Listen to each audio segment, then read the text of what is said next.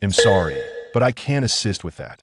The girl, her face marred with exasperation, lifted him effortlessly, exclaiming, "When did you imbecile, become so detestable?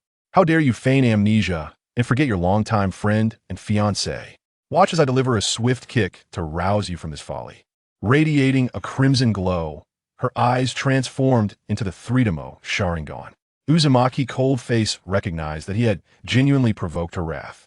He wished to plead for mercy, yet it was too late. With a powerful kick, she sent him soaring into the air, proclaiming, "Receive my whirlwinds of fury." The unfortunate Uzumaki's cold face dissolved into a shooting star, vanishing from sight.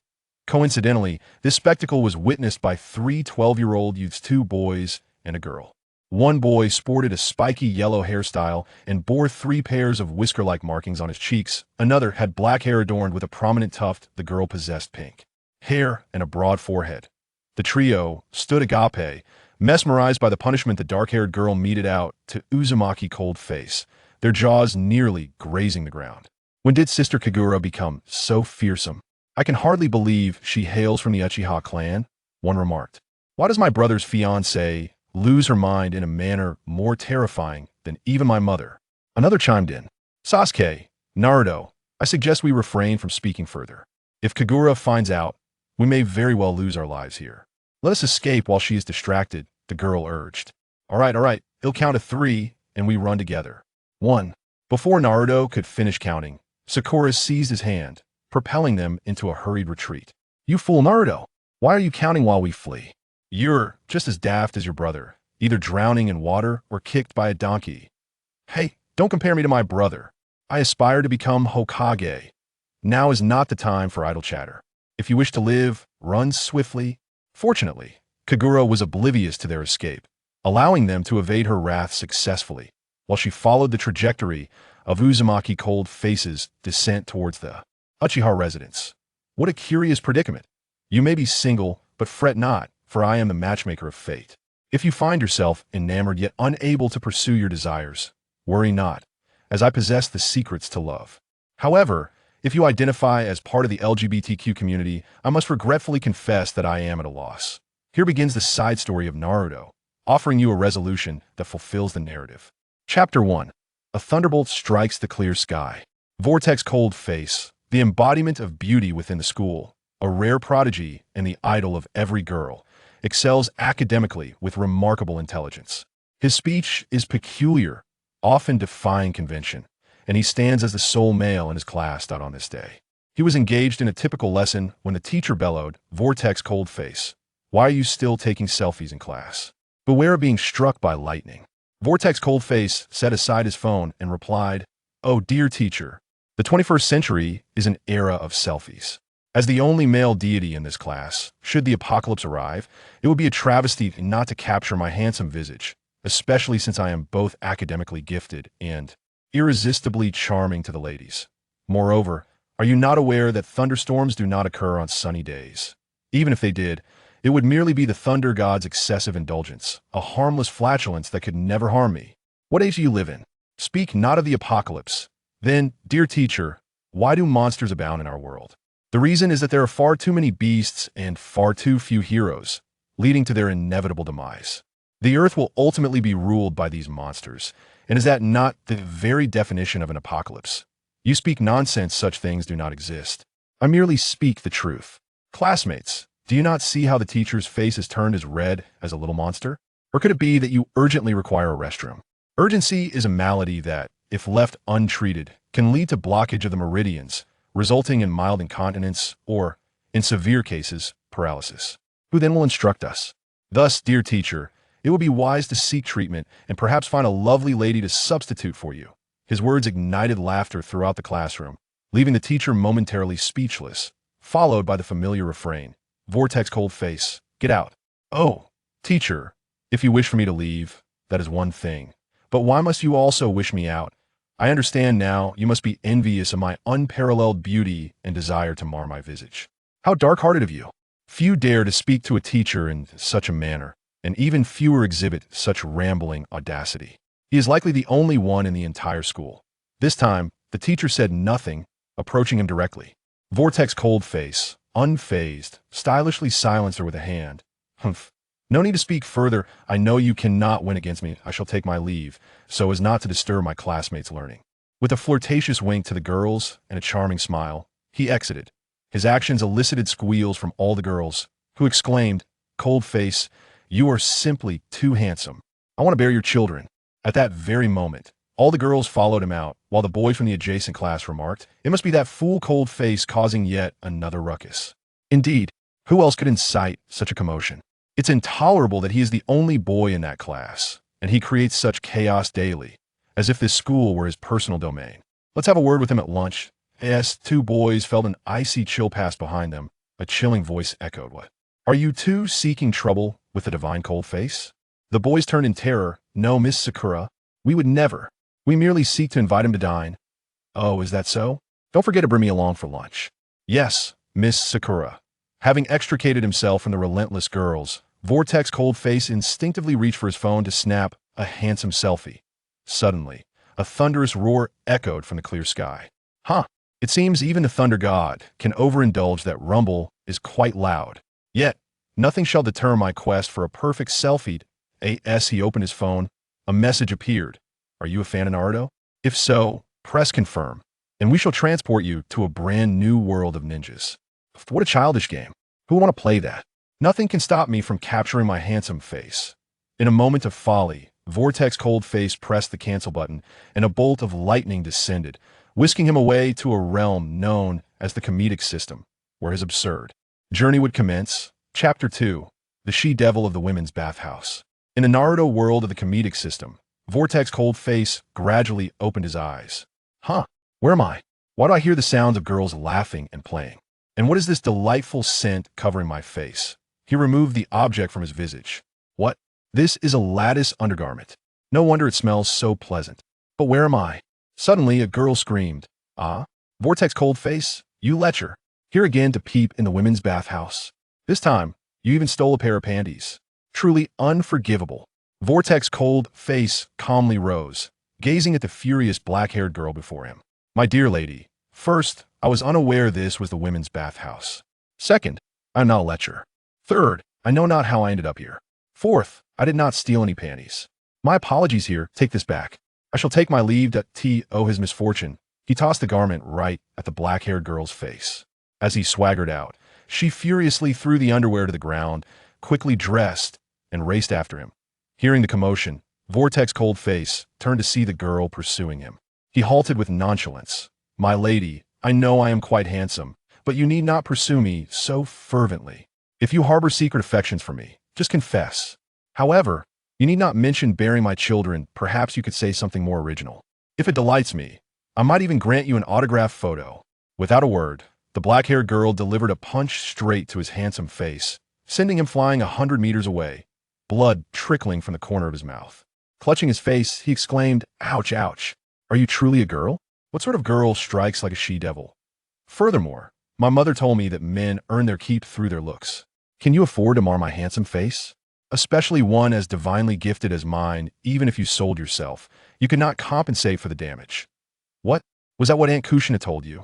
Vortex Cold Face, do not think that just because you're the son of the Hokage, I will hesitate to strike you. I could easily defeat hundreds just like you, especially those who are peeping toms. What? How did I become a peeping tom? And, judging by your fighting style, in this small village, are you the legendary murderer? Those I saw were not mere illusions. You are truly ruthless. Today, I shall avenge my fallen comrades. His next actions would make anyone want to throttle him.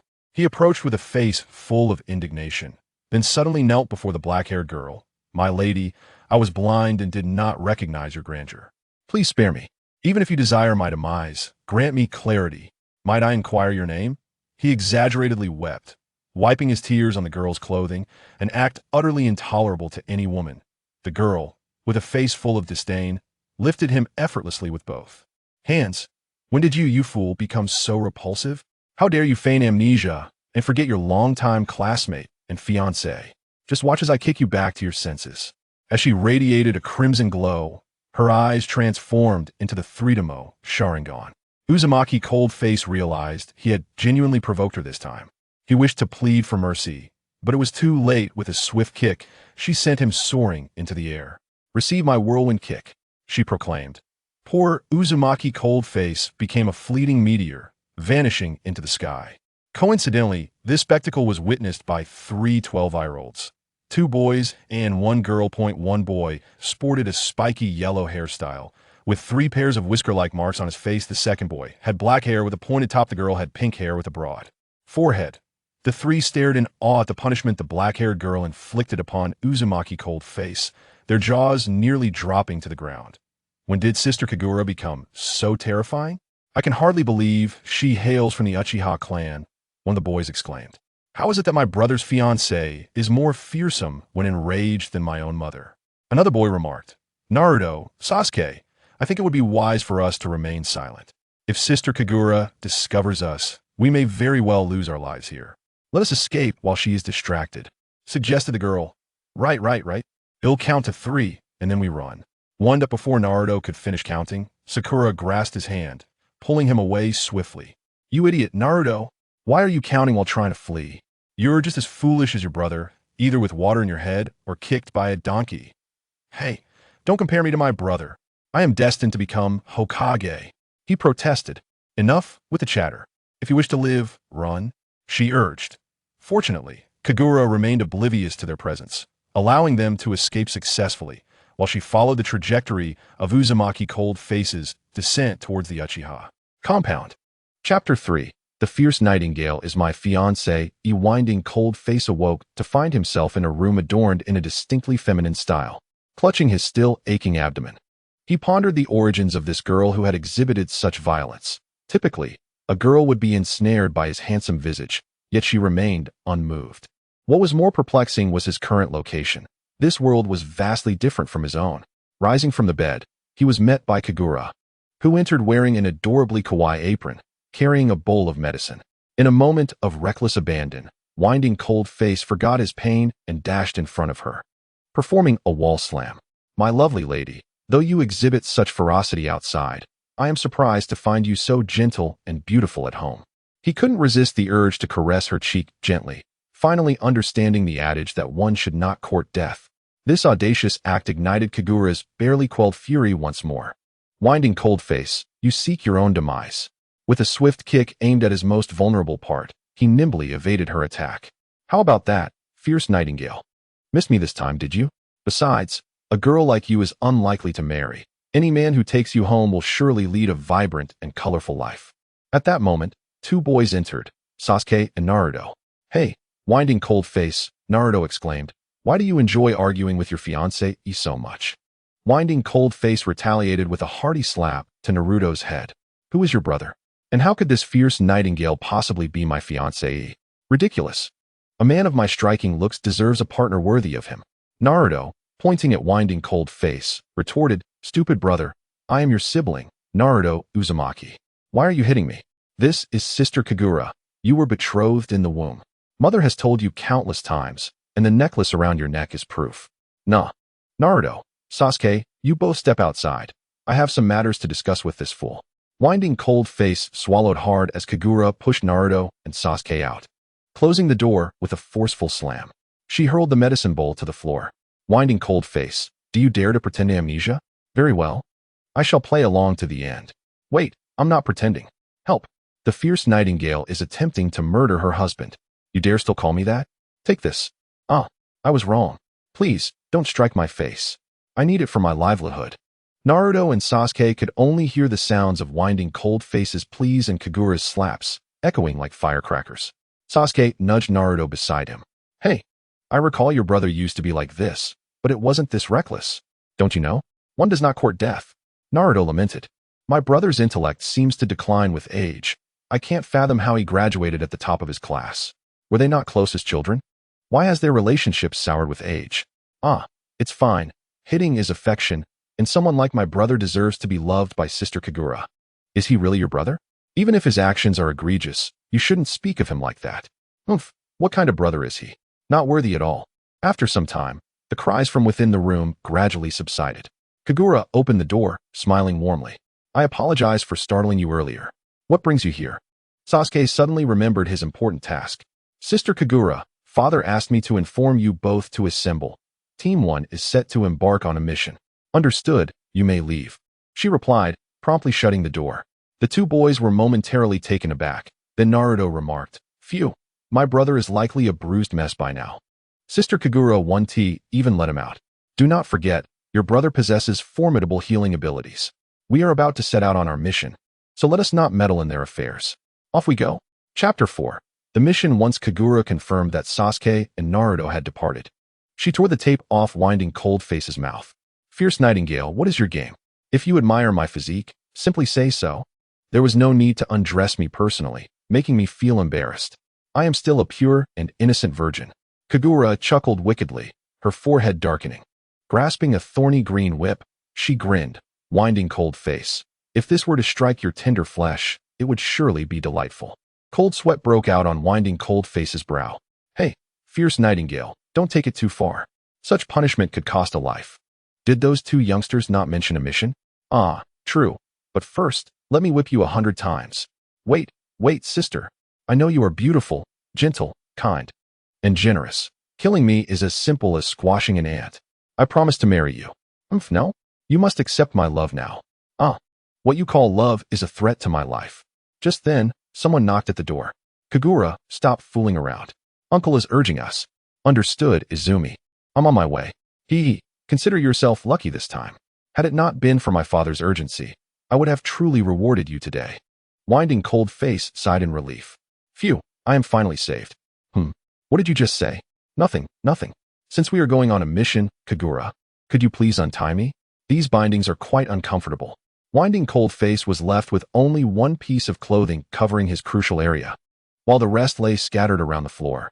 "All right, but I must ask you a question. Who are you really? Where's the true Coldface?"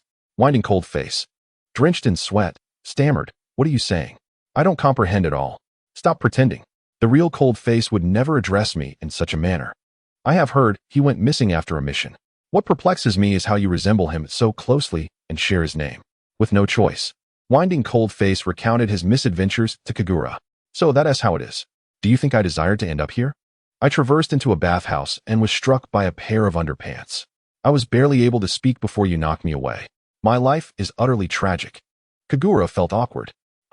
What are you rambling about? You traveled through time after being struck by lightning. Do you think this is a time machine? What a joke. Fierce Nightingale, why would I deceive you? There is no gain in lying. I am utterly unprepared and must accompany you on a mission. Am I to become cannon fodder? That is not your decision. My father is essentially your teacher. If you refuse, I assure you, your fate will be grim." Observing Kagura's terrifying expression, Winding Coldface realized her father was likely tenfold more fearsome than the current Fierce Nightingale. Fierce Nightingale, could you please help me loosen these bindings? You dare still call me that? Do you wish to die, Winding Coldface? Do you believe I want to use my Sharingan to deal with you? I believe you. But my mother warned me that boys should not be seen by girls in such a state. Otherwise, they might become pregnant. You've seen me for quite some time. Are you not afraid of such a fate? Pregnant? No way.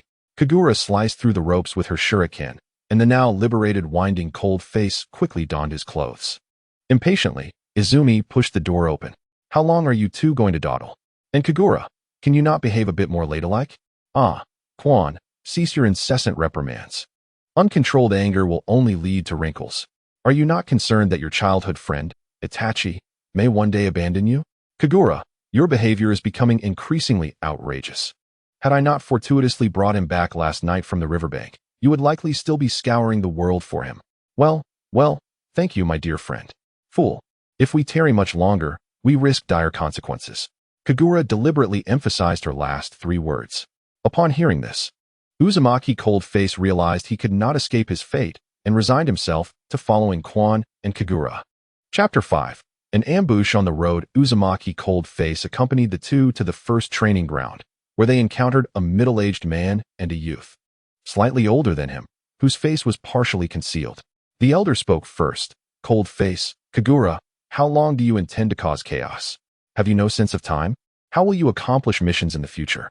Kagura, you are my daughter. How can you lack such basic awareness? This is truly disappointing. And you, Coldface, as a Nin of Konoha and my apprentice, as well as the son of the Hokage, how would the 4th Hokage feel if he knew? I have repeatedly urged you to cherish your time. Do my words fall on deaf ears? Thus, Uchiha Fugaku regaled them with a stream of pointless admonitions. And after 2 or 3 hours, he finally collapsed from oxygen deprivation. Uzumaki Cold Face endured a hellish few hours, thinking to himself, "My goodness, it is finally over." As he felt utterly overwhelmed. Such persuasive capabilities rivaled those of my former demonic class. A snoring sound drifted above Uzumaki Cold Face. And both Uchiha Kagura and the youth beside Uchiha Fugaku seemed to be blissfully asleep, their presence exuding an aura of invincibility that left him in awe. Uchiha Fugaku bellowed. "Uchiha Obito, Uchiha Kagura, stand at attention." The two lazily yawned and replied, "Father, are you done?" "Clan leader, you truly are verbose. Why not just tell them to adhere to the schedule?" Uchiha Fugaku's face flushed crimson, akin to having been scalded by boiling water, as smoke occasionally wafted from his head. He then turned his gaze to Obito, exclaiming, "Fire release, great fireball technique." Obito sensed imminent danger and evaded the deadly attack, pleading, "Clan leader, I was in the wrong. I did not sleep well last night. I assure you it won't happen again. Every word you say is the truth, and I shall remember it dearly." Uzumaki Cold Face was drenched in cold sweat, realizing that indeed, Fugaku was far more fearsome than any demon. He must find an opportunity to retrieve his phone. Kagura mischievously snuck up behind Uzumaki Cold Face and called out his name in a chilling tone, "Uzumaki Cold Face." He shivered, exclaiming, "Ah, there's a ghost." The others were astonished by his dramatic reaction, wondering what had changed in him. He seemed utterly transformed. "Obito, this matter does not concern you. Given your poor spirits today, were you perhaps dreaming of Lin last night?" Obito blushed and retorted, "Of course not. Obito, you handle their upcoming tasks. I have matters to attend to." "Yes, clan leader." Uchiha Fugaku approached the pale Uzumaki Cold Face and whispered, "Should this mission fail, upon your return, I shall roast you." "Yes, sensei." At that moment, Uzumaki Cold Face felt a sense of hopelessness, fearing for his life. Obito turned to Kagura and said, "Hey, Kagura, why not check on your fiancé? Be wary, or the clan leader may truly roast him." Kagura, hands on her hips, replied with an air of maturity, "Roasting him would be delightful. With such delicate skin, he would surely taste exquisite. I'll invite you to partake." Uzumaki Cold Face rushed to her side, saying, "Hey, Mother Yasha, do I truly have such a grudge against you? Should I perish, you would be left a widow, doomed to a life of solitude. Besides, no one else would dare marry you." Uzumaki Cold Face, must you utter every thought? "What now, Mother Yasha? Will you strike me in front of him? If so, please do. I would prefer that to being roasted." Quan and Obito were amused by Uzumaki Cold Face's antics, laughing heartily. "Enough, you two. I shall now announce the mission. I will lead the first squad. Our task is to go to the Land of Waves and covertly assist Kakashi's team in eliminating the rogue ninja, Momochi Zabuza." After hearing the mission details, Uzumaki Cold Face questioned, why is he called a rogue ninja? Is he truly terrifying, or does he simply resemble a demon? "Indeed, you are the most handsome here. It is said he often seeks out men more handsome than himself at midnight, only to devour them, and no one has ever seen his true face." Kagura's increasingly ominous narrative frightened Uzumaki Cold Face, who exclaimed, "Ah, I refuse to go on this mission. Obito, please let me return." "Kagura, stop scaring Cold Face. He keeps this up, and we will surely be discovered." "Cold Face, do not heed Kagura's wild tales. He is merely human. And as long as you do not hinder us, all will be well." "Mother Yasha, do I have a vendetta against you? You frighten me daily. Prepare to become a widow." "Enough, foolish one. If you wish to avoid becoming roast meat, accompany us." Uzumaki Cold Face, despondently, agreed, "I will go with you. But you must safeguard me. I currently possess no skills. Otherwise, I would merely be cannon fodder." Chapter 6, An Ambush on the Road, Part 2. Cold Face. Are you jesting? You are an elite of the Umbu. Should the clan leader hear such words, you may truly find yourself roasted. Kagura quickly covered Uzumaki Cold Face's mouth, fearing he might say something foolish again. "Obito, do not listen to him. He has a few loose screws. He told me lightning struck him." "Oh, that can be easily remedied. We can have Kakashi strike him again, provided he hasn't left yet." Kagura chuckled mischievously. "That's a splendid idea." Uzumaki Cold Face forcefully pried Kagura's fragrant hand away. "What nonsense. How much do you desire my demise, Mother Yasha? Enough, let us just get moving." To prevent the clan leader from roasting him, Kagura, you shall protect him. Why must it be my responsibility to safeguard this fool? Mother Yasha, cease with the incessant name-calling. I am the top student and most handsome in school.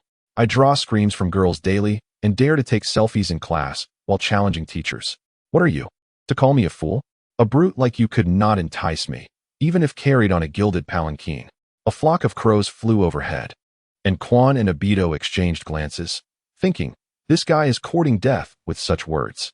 Kagura activated her Mangeki Sharingan, while Quan and Obito exchanged banter. Are we to dawdle until nightfall? Kakashi's team has likely already departed. No worries, it's not the first time we've met them. Although I do not know Cold Face well, it is unnecessary for him to provoke disaster with his words. He knows well Kagura's temperament.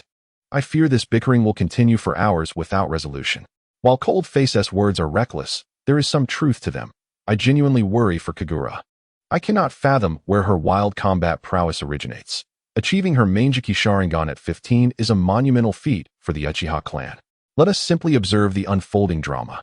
Uzumaki Cold Face gazed into Kagura's eyes. Mother Yasha, you are cheating. No unfair advantages allowed. Uzumaki Cold Face, prepare to face the consequences of defying me. Ha! The anguished cries of the Vortex Cold Noodles echoed incessantly, while the two individuals savored the moment as if it were music. Fortunately, his brother was unlike him. At least he harbored aspirations, albeit unlikely ones. The elder brother was a genius, while the younger was of mediocre talent. Both shared the same father. Yet the disparity was striking. Could it be that the fourth Hokage had been negligent during Naruto's creation? Obito, what are you rambling about? The fourth is your mentor. Be cautious, lest a Rasengan send you soaring into the heavens. At that moment, the Vortex Cold Noodles called out, Hey, you one-eyed dragon over there. Hurry and help me. I might just be killed by this she-devil. In hindsight, being barbecued might be preferable. What? You ask for help in such a manner? Truly, you lack sincerity. I'll let Kagura beat you into a pulp instead. Oh, you heartless wretch. At this juncture, Kagura, having activated her Mangeki Sharingan, was drained of chakra and ceased her onslaught, gasping, Well now, fool, I wonder if you'll dare speak to me like that again. She had been merciful enough not to slap him in the face, yet he was already battered and bruised. He limped over to Obito, one-eyed dragon. You may have ignored my plight before, but could you at least help alleviate my pain now? Umph, it seems you've truly been struck dumb by lightning. You possess formidable healing abilities. Those wounds are trifles to you. How can they be trifles? I'm a handsome young lad, and yet I've been beaten senseless. What will my mother on earth think if she learns this she-devil is my fiancée? She would surely faint from shock. And what about the girls at school? How can I joyfully play with them again if they find out? As the Vortex Cold Noodles lamented, his wounds began to heal autonomously. Cold Noodles, your injuries have mended. Let us hasten our departure. If we linger, we shall fall behind Kakashi's team. Perhaps a lightning cutter from him could restore you entirely. What? The Vortex Cold Noodles fainted on the spot. Chapter 7. An ambush on the road as they journeyed towards the land of waves. I'm utterly exhausted. Why must Kagura make me carry him? He is as heavy as a pig. But Obito, you frightened him into unconsciousness. Should we, two weak maidens, bear the burden? He is your betrothed. What does that have to do with me? In any case, it's all your fault. It has nothing to do with us. Why? You two only know how to bully me.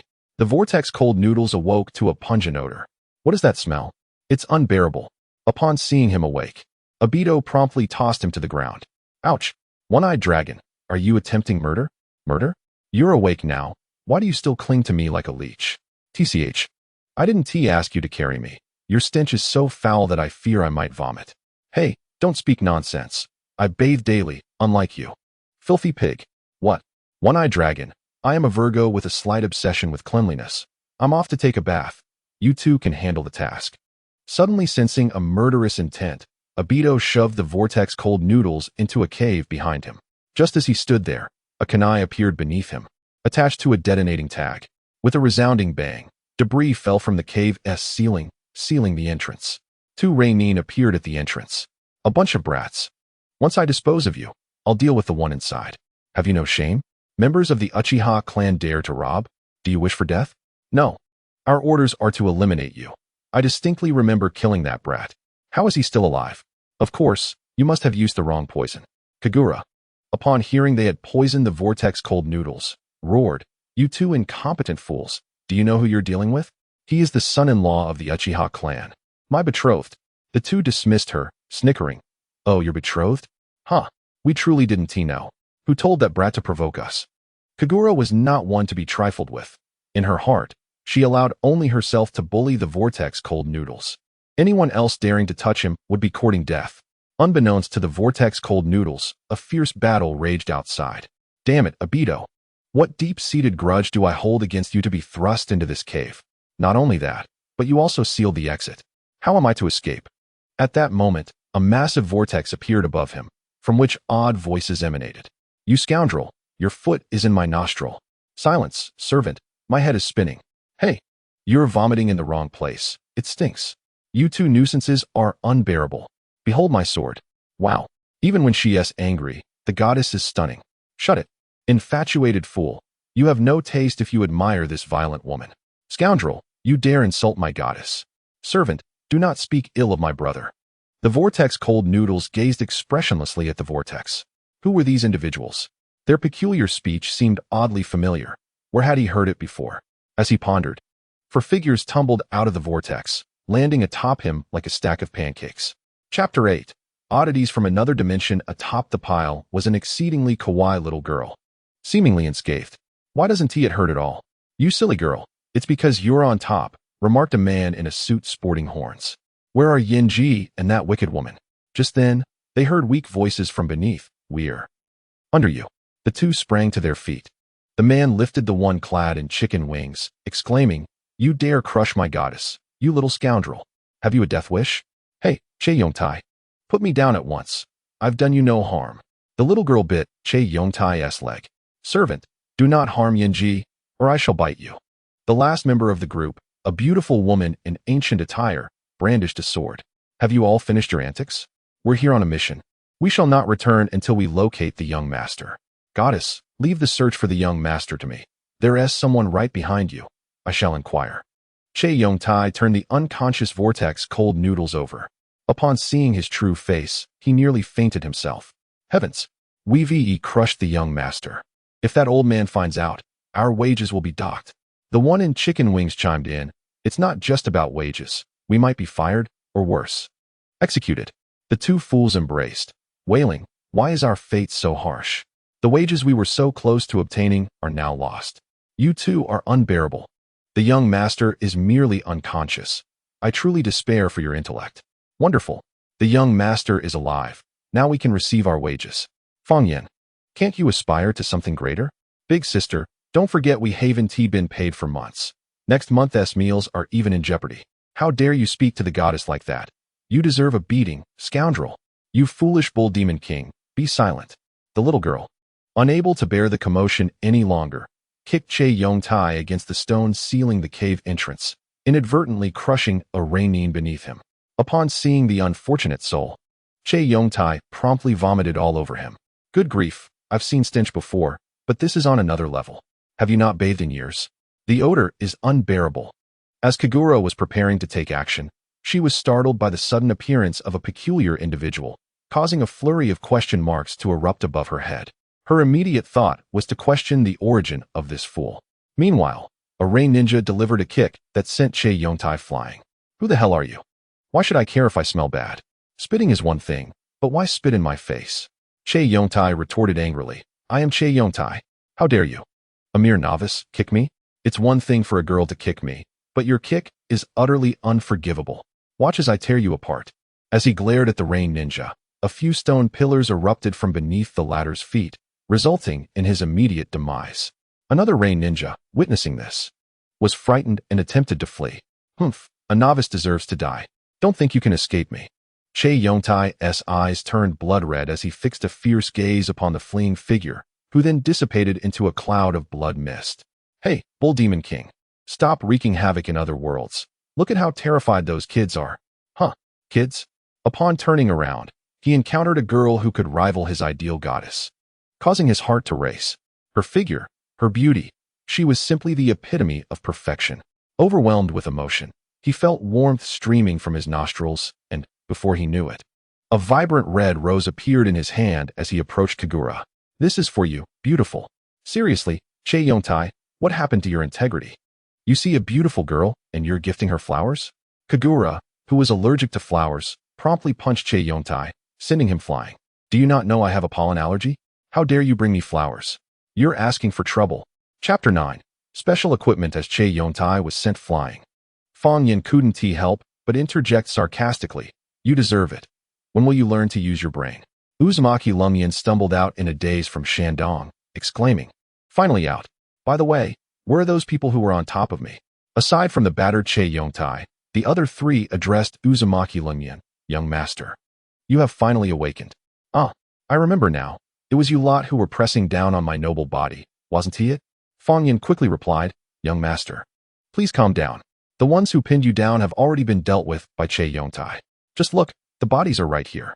Oh, do you think I'm a 3-year-old child easily fooled? Lumyan retorted. Tell me, Xiao Yuan, how did you all end up here? Did you bring my phone? Xiao Yuan handed over a white phone to Uzumaki Lumyan. What followed was predictable. His old habit resurfaced as he immediately began posing for selfies. The only sound around him being the click of the camera. What an embarrassment. I knew the young master would act like this. I told you not to touch that phone, yet you insisted, and now look where we are. How do we get back? Shut up, Fang Yin. Can't you keep your mouth shut for once? Just as Uzumaki Lumyan prepared to conclude his session, Che Yongtai crashed down from the sky onto the young master. The other three were so startled that they broke out in a cold sweat, pointing at him without uttering a word. Why are you all looking at me like that?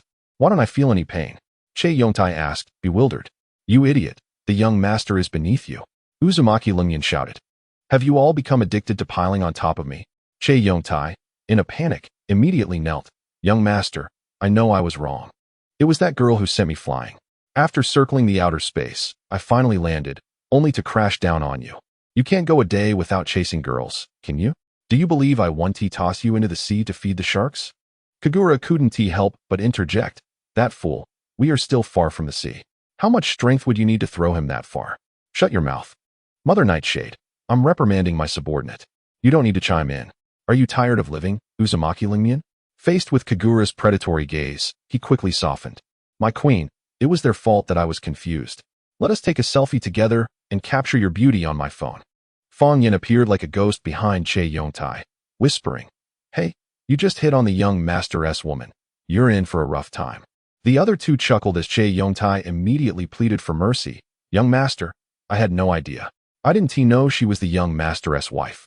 Before Che Yongtai could finish, the laughter of Uzumaki Lumyan and Kagura filled the air as they began taking selfies, completely ignoring him.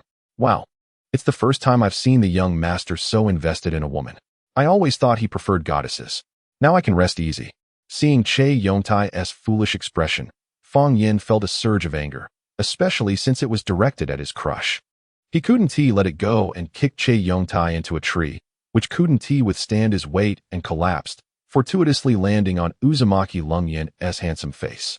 Realizing he had gotten into trouble again, Che Yongtai glared at Fang Yin. You set me up again. Uzumaki Lumyan, fuming, approached Che Yongtai. Bull Demon King, you enjoy flying. Do you? Well, let me give you a taste of it. Xiao Yuan, lend me the sword you brought.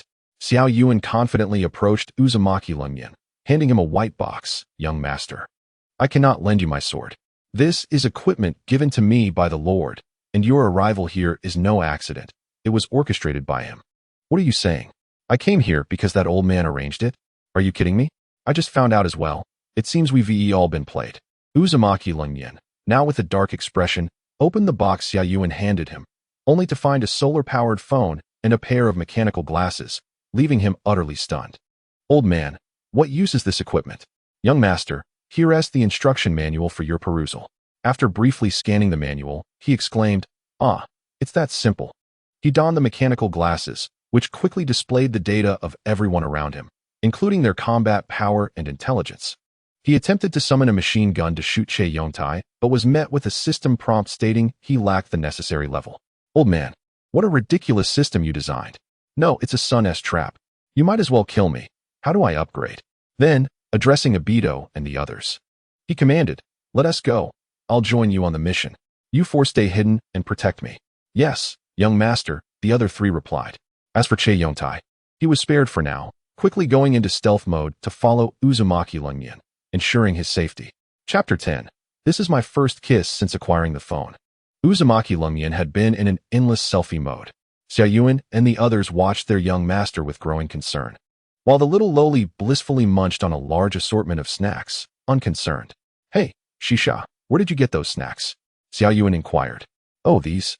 They were given to me by the old man through this machine. He said whatever we wanted to eat would be available here, and he specially provided them to prevent us from going hungry. Then why didn't you bring it out earlier? I saw you all working hard to protect the young master, so I thought I'd eat your share too. Oh my gosh, if you keep being this greedy, I'll sell your Yengu. Haha, go ahead. In a world of food, as long as there is something to eat, who cares about Yengu? Fang Yen felt as if a mountain of pressure had landed on him. Shisha, how can you do this? I'm so handsome. How could you bear to part with me? As long as there is food, I would give up anything. Che Yongtai, not one to miss an opportunity, chimed in. You cheeky girl, I must commend you for that remark. If you choose to sell your dialect, consider me the first to support you. With gritted teeth, Fang Yin seized the moment while Che Yongtai was distracted, launching a swift kick, the whirlwind shadow leg. Che Yongtai was sent flying. Though it was unclear whether it was due to a personal vendetta against the young master, or if Fang Yin simply sought to amuse herself at his expense. In his flight, Che Yongtai collided with Uzumaki Ramen, inadvertently crashing into Uchiha Sakura. When he regained his senses, he realized his hands had wandered to forbidden territory. And in that moment, he found himself locked in an unintended kiss, enveloped in her delicate fragrance, leaving him momentarily entranced. Even the onlookers, Izumi and Obito, could hardly bear to witness the scene, promptly covering their eyes and in unison declaring, "Please, continue, we have seen nothing." It was only then that Uzumaki Ramen became aware of the unfortunate position he had landed in, leaping up in shock. You vile woman. You took advantage of me while I was busy taking a selfie and stole my pure first kiss. By the time Sakura processed the event, she instinctively covered her chest, exclaiming, Uzumaki Ramen, I will kill you. How dare you kiss me, you lecher. Hey, have you lost your mind? How could I possibly resemble a lecher? A dashing young master such as myself would never resort to such underhanded tactics to claim a lady's kiss, especially when you are hardly a beauty, just an underdeveloped she-devil. Sakura radiated an intimidating aura. Uzumaki Ramen, how dare you speak to me in such a manner? Who are you to comment on development when you are merely a 16-year-old brat yourself? Xiaoyuan, sensing the wrath emanating from Sakura, stepped in to mediate, my lady. It is understandable that our young master speaks out of turn. This all stems from the foolish brawl between those two that led to this embarrassing incident. Continuing, she added, Indeed, I felt someone push me earlier. Neo Emma Wong, Fang Yin, you two ought to settle this. The other three promptly revealed themselves, with Fang Yin and Che Yongtai kneeling and pleading, Young master, we were in the wrong. Please spare us. They blamed each other. It's Fang Yin's fault. I merely commented on him, and he kicked me out. He must have a grudge against the young master. I believe it is you two who bear ill will towards me, having made me the laughingstock. Xiaoyuan, hang them by their feet until tomorrow morning, and ensure they are bound together securely. Yes, young master. Suddenly, Uzumaki Ramen caught a whiff of something burning. Wait, why does it smell like barbecue? Is something on fire? Young master, it appears your rear is ablaze, came the calm reply. Xiaoyuan, why did you not inform me sooner? Quickly bring my phone. This scene will be quite the spectacle. Young master, shouldn't we prioritize extinguishing the fire first? Che Yongtai interjected. All right, Xiaoyuan. Forget about them for now and fetch some water. Yes, young master. However, when Xiaoyuan sought out Shisha for water, she mistakenly handed her cooking oil. As the flames on Uzumaki Ramen intensified, Xiaoyuan, disregarding the potential consequences, doused him in oil. Turning to Xiaoyuan, Uzumaki Ramen exclaimed, What in the world did you just pour on me? The flames are growing, not diminishing. Are you trying to end my life like them? Young master, you instructed me to pour water. This is water. What sort of water is this that ignites the flames further? Are you doing this on purpose? Upon closer inspection, Xiaoyuan realized, oh no, cooking oil. Shisha, you little glutton, you've taken this too far. Surrounded by roaring flames, Uzumaki Ramen felt he was on the brink of being roasted. Spotting a river nearby, he thought, at last, a way out. But the moment he leaped into the water, it froze instantly, leaving everyone dumbfounded, trapped in utter disbelief. Chapter 11. Ice Spear. As he plunged into the icy water, Uzumaki Ramen felt the frigid bite, made worse by the sudden freezing. Clad in thin garments, he lamented, All I wanted was to extinguish a fire. Who would be so heartless as to freeze the river?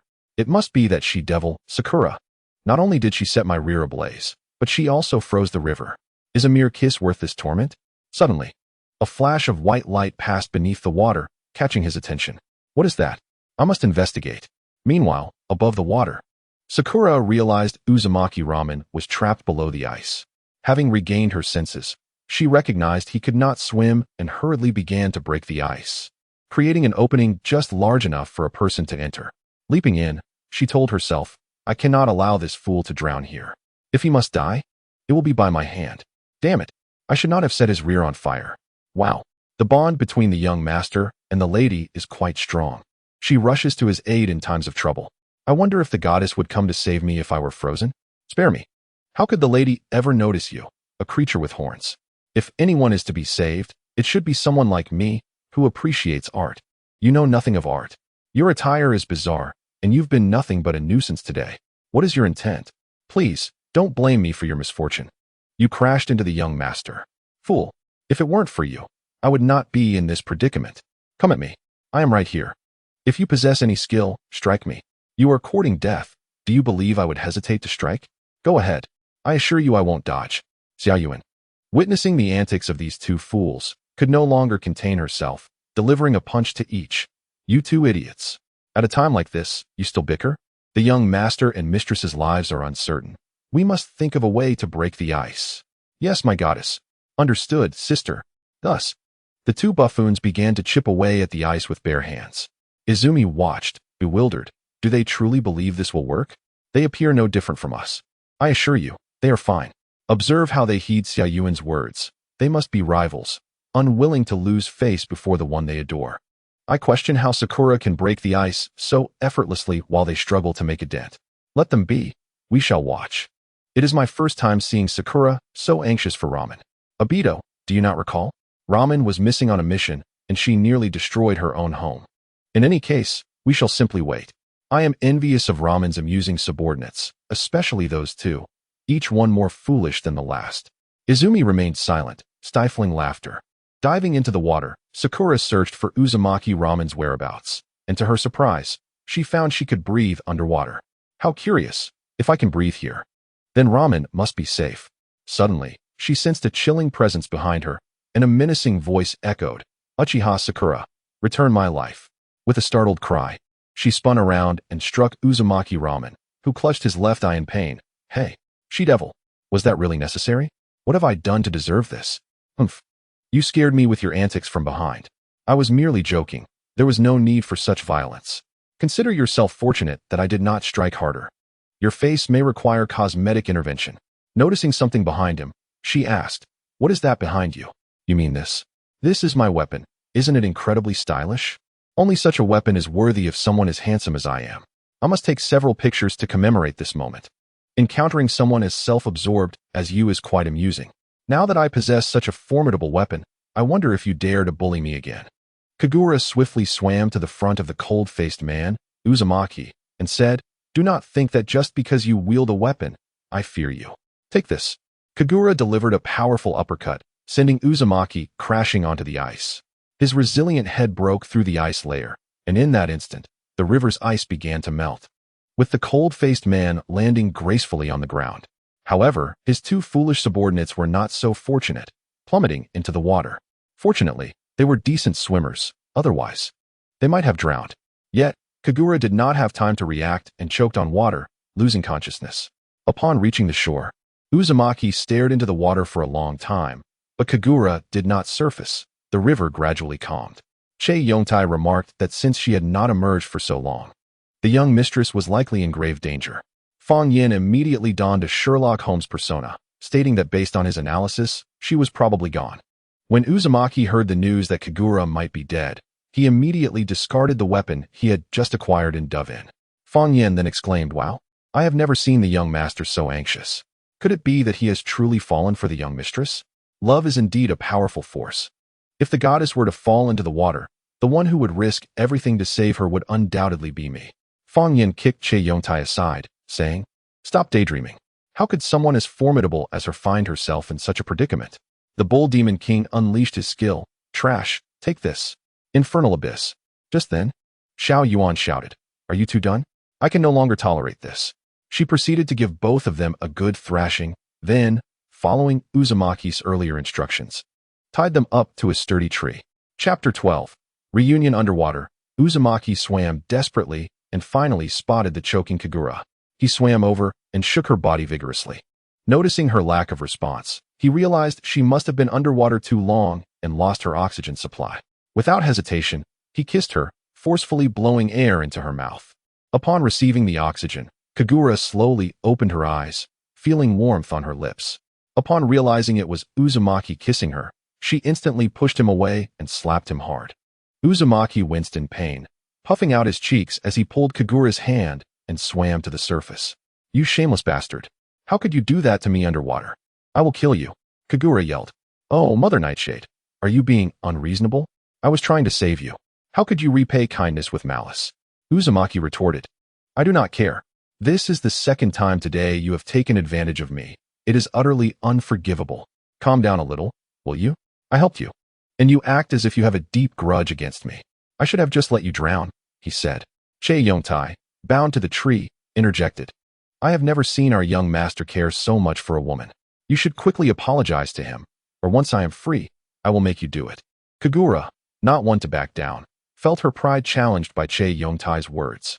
She swam past Uzumaki to the shore, confronting Che Yongtai and Feng Yan. "Bull-headed monster. What did you just say?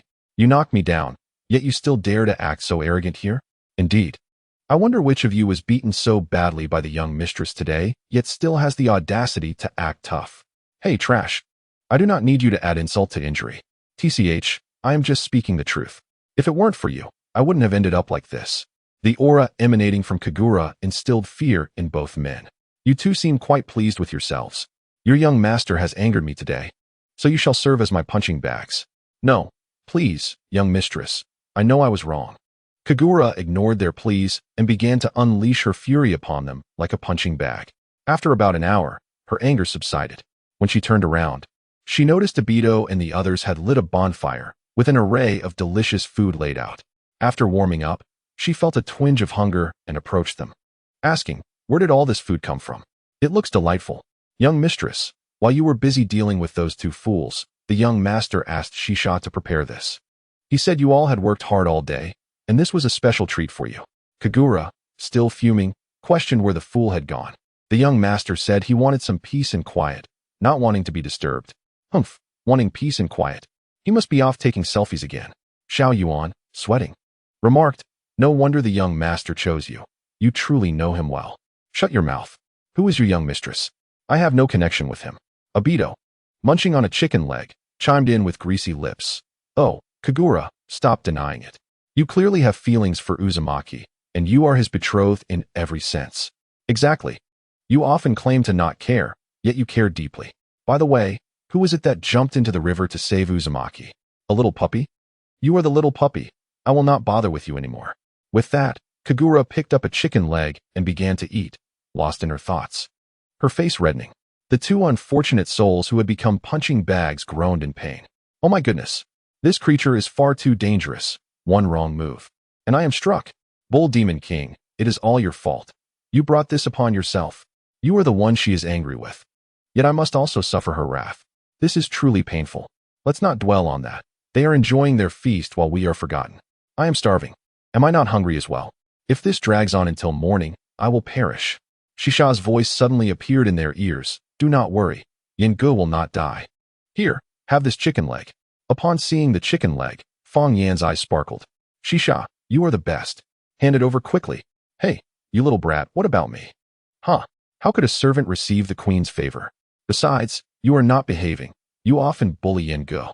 Are you kidding me? He is the one who bullies me. I only believe what I see. If you had not spoken out of turn, Yenji's repulsive face would not have been beaten so badly, and his golden hair would not be so straight. This is all your fault." Upon hearing Shisha's comments about him, Feng Yan felt his life had turned tragic. He had once been quite handsome, but now looked like a beaten dog, and he could not control it. After all, he was born not to hit girls.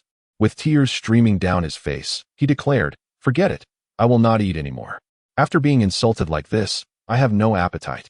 Oh, since Yengu won't eat, then I shall." Watching Shisha devour the juicy chicken leg, Fang Yin suddenly regretted his earlier words. After finishing, Shisha did not forget to shove the bone into Che Yongtai's mouth, saying, "Servant, this is a reward from your queen. Savor it." Che Yongtai spat the bone out, hitting Shisha on the head. She detested being hit on the head, and in a furious tone, she exclaimed, "Servant, is my head something you can strike? Che Yongtai, you are going to get me killed. This is it. Shisha is going to explode." Fang Yin worriedly stated. How much power could her rage possibly hold? "I am not afraid. I can catch her attack with one hand. The crux of the matter is that you currently lack the means to respond." The foolish Che Yongtai just realized he was bound, and despair washed over him. This time, he was doomed. "You idiot. Why provoke these women? You'll eventually meet your end at the hands of a woman. I truly can't comprehend your actions. In such a dire situation, you still consider striking back? You ought to be devising a plan instead. The moment I was struck, all ideas fled from my mind, and now I am utterly bereft of any thoughts." Dialect.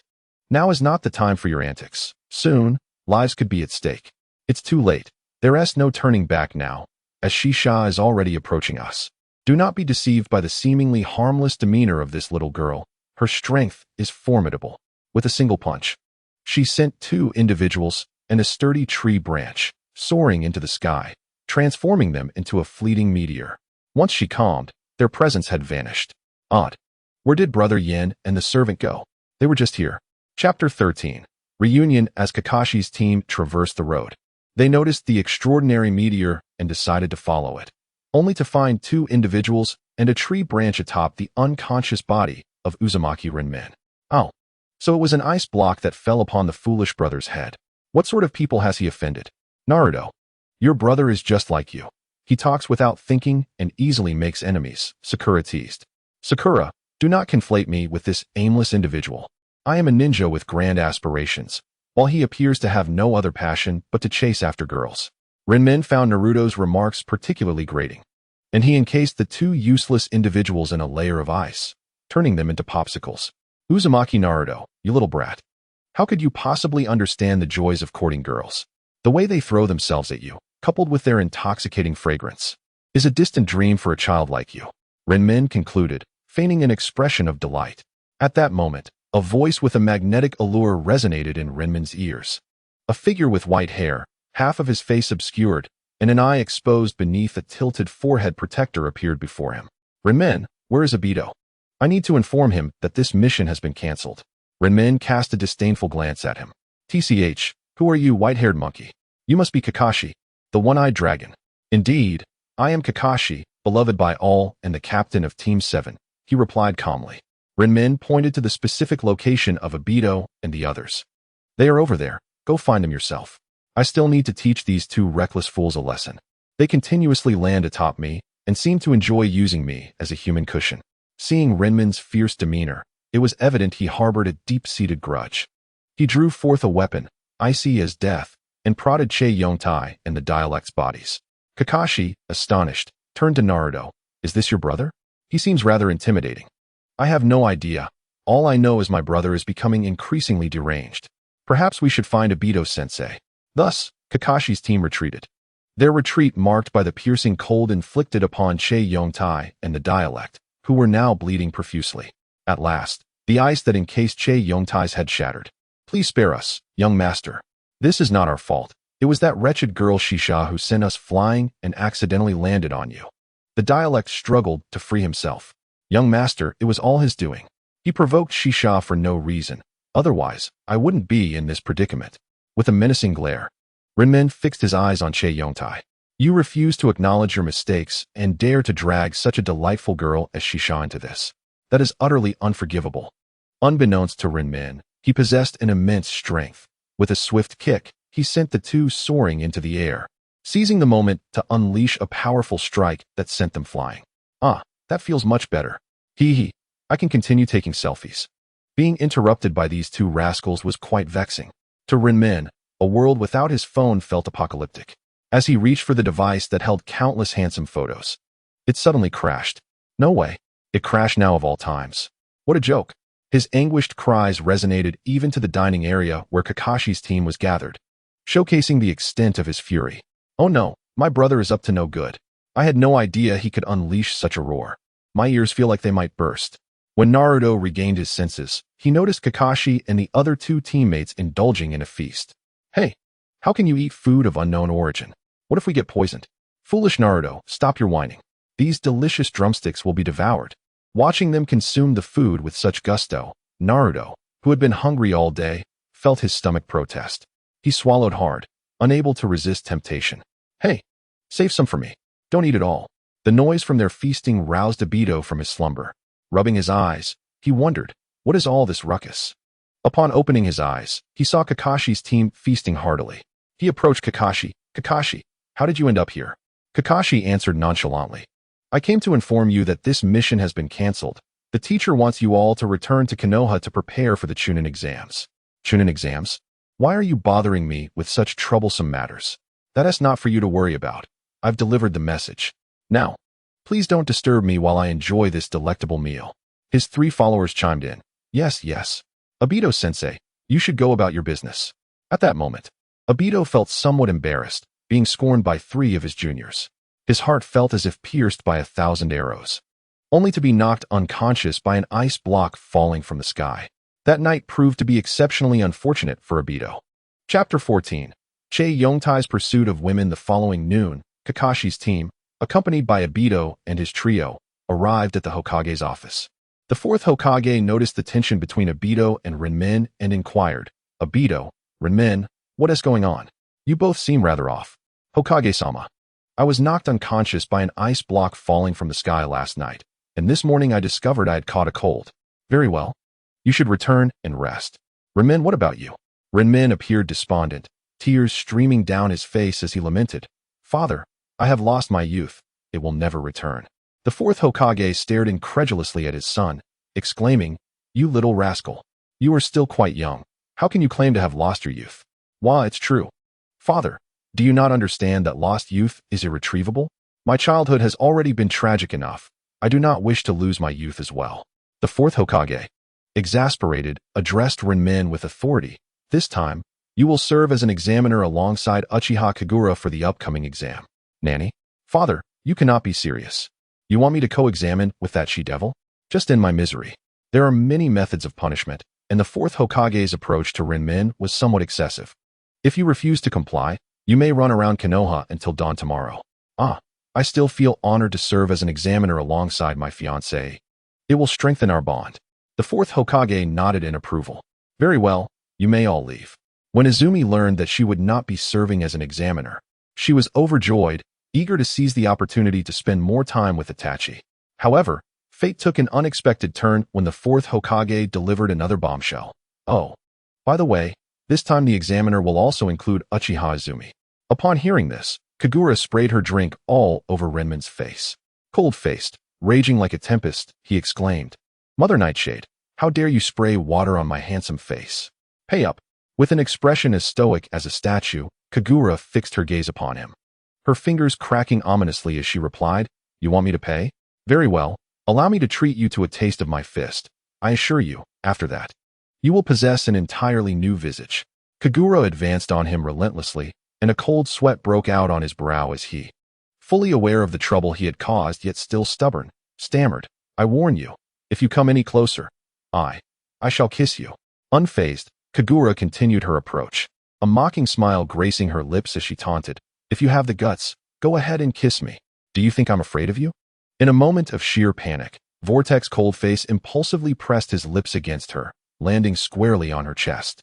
The ensuing spectacle saw Kagura delivering a swift kick straight to his heart, the pain eliciting a groan from him as he lamented, Mother Nightshade, you hit too hard. At this rate, my husband will be left a widower. Kagura paid no heed to his complaints, disregarding whether the Hokage was present, and unleashed a flurry of punches upon him, her fury filling the entire Hokage office with a palpable tension, juxtaposed with cold-faced sorrow. The commotion drew the attention of passers-by, with one commenting, When will the Hokage's son learn to temper his tongue? With such a fiery temper, it's no wonder he deserves to be beaten. Another added, Deserving indeed. He has brought this upon himself. Kagura from the Uchiha clan is notorious for her ferocity. It seems this young master has lived long enough. Meanwhile, Coldface's 4 loyal subordinates employed a stealth technique to conceal themselves within the village. Among them, Che Yongtai, upon overhearing 2 girls discussing their master, revealed his presence. Holding a bouquet of flowers, he addressed one of the young ladies. "You shouldn't speak ill of my master without him present." "Hey, who are you, you creep? And what a peculiar appearance you have," she retorted. "Don't let my looks deceive you. I am formidable. Even my master cannot match my prowess." Feign, witnessing Che Yongtai's boastful antics before the ladies, felt a mischievous urge to tease him, thinking, this fellow dares to flirt in public. It's the perfect opportunity to have some fun. Just as Yongtai was about to succeed in his advances, Feign intervened with a swift kick, causing him to tumble into the girl, igniting her wrath as she retaliated with a kick of her own that left Feign reeling. Serves you right for boasting." Yongtai, clutching his painful groin, muttered, "Why are all the girls in this world so violent? They're like devils." His remark inadvertently offended all the onlooking women, their expressions turning menacing, their gazes sharp enough to pierce him. Observing this, Feign had no intention of rescuing Yongtai. Instead, he watched the chaos unfold as Yongtai was chased around by the furious girls. Xiao Yuan, spotting Yongtai, cursed under her breath, "What a fool. He only brings shame upon our master. I'm nearly driven to madness by his antics. Let him be dealt with by these ordinary folk. Perhaps it will temper his arrogance." Feign, sensing her frustration, approached her and said, "Sister, why aren't you helping? If you don't intervene, he might truly be beaten to a pulp. How dare you speak to me like that? If it weren't for your meddling, he wouldn't be in this mess. His misfortunes always seem to involve you." She snapped back. Sister, you're being too harsh. He was the one trying to woo me. I can only take delight in seeing him suffer. How can you claim to like me? Have you forgotten the grand gift you bestowed upon me when we first met? You left such a poor impression that I could rate you a 0. Now go help Yongtai. Cut it out. I want to go.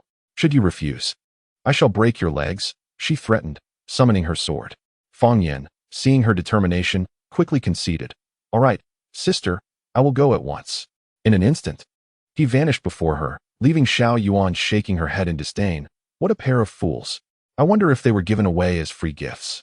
Each one more foolish than the last. Chapter 15. The Chunin exam commences with Feign's assistance. The chaos was momentarily quelled, and he sighed. "To aid this rogue truly exhausts me." "Rogue? What are you talking about? You were the one who kicked me. You did that out of jealousy for my looks. Didn't you? I have better things to do. If it weren't for my sister ordering me to help you, I wouldn't care if those girls chased you to exhaustion." "Is that true? The goddess sent you to save me? How wonderful. She still cares for me." At that moment, a chill breeze swept behind them, and a voice thundered.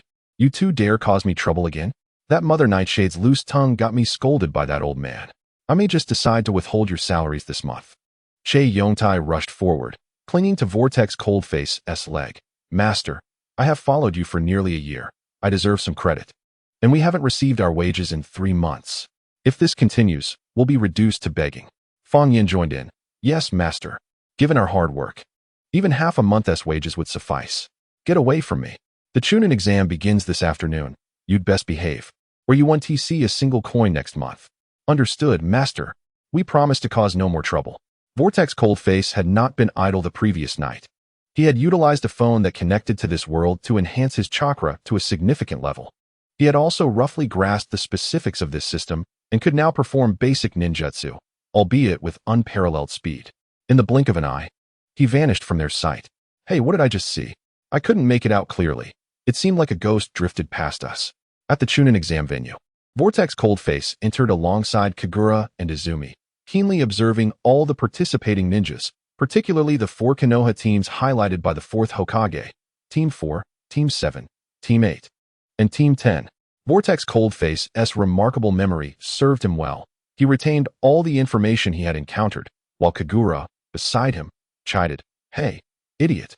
Don't forget the other task the 4th Hokage assigned us. Forgetting it will lead to dire consequences. You needn't remind me, Mother Nightshade. I am well aware." The 4th Hokage had indeed entrusted them with a special mission, to disguise themselves as enemies to test the current strength of their competitors. After Kagura left, the Hokage had also given Coldface a unique task, to thwart the Akatsuki's plans to capture the tailed beasts. The phone had similarly assigned him a mission to prevent the Akatsuki from seizing the beasts. Initially, He had worried about how to leave the village unnoticed. But now he felt reassured. He could depart without Kagura's knowledge. Lost in thought, a foolish grin spread across his face. Observing his silly demeanor, Kagura remarked, "Are you mad? Smiling like that for no reason? Did you forget to take your medicine before leaving?" "Silence, Mother Nightshade. The prospect of escaping you makes it difficult to suppress my joy." Kagura clenched her fists, her eyes ablaze with fury as she retorted, "What did you say, Vortex Coldface?" Izumi intervened. "Kagura, resolve your issues after the first exam. Spare me the display of your affections in front of me. When did I ever show you affection? I would never acknowledge any relationship with you. Please, as if I would want to. I would gladly sever this unfounded relationship at once." Izumi, exasperated, contemplated whether it was wise to have placed these two adversaries in the same examination field. She hoped nothing catastrophic would occur. Naruto Uzumaki gazed helplessly at his brother and his future sister-in-law, his face marred by a deep frown. Alas, this has truly become a spectacle. It is unlikely that anyone in the examination hall could be more embarrassed than I. Sasuke, on the other hand, stood by, offering sardonic remarks. "Naruto, what could possibly be troubling you? Is it those two? Sasuke, if you are aware, there's no need to voice it. Can't you see I'm already distressed?" Just then, a shy young girl approached Naruto, saying, "Naruto, let us cheer each other on. I hope you can pass." For reasons unknown, the sight of her filled Naruto with an indescribable strength. "Well, Hinata, I also look forward to seeing you in the next exam." Suddenly, the door was kicked open with a loud bang, and several peculiar older gentlemen entered, announcing, "Be quiet. The first exam is commencing. Please take your seats." Chapter 16. The exam farce. Wherever Naruto Coldface and Uchiha Kagura are, conflict is destined to arise. This examination was bound to be anything but smooth. After the test papers were distributed, a scar-faced man named Ibiki briefly outlined the rules of the exam before the tense written portion began. The astute ninjas could discern that Ibiki's words held deeper meaning. Only a fool would remain oblivious, and of course, that included Naruto, who stared at the questions, which appeared to him as incomprehensible as celestial scripts, his head throbbing. Naruto Coldface glanced at the paper, thinking, "Huffed, these elementary questions are far too easy for me. I was the national champion in middle school." Their thoughts seemed to resonate with one another. Regardless of what Coldface contemplated, Kagura appeared to understand, and they communicated effortlessly. "Huh, there you go boasting again. I remember you detest answering questions." "Quite the contrary, I am not the fool you think I am. In my realm, I am the king, the ruler." Although they communicated silently, their expressions betrayed their true sentiments. Those in the know would recognize their connection, while others might mistakenly believe they were unhinged. "Idiot, there you go rambling again. Mother Yiksha, do you dare call me an idiot? Do I need to demonstrate my true power to you? Forget it. With your current skills, you'd only become a laughingstock. Can you not be more cruel?" Ibiki observed the bickering duo, realizing they had likely forgotten all about the exam, too engrossed in their verbal sparring. Fortunately, they were communicating telepathically, yet their rigid expressions were undeniably off-putting. As long as it did not disrupt the examination, he could tolerate it. However, the stiffness of their faces caught the attention of all the candidates, who were distracted by their glaring contest. Thankfully, Naruto did not fully notice, or he would not have been able to refrain from ridiculing his foolish brother. Ibiki cleared his throat, attempting to remind the two oblivious youths. However, they remained engrossed in their mutual glares. Growing weary, Ibiki decided to ignore them, but his leniency only emboldened their antics. Naruto Coldface stood up first, pointing at Kagura and shouting, "Mother Yiksha, I have had enough of you. What is the matter, idiot? Don't think that just because you stand up. I'm afraid of you. If you dare, I'll accompany you to the first training ground tonight. Just hope you have the courage to show up." "Huh, that should be my line. Don't think I'm intimidated because you're a girl. If I win, my first act will be to annul our engagement." Their exchange incited a stir among the candidates. "Hooray, go, beautiful." Ibiki could no longer contain himself. "Quiet down and focus on your papers. Uchiha Kagura, Naruto Coldface. If you continue to disrupt the exam, I will have you both removed." Naruto Coldface cared little for remaining in that place. "Scar-faced man, your very appearance irks me. I never wished to be an examiner anyway. It seems only one of us can remain here, and being male, I shall yield my place to her. I'm leaving." "Umph, you think you can run away? You want to escape me." But as soon as Naruto Coldface took a few steps, Kagura seized his ankle, causing him to stumble with a sound akin to an earthquake. Naruto, utterly embarrassed, could not bear to look at the commotion his brother was causing. Thus, the two persistent troublemakers were expelled by Ibiki from the examination hall. None of the candidates could concentrate on the exam, all because of Cold-Face's embarrassing words, leaving them agitated. Outside, Naruto Cold-Face asked, "Why did you grab my ankle and make me look foolish?" "TCH, it's your fault. I never intended to let you escape alone. If you're leaving, we're leaving together. You're so domineering. Sitting inside is far better than standing outside. I've wanted to leave for ages. I just felt sorry for Swearin, who is still inside struggling alone. If you're worried about your sister, go back and keep her company. I need to find my subordinates. Are you a pig? Have you forgotten that the fourth Hokage decreed that no one could leave the examination hall until the test is over? It seems you've disregarded your father's words entirely." No.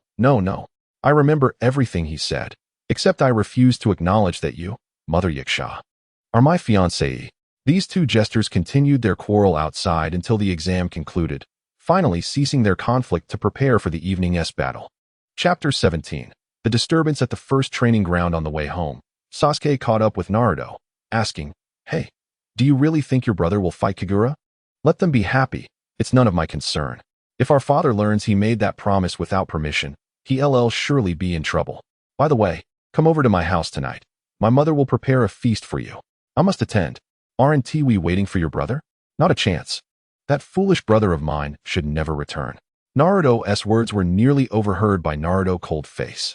Had it not been for his four subordinates holding him back, he would have rushed over to give that boy a sound thrashing. "Young master, please calm down. He is still your brother. Why the urgency to turn against him? Che, get lost. I don't need this little brat to teach me a lesson. Young master, don't forget you have a duel with the young lady tonight. Are you sure you can defeat her? Don't call me that. How dare he think he deserves to be my woman? Tonight, I must win and make it known who is in charge. I will trample him underfoot and have him call me grandpa. Ha ha ha." Suddenly, Kagura appeared behind Cold-Face. "Idiot, who are you going to make call you grandpa? Stop boasting and let your skills speak for themselves at the first training ground." "Fine. Let us go. Just lead the way, Mother Yiksha. I'm not familiar with the path." Naruto Cold-Face followed Uchiha Kagura to the first training ground, where a crowd of students who had passed the exam had gathered, eager to witness the showdown. "What a crowd. Why are there so many people?" Naruto Cold-Face questioned. "You fool, it's because of what you said in the examination hall today. Now the entire Konoha knows we're going to duel." "Mother Yiksha, I am not a fool. I am quite clever. If you're so clever, then solve this problem for me." "Solve what?" "We're here to show them how it's done, and they can witness my glorious moment of freeing myself from you, Mother Yiksha." As the proud Uzumaki Ramen reveled in his triumph, the fourth Hokage suddenly appeared, ushering them into the Hokage's office. With a firm slap on the table, he chastised, "You impudent brat. I appointed you as an examiner, yet you chose to misbehave in the examination hall. And you, Kagura, you are no longer a little girl. How can you still act so thoughtlessly?" "But Lord Fourth, it was this fool who instigated the whole affair. What does it have to do with me?" Ramen retorted defiantly. "You are no better, and considering you both must participate in the second round of examinations tomorrow, today's punishment will be deferred until after the tests conclude. If you cause any more trouble for the chief examiner, do not expect me to be lenient." "Humph. Your punishment is merely running laps, isn't it?" "Though I despise the idea, I have decided not to be an examiner anymore. I would rather exhaust myself running than endure his ire." At that moment, a fiery-haired woman stormed in, wielding a frying pan. "You incorrigible brat, allow me to awaken you with this." The woman was none other than Uzumaki Kushina, Ramen's mother, whose temper even the fourth Hokage feared. With a single strike, she sent Ramen soaring through the air. As he soared, Ramen felt akin to the animated character Wolf, with his mother playing the role of the Red Riding Hood. Before he could comprehend the situation, he was launched away. His four loyal subordinates, witnessing their master in midair, could not help but exclaim, "Wow, the way the young master was sent flying is so cool. I must learn from this." "Learn? Are you daft? Hurry and catch the young master. Falling from this height could be fatal." "Yes, my lady." Che Yongtai leapt into action, catching Uzumaki Ramen and landing gracefully before Xiao Yuan, who he hoped would praise him, yet he was wholly ignored. Ramen remarked, "How long do you intend to hold on to me? People might get the wrong idea." Che Yongtai rudely dropped Ramen onto the ground, his hopes of receiving compliments dashed. "Che Yongtai, you fool.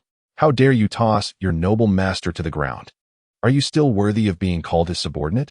Upon hearing Raman's cries, Xiao Yuan swiftly placed a talisman on Che Yongtai, sending him off for a night of interstellar travel before returning. Che Yongtai vanished instantly, just as Xiao Yuan was about to express concern for Raman. He unexpectedly produced a stack of money, handing it to her. "This is your salary. Find a place to settle down for now. We will embark on a mission together in a few days." After delivering the money, Raman returned to the house that lingered in his memory, unaware that upon his return, he would encounter the last person he wished to see. Chapter 18. Returning the mother Yasha home, the moment Raman pushed open the door, he froze, discovering Uchiha Kagura indulging in a lavish dinner spread before her. What a death wish. How did this mother Yasha end up here? Kushina's formidable figure appeared behind him, brandishing a frying pan. "You insolent brat. You dare return? You reject such a fine girl like Kagura? Who else do you wish to pursue?" Raman clutched his head. "I despise having my head struck. Have you finished yet, you old hag? If you keep hitting me, I'll become foolish." Even Kagura recognized the reckless nature of Raman's words, sensing that he was courting disaster. As anticipated, Raman faced punishment. Kushina, seemingly out of nowhere, summoned a multitude of frying pans that cascaded towards him. In mere moments, he was left in a state of disarray. No, he could not even be compared to a pig's head. He had been reduced to a mere mess. "You wretched boy, how dare you speak to your mother in such a manner? If you hadn't been so lucky, you would have faced dire consequences." The house of the fourth was constructed well. Otherwise, Kushina's onslaught would have surely brought it down. Raman waved a white flag in surrender. "Mother, I understand my mistake. I will never again utter such rebellious words to you." In his state of utter humiliation, Raman found solace in Kagura's satisfaction. "Huh, you deserve this. Witnessing your plight is quite gratifying." To create a favorable impression on Kushina and the fourth, she stepped forward to help Raman up, asking with concern, "Are you all right, Raman? It's the first time I've seen you so handsomely beaten." "Mother Yasha, who asked for your concern? I will be fine shortly, so kindly step aside." Raman forcefully pushed Kagura away, but as he did so, he stumbled and fell into the embrace of Mother Earth. The fourth felt a pang of sympathy for his son but recoiled at the sight of Kushina's fearsome countenance, outwardly feigning interest in his meal while inwardly lamenting. Fortunately, Raman possessed remarkable self-healing abilities. Otherwise, he might have lost his life. His current injuries would heal in due time. Kagura observed Raman, thinking that the stubborn, unyielding boy had returned, only to have her perception altered by his next words. "Mother Yasha, what are you staring at? I will soon rise unassisted and defeat you." Kushina, holding the frying pan, commanded, "Get up at once, you insolent brat. Stop pretending to be dead. I know you are nearly recovered. Go escort Kagura home. If you expect me to take her home, I shall never rise again. Who knows what unlawful acts this Mother Yasha might commit on the way." Kagura declared, "Raman, do not think that just because you are handsome and academically gifted, I will fancy you. I do not like you at all, so do not get ahead of yourself." Unbeknownst to her, tears streamed down her face as she ran out, leaving a sharp imprint on him as she stepped forcefully on his foot. Watching her flee, Raman felt a pang in his heart, especially as her tears fell upon him, their warmth unmistakable. Incredibly, he foolishly laughed. "Ha ha, so Mother Yasha doesn't like me? I am truly delighted. Now I can pursue other girls openly. Just thinking about it fills me with joy."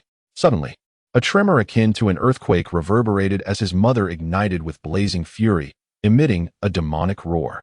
"Raman, you have truly disappointed me. Go immediately and apologize to Kagura and beg for her forgiveness."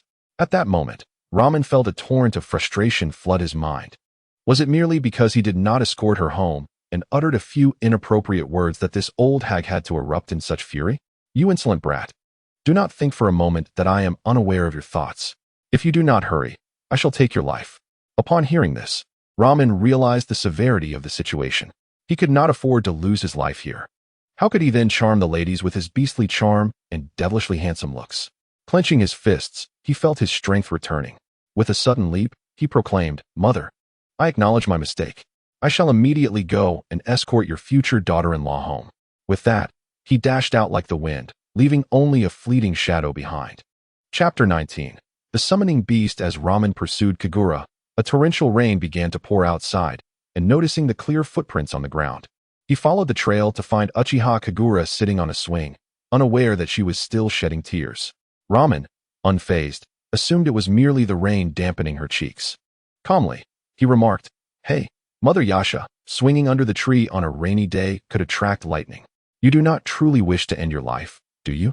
Upon hearing the voice of Cold Noodle, Uchiha Kagura rose to her feet, her eyes blazing with fury as she glared at Vortex Cold Noodle, emanating waves of rage.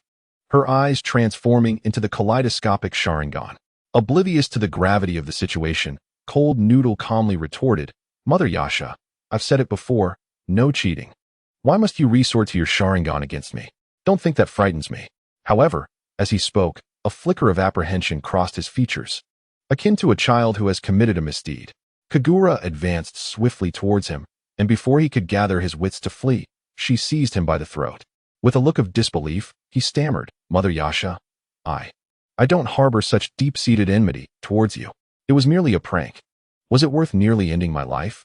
Kagura remained silent, muttering to herself, Why would such a fool utter such hurtful words? Why? At that moment, a calm and mocking laughter echoed. Vortex Cold Noodle, hailed as the foremost genius of Konoha, a peer of Uchiha Itachi, was now revealed to be nothing more than a trifling wretch. As he struggled to breathe, a mysterious shadow loomed before him, manipulating Kagura's body with chakra threads. You are a puppet master, he exclaimed. Huh, at least you possess some insight, the shadow replied. Before you meet your demise, you should consider yourself fortunate to hear my voice. Bah, I have no desire to listen to your repugnant voice any longer. For great bodyguards, where are you? Your young master is in peril. Huh, call all you like. I have set up a barrier here. No one can sense it. Whatever you say or do, the outside world remains oblivious, the shadow taunted. Kagura laughed derisively. Do you think you can control me this way? So naive. The moment my Sharingan opens, your control over me becomes null and void. She released Cold Noodle, and the chakra threads binding her dissipated. Cold Noodle cheered. Oh yeah? Mother Yasha, you truly are the strongest. I am increasingly optimistic about you. Vortex Cold Noodle, you'd better leave. Who told you to chase after me? Do you realize you nearly met your end, just now? She scolded. Please, I'm still alive, aren't I? Watch as I summon something amusing to send this little brat back to his homeland. As Cold Noodle formed hand signs, Kagura realized, Isn't this summoning jutsu? When did you learn that? With that, Cold Noodle conjured a colossal creature, towering 10 feet tall, clad in yellow armor and sporting 2 red horns. Upon seeing his summoning beast, Cold Noodle's jaw nearly hit the ground. My God, a battle Tyrannosaurus? What on earth is happening? The puppet master, witnessing such a formidable entity, felt a surge of trepidation. It appears that if I linger here any longer, I will be the one to suffer. He hastily dropped a smoke bomb and fled, causing the barrier to collapse. Cold Noodle, now feeling secure, recalled his summoning beast. He took a deep breath and said to Kagura, It seems I am too powerful. My summoning beast frightened them away before it could even make a move. Such an idiot still dares to threaten me? He should practice for several hundred more years.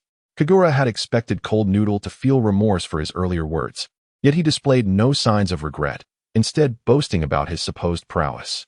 Fool, beyond your bravado, do you not realize there are mightier beings? Do not rejoice too soon. Your day of reckoning will come. Not at all, Mother Yasha. You are gravely mistaken.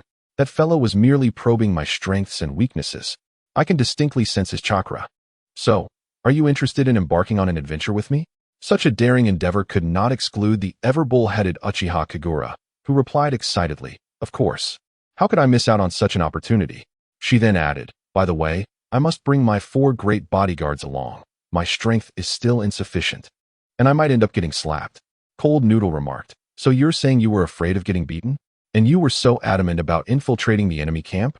For reasons unknown, Vortex Cold Noodle suddenly felt dizzy and collapsed, unconscious.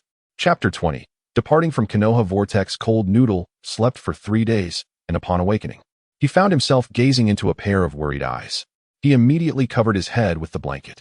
You, Mother Yasha, why are you looking at me with such eyes? Do you wish to take advantage of me? Kagura boldly ripped the blanket away, saying, You fool. You're not even a pretty girl.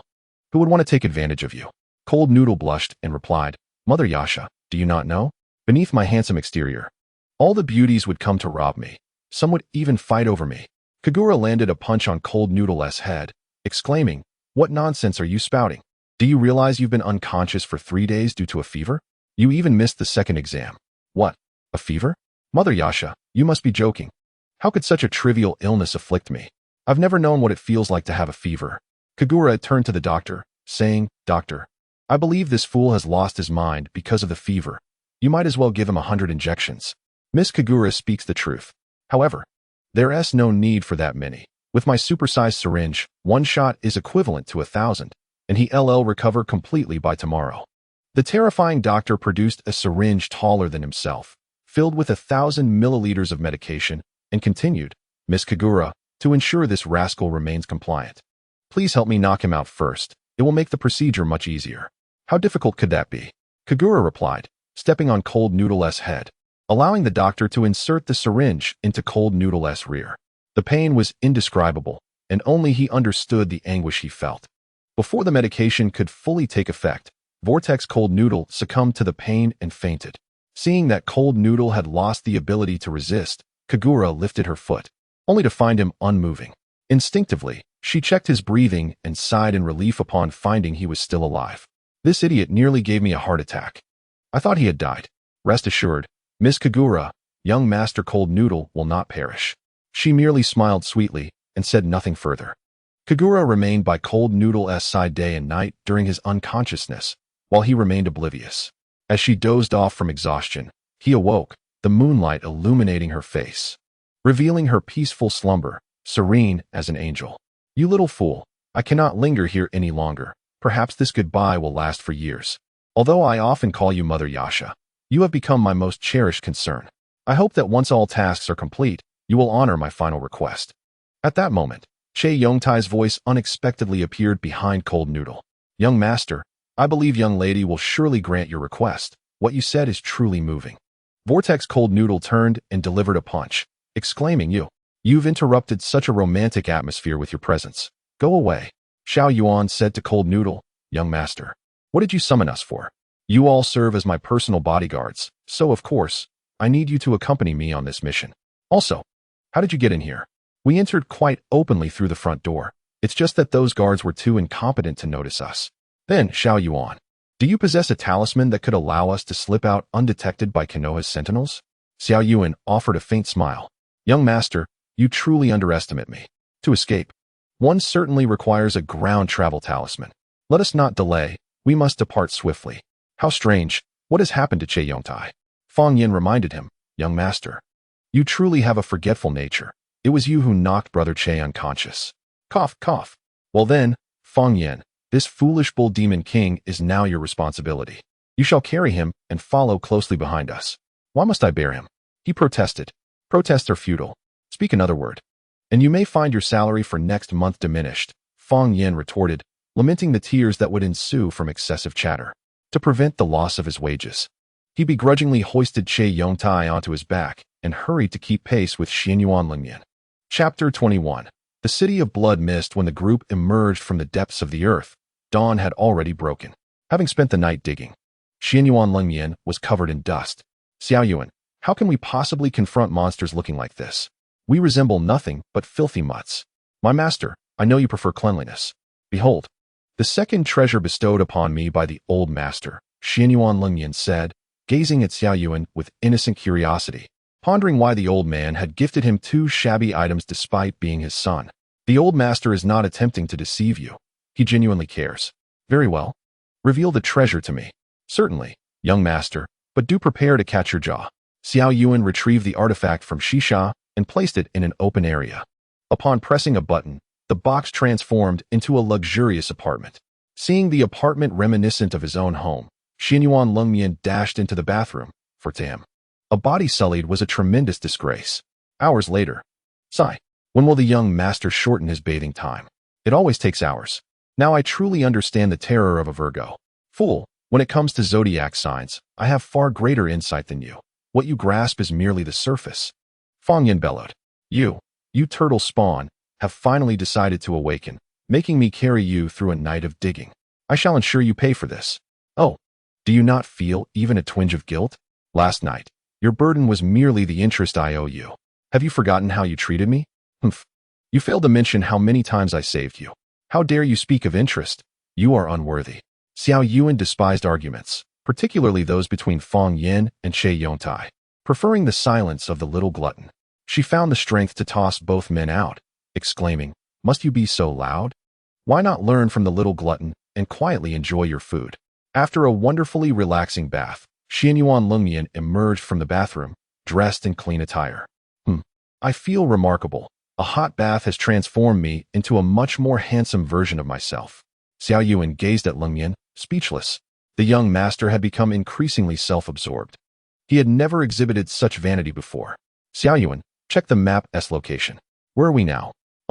Young master, only your upgrade device can view the map. Why are you always so slow? Why did you not speak sooner?" Xiao Yuan, feeling exasperated, remained silent, bowing her head. Xianyuan Lungyan retrieved his phone, the so-called upgrade device, and determined his current location. They had indeed entered the territory of the Water Nation. As for the so-called Naruto, Xianyuan Lungyan had watched a little. The Water Nation was known as the City of Blood Mist, where the inhabitants were notoriously bloodthirsty, especially the fourth Mizukage, Isong, who had committed countless slaughters. The mere thought of this sent shivers down his spine. "Xiao Yuan, where are Che Yongtai and Feng Yan? I need to send them to investigate something in the Water Nation. They were a bit disobedient and I sent them outside. Should I call them back?" "That won't be necessary. I shall go out alone." Che Yongtai and Feng Yan were both fools, each dumber than the last, essentially just quarrelsome idiots. To put it more bluntly, they were Xianyuan Lungyan's most competent subordinates. Upon venturing outside, he discovered the two dolts still bickering. "Have you two finished your arguments? I have a task for you both." To his surprise, they completely ignored his presence, with Feng Yan delivering a punch to Lungyan. Dazed from the blow, he shook his head. "Hey, I say, you two, silence. I have a mission for you." This time, the roles had reversed. Che Yongtai pushed Xianyuan Lungyan aside. Infuriated, Xianyuan Lungyan shouted, "Have you both forgotten how you lost your wages? How dare you strike me? Your salaries for next month will be halved." "Fool, that voice sounds so familiar. It must be our young master. Bull Demon King, I can hear clearly. It is indeed the young master's voice." The two turned, unable to meet Xianyuan Lungyan's gaze. "Young master, it was all his fault that I mistakenly harmed you." "Fool, you are the one at fault." With an expressionless face, Xianyuan Lungyan asked, "Have you two finished your quarrel, or shall you taste the power of the ice spear?" Recalling the night they were frozen, both trembled. "Young master, we are done arguing." "Good. I have a task for you. Go to the Water Nation and help me locate this boy in the photograph." Xianyuan Lungyan tossed the photo to Feng Yan, who examined it. "Young master, you want us to capture a child? Are you engaging in human trafficking? You two fools, speak another word of nonsense, and you can forget about your wages for the next 6 months." Upon hearing this, they fled at lightning speed. Chapter 22. The City of Blood Mist 2. The pair arrived in the Water Nation, panting heavily. "Phew, the young master constantly threatens us with our wages. He will eventually deduct them all. Bull Demon King, cease your lamentations, and let us quickly fulfill the young master's task to locate this boy. But in this sea of humanity, finding this child seems quite difficult. Are you foolish? Why not inquire among the locals? Bull Demon King, my intelligence surpasses yours 100-fold. Do you think they will willingly share information? Do not be so naive. We must remain hidden among the crowd." Each time Che Yongtai spotted a beautiful woman, he became transfixed, his unremarkable demeanor swiftly surfacing. It was indeed due to him that Feng Yan discovered the boy. Feng Yan compared the photograph and exclaimed, "Oh yeah? We've finally found him. Bull Demon King, let us stealthily follow him and ascertain his residence before returning to report to the young master." As the saying goes, one need not fear a godlike opponent, but rather a pig-like teammate. Che Yongtai was completely captivated by the beautiful girl accompanying the boy, her alluring figure tantalizing yet unattainable. Feng Yan repeatedly called out Che Yongtai's name, but received no response. His eyes were shaped like hearts. After several slaps, still no reaction. Feng Yan was nearly driven mad by this infatuated fool. In a cold tone, he warned, "Bull Demon King, listen closely. If we fail this mission, you will forfeit half a year's salary." Though Che Yongtai was enamored with women, the thought of losing half a year's wages made him realize he could not survive. "Yes, young master, this mission will surely succeed. Please do not deduct my salary." Feng Yan laughed heartily. "Ha ha ha. Bull Demon King, you truly are most afraid of the young master. Fool, how dare you play me? What authority do you have to threaten my wages? Due to your previous disregard for my words and your inability to move when encountering a beautiful girl, you have ultimately let slip the target we were pursuing. Upon receiving this news, Che Yongtai felt as though struck by a thunderbolt. The other party referred to us as mere trifles, vowing that if I were ever again captivated by a beauty, I should be punished until I no longer felt any attraction. However, I lack the leisure to inflict such punishment upon you. After all, should you retaliate, I would suffer greatly. Trifles indeed, daring to disregard my words.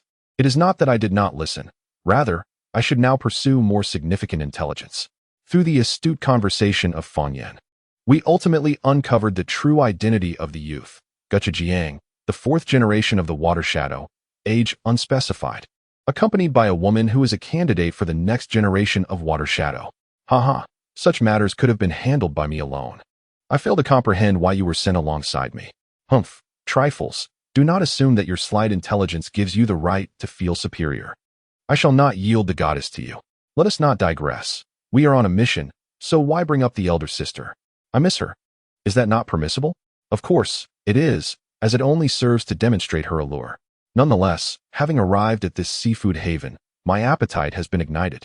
Shall we first indulge in a grand feast before returning? The bull demon king swallowed hard. The suggestion sounded appealing.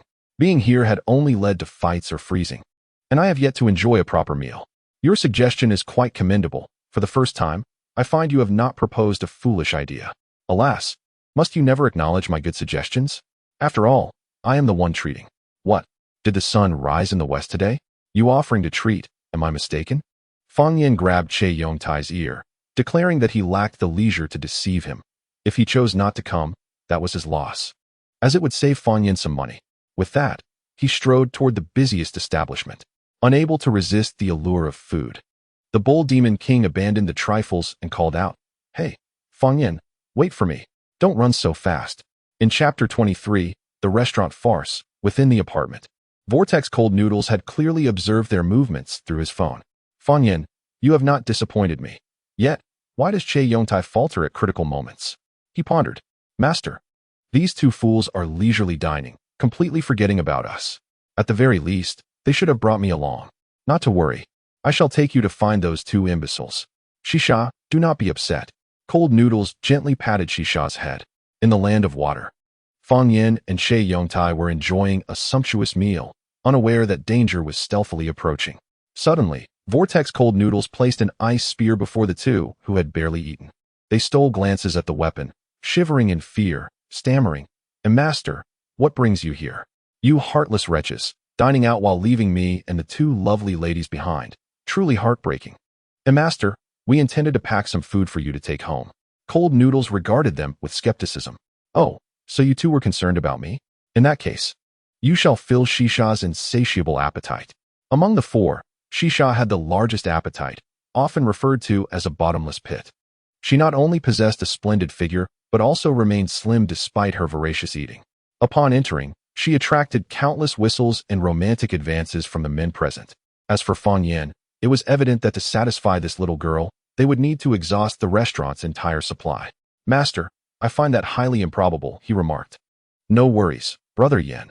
I had already eaten half my fill before coming out, so I cannot consume much more. Fang Yin understood Shisha's implication. She meant she could eat a great deal more. He suddenly felt a heat in the room and told her, Little girl, I have not received my salary in months, and the remaining funds have gone toward this meal. If you do not mind, feel free to eat it all. Shisha hesitated, thinking it inappropriate to consume the same food as her servant and Brother Yin. Yet, the food was incredibly tempting. Observing Shisha drooling, Vortex Cold Noodles felt a pang of sympathy.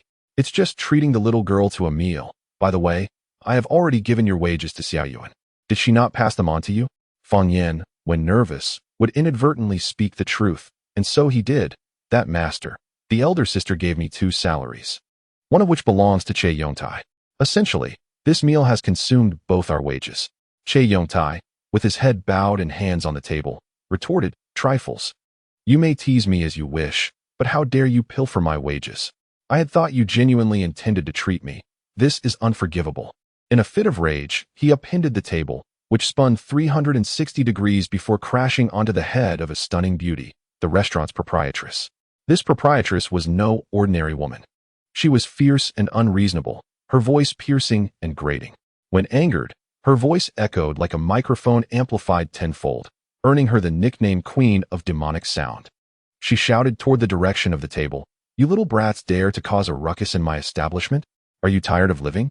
Indeed, the queen had earned her title. Her words compelled everyone to cover their ears, including Vortex Cold Noodles and his subordinates. Observers could even note cracks forming in the walls, a testament to the ferocity of her roar. Once her voice subsided, Cold Noodles exclaimed, "Good heavens, what just transpired? Where did that heavenly voice come from? It nearly frightened me to death." Even the furious Che Yongtai was taken aback, feeling deflated. Everything about this place was terrifying, including that voice. If I stay any longer, I shall go mad. Fang Yin, loyal friend of Che Yongtai, never missed an opportunity to tease Bull Demon King. It was merely a voice. "Look at you, so frightened. That sound poses no threat. Even if the person herself appeared, I would not be afraid." As it turned out, after unleashing her earth-shattering voice, the proprietress had swiftly appeared behind Fang Yin, her voice now imbued with a magnetic quality, saying, "So it was you who struck my head with the table." Fang Yin foolishly nodded. "Yes, and what of it?" After uttering those words, he was left dumbfounded, praying silently that the figure behind him was not an eyesore. In Chapter 24, The Fated Friends, Fang Yin turned to face the proprietress, locking eyes with her. When he beheld her beauty, his racing heart calmed. Taking a deep breath, he asked, "May I inquire your name, fair lady?" "The one who struck your head was not I, but my companion beside me." The proprietress turned to Che Yongtai, but inadvertently noticed Vortex Cold Noodles standing nearby.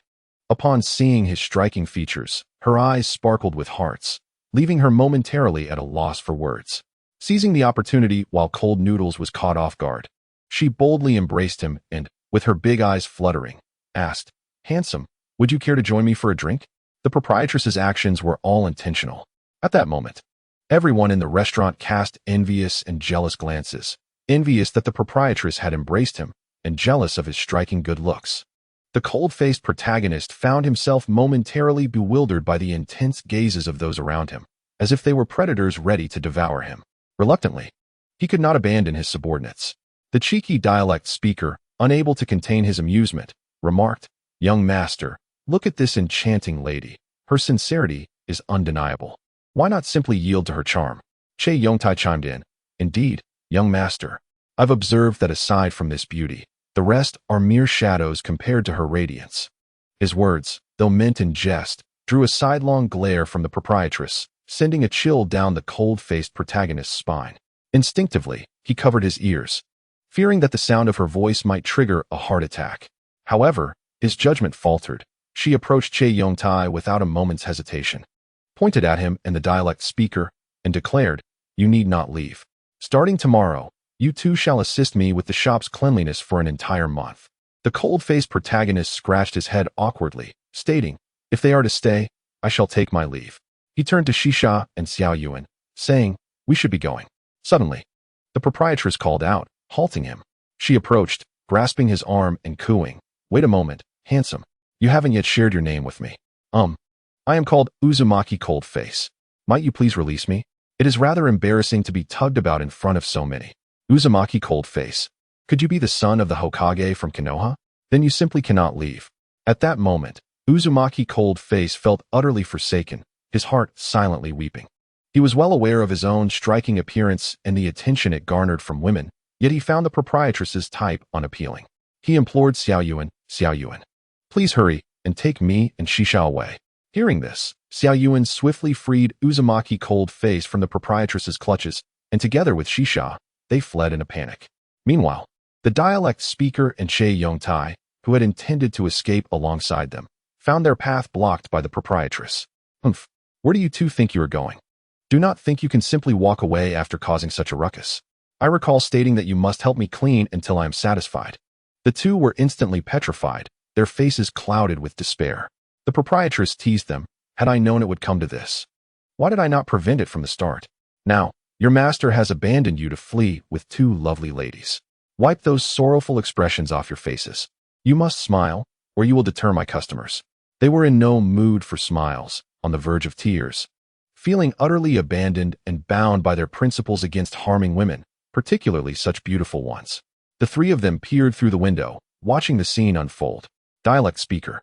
Che Yongtai, you have truly suffered. I shall return for you in a month, Uzumaki cold-faced thought. Inside, the two lamented, young master, how could you be so unprincipled? How could you run off with the lady? Silence. The dialect speaker retorted. If you had not pocketed my wages, I would not have found myself in such a predicament. We are now brothers in misfortune. Perhaps we can find a way to escape tonight. Unbeknownst to them, the proprietress was still nearby, and the dialect speaker's ill-timed remark echoed loudly. Even from outside, Uzumaki cold face could hear it clearly. What a fool. Is he openly announcing his desire to flee? The proprietress grinned at the two. Oh, you wish to escape? My establishment does not permit such whims. With that, she began forming hand seals. Lightning release, lightning strike. Two bolts of lightning struck the duo, instantly rendering them unconscious. The proprietress approached them, saying, Uzumaki cold face, I refuse to believe you will abandon your subordinates. The onlookers, witnessing the dialect speaker and Che Yongtai collapse, silently returned to their meals, aware of how fearsome the proprietress could be. Chapter 25. The plea of Uzumaki cold face. Seeing the proprietress's formidable demeanor, Uzumaki cold face could not help but recall the fearsome woman from Konoha, each more terrifying than the last. Xiao Yuan nudged him. Young master, shall we not intervene? Look at them. They have been electrified to a crisp. And I can even smell the faint aroma. For the first time in his life, Uzumaki cold face was drenched in sweat, utterly intimidated by the aura of Xingye. Unable to move, he stammered, We must save them. Let us return to the apartment and devise a plan. But young master, it is already too late. Shisha has already rushed inside. At this point, Uzumaki cold face's perspiration intensified, soaking his attire. Then, a piercing scream echoed, and even Shisha fell to the ground.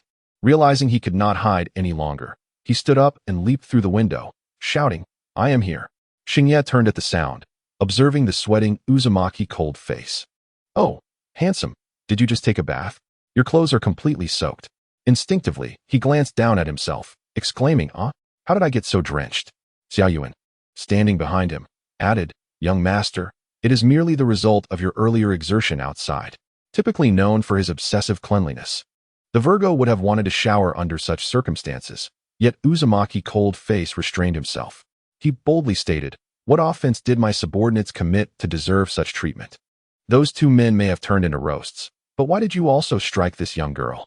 Feigning indifference, Xingye replied, I knew you were outside the window. So I did it on purpose. I initially thought you would flee, but I miscalculated. Do you know what I find most appealing about you? Your ability to withstand such beauty. Bah, I have roamed the realm of beauties for countless years. What type of beauty have I not encountered? You do not even compare to that fearsome woman from Konoha. Oh, to my knowledge, you have a fiancée named Uchiha Kagura. You are not referring to her. Are you? Uzumaki cold face felt a twinge of fear and continued to feign bravado. I will not acknowledge that fearsome woman as my fiancée. I have no affection for her whatsoever. Yet in his heart, he thought, if that fearsome woman were to discover this, she would surely despise me. Xingye, observing Uzumaki cold face's resolute words, recognized that his heart had betrayed him. Mastering both lightning release and mind-reading techniques, she could hear his thoughts with clarity. Kagura, you were indeed mistaken about this boy. His words are surprisingly resolute. Seeing her speak Kagura's name so intimately, Uzumaki cold face inquired, What? Do you, the proprietress of this establishment, know that fearsome woman? She chuckled coldly. Know her? We are more than acquainted. We are the best of friends. Upon realizing that she was a close friend of that fearsome woman, Uzumaki cold face felt regret coursing through him. The words he had spoken were far from his true intentions, and if Kagura were present, he would find it impossible to explain himself, only making things worse. Grinding his teeth, he knelt, proclaiming, Sister, I recognize your strength, but I implore you to forget those unflattering remarks. I am willing to stay as your temporary worker for a month. Please do not relay my words to her. I beg of you. Seeing Uzumaki cold face's earnestness, Xingye replied, This is entirely voluntary on your part. I have not coerced you. Furthermore, Kagura has sent me a message stating she will arrive here in 2 weeks to carry out a task. Xingye's words, though casual, struck Uzumaki cold face like a thunderbolt. For he had only just managed to rid himself of the troublesome Kagura. Had he known, he would have refrained from expressing his heartfelt sentiments. Can my previous remarks be disregarded? Miss Xingye, he beseeched. Xingye shook her head. No, words once spoken are like water poured out. A man must stand by his word. That young lady behind you, would you not agree? She referred to Xiao Yuan, who, despite any desire to assist Uzumaki Cold Face, found herself unable to do so, bound by her young master's prior promises. With a sweet smile, she concurred, yes, what this young lady says is true. The heart of Uzumaki Cold Noodles was heavy with despair. He was not afraid of Kagura, having already shared an intimate connection. But he was terrified that Hoshino might inadvertently reveal his secret, embellishing it with exaggerations that could jeopardize his very existence. Xiaoyuan, you are my most trusted assistant and also my lord's aide. How could you assist her instead of me? He lamented. I am merely speaking the truth, she replied. However, rest assured, when the young lady arrives, I shall find a way to help you conceal your predicament. Cold Noodles felt an overwhelming urge to end it all. He rose and addressed Hoshino. I cannot allow my subordinates to belittle me. You must promise that that fierce woman does not learn of my presence here. You need not worry about that.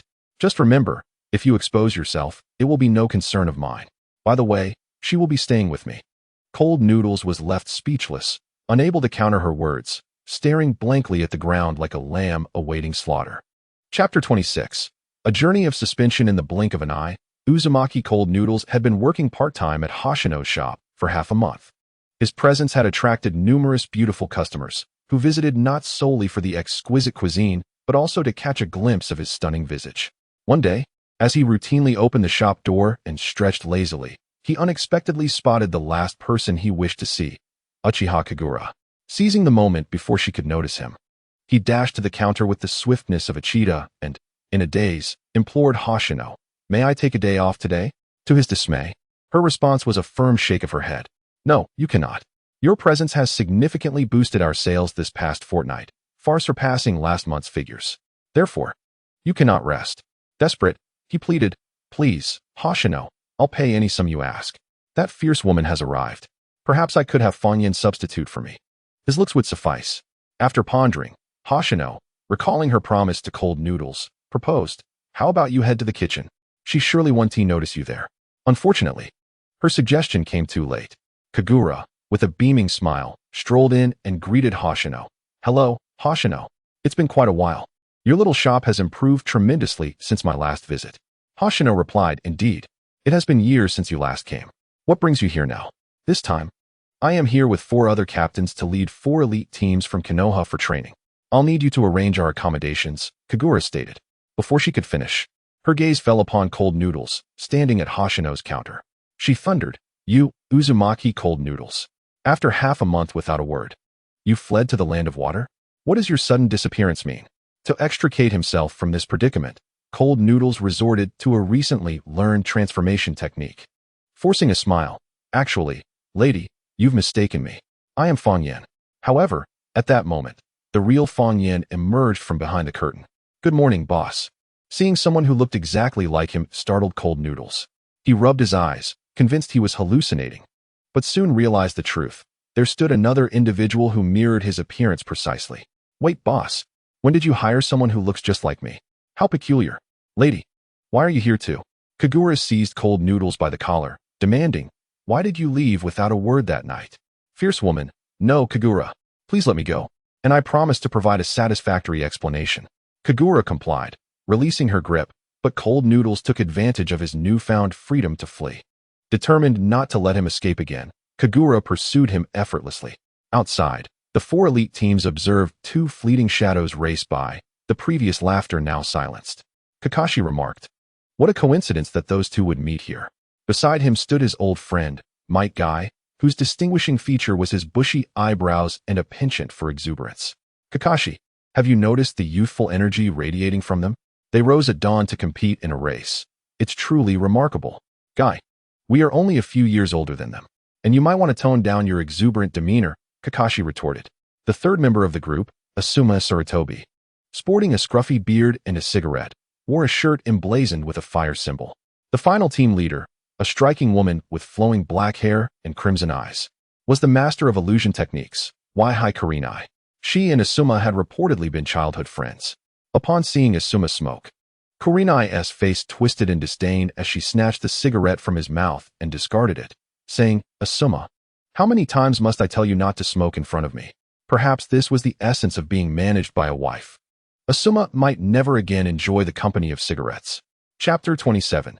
The true face of the puppeteer. Meanwhile, Uchiha Kagura continued to trail behind Uzumaki Cold Noodles. No matter how fast he ran, she refused to relent until they reached the outskirts and stopped at his apartment. Fierce woman, are you done? You're truly trying to tire me out. What? You've barely run and are already exhausted? Aren't you supposed to be adept at digging tunnels? Why not escape underground? How do you know I can dig tunnels? Cold Noodles questioned. Are you really that daft? There's a massive hole in the ground that even a blind person could see. Cold Noodles felt a pang of embarrassment, realizing he had underestimated her awareness. Fine. You've discovered it. What does that have to do with me? You should return now. Otherwise, they will worry. Kagura, unfazed, declared, rest assured. I came here to find you. Now that I have, I will not let you go. You pervert. What do you want with me? I owe you nothing. I am out here on a mission, and I will return after it is completed. Kagura refused to accept his words, asserting, I don't care. I will take you back this time. Cold Noodles, exasperated, tossed a master ball, capturing Kagura inside. Hey, you idiot. Let me out. If you're capable. Don't play dirty. She shouted from within the master ball, while Kagura raged inside. Cold Noodles detected the presence of the puppeteer who had ambushed him and Kagura that day, right within his apartment. Using his instincts, he stealthily entered, following the scent to the bedroom. Kagura's clamor within the master ball grew louder, prompting him to warn, Fierce woman, I suggest you remain quiet. You are in my possession now, and should you disobey, I will keep you locked away forever. The master ball fell silent, as Kagura feared the prospect of being trapped indefinitely, crouching at the bedroom door. Cold Noodles finally glimpsed the true identity of the puppeteer, a boy of similar age with red hair, alongside another boy clad in matching attire with yellow hair. Scheming together in hushed tones, his acute hearing allowed him to discern their whispered conversation, revealing their plot to ambush the fourth Mizukage on the night of the full moon and seize the three tails. From this, Cold Noodles deduced that they were likely members of the Akatsuki organization. However, upon encountering Uzumaki Cold Noodles, they would face their most formidable adversary. For as long as he stood in their way, their plans were doomed to fail. He returned to the hotel with Kagura, who was carrying a master ball. And by the time he arrived, it was already morning, the peak hour for guests. As soon as Uzumaki Ramen dashed in, all the girls screamed for him. And it was the first time he felt overwhelmed in front of so many admirers. Faced with a throng of beautiful and less attractive women, Ramen pointed skyward, exclaiming, Ladies, look, there are aliens in the sky. As everyone's attention diverted upwards, he swiftly led Kagura to the room he had meticulously prepared for her. With a flick of his wrist, he tossed the master ball into the air, reciting an incantation, and Kagura found herself unceremoniously meeting the floor with a thud. Ouch! My backside! She cried out, followed by an irritated, You idiot! What are you trying to do, kill me? How could I ever harm you? You are my fiancée. He replied, gesturing towards the room he had painstakingly arranged. Get lost. You think you can clean up? You look strange, and this special cleaning must have some catch. Prior to this, Ramen had set everything up, waiting for her arrival, initially intending to play a prank on her, but she saw right through it. Hoshino already informed me of your arrival, so I prepared this 5-star room for you. If you need anything, we offer personal services. Kagura surveyed her surroundings, her keen ninja instincts quickly piecing together the situation. I knew your intentions were not so noble, setting all these traps. You thought I would fall for them. With a mischievous grin, she pushed Ramen into the wardrobe, and thus, the unfortunate Ramen triggered all the traps. Fortunately, they were merely harmless pranks. Otherwise, his life would have been in jeopardy. Chapter 28. A gathering of unattractiveness. Ramen crawled out of the wardrobe, covered in dust. His once red hair, a trait of the Uzumaki clan, now appeared completely white due to the chaos. Mother Nightshade, you are too ruthless. One does not toy with others like this. Kagura stood with her hands on her hips, her gaze fixed on the disheveled Ramen, exuding an air of authority befitting a queen. How does it feel, idiot? To fall into your own trap? Ramen's spirits were crushed. The traps he had set had failed him, leaving him to suffer the consequences. How long do you plan to stay here? He asked, resigned. That depends on the circumstances. It could be a month or 2. Time is uncertain. Just then, a loud crash echoed from downstairs, and disregarding his own dignity, Ramen hurried down to witness an utterly embarrassing scene. Kai was in a pitiful state, having been thoroughly beaten. His appearance, not handsome to begin with, was now utterly disheveled. Hoshino advised, I suggest you give up. There's no way I would ever be interested in a peculiar-looking uncle like you. It's a miracle I didn't eliminate you with my voice. Unbeknownst to Kagura, as she pursued Ramen, Kai and 3 other squad leaders had entered the establishment. Kai had instantly fallen for Hoshino and confessed his feelings, only to be met with her dismissive words, you don't meet my standards. I prefer someone like Uzumaki Ramen, hardworking, clever, and handsome. Despite his persistence, he faced relentless rejection. And now he lay battered. Who would have thought Kai would fancy Hoshino? It's truly shocking. You fool, there are countless unexpected things in this world. At least Kai is a man. It's only natural for him to like beautiful women. If Hoshino had screamed just now, this place might have crumbled. Ramen, puzzled, inquired. How did you know the place would collapse? Kagura pointed to a crack in the wall. See? That's from Hoshino's yell. I know her voice can cause destruction. When I first met her, she nearly blew the whole house away. Ramen's face registered shock, trembling. My goodness, how can women be so terrifying? I should keep my distance. Fool, I think you needn't worry about that. The ladies downstairs have already noticed you. You'd best find a way to escape. The staircase trembled underfoot, and upon closer inspection, it was caused by a girl leading the charge. Her figure was beyond description, capable of enveloping Ramen entirely. Particularly, as she sprinted, he felt a chill of fear, worried she might accidentally crush him. Ramen, my idol, did you just crawl out of a noodle pocket? No worries. Let me clean you up. The other ladies joined in the ruckus. Even Uchiha Kagura chimed in playfully. Ramen, feeling quite insecure, pulled Kagura into his arms, raising his voice. Ladies, please, quiet down. I have a special announcement to make today. Kagura protested. Pervert. Let go of me. Ramen gazed earnestly at her. Calm down. I need to announce something important. He turned to the crowd of women. You must have noticed the lady in my arms. Indeed, she is my fiancée, Uchiha Kagura. I ask that you do not pursue me any further. When Ramen made this declaration, disbelief swept through the crowd. A particularly boisterous girl forcefully yanked Kagura from his embrace and tossed her aside. Her subsequent words left Ramen astounded. Idol, how could she be your fiancée? Clearly, your fiancée is me. You promised me last night that you would marry me. Are you trying to back out now? Nanny, what are you talking about? You didn't do anything last night. Don't tarnish my reputation. Do you have any witnesses? Of course I do. My sisters behind me can testify. The unattractive girls cheered in agreement. Yes, you did say that last night. The girl continued with actions that further solidified Ramen's reputation as a lecher, caressing his cheek, her ample form nearly engulfing him. Ramen found himself in a predicament, with no recourse for his grievances. No matter how eloquently he argued, he could not overcome the collective force of her supporters. Kagura, seeing Ramen's failure to defend her, shouted, Uzumaki Ramen, why did you disappear without a word half a month ago? Was it for this fat pig? I misjudged you. Tears streaming down her face, she fled. While Hoshino sensed something amiss and followed Kagura outside, leaving the injured Kai to be escorted back to his room by his 3 students. Chapter 29. The Scorpion of Red Sand. Uzumaki Ramen watched helplessly as Kagura dashed away, unable to intervene. He caught a whiff of a faint perfume emanating from the girl who was now clinging to him. As he attempted to push her away, he discovered he was ensnared, unable to escape her grasp. Meanwhile, Kakashi's team, hearing the commotion outside, opened their door to witness this awkward scene. Naruto looked at his brother. Idiot. No matter where he goes, he stirs up trouble.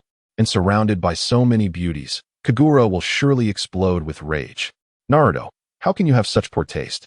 They are hardly beauties. Just look at Kagura. She is the finest reconnaissance ninja in Konoha. No way would Ramen's taste ever sink so low. Sasuke, and you too. What exactly makes you superior? Why do so many girls scream for you? I am not lacking in any way. I am different from you, for you are the underachiever, while I am quite the handsome one. As Naruto and Sasuke bicker, Sakura, who has always been infatuated with Sasuke, cannot help but retort, you are nowhere near Sasuke's level. He is right. You are just a perpetual underachiever. Kakashi notices that the expression of cold face is somewhat peculiar, more like a silent plea for help. He commands, you 3, cease your quarrel. Look closely at Cold Face's eyes. It seems he has a request. Upon hearing this, Sasuke halts the argument and activates his Sharingan, gazing intently at Vortex Cold Face. Naruto, your brother is in danger. Are you certain you won't help him? If you want to go, then go. I will not. That idiot brother of mine. Kakashi delivers a sharp blow to Naruto's head, saying, you often call your brother an idiot. yet you are hardly any better. If your graduation results could match even half of his, it would be commendable. Naruto, always the hothead, bristles at the thought of anyone deeming his brother superior. With unwavering confidence, he declares to Kakashi, "Today, by myself, I can save that fool." He swiftly forms the seals to execute his most proficient jutsu, the shadow clone technique. Charging forth, only to find that he cannot budge the hefty pig.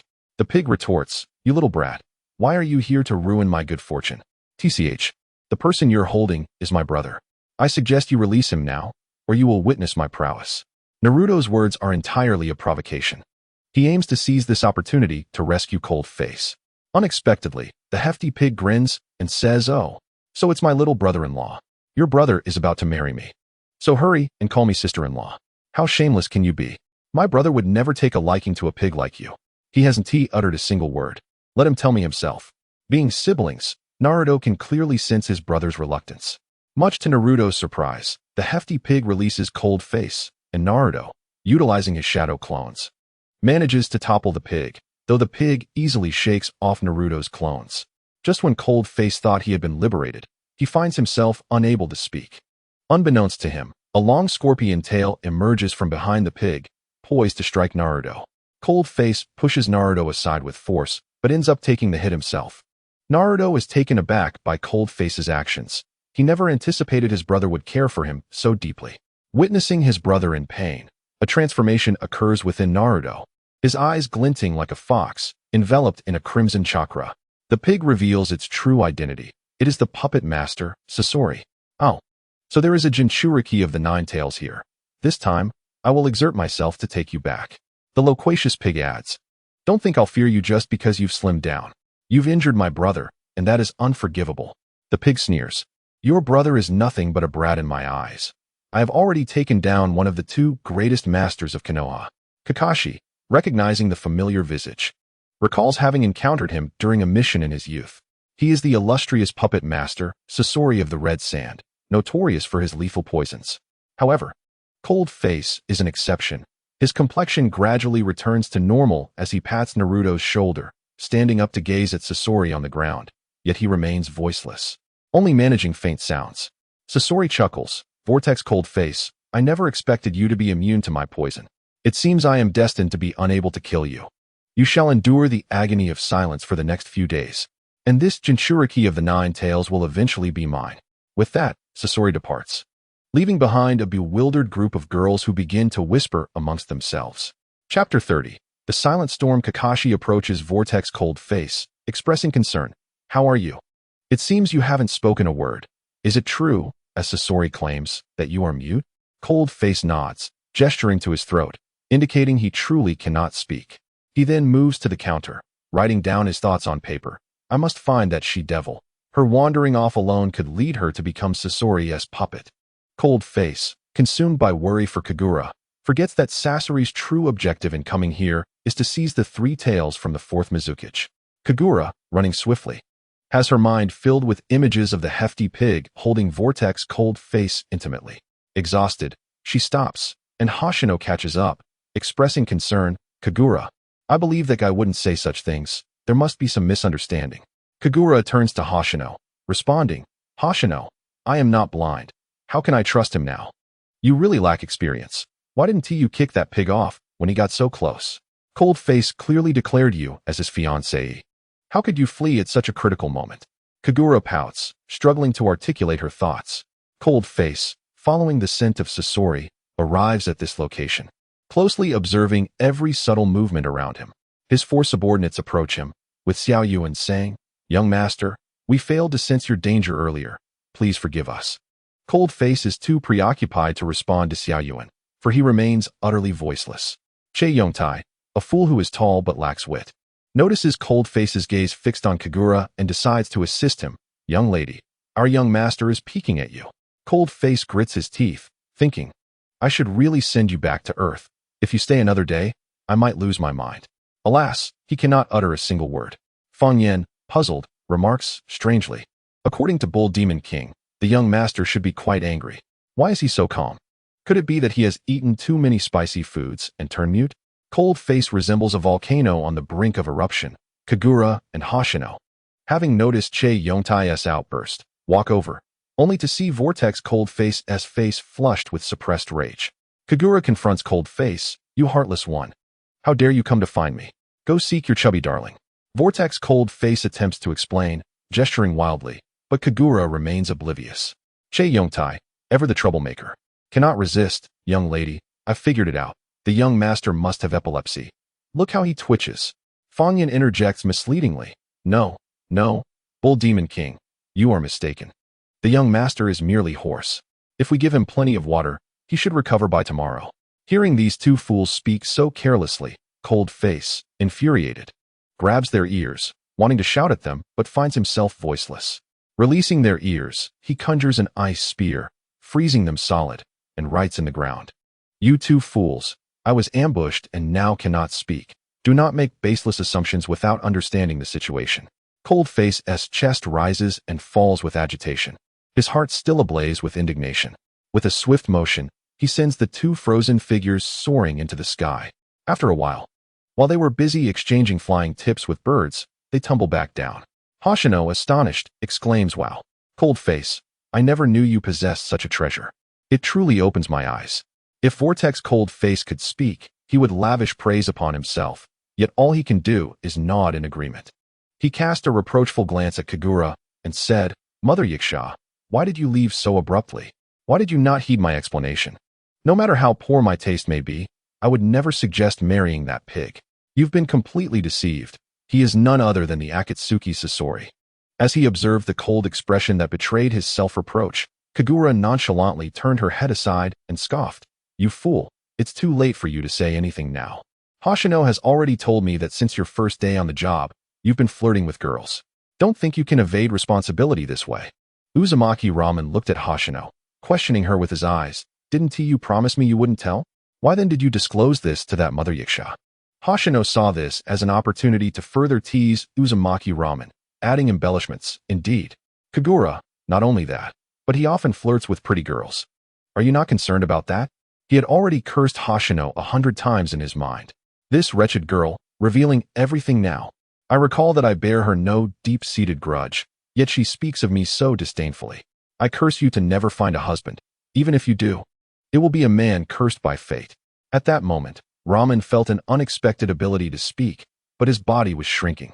He exclaimed, "What is happening? Why have I turned into a child?"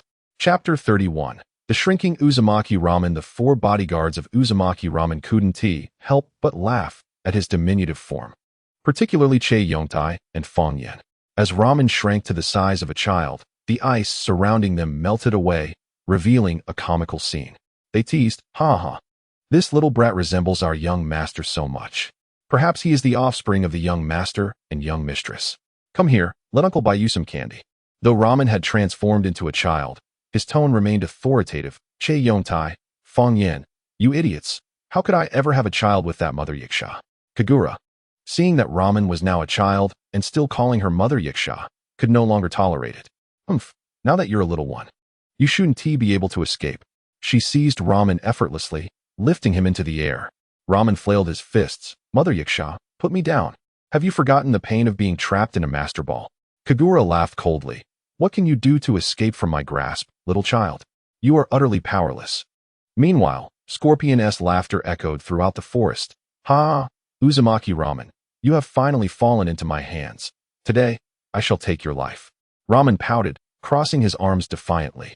"Mother Yiksha, I advise you to release me. I have my ways of dealing with that guy." "Deal with me? In that childish state of yours? Who could you possibly defeat? I have my methods to handle you. If you don't believe me, come out." Suddenly, Scorpion emerged from behind a large tree, accompanied by his accomplices. Ramen had only briefly observed Scorpion before, based on the data from his phone. He instantly recognized the person as the rogue ninja Deidara from the Hidden Leaf. Deidara had once been friends with Ramen and had harbored feelings for Uchiha Kagura, but for reasons unknown, he had defected from the Leaf. Ramen dismissed him. "I thought it was some important figure, but it's just you, little Deidara. Long time no see, Ramen. Your words are still as irritating as ever. If you find me bothersome, you can cover your ears. I didn't ask you to listen. And Mother Yiksha, please release me.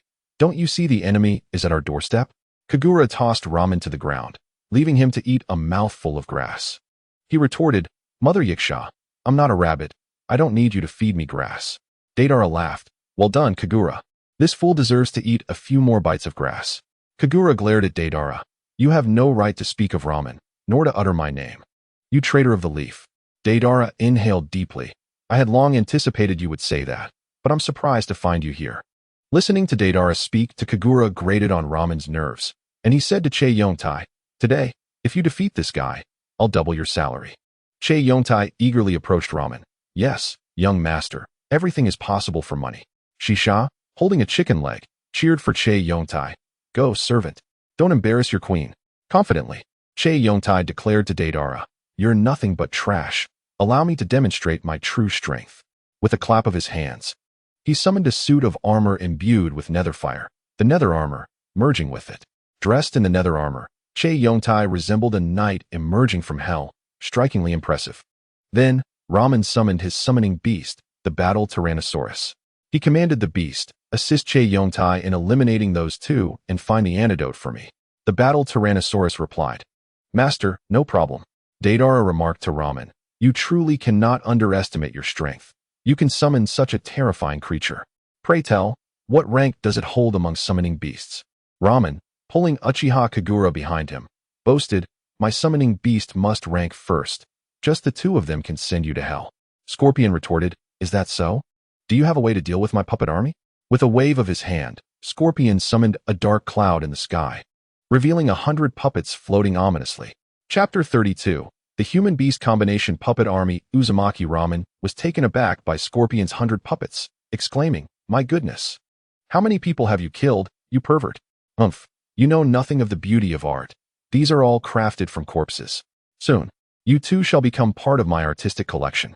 Ramen had faith in his subordinate, Che Yongtai, believing that despite their usual antics, as long as they coordinated well with the battle Tyrannosaurus, defeating a mere 100 puppets would be a trivial matter. However, he was sorely disappointed. Deidara merely watched from the sidelines, while Scorpion's 100 puppets moved with uncanny life under his control. The battle Tyrannosaurus first launched a Gaia energy cannon, but with Scorpion's deft manipulation, it effortlessly evaded the attack.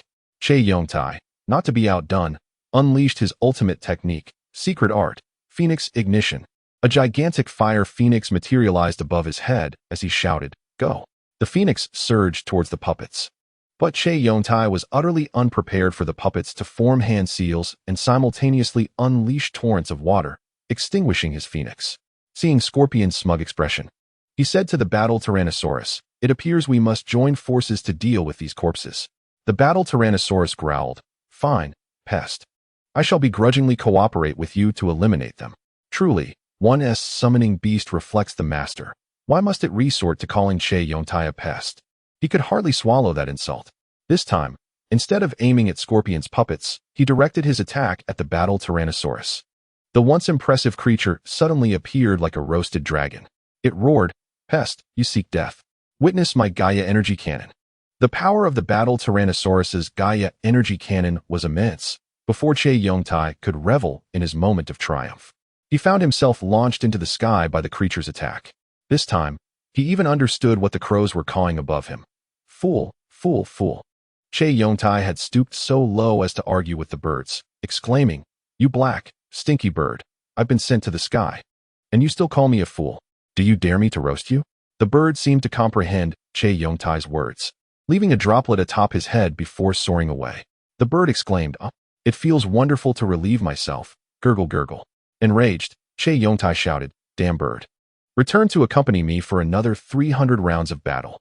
With that, he plummeted to the ground at a speed of 500 kilometers per second, landing squarely on the unsuspecting Feng Yan, who was gearing up for battle. Shaking his head, Che Yongtai pondered, Have I descended? Suddenly, he realized that the ground felt much better without that pesky bird to bully him. At that moment, Che Yongtai heard a familiar voice beneath him. Che Yongtai, I know you seek revenge, but must you press your peculiar sitting posture against my head? People might think I enjoy the stench emanating from you. Confused, he retorted, What are you doing under me? Feng Yan angrily replied, Before asking that, could you kindly remove your foul rear from my noble head? Che Yongtai, contemplating a bit of mischief, stood up and unleashed a fart directly in Feng Yan's face. The aroma overwhelmed Feng Yan, causing him to foam at the mouth. Laughing heartily, Che Yongtai exclaimed, "Ha ha ha! Serves you right. Your retribution has come." Vortex Lungmian gazed up at Che Yongtai, admonishing him, "You fool! Do you even understand your actions? Are you a traitor sent to weaken my combat strength?" Che Yongtai ceased his raucous laughter and delivered several slaps to Fang Yen, finally rousing him from his stupor.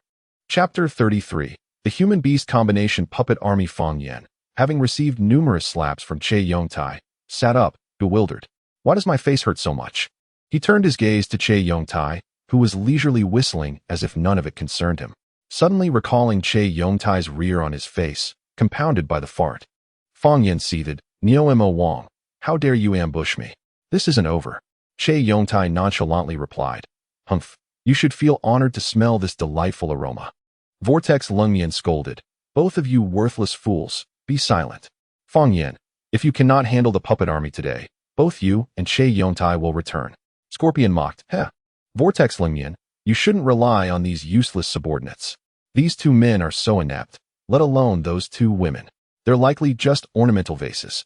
Xiao Yuan, being the strongest among them, took offense at Scorpion's derision. With a swift motion, she tossed the bickering Che Yongtai and Fang Yen onto the lawn behind them. Their landings were quite dramatic.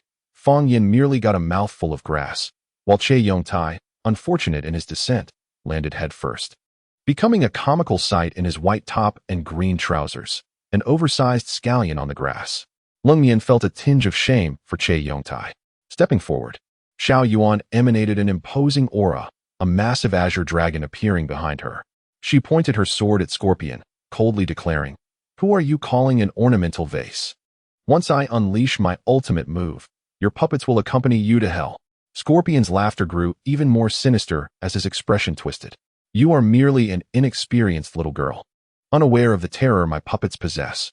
Their greatest strength is inheriting all the jutsu of the deceased. Once one puppet executes a technique, the others will follow suit." Xiao Yuan dismissed Scorpion's words, allowing them to pass through one ear and out the other, maintaining her composure. "Then consider these puppets your nemesis. Ultimate move, 10,000 swords piercing the heart." She unleashed her lethal skill, and the azure dragon transformed into countless colossal swords. "Scorpion, let us see if you can withstand this attack." With a swift motion, she slid her left leg to the right, assuming a martial pose. Right hand raised with two fingers poised between her mouth and nose, shouting, "Go." The swords flew towards Scorpion's puppet army as if animated by life itself, creating a whirlwind of dust and debris upon impact. After a cacophony of explosions, one of Scorpion's puppets was finally destroyed. Xiao Yuan could hardly believe her eyes. Stunned, she gasped, "My 10,000 swords piercing the heart has never failed before. How could it falter today?" Seeing her distress, Scorpion laughed louder. "Ha ha ha. I told you. You are merely a vase. A battlefield is no place for you. Better to obediently become my artistic collectible." At that moment, Shisha, having satisfied her hunger, approached the fray. "You fool, have you forgotten about me? I am not to be underestimated. Those puppets look quite delectable. Name your price, and I shall take them all." Lungmian pondered. What else can this little girl do besides eat? Those puppets are not to be trifled with.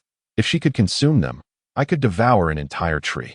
Ignoring the little girl, Scorpion remained silent. Shisha, growing increasingly irate, was further insulted by Daedara, who remarked, "Little brat, the battlefield is no place for your childish antics.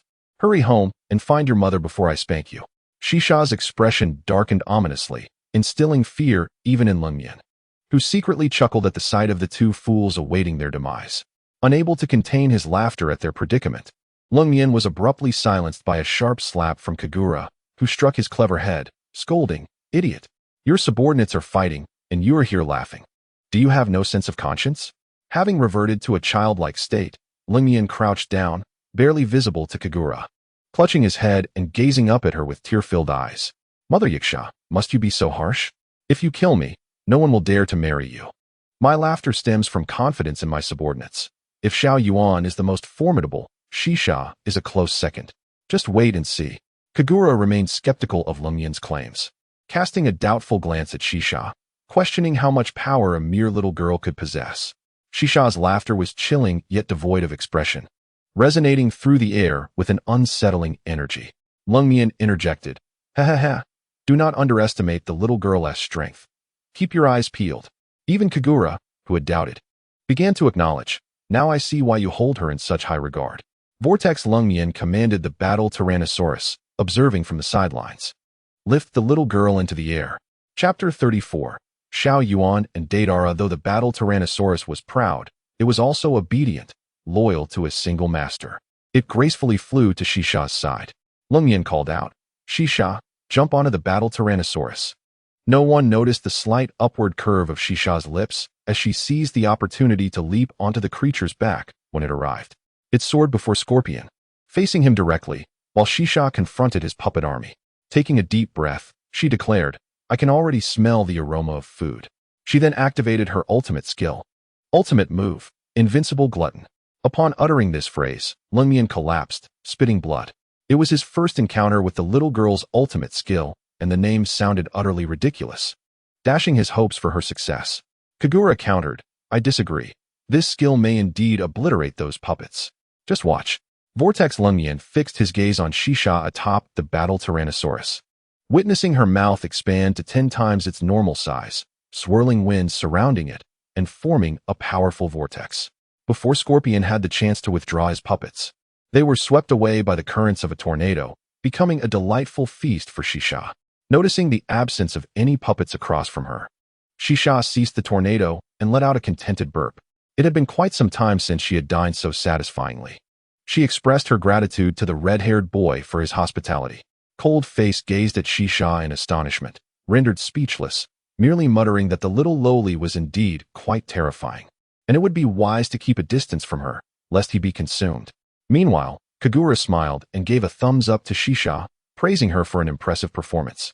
Even if it lasted only a brief moment, he admired her strength. Upon hearing Kagura speak of her, Shisha turned and displayed her lowly nature, narrowing her eyes into slits as she thanked the young lady for her compliment. At that moment, Shisha's calling of Kagura young lady caused her cheeks to flush slightly, a detail that Shisha swiftly captured, teasingly exclaiming that Kagura was blushing. Flustered, Kagura covered her warm cheeks. Hoshino couldn't resist mocking, oh, why are you blushing? In a panic, Kagura exclaimed, what are you talking about, Hoshino? I am not blushing. Cold Face, upon hearing that Kagura was blushing, shouted, hey, you fierce woman, are you feeling unwell? If so, return to the Water Nation immediately. Kagura retorted angrily, you idiot, I'm not sick. You're the one who's burning up. As the two quarreled on the ground, Shisha shook her head. Scorpion's heart was heavy with sorrow. Each puppet had been crafted with considerable effort, now devoured by Shisha as mere food. Clenching his fists, he lamented, you wretched girl, you've consumed years of my hard work. This is unforgivable. Shisha, unfazed, continued to relish her meal, stating that she had spared the red-haired boy because he was rather handsome and, feeling good today after a hearty meal, instructed him and the blonde to return from whence they came. In the recent battle, Dat-The, unblinking like Cold Face, remarked, little girl, it seems you are Scorpion's nemesis. Allow me to engage you, but if you lose, no crying. Shisha hardly regarded Dat-The as a threat, which nearly cost her dearly in their confrontation. The horror of Dat-The lay in his hands, each adorned with a mouth-like device that licked its tongue. From one of the mouths in his palms, a white sphere emerged, which he tossed into the sky, transforming into a massive white bird. He leaped onto the bird and locked eyes with Shisha, taunting her. What do you say, little girl? You can still concede. If I blow you up, you won't even have a chance to return home. Naturally, Xiao Yuan opposed this, elegantly jumping onto the battle dinosaur's back, declaring, though I was defeated earlier, I shall easily handle you. Prepare for my spell, Divine Symbols Dance. This technique, both offensive and defensive, enveloped her and Shisha with hundreds of divine symbols. Dat-The, observing the summoned symbols, scoffed. Ha! Do you think you are like Sister Conan? Or perhaps her disciple, inheriting her true art? But frankly, those symbols are quite unattractive, a disgrace to the art world. Dat-The's words seemed excessive, inadvertently provoking Xiao Yuan, who shot back, you fool. Stop boasting outside. Come in here and show your worth. Dat-The, however, was no fool. He released explosive clay spiders, which burrowed in from below without any defenses. Unbeknownst to Xiao Yuan and Shisha, a violent explosion erupted within the symbol array, with one spider leaping onto Shisha. Just as Xiao Yuan helped Shisha leap out of the explosion's range, the spider detonated midair, inflicting severe injuries on Shisha. Chapter 35, Xiao Yuan vs. Deidara. Kagura and Cold Face, upon hearing the explosion, turned their heads toward its source. The battle dinosaur, gravely injured, vanished into thin air. As the smoke cleared, one stood while the other lay on the ground, the latter gravely wounded. Upon closer inspection, it was the little lowly, now too weak to rise, clinging to life. Xiao Yuan anxiously inquired, "How are you, Shisha? Can you still stand?" Seeing Shisha collapse, the two onlookers that Xiao Yuan had previously sent flying could no longer bear to watch. They approached her side and asked about her condition. Xiao Yuan shook her head, assessing the situation as grim. "Che Yongtai, please carry her back. Fang Yin, you stay here and assist me in defeating this blonde boy." Che Yongtai took Shisha to safety, while Cold Face, witnessing this, felt a surge of anger. His youthful heart could no longer remain calm. "Damn it, Deidara, you've injured my subordinate. I will take your life." Kagura, however, grasped Cold Face by the collar, oblivious to his tirade. The four bodyguards of the whirlpool of Cold Face, though typically disunited, would unite against a formidable foe, which was a point of pride for him. He also had a peculiar trait. He could tolerate others harming him. But if anyone dared to harm his subordinates, he would erupt with fury, just as he did now. Meanwhile, Xiao Yuan and Fang Yin had created a formation, glaring fiercely at Deidara. "Deidara, that little lowly is my fan. Injuring her is akin to slapping my face. Today, I shall show you what true art is." Fang Yin ripped off his attire, transforming it into a package for spicy potatoes. Deidara, mocking Fang Yin's ridiculous appearance, retorted, "Ha! How long has it been since you've eaten? Bringing such a large package when you go out? If I were to consume you, I'd surely suffer from indigestion." Fang Yin, initially startled, raised his palm and said, "Wait, I've worn the wrong outfit. Let me change." This time, he transformed into a handsome young man clad in ice blue armor, with only his eyes visible. Xiao Yuan wiped the sweat from her brow, exclaiming, "Fang Yin, please take this seriously. This is a battle, not a fashion show. You might as well enter a talent contest." "Sister, I realize my mistake. I won't play anymore. I need to show this blonde boy the might of future armor." "Future? Whatever. Let us just win," Xiao Yuan replied, and Fang Yin smiled before unleashing his ultimate technique, the art of cloud and rain. This technique allowed him to control the weather. Clouds gathered in the sky, forming a dark storm. Seizing the opportunity, Xiao Yuan utilized scattered spiritual symbols to summon the divine symbol array once more. After encircling Deidara, she declared, "Now, strike him with lightning." Fang Yin effortlessly commanded the lightning, which struck Deidara with pinpoint accuracy. Seeing Deidara's plight, Scorpion rushed forward to rescue him, fleeing in a panic. Fang Yin, disheartened, retracted his skill, muttering, "TCH.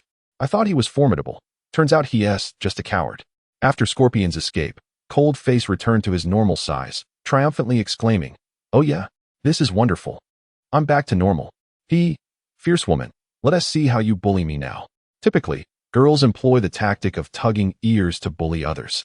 Kagura seized Cold Face's ear and refused to let go, saying, "See, even though you've grown, I can still bully you." Cold Face, puffing his cheeks, suddenly recalled Shisha's grievous injuries. He broke free from Kagura's grip and hurried to Shisha's side, checking her pulse. Realizing her condition was dire, he unleashed medical ninjutsu to treat her. Meanwhile, Scorpion, fleeing with Deidara, scolded, "You fool, if you can't defeat them, don't engage. Look at what state you're in now." Scorpion was lecturing himself, and Deidara, of course, was not convinced. So what? Originally, he had intended to showcase his most formidable technique. But who asked you to come and rescue me when you had nothing better to do? Scorpion and Deidara had become partners and, to some extent, understood each other's personalities. He sighed and said, "You should stop being obstinate. There's nothing to hide from me. Take care of yourself. And when the full moon rises the day after tomorrow, transforming the land of water into a true city of blood mist, it will be our prime opportunity to capture the three tails." Chapter 36, The Shadow of the Water and His Assistant, Terumi. May. About an hour later, Shisha's injuries gradually improved. Seeing the sweat trickling down Cold Face's forehead, Sakura lovingly took out a handkerchief to wipe it for him. Cold Face suddenly felt a bit flustered, grabbing Sakura's hand and saying, "You've got some nerve," attempting a sneak attack. "Mother Yasha, you're becoming increasingly cunning, but don't think this will make me like you." Sakura looked at Cold Face in disbelief, forcefully pulling her hand away and throwing the handkerchief at him. Humph, you are beyond saving. I help you wipe your sweat. And you call it a sneak attack. At that moment, a figure dressed in blue, with brown hair flowing in the wind, approached. Yes, this was the beautiful woman Chae Yongtai had seen half a month ago, Terumi Mei, the assistant to the 4th Mizukage and the next heir to the title. She gracefully stepped in front of Cold Face. You are the son of the 4th Hokage, Uzumaki Cold Face, correct? Cold Face assessed the beauty before him, his gaze lingering on her chest, his eyes widening as an indescribable thought flashed through his mind. Sakura, noticing Cold Face's fixation on Terumi Mei's figure, kicked him in the rear, snapping him back to reality. Nervously, he replied, Yes, I am Uzumaki Cold Face. May I ask who you are? My name is Terumi Mei, assistant to the 4th Mizukage. The Mizukage is aware of the explosion in this area and has sent me to investigate. Cold Face grew puzzled and asked, If you're here to investigate, why did you call my name directly upon arrival? I do not know you personally. The Mizukage sensed your presence and deduced your arrival. Ah, I don't believe I have met the Mizukage. Terumi Mei replied, That is what the Mizukage said. I am merely conveying his words. He has instructed me to take you to meet him. No, no, no, I refuse to go. My mother said not to visit strangers casually, especially not someone as beautiful as you. Terumi Mei took a deep breath, realizing she would have to resort to plan B. Suddenly, Cold Face changed his mind, saying, All right. For bodyguards, you all return to the hotel with Shinya. And you, Mother Yasha, go to your room and rest. What Terumi Mei said next almost made Cold Face spit blood. Miss Uchiha Sakura, the Mizukage has also invited you to join. Cold Face felt something amiss and remarked, Why must I bring this Mother Yasha along if I agreed to go? You need not worry. The Mizukage merely wishes to see both of you. There is no malice intended. Nevertheless, Cold Face still felt a twinge of concern, fearing that the Mizukage might not be a good person, especially since they were in the city of Blood Mist, which, despite its name, was not as bloodthirsty as he imagined. He then recalled that Deidara and Scorpion were here to capture the Three Tails, a mission he was also part of. Finally, he resolved, Fine, I'll agree. But you must ensure I am well taken care of. Terumi Mei smiled. You truly are still a child, completely immature. I will not find you appealing. Cold Face blushed at her words, pouting, I was just joking, don't take it to heart. Sakura wrapped her arm around Cold Face's neck. Miss Terumi Mei, let us not waste any more time here. We should be on our way. Terumi Mei displayed a displeased expression. Very well, follow me. Sakura and Cold Face trailed behind Terumi Mei, who usually excelled in conversation but, for reasons unknown, fell silent today. Inside, she felt a tumult of emotions as she watched Terumi Mei smile at Cold Face, stirring a sense of unease within her. Perhaps she was unaware that deep inside her heart, jealousy had begun to brew. Shinya could be considered Sakura's best friend in the Land of Water. They first met during the CH9 exams, where their battle ended in a draw, leading to a strong bond. Thus, she had acted so impulsively upon first encountering Cold Face. Although she had only seen him once, she had developed feelings for him. At that time, he only had eyes for Sakura. She had tried to be open-minded, as that day was merely for teasing Uzumaki Cold Face. Shinya often smiled when recalling that moment. She turned to Cold Face's four subordinates. Please carry this little lowly. We should be heading back. Chae Yongtai, however, was lost in thought, gazing at the retreating figure of Terumi Mei. Shinya blocked his line of sight with her hand, but he brushed it aside, muttering, Wow, she is truly stunning. If I could marry her, I would willingly sacrifice my lifespan. Feign sighed, Boss, don't take offense. Our bull demon king tends to fall for every pretty face. Don't mind it. Xiao Yuan chimed in, Not only that, but he once claimed to like me while secretly flirting with other girls. This fickle-hearted fellow is not as good as my Feign. Feign lifted the little lowly onto his back, hoping to leave a good impression on Xiao Yuan. Sister, don't say that. I'm a devoted boy. I will wait for you. Xiao Yuan turned her head away. You should give up. I'm not interested in you at all. Thus, Feign was cast from heaven to hell, instantly petrified. Shinya chuckled. Listening to your banter is quite amusing, but this forest is not a safe place. Let us hurry back. It will be dangerous after dark.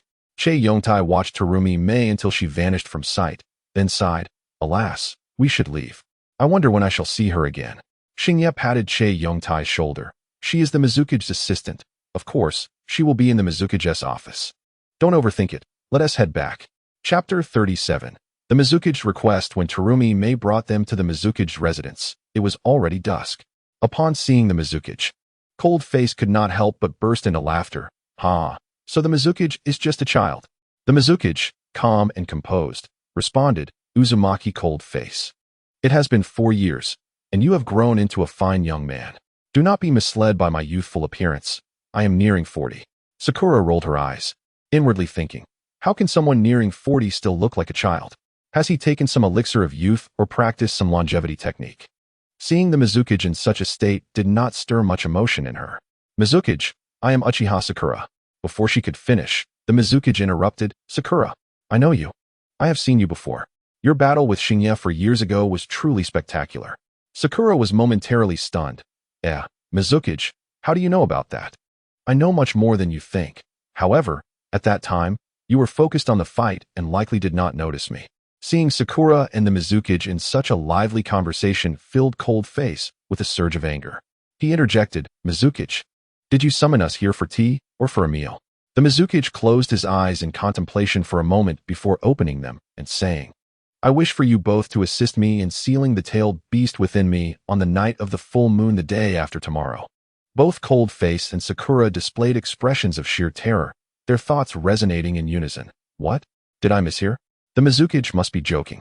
Deep breaths, deep breaths. This must be a dream. Once they regained their composure, they simultaneously asked, Mizuki, are you joking with us? We do not know sealing techniques at all. How can we assist? Yuzuru waved his hand dismissively, assuring them that it would be of no consequence.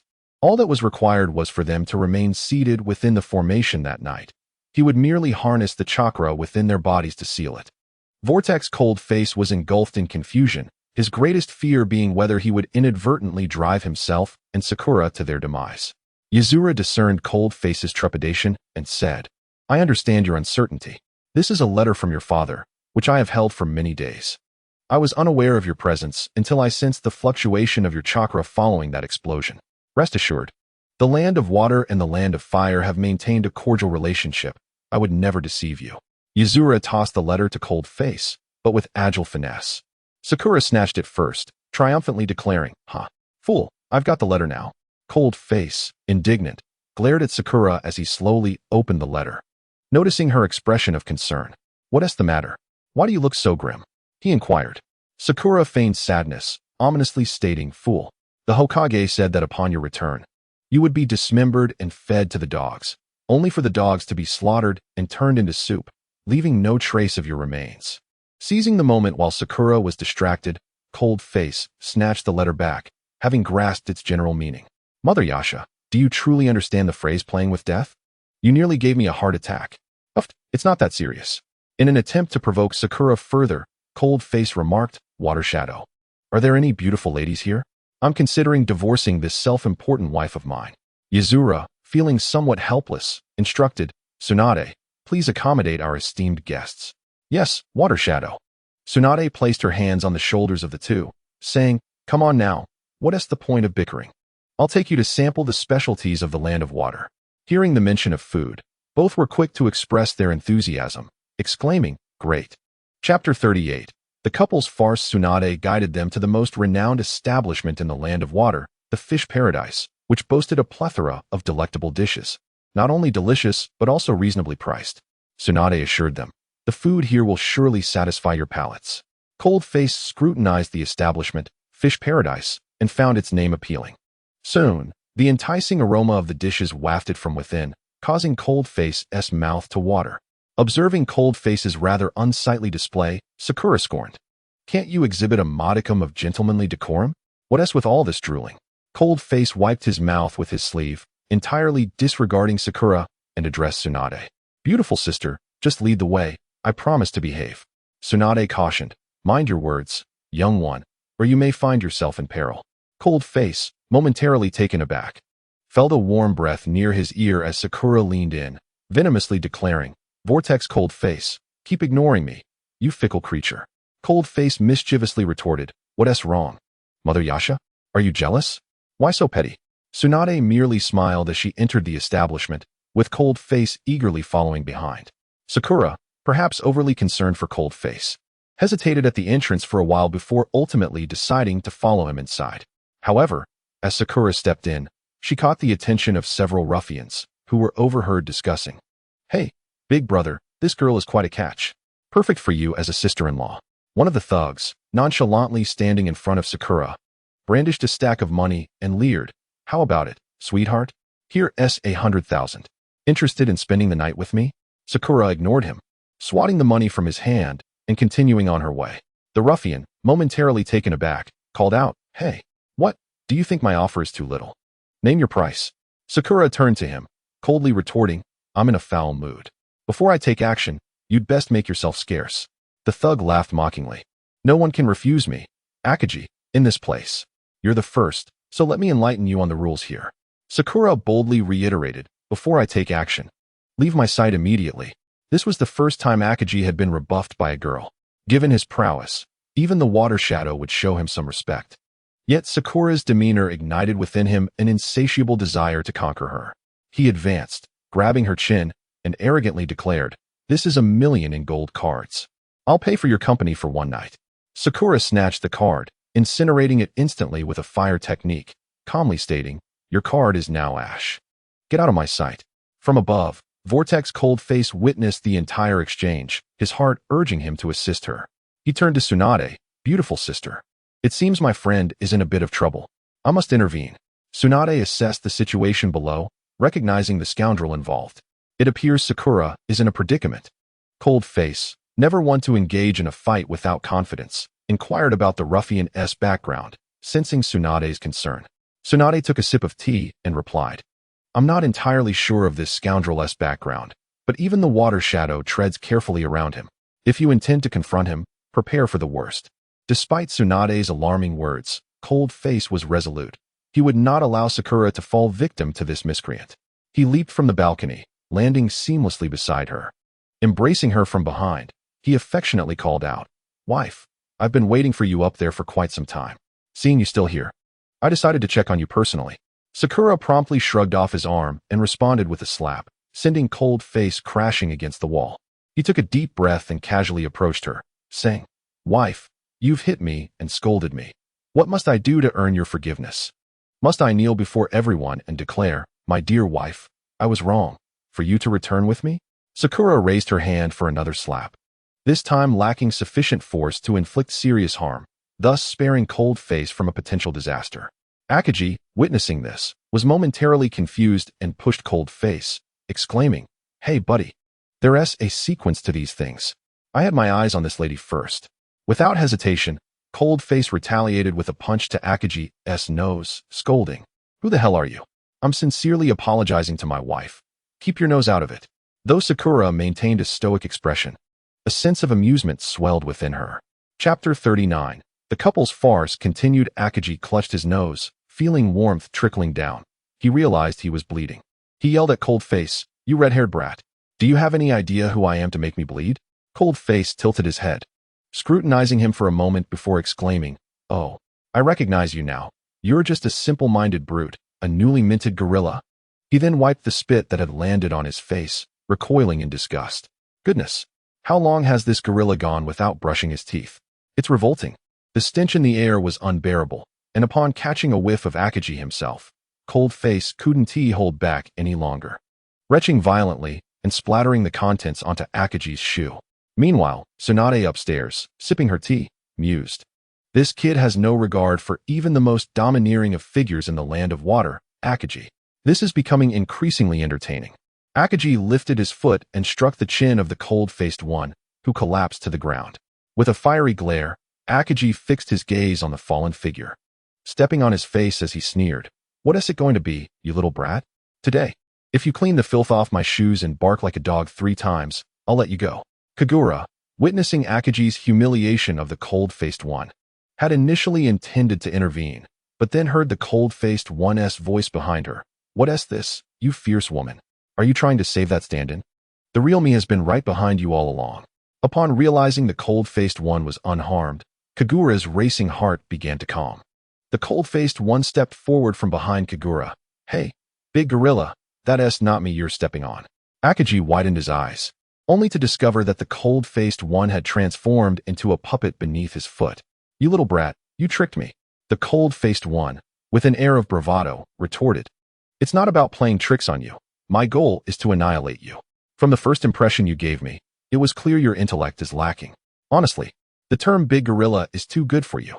After delivering his disdainful remark, he smirked, clearly dismissing Akagi.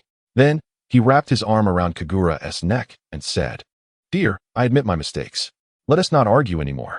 I've avenged you. Can we let this go?" Kagura replied, "Fine. Since you helped me deal with that scoundrel, I'll reluctantly forgive you. Now, where are you headed? Lead the way." Akagi was not one to be easily intimidated. He blocked the cold-faced one's path and declared, "You little brat, I challenge you to a duel. If I win, the girl behind you must come with me." The cold-faced one took a deep breath, feeling stifled by the situation, and replied impatiently, "You lack both wit and looks, and you are as dark as night. I have no interest in fighting you." Akagi turned to his subordinates. "Tell this kid who the most handsome, brave, and powerful person in the land of water is." They replied without hesitation, "Of course. It's our brother Akagi." The cold-faced one ignored such narcissism, seized Kagura's hand, and pushed her aside, causing Akagi to vanish in a puff of smoke. The cold-faced one proceeded to the second floor as if nothing had happened. In truth, his push had cleverly applied a teleportation seal to Akagi, sending him hundreds of miles away. Unable to contain her curiosity, Kagura asked, "Where did you send that scoundrel? How did he just disappear?" The cold-faced one gestured for silence, indicating that was a topic to be left behind. Upon reaching the second floor, he reluctantly released Kagura's hand and said, "Fierce lady, I know you're hungry. Let us eat." Having grown accustomed to being called Fierce Lady, Kagura blurted out, "Thanks, you idiot, for the meal. This will be a memory I cherish forever." The clever cold-faced one discerned the deeper meaning of her words. She would never forget today. Little did he know that he had inadvertently teleported Akagi right beside Scorpion and Deidara. Upon seeing Akagi's dark appearance, Deidara burst into laughter. "Ha! Where did this roasted pig come from? It looks like it's almost cooked." Scorpion interjected, "Didn't you see he's a ninja from the land of water? His presence here mustn't be a coincidence." Akagi, surveying his surroundings and the attire of Scorpion and Deidara, gloomily asked, "You are the infamous organization seeking to capture tailed beasts to open the eye of the moon, aren't you?" Intrigued, Scorpion inquired, "How do you know of our plans? Are you a special investigator ninja from the land of water?" Akagi waved his hand. "You're thinking too much. I simply heard rumors and am quite interested in joining your organization. If you agree, I can lead you to capture the three-tailed beast." Scorpion scoffed, "The Akatsuki isn't an organization you can just join on a whim. We don't make the decisions here. But if you can truly help us capture the three-tailed beast, I might consider mentioning this to the leader." Akagi, filled with pride, proclaimed, "To capture the three-tailed beast, you must rely on me. Without my guidance, you won't know where it'll appear." Scorpion and Deidara exchanged glances and agreed, "Fine, but you mustn't deceive us." Akagi replied, "Deceiving you would serve me no purpose. Just follow my lead." Chapter 40. The Akatsuki's ambush that night. Akagi revealed to Scorpion and Deidara the most likely locations for Yagura's appearance, and the two, though skeptical, chose to trust him. In reality, Akagi merely sought to leverage their hands to eliminate the Mizukichi. He had no intention of joining the Akatsuki. His ambition was to surpass the Mizukichi and become the ruler of the land of water. Time flew, and in the blink of an eye, 2 days passed. It was supposed to be a night of a full moon, yet unforeseen circumstances brought torrential rain, obscuring the moonlight. And the three-tailed beast within Yagura grew noticeably calmer without the full moon's light. As he gazed out at the downpour from his room, the cold-faced one recalled the night of the CHNIN exams when Scorpion had controlled Kagura, and he suddenly broke into a foolish grin. "What a silly girl. But I still can't reveal my feelings to you." Suddenly, there was a knock at the door. "I'm still awake. Come in," he called. The visitor was none other than Kagura, who entered with a cup of hot milk. "Fierce lady, don't tell me you've come to deliver milk?"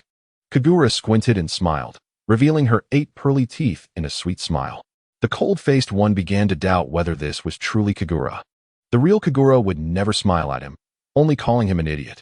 "Let us test her," he thought as he stepped forward, placing both hands on the impostor's shoulders. "Fierce lady, this is the most gentle I've ever seen you since we met." The impostor giggled. "Oh, darling, what are you saying? I've always been gentle, haven't I?" She then winked at him. The cold-faced one felt his heart shatter. He desperately wished the Kagura before him was genuine. If there was to be a performance, it had to be convincing. Ah, my dear, you are simply too considerate. I truly don't know how to express my feelings right now. You don't need to express anything. Just drink this cup of hot milk. It's filled with my deep affection. Just by drinking it, you'll feel my heart. The cold-faced one looked at Kagura with tears in his eyes, yet felt no urge to kiss her. He accepted the milk, carefully observing the imposter's expression. Noticing her sly grin, he realized who she truly was. He splashed the nearly ingested milk right into the imposter's face. Stunned, she exclaimed, "Darling, what are you doing? Was it too hot?" He shook his head and pointed at her, saying, "You little brat, why are you impersonating the fierce lady?" The imposter feigned innocence, claiming she couldn't understand what he was saying. "Did I do something wrong? Tell me, and I'll change it." The term darling was unattainable for him.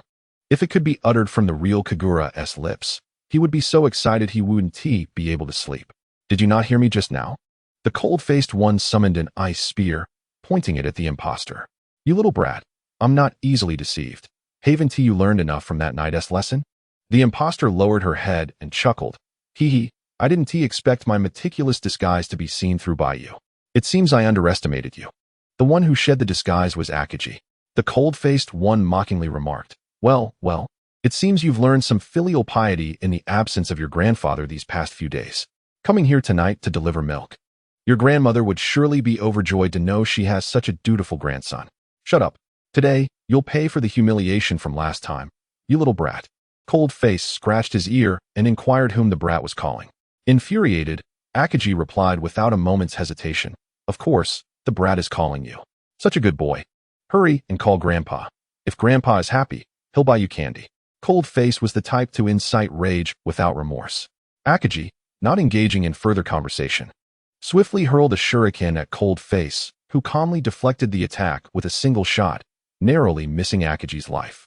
Cold Face praised, "Oh, my grandson has quite the skill to withstand Grandpa's assault. With proper training, he shall surely become a remarkable talent."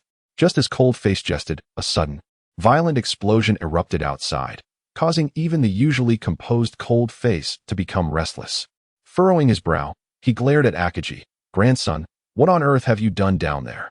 Why are there sounds of explosions?" Akagi nodded with satisfaction, provoking Cold Face. Ha, since you asked. I shall generously inform you that outside has turned into a battlefield. I must thank you for leading me to those two individuals. Without them, my plans would never have been executed so soon." At this moment, Akagi's voice grew ominous, resembling a demon that had emerged from hell, unsettlingly grotesque. Chapter 41. The smoke of war seizing the opportunity while this fellow reveled in his triumph. Cold Face ensnared him with a master ball. Upon opening the door, he found the scene transformed into a sea of flames, with his four subordinates waiting outside for an extended period. Xiao Yuan and Shisha maintained their composure amidst the turmoil, while Fang Yan and Che Yongtai exhibited signs of panic. Cold Face inquired, "Did I not instruct you to protect Lord Mizukage? How did you end up here? And where is Mother Yasha?" Xiao Yuan replied, "Young master, we were drawn here by a shadow, and upon seeing the young lady enter, we waited here. We never anticipated hearing such awkward lines. Nanny, are you all trying to drive me mad? The tailed beast within the Mizukage is more important than my life. That is not Mother Yasha, it is someone else in disguise." Observing Cold Face's fury, Che Yongtai remarked, "Young master, your anger will only harm your health.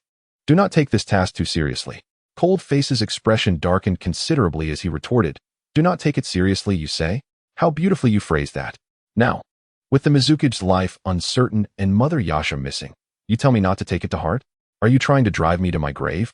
While chastising Che Yongtai, Cold Face noticed that the door to Kagura was locked.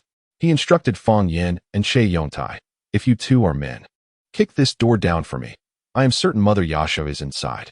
They exchanged glances and together kicked the door open, revealing Kagura bound like a twisted rope, curled up on the bed in a bathrobe. Seeing Kagura in such a state, Cold Face's heart ached profoundly. He ordered, "Xiao Yuan, Shisha, take good care of her. Che Yongtai, Fang Yan, accompany me to the Mizukage's office." Upon arriving at the Mizukage's office, they found the unconscious Meitarumi while the fourth Hokage, Yagura, was nowhere to be found. Che Yongtai, captivated by Meitarumi's beauty even in slumber, couldn't help but exclaim, "Indeed, a rare gem of the human realm. Just one glance is utterly irresistible, even in sleep." Fang Yin nudged Cold Face, saying, "Young master, look at Che Yongtai's ridiculous expression." Cold Face, exasperated, thought to himself, "I am truly at a loss for words with Che Yongtai. No matter the time or place, he never forgets to flirt." Cold Face approached and delivered a swift kick. "Che Yongtai, if you continue with this lecherous behavior, get out of here. I do not need a pervert as my subordinate." Che Yongtai, tearful and standing, realized that if he were to be sent away, he would never see this stunning beauty again. He knelt before Cold Face, grasping his clothing, pleading, "Young master, I know I was wrong, but these habits I've learned from you over the past year. I've mastered many techniques in charming women." Cold Face, struggling to maintain his composure, thought that if he listened to this fool's nonsense any longer, he would surely be disgusted. He swiftly encased him in ice with a frost spear.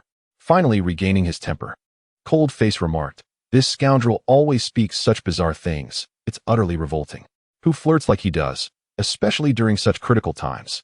Fang Yin chuckled at the frozen Che Yongtai. "Ha ha ha, he deserves it." Fang Yan's laughter grated on Cold Face's ears like noise, and a mere glance from him silenced Fang Yan's boisterous mirth. At that moment, the previously unconscious Mei Terumi awoke, her first words being, "Quick, go save Lord Mizukichi. He has been captured by the Akatsuki." Cold Face anxiously inquired, "Were they named Deidara and Sasori?" Mei Terumi nodded vigorously. "I do not know their names. Only that one has red hair and the other has blonde hair." Though sometimes playful, when Cold Face was serious, he was undeniably striking. He assured Mei Terumi, "Do not let the villagers know of this for now. I shall take care of the rescue of the Mizukichi." His resolute gaze conveyed to Mei Terumi that he would succeed. Cold Face shattered the ice binding Che Yongtai. "You too, come with me. We need to discuss our plan with Kagura." Chapter 42. From now on, I am yours due to the rain. The fire had been extinguished. Cold Face, accompanied by Fang Yin and Che Yongtai, first visited Kagura's room, finding her asleep, and then returned to his own quarters with the other two. Carelessly, Cold Face tripped over the master ball containing Akagi upon re-entering the room, falling flat on the ground. Che Yongtai, ever the flatterer, remarked, "Young master, you are indeed the young master. Even your falling posture is so dashing. I give you a big thumbs up for that." Irritated, Cold Face turned to Che Yongtai. "You may flatter me, but do not take it too far, or I shall take your head as a night pot."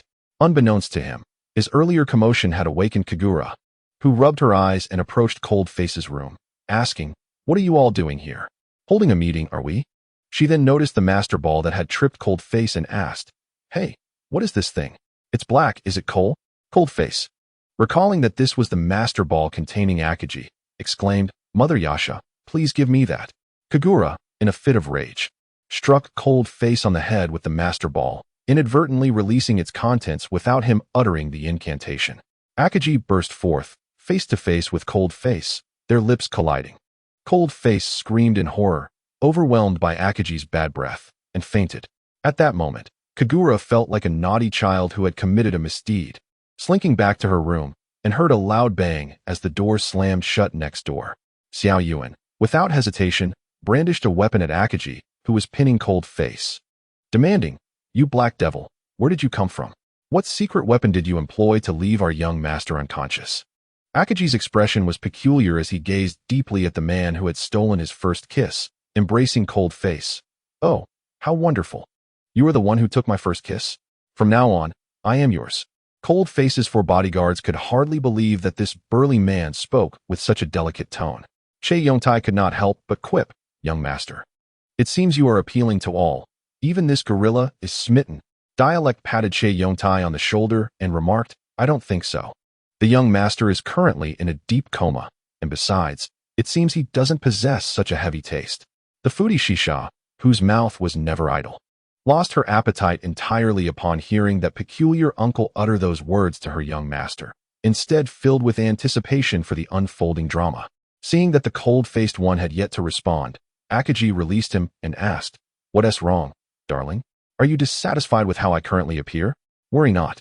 I shall change. Just open your eyes and look at me." Someone had evidently devised a mischievous ploy. "Hey, beauty.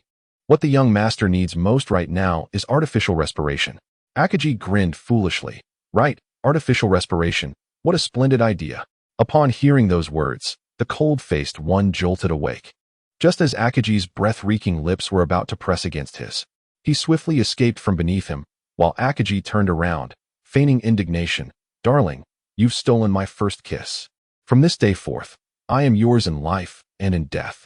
The four bodyguards behind the cold-faced one erupted in laughter, and he, taken aback, exclaimed, "What nonsense are you spouting? My orientation is perfectly normal. I don't engage in such affairs." The ensuing scene nearly made the cold-faced one retch. Akaji placed a finger on his lips and declared, "Actually, I am a girl." Chapter 43, infuriating yet non-fatal. The cold-faced one gaped at Akaji, awkwardly stating, "No matter how I look at you, you don't seem like a woman. Please, just stop disgusting me. I almost lost my dinner." Laughter resonated behind him, and as it reached his ears, his fury intensified. "You four shut your mouths. What is so funny?" With Chae Yongtai's character of not letting matters rest, he mockingly added, "Oh, young master, look how this beauty is infatuated with you. How about you just surrender? Get lost. If you like me, I'll hand you over." Chae Yongtai promptly rejected, "Young master, it was you who stole his first kiss, not I. It has nothing to do with me." Dialect and Chae Yongtai, notorious for their ability to infuriate without consequence, chimed in, "Young master, I support Chae Yongtai's suggestion. Why not consummate tonight?" Akaji, the foolish one, leaped 3 feet high, exclaiming, "Hooray! I want results. Let us consummate with little Mian Mian." This statement caused the four bodyguards to burst into uncontrollable laughter, rolling on the ground in fits of mirth. At this moment, Akaji transformed into a stunning beauty, even more alluring than Kagura, with her modesty barely concealed, as she slowly approached the cold-faced one. This startled him immensely, prompting him to brandish an ice spear, trembling, "You scoundrel! What do you mean by appearing like this? Step closer, and I'll freeze you solid." "Oh, little Mian Mian, would you really imprison such a beautiful woman in ice?" The cold-faced one shut his eyes, and with a flash of blue light, Akaji found herself encased in ice. Perhaps it was the power of love, or perhaps this gorilla was immune to ice. He forcefully shattered the ice and enveloped the cold-faced one in fervent kisses. At that moment, the cold-faced one felt utterly overwhelmed, unable to articulate the turmoil within, realizing he had met his match against a pervert. Weakly he uttered, "If you promise to help me find Zhao's hiding place, I will agree to marry you." Akaji joyfully lifted the cold-faced one, exclaiming, "Hooray! They are in a grand house, and Lord Shuiying is captured there." Seizing the opportunity, the cold-faced one sought to gauge Akaji's combat prowess. "Can you set me down now? I have something for you." Akaji, in her current form, was on the verge of nauseating the cold-faced one. He wished to leave this hellish place immediately. "Little Mian Mian, are you giving me a gift? Oh, you are truly thoughtful." After saying this, she gently placed him on the ground. He continued, "You may close your eyes. When you count to 100, I shall present you with the most splendid gift."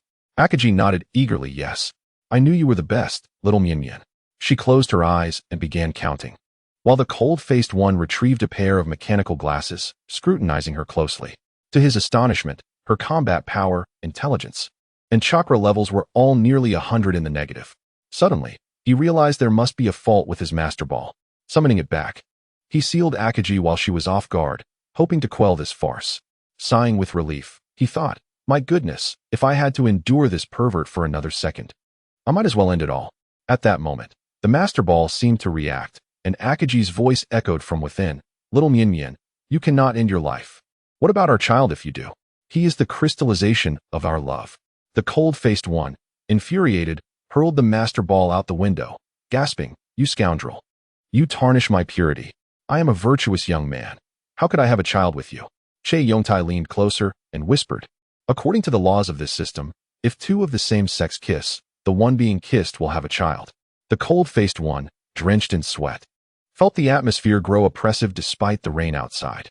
He kicked Chae Yongtai out the window. What kind of absurd rule is this? Even if there were children, how would they be born? Through the backside? Dialect continued, "Young master, the bull demon king was not mistaken. Once two males engage in intimate contact, life will blossom. As you said, the child will emerge from the backside, as per the laws of this system." The cold-faced one shot a piercing glare at Dialect, then kicked him away. "You too can perish. All day, you spout nonsense. A child emerging from the backside would surely be suffocated." Xiao Yuan and Shisha merely laughed in silence. Fully aware of the system's rules, though not as exaggerated as dialect and Che Yongtai claimed. A kiss only made the opposite sex fond of the kisser, not resulting in children. Kagura entered, fully dressed, and upon seeing the cold-faced one covered in lip prints, couldn't he help but mock, "Ha ha ha. How does it feel to be kissed by that pervert, you fool? Exciting, isn't it?" The cold-faced one crossed his arms and stomped his foot, "Mother Yasha. If it weren't for you inadvertently breaking the seal, I wouldn't be in this predicament. TCH, not a shred of masculinity. You only know how to blame others when trouble arises. Huh, who's blaming you? If you hadn't thrown the master ball at my head, would this embarrassing scene have unfolded? You've nearly ruined my reputation. You had no reputation to begin with. How can you talk about losing face? I suggest you wash your face quickly. You're covered in lip prints. If I hadn't witnessed your ridiculous appearance firsthand, I'd say you'd lost all semblance of humanity." Chapter 44, A Sudden Misfortune. Upon learning from Kagura about his face full of lip prints, the cold-faced one dashed into the bathroom, washing his face while retching, "Ugh, damn it. You effeminate fool. You'll never escape the master ball. You disgust me." Afterward, he heaved again. Kagura, listening outside, was thoroughly amused, chuckling, "Serves you right. Keep throwing up until you pass out." The cold-faced one, now considered an entry-level player in this system, could detect chakra within a kilometer clearly. Unfortunately, Kagura, having forgotten to conceal her presence while spying, was caught by the cold-faced one in a flash. He seized her arm, grinning wickedly. "Hee, Mother Yasha, you dare to spy on me? Speak. Are you secretly in love with me?" Kagura found herself ensnared by the cold-faced one, with one hand firmly gripped while the other remained unbound. In a swift motion, she raised her free hand and delivered a slap, which he did not evade, interpreting it as a response to his failure to protect her. The four captains of the teams from Konoha were now quite familiar to Uzumaki Coldface. Through introductions via his mobile, they had become his mentors and friends. For figures appeared steadily before him, and Kagura, smiling in his direction. Kakashi stepped forward and said, "Cold Face, I believe you are already aware that Lord Mizukage has been captured." Cold Face, filled with arrogance, replied, "Yes, I have heard about it. And I have also apprehended the mastermind. He has revealed to me the current hideout of Akatsuki. If you don't mind, I would appreciate your assistance." "Of course not." Kakashi responded, "You are undoubtedly the brightest and most strategic among us. Not to mention the son of our teacher and a prodigy who graduated from the Ninja Academy at such a young age." Only then did Kakashi realize he might have overdone the praise, momentarily neglecting the mission at hand. Kagura, observing this, thought to herself, "Kakashi-senpai, you are being a bit excessive with your compliments. He merely graduated a year earlier than I did. My abilities are no less than his." Cold Face released Kagura's hand and remarked, "You're being overly generous, white-haired monkey. I am not as exceptional as you claim. Now let us head to my room, and I will share the detailed plan with you." Thus, Cold Face, along with the others, returned to his quarters amidst light-hearted banter, unaware that Che Yongtai and Fong Yin had retrieved the master ball discarded by Akagi. This led to an intense argument between the two, leaving Cold Face exasperated, sighing internally. "Did I owe them something in my past life? They are now relentlessly pursuing me for repayment, utterly tarnishing my reputation." As they continued to quarrel, they exclaimed, "Hey, be careful. This is the young master's little pet. Che Yongtai, stop fooling around. The young master only kissed it by accident. Throw it away quickly. Fool, step aside. The young master clearly likes it. Didn't you see his reluctant gaze? Nonsense. Are your eyes clouded or your ears stuffed with wool? I saw nothing of the sort." Watching their dispute, Xiao Yuan felt a headache coming on. When she looked up, she saw Cold Face with a dark expression, glaring at Che Yongtai and Fong Yin, shouting, "Fong Yin, Che Yongtai, throw that master ball away. If I see that cursed thing again, neither of you shall return." Che Yongtai had initially thought the young master would be pleased by his return with the master ball, but it had backfired, leading him to sigh, "I understand, young master. I was wrong." He intended to muster all his strength to toss the master ball out the window, but Akagi's voice from inside called, "Xiao Mian. You have a heart of stone. You wish to discard me repeatedly. You shall face dire consequences." Cold Face snatched the master ball from Che Yongtai's hands, reprimanding, "You hairless gorilla, return to where you came from. I shall send you home now." Cold Face hurled the master ball once more, this time striking Deidara on the head. The little artist, clutching his head, exclaimed, "Who dares to ambush this artist?" Scorpion picked up the master ball and examined it closely, Is this the legendary Master Ball? It is said to contain anything. Without the unsealing spell, those trapped within cannot escape. Then why keep it? Such an unsightly orb is an affront to my eyes. It should be discarded. Deidara, in turn, returned the Master Ball to its original owner. While he was discussing plans with other Jonin, he was struck by this unexpected occurrence. Grumbling, what is this situation? It was clearly thrown out, yet it returned. Does it possess some sort of autopilot? Unable to swallow his frustration, Cold Face threw the Master Ball out again, this time striking Scorpion instead. Scorpion, holding the Master Ball, took a deep breath. Damn it. You chose to hit me instead of Deidara. Do not think I am easy to bully. Scorpion tossed the ball into the air, and with a baseball bat that had mysteriously appeared in his hands, he struck the Master Ball back. It seemed as though the Master Ball had a will of its own, returning forcefully to strike Cold Face on the head. Furious, Cold Face retrieved a ping-pong paddle and sent it back home.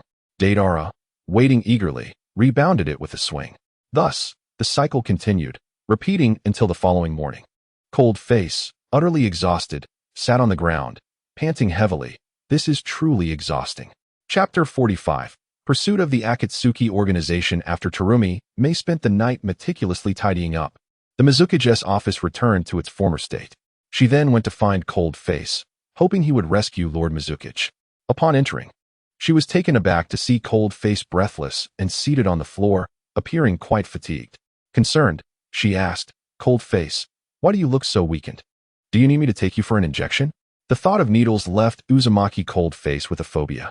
Recalling the time Kagura had administered an injection of 1,000 milliliters into his backside, he instantly perked up and inquired, Beautiful sister, shouldn't you be handling documents now?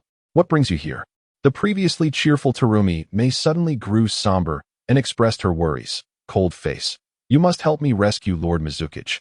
He is my only teacher.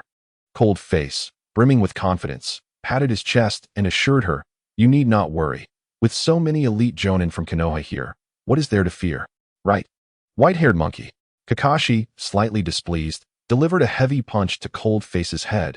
You little brat, calling me senpai in front of others is not going to end well for you. Cold Face winced in pain and, feeling aggrieved, replied, Understood, Kakashi, white-haired monkey senpai. He then commanded, Feign, Xiao Yuan, you two will serve as my assistants this time. Che Yontai, Shisha, you will establish a defense line with Yuhi Kurenai and Asuma Senpai to prevent any surprise attacks from the Akatsuki. With the orders given, Cold Face, accompanied by Kakashi, Guy, Xiao Yuan, and Feign, proceeded to the apartment. Upon arrival, they found that they were too late. Scorpion and Deidara had already extracted the 3 tails from the Jinchuriki during the previous night, when Lord Mizuki was at his weakest. Observing their disheveled appearances, Cold Face was intrigued and asked, Did you two brothers engage in some mischief last night that led to this state? Nonsense. We played ball all night long. It was utterly exhausting. Upon hearing this, Cold Face's fury surged to its peak, realizing that their antics had deprived him of a night's sleep, resulting in dark circles that would severely impact his appearance. Do you two even comprehend? I demand a compensation of 1 million in mental distress fees and another million for my looks. Otherwise, this matter is far from over. The two exchanged a knowing smile and promptly used the 3rd Mizuki as a human shield, taunting, So, Cold Face, what will it be? He is barely alive now. Do you want the money or him? Cold Face, faced with such a dilemma, sat cross-legged on the ground, resting his chin on one hand, contemplating until noon. He finally stretched and exclaimed, Ah, that was a refreshing nap. Initially, everyone had expected him to devise a clever strategy, but witnessing his reckless behavior, they were all exasperated. He stood up, dusted off his pants, and declared, I want both the person and the money.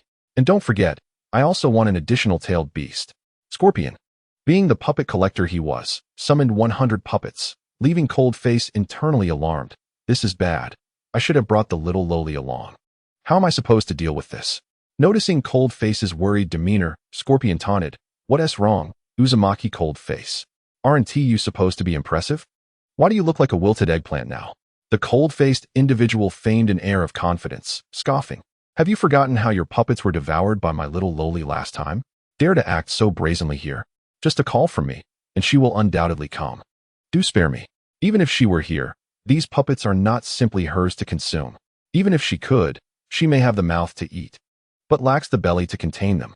He then turned to Deidara behind him, stating that this Mizukage was no longer of any use and should be returned. While he would hold them off, Deidara was to take the three tails back to their base. Though Deidara yearned to fight alongside Scorpion, he had his own mission, responding, "All right, Scorpion, I shall await the day when they become your magnificent artworks." The young Deidara threw the Mizukage back to the cold-faced trio and soared away. The cold-faced one handed the Mizukage over to Kakashi and Guy, instructing, "You three handle this. Hurry and escort Lord Mizukage back to the land of water."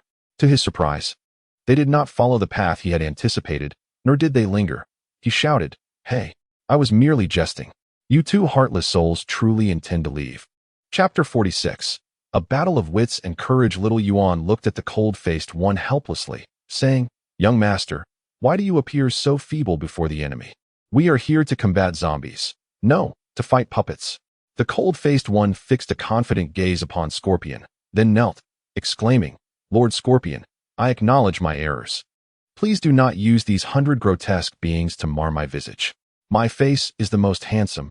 If it were to be bruised, it could not become your most exquisite collection." Scorpion, who had a penchant for collecting corpses rather than anything else, pondered that if he did not turn the cold-faced one into a corpse, he would not become one of his prized artworks, thus finding himself in a predicament.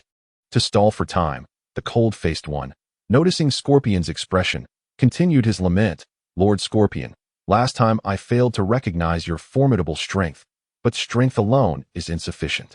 Dare you engage me in a contest of wits and valor?" Kagura, witnessing the cold-faced one's pitiable demeanor, wore an expression of disdain, unaware that this was his scheme. The astute little Yuan and the foolish Feng Yin understood their young master's intentions and paid no heed. Scorpion considered the proposition, finding no loss in it, and replied, "Very well, how shall we compete?"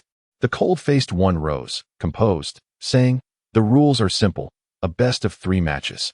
Should I lose, you may dispose of me as you wish. If you lose, you must relinquish all your puppets. What do you say?" Scorpion, who was clever from a young age, was not intimidated by a mere novice and readily agreed. "Wait, I must state beforehand that I will set the questions, sending one of my subordinates to answer for you. Should you lose, there will be no backing out." Scorpion, irritated, retorted, "You incessant brat, are you ever finished?" Seeing that Scorpion had been provoked, the cold-faced one knew he had already gained the upper hand. He turned to Kagura, saying, "Mother Yasha, the time has come to test your intellect. You wouldn't want us to lose, would you? Therefore, you shall answer in my stead." Kagura, channeling her chakra and utilizing their shared connection, exclaimed, "You want me to answer? Have you lost your mind?" The cold-faced one relayed his thoughts precisely to Kagura, assuring, "Mother Yasha, rest easy. I trust you, which is why I brought you here. My question is simple. While this fellow is in a state of half anger, you shall respond, and should he lose, it is he, not us, who bears the consequences. So trust in me." Scorpion, growing irate once more, shouted, "What is this gaze you two share? Are you mocking Lord Scorpion? Children should not flaunt their affections before a single man." The cold-faced one remained unfazed, replying, "Oh, Lord Scorpion, we are merely engaged. Not yet wed. Should you desire, I shall have you toast 3 large bowls at my wedding." Scorpion, perplexed, asked, "What do you mean by that? 3 large bowls? I do not comprehend."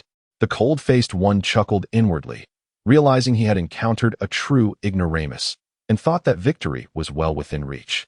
Since donning his mechanical glasses, he found he could no longer remove them. Testing Scorpion's abilities, he assessed his intellect at 80% and chakra at 100, but further examination became unclear. Scorpion commanded, "Hurry and explain this to me, or there will be no need to wait for questions. I shall terminate you now." The cold-faced one clarified, "The 3 large bowls refers to the wedding wine. Those who present gifts must drink 3 full bowls of wine, or else their blessings are deemed insincere." Scorpion, now muddled, felt as if he were floating, his vision of the cold-faced one becoming blurred. Shaking his head, he feigned lucidity. "Enough. Stop beating around the bush. Let us commence with the questions."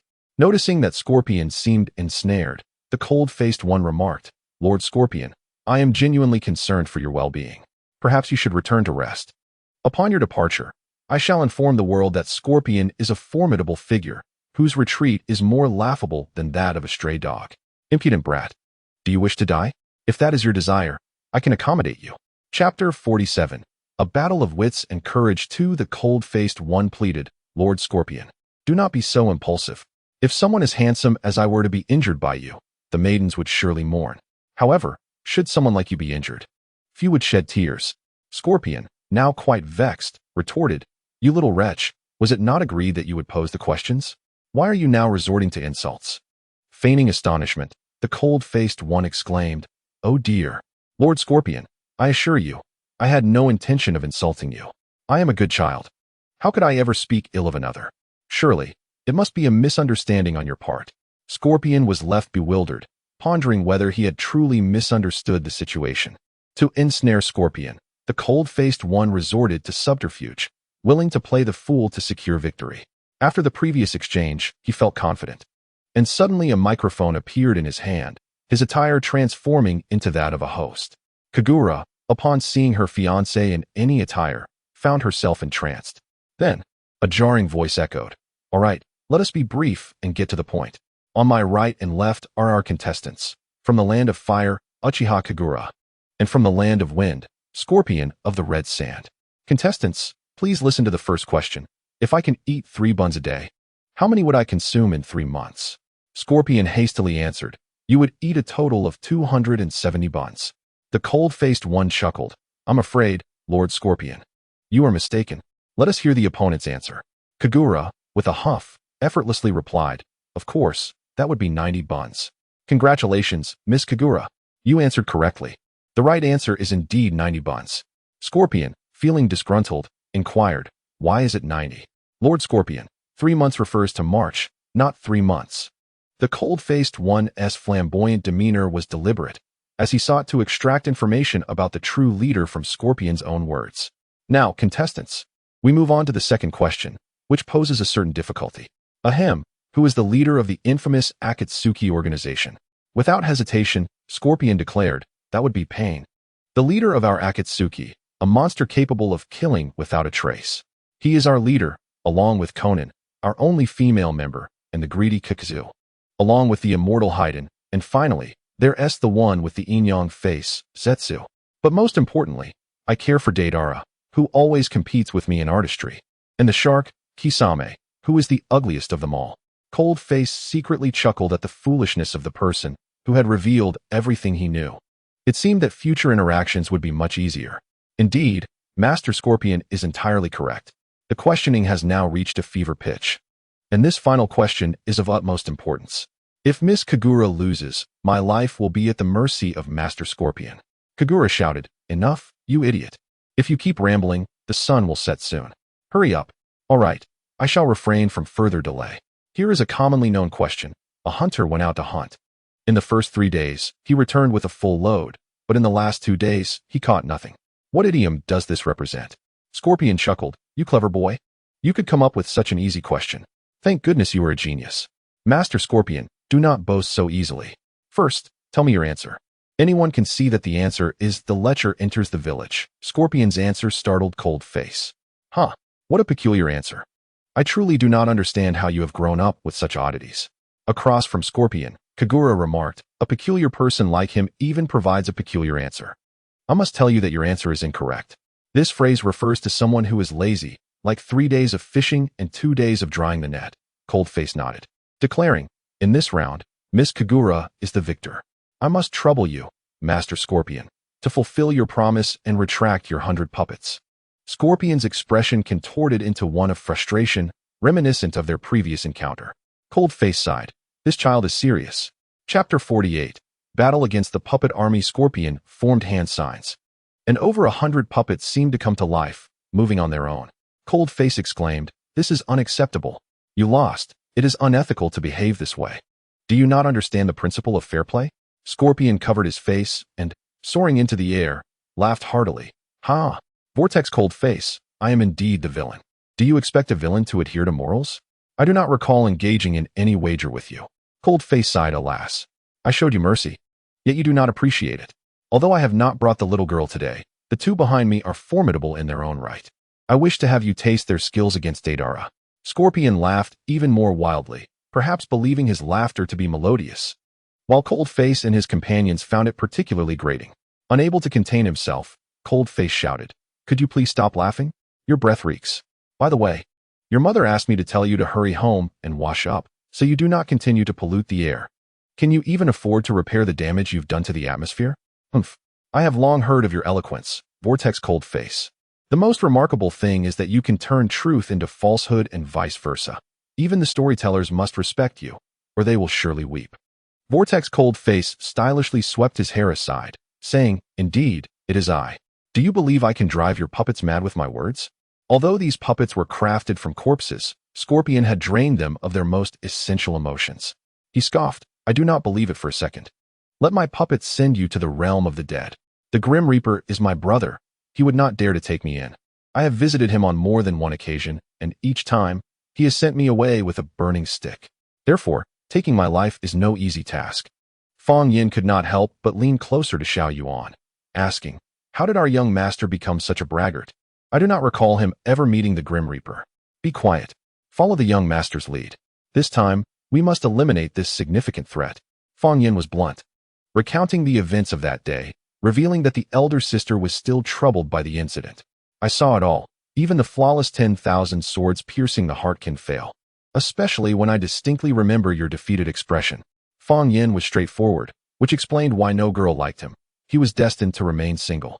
Xiao Yuan suppressed her annoyance for the greater good. Fang Yin, however, continued, Elder sister, you have many embarrassing secrets. I will bring a notebook to show you when we return. Xiao Yuan remained silent, enduring the barrage. Just then, Vortex Cold Face shot him a glance, prompting Xiao Yuan to push the erratic Fang Yin aside, saying, Fool, stop causing a ruckus. The young master has given us a signal. The two intoned a chant in unison. Xiao Yuan summoned offensive and defensive divine symbols to dance in the air, while Fang Yin unleashed his ultimate skill. Clouds and rain reversed. Xiao Yuan ensnared the 100 or so puppets within the formation. The previously clear sky suddenly darkened, and bolts of lightning rained down, turning the puppets to ash, save for a few that retained their humanoid forms due to their robust constitution. As they dispelled their skills, the sky returned to normal, leaving an enraged Scorpion, who was nearly beside himself. All his hard-earned assets had been obliterated in the presence of Vortex Cold Face, a calamity. Suspended midair, he clenched his fists, as if to unleash all his pent-up fury, and in a fit of rage, tore off his clothing. A puppet-like body was revealed before Cold Face, who was momentarily stunned before bursting into laughter, pointing at Scorpion and exclaiming, Ha! My dear grandson, why strip down if you cannot defeat me?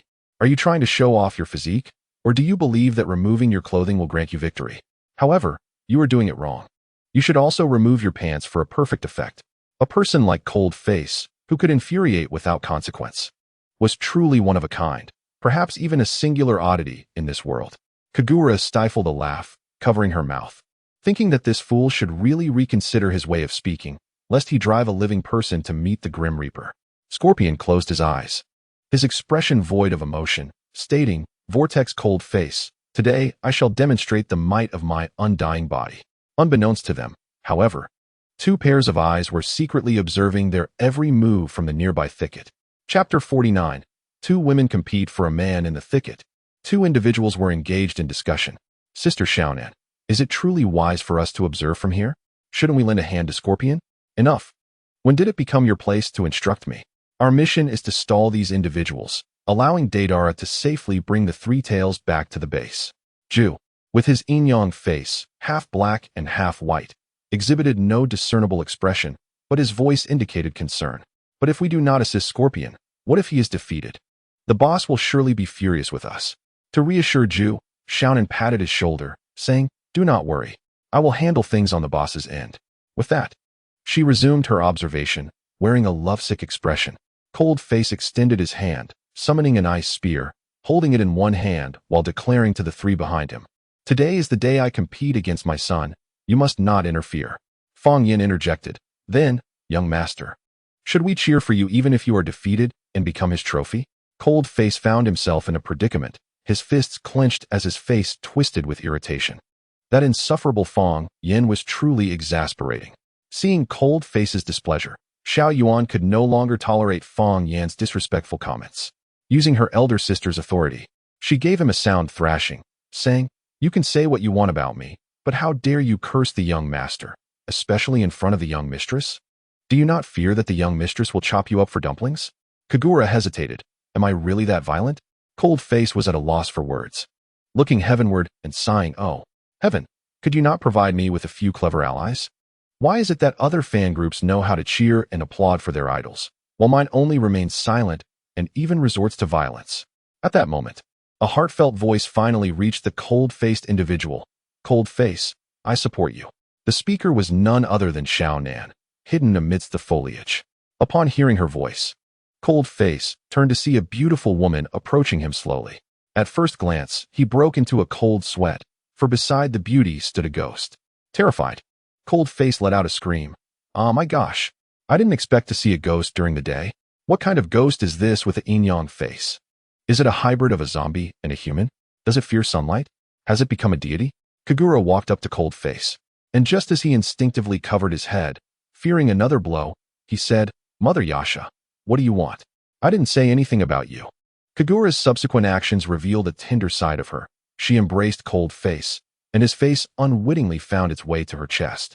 He could distinctly hear the rhythm of her heartbeat and her breath, as if his own heart had synchronized with hers.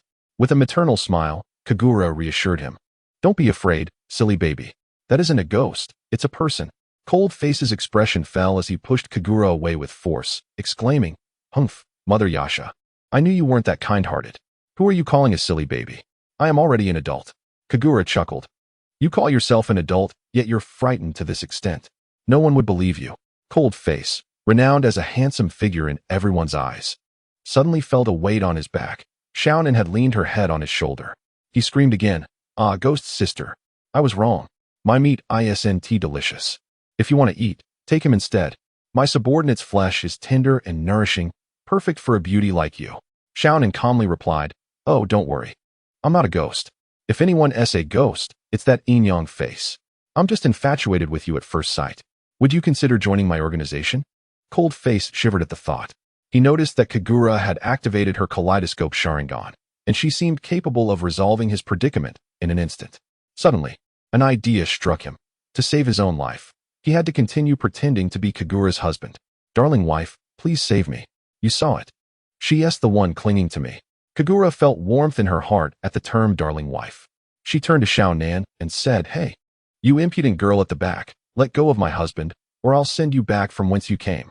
Xiao Nan was unfazed, retorting, What do you think you are? How dare you call Cold Face your husband? Cold Face only calls you that out of respect. She then caressed Cold Face's cheek in front of Kagura, asserting her special connection with him, even planting a light kiss on his lips. Chapter 50. The rivalry of two women for a man. Kagura was seething. You little third party. How dare you kiss my cold face in front of me? This is outright provocation. Xiaonan ignored Kagura's unreasonable insults, focusing instead on Scorpion, saying, Brother Scorpion, you should put your clothes back on. No wonder Xiaonan doesn't like us. It seems she only favors handsome men like him. We, on the other hand, can only sulk in the shadows. Scorpion sighed. I see that too. My first love has been snatched away by the vortex known as Cold Face, and I'm truly disheartened. Sigh, what good is being disheartened? We have neither money nor height, and we're ugly. Just look at him, a quintessential tall, rich, and handsome type. We should obediently play the role of onlookers and see which of these two beauties emerges victorious. Isn't that stating the obvious? Of course, it's our goddess, Xiaonan. At that moment, Akaji, who had endured a night of beatings from Cold Face and Scorpion, somehow escaped from the master ball, and, upon seeing Xiaonan behind Cold Face, forcefully yanked her away. In a bizarre tone, he exclaimed, You vixen, how dare you flirt with my little Cold Face? Are you tired of living? Cold Face, seeing Akaji's strange attire, couldn't help but retch. Ugh, what the heck, Akaji? When will this end? Why are you wearing something that barely covers anything? Where's your proper clothing? And what's with that chest? Akaji's words nearly made Cold Face vomit his insides. You see, little Cold Face, according to the system's hints.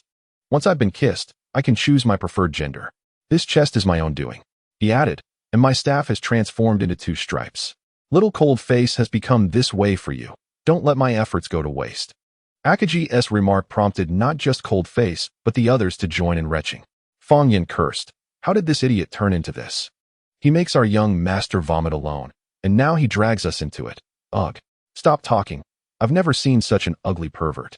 I can't believe the old man's system allows for this. I'm truly done, ugh. Well, now you know where children come from, dear sister. Not only Cold Face, but even Jew and Scorpion joined in the retching. Scorpion, weren't you a puppet? How can you vomit? And what is that black stuff you just expelled? Scorpion explained, what I vomited is oil. This guy has utterly insulted my aesthetic sensibilities and treated our goddess, Xiao Nen, so rudely. I can't bear to watch any longer. I'll turn him into roasted pig. Zhu wrapped his arm around Scorpion's waist. Calm down, brother Scorpion. Haste doesn't make for good cooking. Let us continue to watch. Xiao Nan will surely triumph over this dark pig. Scorpion observed Xiao Nan, noticing that her vomit was even more bizarre, as she managed to expel paper without it getting wet. See, our Xiao Nan is the best. What she produces is unlike anything we can muster. She truly deserves the title of the only goddess in the organization. Zhu wiped his sweat. Brother Scorpion, we mustn't let the boss find out about this. Otherwise, we might end up in the Western paradise. Oh, the boss isn't here. Watching the show is the priority. Cold Face, having exhausted his ability to retch, pointed a finger at Akaji. You pervert, get lost. I was just one step away from losing my insides. If you keep disgusting me, I'll roast you alive so you'll understand what a real roasted pig is. Xiaonan clapped from the side. Good job, Cold Face. You're so handsome. If you hit him, I'll definitely support you. With tears streaming down his face, Akaji pleaded with Cold Face. Oh, little Cold Face. After all these years, I've contributed my share of struggles. Haven Ti, how can you just dismiss me like this? Even if you turn me into a roasted pig, I'll accept it. Being able to sacrifice for the one I love is worth it. It's just our children who will suffer. Upon hearing the word children, Kagura shot Cold Face a chilling glare, causing the temperature around them to plummet. Cold Face felt as if he were about to go blind under her gaze. Had it not been for his mechanical glasses, he might have lost his sight. Shivering, Cold Face stammered, Wife, I swear I haven't done anything. I truly haven't betrayed you. That child cannot possibly be mine. In truth, Kagura knew Cold Face would never betray her. She approached Akaji and, employing a space-time ninjutsu, sent him to an unknown location. Xiao Nan, witnessing Kagura's use of advanced ninjutsu, marveled at her eyes. Is that the legendary kaleidoscope Sharingan? Are you from the Uchiha clan? Chapter 51. The rivalry of two women for a man. Kagura coldly remarked. Humph, you are perceptive. Indeed, I am Uchiha Fugaka's daughter. Uchiha Kagura, the fiancée of Uzumaki Lungmian. Upon hearing this, even Conan found it hard to believe. Are you jesting? You, a wretched girl, think you deserve to be Lungmian's fiancée? I believe you are only fit to polish his shoes. Kagura retorted fiercely. You dare say I am unworthy? You should weigh your own worth before comparing yourself to my noble lineage. You are merely fit to be my servant, my plaything. With an air of arrogance, Conan challenged. What man would tolerate your haughty demeanor? You lack beauty and figure. Your appeal is non-existent. Unlike you, I possess both grace and allure, attracting admiration wherever I go. How about that, you shameless harlot? Unable to endure Conan's insults any longer, Lungmian intervened. Enough. Stop the bickering. However, neither woman regarded him, each pushing him aside with disdain. Kagura jeered. Who do you think you are? Just because you wear dark attire doesn't make you superior. It only reveals that you are a shameless mistress, seducing other women as husbands. Conan was not one to back down, retorting, Mistress? Look at yourself. Your figure reveals you've borne multiple children. You are hardly worthy to compete with me. Kagura, unwilling to be further provoked, declared, Words are futile. I simply cannot abide your presence. Let us settle this with a fight. Conan smirked. Very well, I am ready whenever you are. After reaching a consensus, they stepped back to prepare for battle. At that moment, Lungmian positioned himself between them, urging, Kagura, and you, the lady over there, please cease your quarrel. Yet, before he could finish, the two women began to clash, instantly disregarding him. Lungmian was soon sent flying, crashing into Zhu and Scorpion, tears streaming down his face as he lamented, What is happening? I am aware of my handsomeness and charm, but must it lead to such a brawl over me? Scorpion and Zhu exclaimed in unison, Hey, can you please get off us? You're like a ton of bricks. In response, Lungmian punched Scorpion on the head, growling, What are you whining about? Can't you see I'm distressed? This is the first time two women are fighting over me. If someone gets hurt, whom should I comfort? While he pondered this, a needle jabbed into his backside, prompting a loud yelp that distracted Kagura. allowing Conan to seize the moment and inflict serious harm upon her. Seeing this, Lung Mian rushed to catch Kagura, saying, "Now is the time to calm down. If you get hurt, it will pain me as well."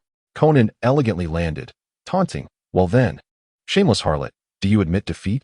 Kagura replied defiantly, "In the Uchiha clan, we have only warriors who die in battle, not those who surrender." Noting Kagura's determination to continue fighting, Lung Mian lifted her and entrusted her to his subordinates, instructing, "Take good care of Our Lady. If anything happens to her, I will hold you both accountable." Xiao Yuan nodded, while Fang Yin, seizing the opportunity to speak, reassured, "Fear not, young master. Even if the lady were to lose her life, we would protect her." Lung Mian glared at Fang Yin, demanding, "Repeat what you just said." Realizing his mistake, Fang Yin hastily apologized. "I meant to say, even if I were to lose my life, I would protect Our Lady." Satisfied, Lung Mian cautioned, "Be more careful with your words in the future." He then walked heavily to the spot where Kagura had been injured, addressing Conan, "Sister, what would it take for you to spare us? I know you are formidable and can fly, but isn't that an extravagant use of resources? Hitting my wife pains my heart." Conan sweetly smiled. Lung Mian, I like you. If you come back with me, I will let them go and promise not to trouble them again. And this is my ninjutsu, which costs nothing." Lung Mian was at a loss, facing such a powerful woman for the first time. Internally, he reassured himself that there was nothing to fear with the right approach. He could surely extricate himself from this predicament. Chapter 52. Successful escape. Lung Mian gazed at Conan with his innocent eyes and proposed, "How about we play a game? If you can find me, I shall concede and return with you." After considering, Conan agreed. "All right, whatever you say, as long as you are willing to come back with me." Scorpion interjected, "Sister, I disagree. This brat is cunning. What if you lose? That would be utterly humiliating." Conan scolded, "Nonsense. I have never lost to anyone in a game." Scratching his head, Lung Mian continued, "Sister Conan, I would like to speak with your two friends privately. They will surely agree." Nodding, Conan took the opportunity to peck Lung Mian's cheek while he was distracted. Kagura, witnessing this, exploded in fury, shouting, "You shameless mistress! Who allowed you to kiss him again? I will kill you." Fang Yin and Xiao Yuan struggled to restrain Kagura. Fang Yin urged, "Lady, calm down. If the young master sees you in such a state, he will be displeased." His words struck Kagura like a dagger, prompting her to ask despondently, "Am I truly that shameless?" Xiao Yuan intended to comfort her, but Fang Yin beat her to it, declaring, "You are not just shameless. You don't even qualify as a woman. What woman berates or fights with her fiancé, robbing our young master of his dignity?" Xiao Yuan kicked Fang Yin away, furious. "How dare you insult such a fine lady?" Kagura reassured her, "Do not worry, lady. I have been by the young master's side the longest. I understand his nature. He surely still cares for you." Kagura sat on the ground, burying her head in her legs, reflecting on her actions in silence. Ju and Scorpion, witnessing their goddess kissing Lung Mian, felt their hearts shatter, wishing to devour him whole. Lung Mian, aware of their feelings, placed a hand on each of their shoulders and led them to a spot where Conan could not overhear. Scorpion asked, "Why have you brought us here?" Ju lamented, "Why does the goddess favor you and not us?" Lung Mian replied, "I do not know either. I simply wish to share my plan with you. I do not want to return to her, nor do I want to deprive you of the chance to pursue her. Therefore, you must assist me in escaping." Though reluctant to let Lung Mian go, Scorpion agreed through gritted teeth. "Very well. What is your plan?" "It is merely a simple game. I will have her count to 100 while you create distractions." Ju pounded his chest, declaring, "This will be no problem, as long as you do not appear before the goddess." "You can rest assured, I will not," Lung Mian reassured them. "What do you think of the plan?" The two agreed, and they approached Conan. "Sister, are you ready? The game is about to begin." Conan replied playfully, "Annoying. I was ready ages ago. Tell me what to do." The game suggested a game of hide and seek. "If you manage to catch me, I shall accompany you back, provided you turn around and count to 100. Obediently, Xiaonan turned her back and began to count. Before leaving, Lung Mian made a hand gesture to Xie and Ju. Upon returning to Kagura's side, Lung Mian, panting, urged them to hurry and escape. At that moment, Fang Yin returned, complaining, "Oh dear, why do you always use me for target practice? I am not a ball." Lung Mian, forming seals, summoned the battle Tyrannosaurus, exclaiming, "Keep your voice down. Don't you want anyone to hear us if we escape?" Knowing that Kagura was injured, he gently lifted her and, with a single leap, landed atop the battle Tyrannosaurus, urging the others to follow suit. They quickly complied and jumped onto its back. Once everyone was aboard, the battle Tyrannosaurus took flight without waiting for Lung Yin's command, instinctively heading towards the land of water. The bond between a summoning beast and its master is profound. They can perceive their master's thoughts and desired destinations, and the battle Tyrannosaurus was no exception. While counting, Xiaonan suddenly heard a strange noise and inquired about its source. Xia replied, "Oh, Xiaonan, a plane just flew by." Interrupted, Xiaonan lost track of her counting and asked if they remembered where she had left off. Zhu reminded her, "You were at 30, it's time to count 31. Deceived by this, Xiaonan had actually reached 80 but, feeling cornered, reluctantly resumed counting from 30. In Chapter 53, The 12 Young Ninjas of Konoha, Lung Yin returned with Kagura and the others to Xingye's inn. Lung Yin could be regarded as the quintessential gentleman, having carried Kagura back to her room. This scene was witnessed by all of the 12 young ninjas, including the 4 mentors of Team 4 and Xingye, who had never seen Lung Yin so flustered before. They dined together while discussing the event, and one young man clad in a green jumpsuit with thick brows, resembling Kai, remarked, "Is this what Kai meant by youth?" It seems Lung Yin has grasped the essence. The speaker was Rock Lee, like Kai, naturally low on chakra, and thus focused on physical training. Accompanied by the enigmatic Tian Tian and Hinata's cousin, Niji Hyuga. Tian Tian, exasperated, chided Lee, "Can you not be quiet during dinner?" "You see," Lee began, "Kai has always said that when you meet someone you like, you must pursue them boldly without faltering, lest you regret it later." He then cast a determined glance at Sakura across the table. Sakura felt someone watching her. Upon looking up, she found Lee winking at her, his thick brows bobbing up and down. Embarrassed, she instinctively moved closer to Sasuke, signaling that she had someone she liked. Naruto, unfazed, had grown accustomed to this and was no longer surprised. Hinata, undoubtedly one of the most beautiful graduates, had a peculiar trait. She would blush and faint upon seeing Naruto. This time was no different. Naruto, having eaten less than usual, intended to see Lung Yin when he and Hinata stood up simultaneously, leading to an inevitable outcome. Before he could utter a word, Hinata fainted. Naruto, perplexed, wondered aloud, "Am I that frightening? Why does Hinata faint every time she sees me since the Chunin exams?" Even Hinata's teammates could no longer contain themselves and hinted at him, "Idiot Naruto, why are you such a romantic novice like your brother? Hinata behaves this way because she likes you." The speaker was the rather unremarkable Kiba Inuzuka, seated beside Shino Aburame, a stoic member of the Aburame clan who was skilled in insect manipulation. Naruto, indignant at being likened to his brother, pointed at Kiba's nose and retorted, "I've told you not to compare me to him. I'm full now. I'll take Hinata back to rest." He lifted Hinata and ascended to the second floor, shifting the topic from Lung Yin to himself. A particularly rotund boy, CHG Akimichi, speculated, "Naruto doesn't seem like a romantic novice. He just appears to have something on his mind." CHG, known for his humorous way of wearing his forehead protector, had a distinctive style. His 2 teammates, one dismissing romance as too troublesome and the other being Sasuke's fangirl, were Shikamaru Nara and Ino Yamanaka, collectively known as the Ino Shikicho trio. Ino and Sakura, once friends, had become rivals in love. If Sasuke had to choose, it would undoubtedly be Sakura. Though he had expressed his lack of interest in Ino, she persistently clung to him, perhaps in a bid not to lose to Sakura. Even during meals, both beautiful girls were vying for attention. And it was no surprise that a handsome boy would find himself entangled in conflicts with 2 fierce competitors.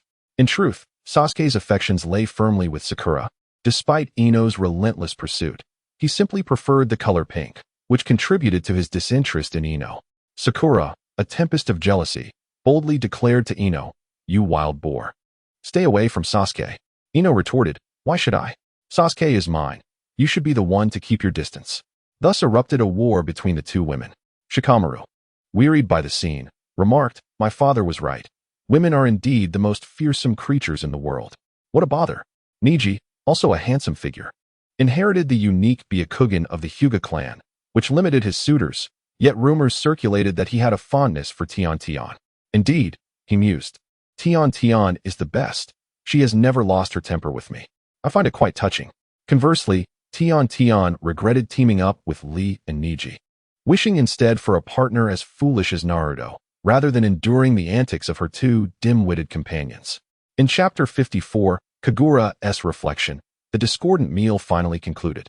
After emerging from Kagura's room, Lung Yin proceeded to Kakashi's quarters to inquire about the current status of the Mizukage.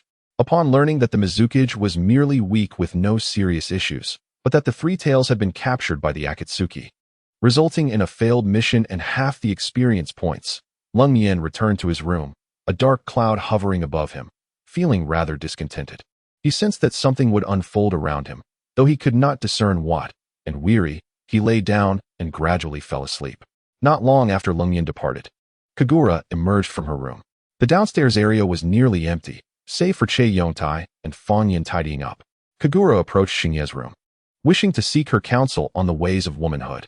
In her quest for strength over the past 16 years, she had entirely forgotten how to embrace her femininity. Standing at the door, she hesitated until she overheard, "Big King, Rocket, I win." Haha. Naively believing there to be trouble inside, she impulsively pushed the door open, only to find the atmosphere turn awkwardly tense. Xingye inquired, "What brings you to my room so suddenly?" Kagura, seeing Lung Yin's two female companions present, blushed and stammered, "No. It's nothing. I must have entered the wrong room." Observing the flustered demeanor of Kagura, Hoshino activated her mind-reading technique without her knowledge. She chuckled, saying, "Kagura, there's no need to conceal your true intentions any longer. You cannot escape my mind-reading abilities. Quickly close the door, my two lovely companions, and I shall assist you."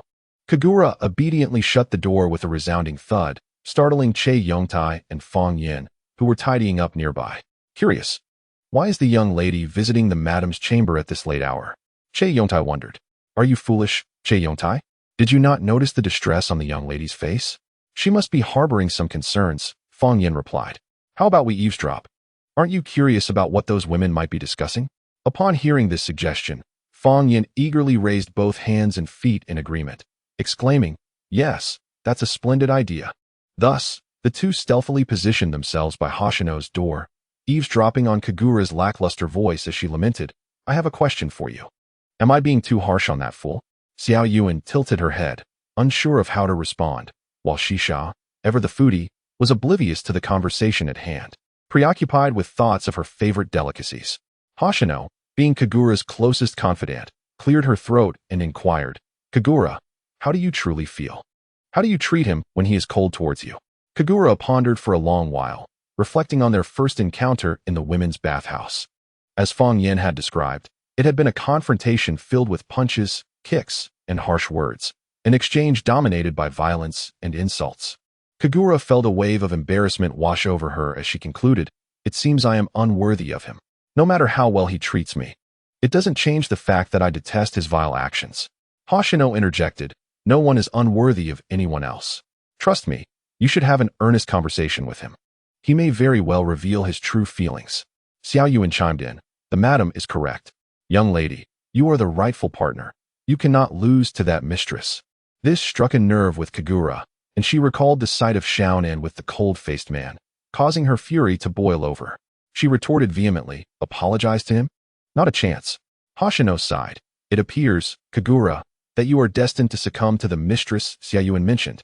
Kagura stifled her anger and calmly replied, "Hoshino, do not resort to provocation with me. I am not afraid. I will prove to you that I will not be defeated by that man." Hoshino silently admired her resilience, thinking that provocation was indeed an effective tactic. Driven by her competitive spirit, Kagura insisted, "Hoshino, be serious and tell me what I should do next." Hoshino suggested, "Firstly, you must change out of this outfit, making yourself appear more alluring than him. Then, leave the rest to me." She then turned to Xiao Yuan, saying, "Xiao Yuan, assist me. And I assure you, Kagura will become the everlasting goddess in the heart of your young master." After Hoshino's meticulous preparations, the tomboyish Kagura found herself reluctantly clad in a kimono and wooden sandals. Despite her allergy to cosmetics, she continued to sneeze incessantly. Thus, clad in women's attire, Kagura was unceremoniously pushed toward the door. As the door was about to be opened, Kagura suddenly halted, feeling distressed. "No, he wouldn't like me like this. I can't go in."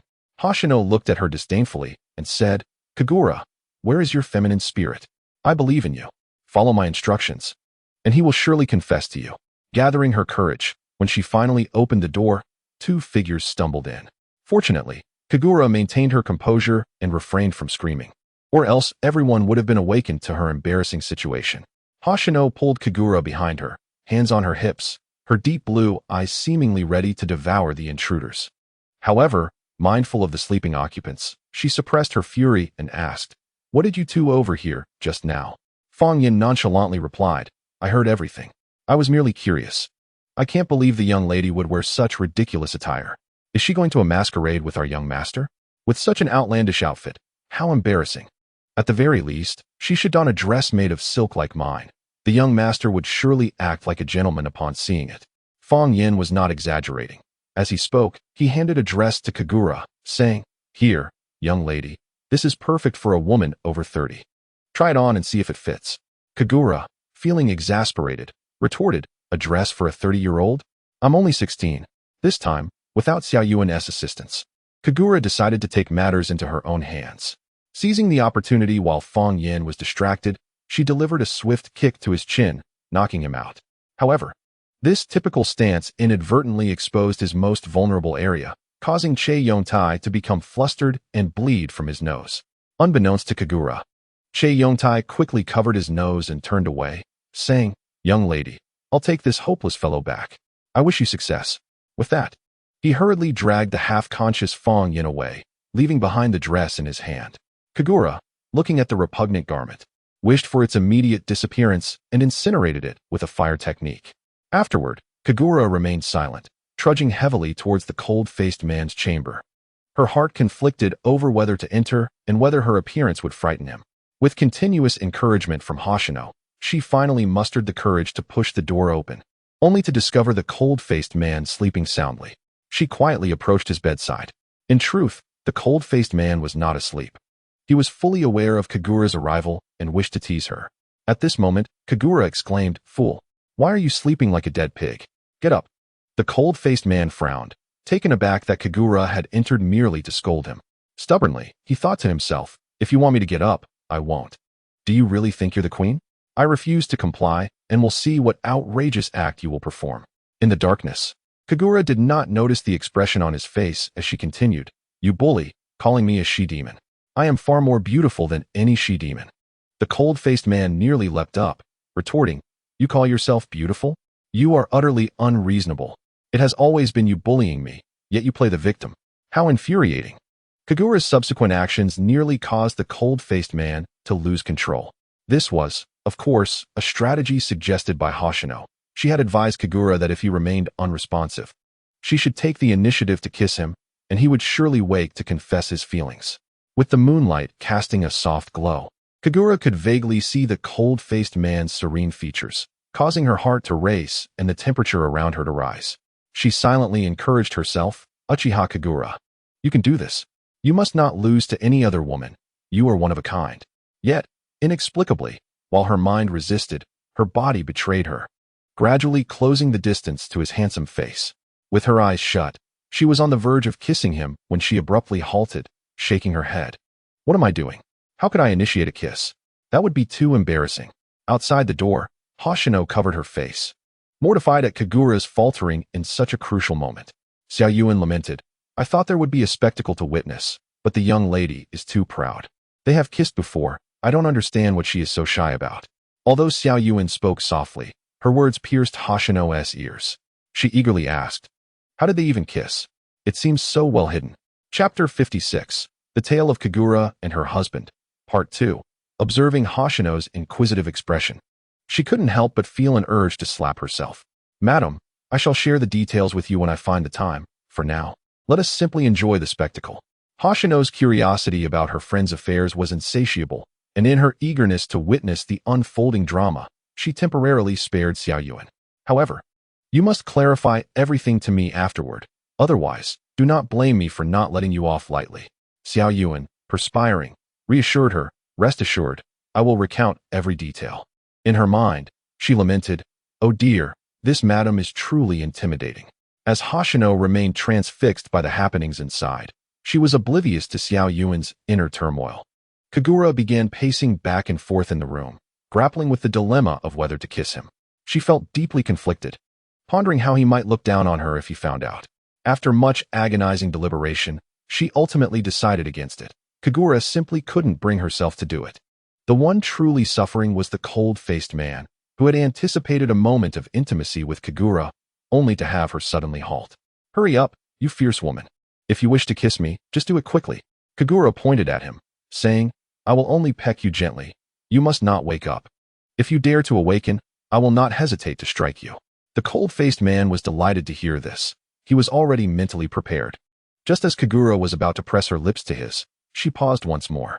Unable to contain himself, the cold-faced man reached out to assist her. He clasped her neck with both hands, and she, in her relaxed state, did not resist. As a result, Kagura inadvertently bit his lip, causing him to yelp in pain. "Ah, fierce woman, what are you doing? Why are you biting me for no reason?" Kagura wiped the blood from her mouth and huffed. "Did you really think I was foolish? Those actions were merely for your amusement. Your pretense of sleeping was far from convincing." The cold-faced man turned on the light, feeling a mix of despair and resignation. "It seems I've drawn the short straw this time. Why did you come to my room in the middle of the night? What are your intentions?" Upon seeing Kagura's attire, he couldn't help but mock her. "Ha, madam, did a mule kick your head? What strange clothing is this? Is it your nightwear? Yet, your hairstyle is quite well managed. Did you just escape from a geriatric psychiatric ward?" Kagura, incensed by the cold-faced man's mockery, felt a volcanic eruption of anger brewing within her. Yet she restrained herself, remembering Hoshino's words. Men who jest in such a manner do so out of affection. Only a fool would seek trouble for amusement's sake. Kagura forced a smile, though it was painfully stiff, and the sound of her laughter sent shivers down the cold-faced man's spine. "Cold-faced man, after all, I am your fiancée. Please refrain from calling me fierce woman daily." He began scratching his arms, shivering at her words. "Fierce woman, what are you up to? Have you come down with a fever? Or perhaps the sun has risen from the west today?" Kagura maintained her rigid smile, replying, "Oh dear. Cold-faced man, what do you mean? I simply wish to spend some time alone with you. It is your fault for pretending to sleep." At that moment, the cold-faced man reached a conclusion about Kagura's condition. Uchiha Kagura was suffering from late-stage delusions of grandeur, nearing a critical point. Calmly, he addressed her, "Which fierce woman? I understand you are gravely ill. However, rest assured, when you pass, the one who will rejoice the most will undoubtedly be me." Uzumaki cold-faced man ha. Kagura could no longer maintain her facade and called for Hoshino, exclaiming, "Hoshino, what kind of terrible suggestion did you give me to wear these clothes while enduring his humiliation?" Hoshino urged her to remain composed, stating, "As the saying goes, hitting is affection, scolding is love, no reprimand means disaster. I can tell from his words that he cares for you." The cold-faced man retorted, "Hoshino, madam, you ought to mind your own business. I recognize you are friends with this fierce woman, and I appreciate your concern for us, but you are mistaken. We are adversaries who argue upon meeting. There's no need for you to meddle." This statement from the cold-faced man caused Hoshino to lose her temper. She raised her hand and slapped him, crying, "Uzumaki cold-faced man, I misjudged you. I once thought our little Kagura had found a suitable match, but you have betrayed her trust. I am truly heartbroken." The slap was anticipated by the cold-faced man, who had long since grown accustomed to such treatment. He replied, "How I treat her is my affair. My concern for her stems from not wanting her to die before me. Now, I wish to sleep. Please do not disturb me further." Chapter 57. The Tale of Kagura and Her Husband, Part 3. The cold-faced man resolutely expelled both of them, driven by a singular motive, to compel Kagura to relinquish her attachment to him entirely. Instead of returning to her room, Kagura requested Hoshino escort her to the kitchen. Hoshino, perplexed, inquired, "Why are you headed to the kitchen at this hour? I recall that you, a lady of high standing, are not accustomed to manual labor." Kagura arrogantly replied, "I can tell that what that fellow said earlier was insincere. I intend to prepare a sumptuous breakfast for him." Hoshino, harboring doubts about Kagura's culinary skills, regarded her with skepticism. A lady who had never set foot in a kitchen seemed unlikely to produce anything palatable. That night, an unprecedented event unfolded in the kitchen. A fierce woman and a queen of discord toiled until dawn, creating a meal that was dark and unappetizing, making it difficult to swallow. As the cold-faced man opened the door, he surveyed the smoke-filled hall and muttered, "What on earth is happening? Did the chef arrive this early?" Suddenly, a series of coughs erupted from the kitchen. "Cough, cough, I can hardly breathe. After toiling all night, this should be edible, right?" Hoshino gazed at Kagura's creation, silently praying for the cold-faced man's safety. "Cold-faced man, I hope you can make it out alive. If you eat this, you will surely become invincible. Upon seeing two figures emerge from the kitchen, the cold-faced man screamed, "Oh my heavens! Mother, where did these two ghosts come from? Help me. The last time I saw one, I nearly lost my mind. Now, two have appeared. I must be dreaming." Kagura approached and pinched his arm fiercely, and he suddenly felt the familiar sting of pain. "Fierce woman, have you transformed into a black cat police officer? Did you crawl out from the bottom of the pot last night?" Ignoring his comments, Kagura presented her heartfelt breakfast to him, declaring, "You fool. This is the breakfast I prepared for you. I command you to eat it all." The cold-faced man's cries awoke all those in slumber, and doors began to creak open. At that moment, Kakashi remarked, "Oh, Kagura, what happened to you? Hurry and wash up." "Kakashi, I understand, but first, I must see this fool finish my beloved breakfast without leaving a morsel behind." Kakashi surveyed the unappetizing meal in Kagura's hands, thinking it might not even be fit for pigs, let alone humans. He mused, "Kagura, your dish appears delightful, cold-faced man. If you refuse to eat, you will certainly disappoint Kagura's good intentions."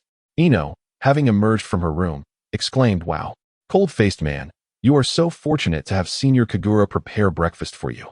I envy you greatly." The cold-faced man, wishing for death, lamented his harsh words from the previous night. He realized that Kagura would not relent and understood the terror of women. If they were displeased, they would resort to poisoning. Before long, all of the Konoha 12 had gathered, and Ino, unable to contain herself, revealed to everyone that Kagura had made breakfast for the cold-faced man. Naruto, upon hearing this, covered his mouth, exclaiming, "Oh my, if my brother eats that, he will surely be ill for 3 days and 3 nights. Sasuke suggested, "Why don't we all encourage the stoic brother to consume everything in one go? This way, we can discern the sincerity of his feelings for my sister."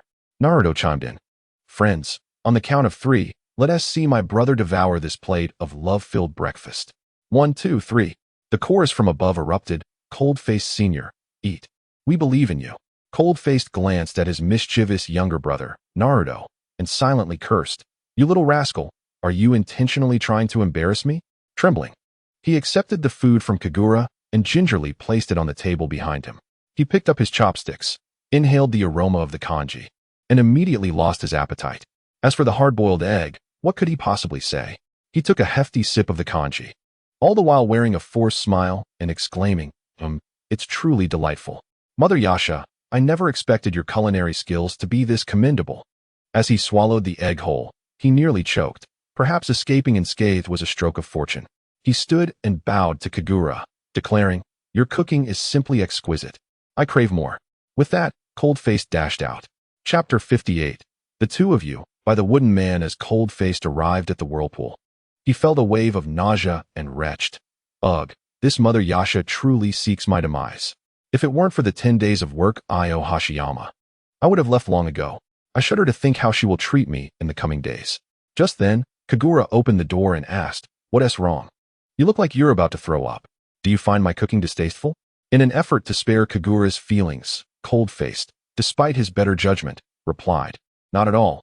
This is undoubtedly the best breakfast I've ever had." Kagura wrapped her arm around his, saying, "Come on, there's plenty more in the kitchen." They all claimed to have no appetite and went to study at the Mist Village School.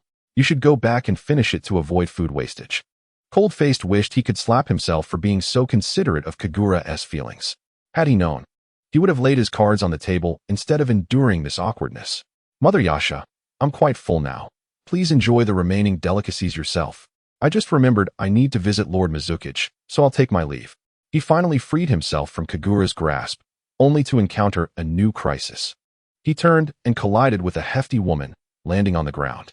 His glasses revealed her identity, the Two-Tails Jinchuriki, a member of the Lightning Village. In a moment of foolishness, he asked, "Hey, lady, who are you?" A single glare from the Jinchuriki could obliterate him, as she retorted, Vortex Cold-Faced. "Are you blind to the fact that I'm right in front of you?" Cold-Faced, trembling, pointed to his mechanical glasses, "Jinchuriki lady, which I did not see that I'm wearing glasses. They're right here on my face." The Jinchuriki observed the daft boy before her and chuckled, "Well, you've certainly grown, and your temper seems to have increased as well. By the way, what are you two lovebirds doing here? Shouldn't you be in bed together at this hour?" Cold-Faced's face flushed crimson. Desperate to evade the question, he attempted to flee. not wanting anyone to know about his relationship with Kagura. Yet, there was nowhere to run, as the Jinchuriki effortlessly grabbed him back, her grip unyielding. So, you think you can escape? Yu Haven-T even asked for my permission. Your first task today is to apologize and kiss your wife in front of me. Cold-faced resolutely refused, insisting, perverted lady, I could apologize, but I cannot kiss her, especially after such dreadful cooking. The Jinchuriki teased, oh really? I recall someone who would rather be beaten than let that pig carry her away. And who was it that gently carried her back to her room? Strangely enough, this morning, knowing the food was terrible, you still insisted it was delicious. I wonder if today's youth have tumors in their brains. Just kiss her. If I'm displeased, you might not live to tell the tale. Cold-faced felt utterly defeated. Confronting the Jinchuriki left him at a loss. The most perverse rule in this world was that one could never strike a Jinchuriki, yet they could strike you. Cold-faced knew he was no match. Even if it came to blows, defeat was inevitable. At that moment, his 4 loyal guardians arrived, respectfully greeting Kagura. Good morning, lady. They informed her. We need to speak with the young master about something. Could you please step aside? Kagura, with a flick of her flowing hair, retreated to the kitchen. Seeing Cold-faced entangled with yet another woman, Che Yongtai remarked, ha. It seems the young master's charm is undeniable. He can even attract an old lady. Fang Yin added, TSK. You doubt his taste? From my perspective, this beauty must be the young master's old flame. Judging by her age, she is no less than a century old. Cold-faced was genuinely concerned for Che Yongtai and Fang Yin, realizing their careless remarks had reached the Jinchuriki's ears. They were in for a world of trouble. The Jinchuriki fixed her icy gaze upon them, and to their surprise, they remained oblivious to the impending danger. With a playful grin, she said, you two seem to be discussing me. What is this? Do I appear so old to you? Cold-faced sensed trouble brewing when he saw her smile. His mechanical glasses analyzed the Jinchuriki's details and relayed the information to him. If she began to giggle, it would signal the onset of chaos. He silently prayed for his 2 subordinates, hoping their fates wouldn't be too tragic for provoking this formidable woman. In the midst of the banter, the 2 fools quipped, What's wrong, lady? Are you out of your mind? How could a little boy like us be interested in you? You should seek out our young master. He is more your type. Ruffians, that statement carries some weight. I support you. They laughed, completely ignoring the Jinchuriki standing before them. Chapter 59. The Icy Queen of Lightning Village. Suddenly, 2 tails of an ethereal flame-like hue emerged from behind the Jinchuriki, perfectly symmetrical. Her demeanor shifted to a dark, brooding expression as she began licking her hand, resembling a cat in her mannerisms. After emitting a cat-like yowl, she left deep crimson claw marks on Fang Yin and Che Yongtai's faces, their garments torn and tattered. With commendable control over the tailed beast, the Jinchuriki surveyed her handiwork, nodding with satisfaction. And remember, I'm not as old as you claim, I'm just over 20. And you, Vortex Cold-faced, if I catch you calling me old lady again, you'll find my wrath upon you. Cold-faced stood at attention. Yes, Jinchuriki-senpai. I want to dare again. Just then, a girl adorned with the emblem of the Lightning Village entered, her stature rivaling Kagura's, exuding an icy demeanor that captivated Fang Yin and Che Yongtai. Cold-faced merely cast a cursory glance at the girl. She was not to his liking. The foolish expressions of his 2 companions made him itch to deliver a well-deserved beating. However, noticing their injuries, he refrained from acting out. Remembering that Xiaoyuan had mentioned needing to see him, he inquired, Xiaoyuan, what brings you here? Xiaoyuan replied, well, young master, due to the lady's antics last night, the boss lady has insisted we work for her for a month to compensate for her losses. Cold-faced, incredulous, exclaimed, what? That greedy woman, even in my current state. She is trying to kick me while I'm down. Why must I be the one to clean up her mess? It hardly seems fair. Young master, I feel the same way, but the boss lady is unyielding, so we must endure for a month, Xiaoyuan said. Cold-faced seethed, endure? Over my dead body. I helped her earn a considerable amount of money, yet she has not given us a single coin. Kagura retrieved 4 coins from her pocket, presenting them to the young master. The coins bore inscriptions on both sides, together forming the phrase welcome home, continue to repay. Cold-faced calmly remarked, this heartless woman shows me this, and while she is distracted, we shall take our leave. Just then, the icy beauty seized Cold-face's red hair, coolly stating, you little red-haired imp, what you owe must be repaid. Are you attempting to evade responsibility by fleeing? Cold Face was momentarily speechless, then retorted, "Who are you? This is a matter between me and that heartless woman. What business do you have here?" His words inadvertently provoked her further, and she tightened her grip on his hair, asserting, "I am not just anyone. I am the genius ninja from Thunder Hidden Village, accompanied by my fellow Aoki people to train here." Upon hearing her name, Cold Face was about to burst into laughter when the two hapless fools behind him, who had been captured and left in disarray, mocked. "Ha, Aoki person? Why not call yourself a Baimu person? With such beautiful white hair, you should have a better name." Dialect merely chuckled, not saying a word for quite some time. Aoki turned to face them, and suddenly, a shard of ice appeared from thin air, striking the two, who were promptly encased in ice before they could react. Cold Face, who had intended to mock her, quickly suppressed his laughter and adopted a serious demeanor. He asked the white-haired girl, "What are you doing? If my subordinates have spoken out of turn, I, as their young master, will take responsibility. I kindly ask you to spare them." Cold Face believed this would please Aoki, but she was the unyielding Ice Queen. Every word she spoke seemed to exhale crystalline frost. She replied that she would not release them unless he allowed her to stay in his room for a month. "What? Stay in my room? Sister, where am I supposed to sleep?" She replied coolly, "Then sleep with me. You must not attempt to escape in the night." Cold Face felt awkward. Though he was adept at charming women, having one insist on sharing his bed was a first. He sweated profusely, saying, "Sister, I do have a fiancée. If you sleep with me, she may misunderstand. Then you may sleep with her. It's either one or the other. I know she is next door, and I am quite familiar with both your presences. Do not think to escape my control. Sister, I must seriously accuse you. This is unacceptable. To make me sleep with that she-devil is no better than killing me." Aoki smoothly countered, "Since you wish to die, I shall grant you that. If you perish, that girl will surely find a better match." Cold Face stared wide-eyed at Aoki. "Sister Aoki, I was only joking. How could I not want to sleep with my fiancée?" Chapter 60. Cohabitation in Truth. Cold Face failed to notice Aoki's change in expression as she released him. He began to style his hair, feeling liberated. At this moment, Aoki sensed that her plan was halfway successful. The wooden figure remarked, "Sister, it is unkind to frighten the two children." "Mumph, it's fine, sister. I am merely facilitating a romantic connection. He will naturally resist if pressured. They need time to adjust." It was then that Cold Face realized he had been thrust into a perilous situation. Reflecting on how he had wronged Kagura the previous night, he could not fathom her forgiving him. Thus he resigned himself to fate, hoping to endure the remaining month and 10 days. Aoki then commanded, "Little red-haired imp, take me to your residence. And remember, you must tidy my room daily. I have a penchant for cleanliness." Cold Face inwardly cursed, "Damn it. Do you think you are the only one with such a quirk? I have my own, and it infuriates me that I must bow to your whims. With that shock of white hair, one might think you were possessed by some demonic force. How can you not fear being mistaken for a monster?" After venting his frustrations, Cold Face declared, "I can comply with your conditions, but I kindly ask that you assist in unfreezing my two subordinates." Aoki shook her head. "These two lecherous fools disrespected me by calling me old. As long as the moonlight envelopes them tonight, the ice will melt. That's rather peculiar ice. I've never heard of moonlight melting ice. Truly, the world is full of wonders. Little imp, why are you lost in thought? Hurry and clear the path ahead."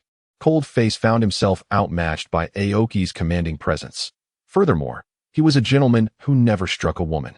Even if she called him an imp, what could he say? After Cold Face departed, Xiao Yuan and Shisha curiously approached the two frozen figures, Che Yong Tai and Dialect, remarking, "This ice sounds rather special according to that woman. Is it truly so magical?" Shisha, holding a bag of chips, chimed in, "We will know when the moon rises tonight." Xiao Yuan sighed, "Only they are suffering. May the young master safely navigate the trials of the young lady tonight. You worry over nothing. How could the young lady allow the young master to sleep on the streets?" Yet the truth was grim. Poor Cold Face was forcibly ushered into Kagura's room that evening. Aoki had thoroughly explained the situation to Kagura, who reluctantly consented. In Kagura's room, Cold Face timidly asked, She-devil, where do you plan for me to sleep tonight? You don't mean to suggest we share the bed?" Kagura nonchalantly replied, "Where you sleep is your choice. It matters not to me. The space in the room is limited. Aside from the bed, you may choose any suitable spot." Cold Face silently wept inside, lamenting his ill fate. Being ousted from his room was one thing, but now he had to share a space with Kagura, who insisted that couples ought to sleep together. Unable to restrain herself, Kagura inquired, "Why the long face? Do you think I wish to share a bed with you? A lone man and a woman alone in a room. I'm concerned you might do something improper." Cold Face swore by his father's name. "I swear on my father's honor, if I ever act inappropriately towards you, may the thunder god strike me dead." Cold Face, ever the humorist, seemed to have summoned reality, as suddenly a storm brewed outside, with thunder and lightning crashing. "Ah, what I said was true. Thunder god, spare me." For Kagura, who had failed to ambush Cold Face the previous night, this was the perfect moment to kiss him. She did not mind his words. She merely longed for the warmth of his lips, his kiss sweet as honey. She approached Cold Face, crouched beside him, and took his hands from his tousled hair. "Fool, what are you afraid of? It's merely rain. It seems your two subordinates will face the storm tonight." Cold Face rolled his eyes. "Their fate matters not to me. If tonight is not the night, then tomorrow will come, and the moon will rise eventually." Seizing the opportunity, Kagura pressed her lips against Cold Face's. Chapter 61. Fool.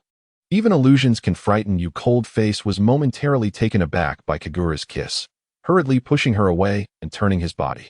"She-devil, what are you doing? Ambushing me again? Aren't you afraid I might succumb to my primal instincts and devour you?" Kagura smiled sweetly. "What? Consider this the interest for your stay in my room. I do not intend to collect the principal just yet, so I shall let you off easy." Cold Face gritted his teeth, thinking, "I can endure my aunt, but not my uncle." In a fit of frustration, he opened the door and stepped outside. At the moment he stepped outside, Aoki cast a frosty gaze that could freeze anyone in place. "At such a late hour, shouldn't you be resting in Miss Kagura's room? What are you doing out here at this ungodly hour? Surely, you aren't seeking a mistress." Upon hearing this, Cold Face felt a surge of annoyance. "Enough of your nonsense. I merely felt stifled in the room and stepped out for some fresh air, unlike you, you perverted sister, who lurks about." With that, Cold Face turned sharply and slammed the door behind him, exclaiming, "Oh my, you nearly scared me to death." Kagura replied, "Oh, my dear son, Aunt Kushina isn't here. It's late. You should rest." Cold Face retorted angrily, "You wicked woman, you're taking advantage of me. Even if I must sleep on the floor, I should at least have a mat. Otherwise, it would be too humiliating." Kagura feigned ignorance, saying nothing, treating him as if he were invisible. At that moment, the window glass shattered, and the silhouette of a woman hovered outside. Cold Face leaned in to investigate, only to recognize a familiar figure. "Hey, Cold Face, I found you. It's time to come back with me." He yelped in terror. "Oh my, a ghost." Kagura dismissed him, assuming it was yet another one of his pranks, and ignored his alarm. Little did they know, this was merely an illusion crafted by Aoki and Yuki. Instinctively, Cold Face dove into Kagura's bed. Little South then flew in through the window, and Cold Face said to Kagura, "We must act as if we are in a passionate relationship. Otherwise, she won't let us off easily." Kagura played along, saying, "It seems your injuries have healed quite a bit. I'm here to take Cold Face away." As Little South lifted the covers, the two appeared before her disheveled. The naive Little South, oblivious to their predicament, remarked, "Wow, Cold Face, your physique is truly impressive. If we were to have children, they would surely be as strong as you." Cold Face awkwardly asked, "Aren't you surprised to see us like this?" Little South tilted her head, asking, "What are you doing? Playing a game?" Kagura couldn't hold back and shouted, "You little mistress, get away. Cold Face is already mine. I advise you to give up." She then cupped Cold Face's face and kissed him deeply. Little South, enjoying the spectacle, chuckled, "Well, you two are kissing in front of me. But Cold Face, you really are lacking in masculinity. You need a woman to save you in moments like this." Cold Face suddenly felt that her tone was eerily familiar. "Yuki, what are you trying to do? There should be limits to your teasing, you know. It's quite embarrassing." Yuki, with a nonchalant demeanor, licked a lollipop and said, "If it weren't for my sister and me, you two would never have broken through that barrier. And Cold Face, you would never hear Miss Kagura's true feelings." Cold Face struggled with his own inner turmoil, clenching his fists. "Yuki, it is truly unkind of you to toy with us like this. I could never develop feelings for Kagura. Our relationship is merely superficial." Each time he spoke against his conscience, especially regarding Kagura, an inexplicable pain gripped his chest. He believed he was from another world, destined never to intertwine with her fate. Yuki sighed, "You foolish boy, do you understand how much courage it takes for a girl to express such sentiments? It is not something to be trivialized." Cold Face arrogantly retorted, I would never marry her. Her actions mean nothing to me. Kagura, indifferent, said, I expected him to say that. However, it's fine. I won't hang my hopes on him. There are plenty of suitors lining up for me. Cold Face casually whistled, oh. I bet the best among them is an old bachelor in his 70s or 80s. You're only a hot commodity in this little world. Suddenly, a chill enveloped the room, and Cold Face realized that the lady outside was becoming impatient. He opened the door and said, You've seen enough. Now leave my private life alone. Chapter 62. Sharing a bed. Aoki despised men who were both handsome and deceitful, capable of charming women with sweet words. She kicked Cold Face onto the bed and declared, If I discover any ill intentions towards Miss Kagura, I will end you. Cold Face turned his head defiantly, completely ignoring the sisters. I see you two are here to spy on me, using that little South to trick me, and then having the wicked woman extract her true feelings. You've taken this too far. I'm curious how you know her. To keep a secret, one must not act. That day, we happened to overhear your battle. Everything Little South said was crystal clear to us, including the wager. Cold Face realized so. This was all part of your scheme, waiting for me to walk into your trap. Enough of your rambling. That kick I gave you was merely the seed planted. If you get out of bed at night within the next month, you will become an ice sculpture. Cold Face scoffed at the notion. But as he stepped onto the floor, a sharp pain shot through his foot as if cut by a knife. He jumped back onto the bed, shouting, Hey, white-haired sister. Help me out here. We can negotiate, can't we? Aoki smirked. Oh, it's too late for that. Whatever you say now is futile. Sister, let's leave them to their own devices. I'm exhausted. With just the two of them, the atmosphere became awkward again. Cold Face skillfully draped his clothing over Kagura. Wicked woman. Don't overthink it. I simply don't want to see you like this. You are a girl. Kagura rested her head on his lap and said, You needn't take my words to heart. I don't want to spend this night in such awkwardness. What is there to be unsatisfied about? Just endure for a month. Once they leave, you will too. Kagura asked, Why aren't you coming back with us? I refuse to go back to a meddlesome father. A mother who wields a frying pan like a weapon, and a brother who doesn't care about me. My existence in this world is a tragedy. As they chatted, they drifted into a deep sleep. The next morning, a rather embarrassing scene unfolded. They had spent the night entwined in each other's arms. Cold Face was the first to awaken. Upon seeing Kagura's face so close to his, he stifled a scream, covering his mouth with one hand and glancing at his attire. Thankfully, he was only bare from the waist up. Unbeknownst to him, Kagura had mistaken Cold Face for a teddy bear, holding him tighter. Soon, his masculine hormones surged uncontrollably. Kagura, feeling uncomfortable, released him and rubbed her eyes. Cold Face, frightened, pretended to be deeply asleep. However, Kagura was not one to coddle. She promptly kicked him to the floor. Ah, you lecher. What did you do to me? Give me back my innocence. Cold Face sat up, rubbing his sleepy eyes, feigning confusion. Mother Nightshade, we stayed up so late last night. Can't you allow me a little more sleep? There should be limits to how far you kick someone. And as for my innocence, I assure you, nothing untoward happened. Kagura, her cheeks flushed, scrutinized the cold-faced individual and questioned, What on earth were you poking me with? She added, Sister, please, you must have seen that I was sleeping. How can you be so unreasonable? At this rate, even an 80-year-old bachelor might not want you. Kagura's gaze scanned the cold-faced figure, and suddenly she noticed a particular protrusion.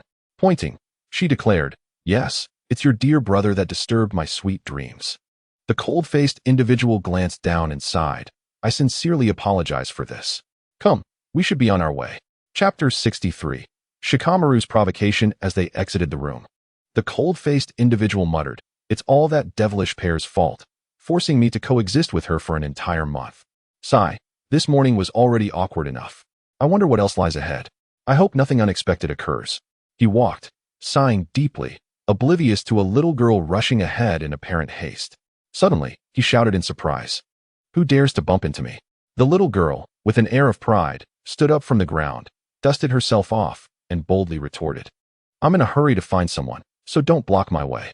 With that, she dashed up to the second floor and pounded on the door of Team 10's quarters, exclaiming, Hey, Shikamaru, you little brat, come out. With a creak, the door swung open, revealing Ino, who sleepily greeted, Good morning, Hanabi. Shikamaru didn't come home last night. Hanabi, unconvinced, had scoured all of the hidden mist village and found no trace of Shikamaru. Like a fierce tiger, She shoved past Ino, only to discover Choji munching on chips and Asuma, who was enjoying a smoke. Clever Hanabi approached Asuma, seizing his ear and asserting, "From what I know, a team leader generally doesn't sleep with their subordinates. Besides, you lack the strong smell of smoke that Shikamaru has. Isn't it a bit inappropriate to keep pretending?" Shikamaru, believing his plan was foolproof, hadn't anticipated falling into Hanabi's trap. Ultimately, he surrendered and dropped his disguise. With an annoyed expression, he said, "Hey, I've already revealed myself, so let go of my ear. It hasn't done anything to offend you." Instead of releasing him, Hanabi tightened her grip and, with the other hand, grasped Shikamaru's arm. "Unless you agree to a duel with me, I won't let go." This scene was witnessed by Kagura, who felt an inexplicable connection to Hanabi, as if she saw her own reflection in her. She stepped into the room and interrupted, "All right, Hanabi. The outcome of your last battle has already been decided, so stop causing a ruckus." Hanabi narrowed her eyes, dismissing Kagura. "What do you think you are? I'm reprimanding this little brat. It's none of your business." In a fit of anger, Kagura retorted, "You little brat. If you're not a student of Konoha, then get out. Who do you think you are, you wild child? I'm the daughter of the Wind Shadow clan. What right do you have to order me around? Huh? Just because the tiger isn't roaring, you think I'm a mere sparrow?" Kagura raised her hand to confront Hanabi, only to be swatted away, inadvertently crashing onto the cold-faced individual below. A pained cry echoed from downstairs. Who on earth dares to throw something from above? And such a hefty creature, at that. Upon realizing it was Kagura, he exclaimed, "Hey, could you at least give a warning before coming down? It's quite uncomfortable being crushed." Kagura retorted, "Fool. If you were a man, you'd help me deal with that arrogant girl. She's the one who knocked me down." The cold-faced individual, exasperated, replied, "I've come to realize you're just looking for trouble. Why provoke that little girl? Humph. She doesn't respect Konoha, challenging our students so early in the morning." Sweating, he remarked, "Based on my extensive experience in romantic endeavors, I can assure you that 99 of the girls who approach boys do so because they like them." Upon hearing his analysis, Kagura playfully slapped his head, exclaiming, "Fool. I didn't know you could be so astute. It seems I've underestimated you. I must pay more attention, or you might just run off with some girls." Internally, the cold-faced individual lamented her vivid imagination, wishing she could think positively instead of painting such an unflattering picture of him. Suddenly, a cacophony erupted from above, which ceased after about a minute. Ino and Choji found themselves locked out. The cold-faced individual sighed. "It seems I was right after all." Kagura nodded, "Indeed. It's quite unbelievable." Feeling their current position was increasingly awkward, the cold-faced individual remarked weakly, "When will you get off my back?" "I still have work to do." Kagura responded, "That depends on my mood. I find this position quite comfortable. I might just want to maintain it for a lifetime." Feeling a pang of frustration, he suddenly straightened his back, causing Kagura to tumble to the ground. He stood up, stating, "If you wish to stay in this position, I certainly do not. It's too humiliating."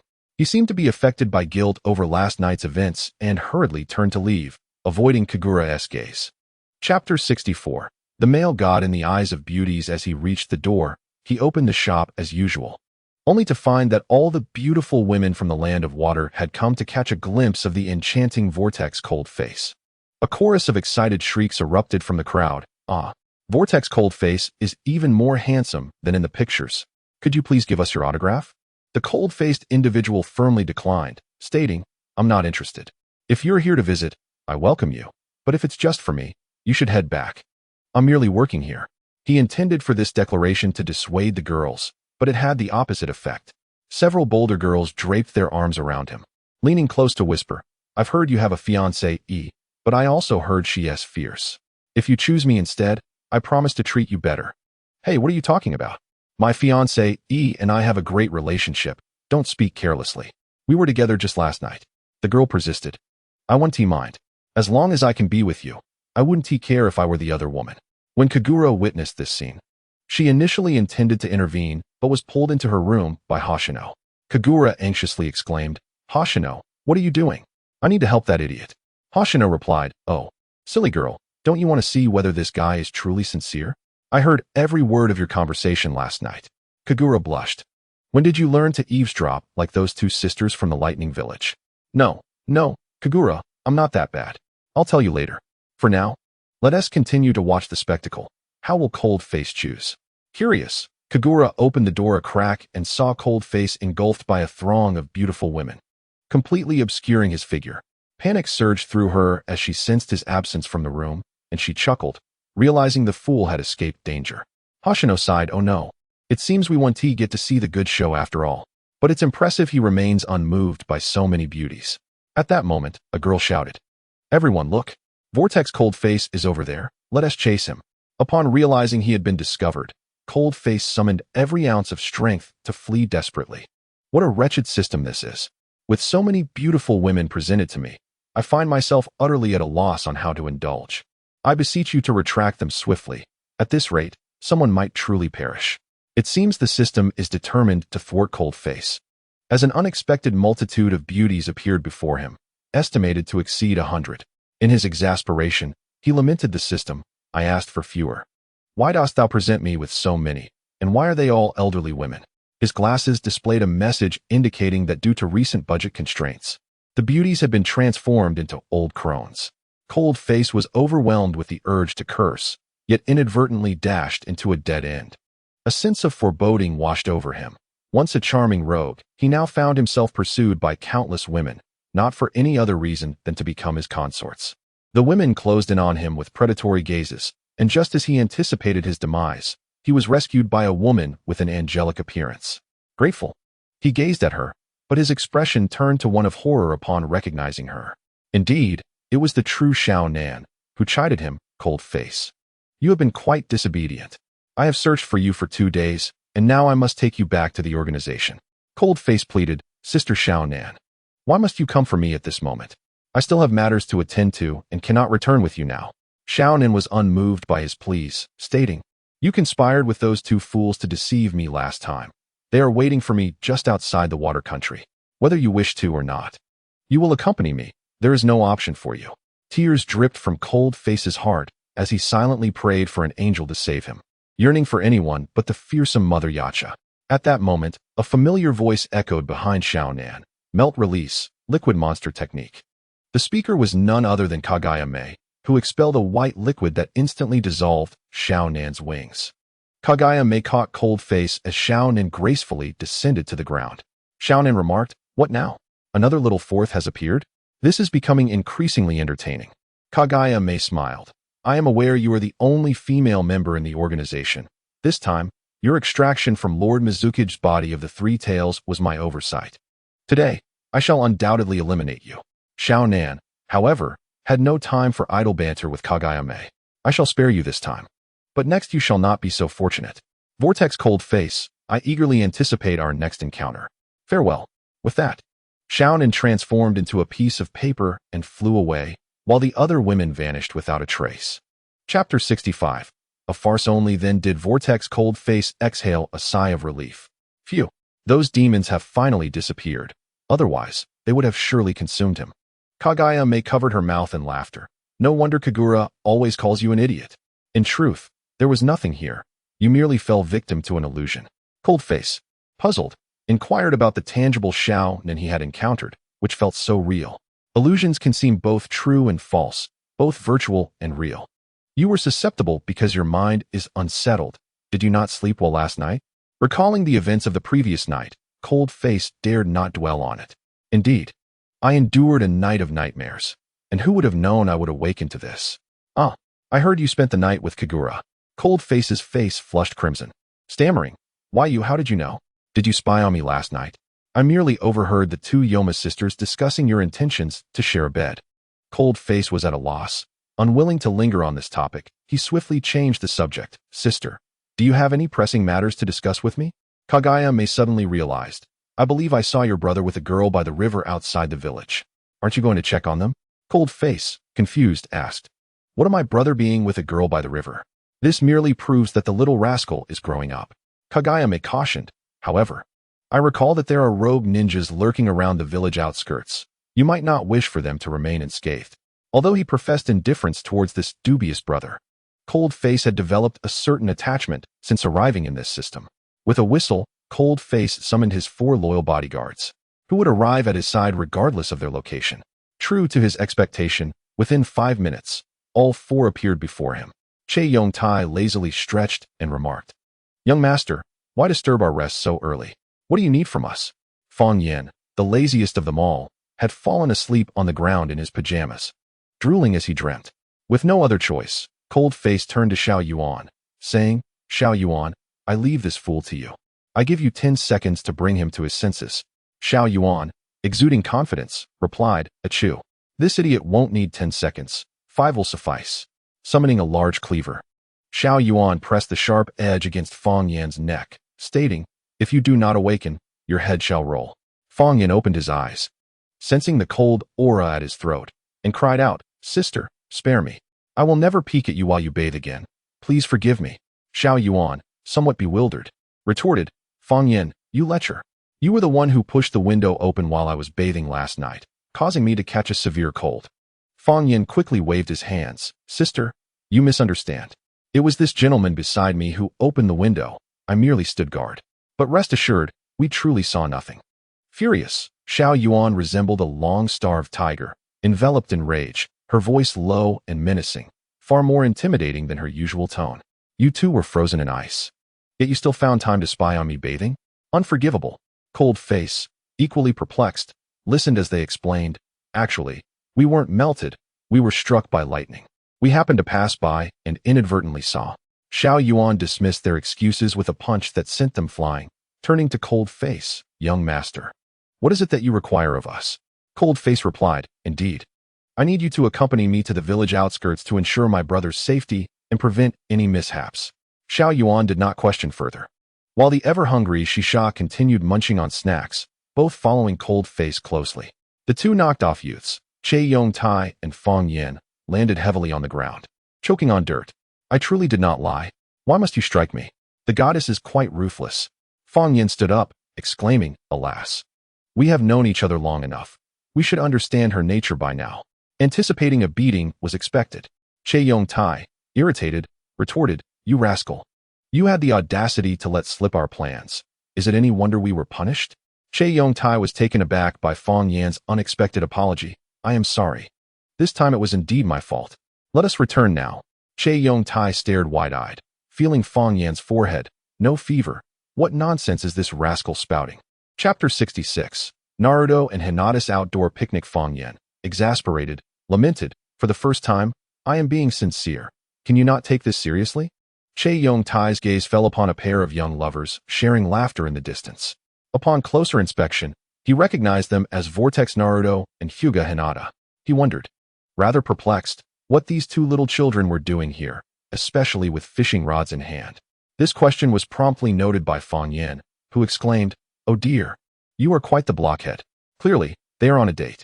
As elders, we should refrain from interfering, lest the young master learns and decides to dock our wages."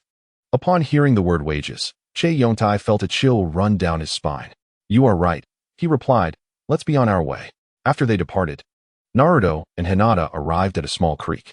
Hinata's smile was sweet and enchanting as she asked, "Naruto, did you bring me here just to surprise me?" Naruto nodded, affirming, "Yes. When I was very young, my brother often brought me here to fish by the lakeside and prepared a delightful feast of fish for me. This time, I wish to do the same for you." As he spoke, Naruto prepared the bait and cast it into the water.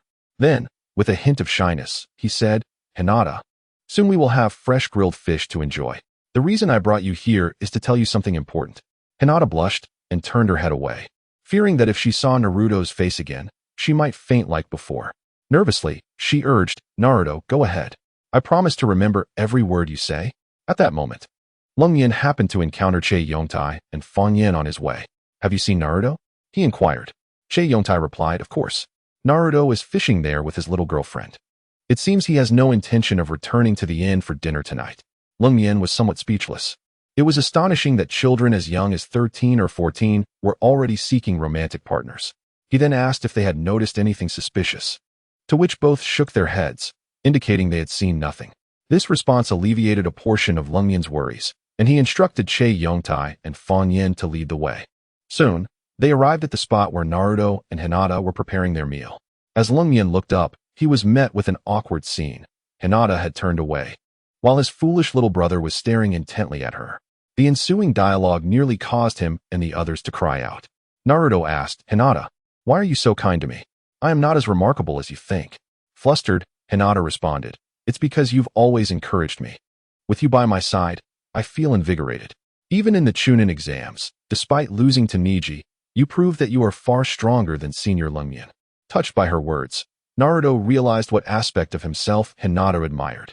In his exuberance, he stealthily embraced Hinata from behind, exclaiming, That's wonderful, Hinata. Your words bring me great satisfaction. Now, I have a new aspiration, to grow up quickly and take you home as my wife. This foolish boy almost forgot that Hinata fainted every time she saw him, and true to form, before she could respond, she blushed and collapsed into his arms. At this moment, Lungmian felt a surge of joy for this dim-witted lad, his excitement threatening to disrupt the enchanting atmosphere. Xiao Yuan watched them with delight, thinking what a lovely pair they made, wondering if they would remain steadfast in their promises as they grew older or if they would, like the young master, call out Mother Night Demon upon seeing their fiancée. Fan Yin, casually munching on seeds, remarked how unrealistic it was for these two children to make promises, suggesting they focus on more practical matters, such as how to escape from this absurd system. Xiao Yuan countered, expressing that this silly system was far more interesting than Earth, with food and drink available, and no worries about receiving wages. Chapter 67, Naruto and Hinata's outdoor picnic. As the saying goes, everyone has their own perspective. Che Yongtai yawned and declared, since the goddess says this place is lovely, it truly is. No matter where the goddess goes in the future, I will always be the first to agree without hesitation. If it weren't for the desire to not disturb such a romantic atmosphere, Xiao Yuan would have already knocked Che Yongtai around. The little girl, without a second thought, would follow food wherever it led, for she was an insatiable glutton. Lungmian paid no mind to their chatter, silently observing Naruto and Hinata. He watched as Naruto laid his jacket on the grass, gently helping Hinata onto it. He took a handkerchief from his pocket, dampened it, and tenderly wiped her face to cool her down. Indeed, Hinata awakened at that moment, seeing Naruto squinting at her and saying, Hinata, you're awake. Startled, Hinata impulsively hugged Naruto, exclaiming, Naruto, what did you just say? I didn't catch everything before I fainted. It's all my fault. Naruto comforted her. It's all right. What I said, aside from my dream of becoming Hokage, is that my second dream is to marry someone as gentle, kind-hearted, and understanding as you when I grow up. I wonder if you would agree. Hinata, flustered, tightened her embrace around him. Naruto, is that true? I'm so relieved I didn't faint this time. I feel like I could fly with happiness. Just then, the fishing rod began to tremble, prompting Hinata to exclaim, Naruto, I think the rod is moving. Yes, it seems quite vigorous. It must be a big fish. Hinata, can you help me pull it up? Hinata nodded, and together they approached the riverbank. However, as they attempted to reel in the fish, the rod snapped, and they both fell into the water. Seeing this, Lungmian grew anxious, initially wanting to jump in to save them, but someone behind him held his shoulder, saying, Fool, if you go out now, you'll miss the exciting moment. Turning around, Lungmian found Kagura smiling at him, causing his face to flush unexpectedly. This was the first time he had seen her smile, and he was taken aback by how captivating it was. Kagura added, Fool, if you don't look now, you'll miss the show. Resuming his focus on Naruto and Hinata, Lungmian muttered to himself about how this Mother Night Demon was like a ghost, always lingering, truly annoying. Wang Lungmian, don't think I can't hear what you're saying. Just wait until we return to the inn tonight. If you dare touch my bed, you're done for. Lungmian felt a cold sweat break out. He nearly forgot about the seed planted on him by the person named Aoki. If he touched the ground tonight, he would freeze solid. He quickly apologized. Sister, I was wrong. You wouldn't really let me freeze to death, would you? Kagura patted his head. Stupid fool, be quiet. I want to see the fun. Lungmian felt a genuine fear, worried she might not let him sleep on the bed tonight. In the river, Naruto and Hinata struggled to hold on to the other end of the fishing rod, eventually managing to pull up a fish weighing about 3 to 4 pounds. They panted heavily, exchanging glances. Hinata, you're amazing. You're even stronger than I am. Hinata blushed and looked down, accidentally sneezing. Naruto, concerned, urged quickly, take off your jacket and wear mine. Hinata replied, but your clothes are soaked too. Aren't you worried about catching a cold?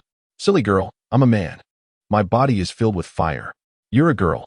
Getting sick would be terrible, and I would worry. Naruto turned away, saying, I absolutely want peek. You can change without worry. As Hinata took Naruto's jacket, a wave of warmth washed over her. Just as she began to change, Kagura instinctively covered Lungmian's eyes, scolding. What are you looking at? A girl is changing. Chapter 68. The picnic disrupted though Lungmian was displeased with having his eyes covered by Kagura. He couldn't help but feel that it was inappropriate to gaze upon Hinata, a girl, lest it seem he was vying for affection with his own younger brother. As she contemplated this, Cold Face shook his head and spat. What am I thinking? When Hinata finished changing her clothes, Kagura released Cold Face and teased. What indecent thoughts were you just having?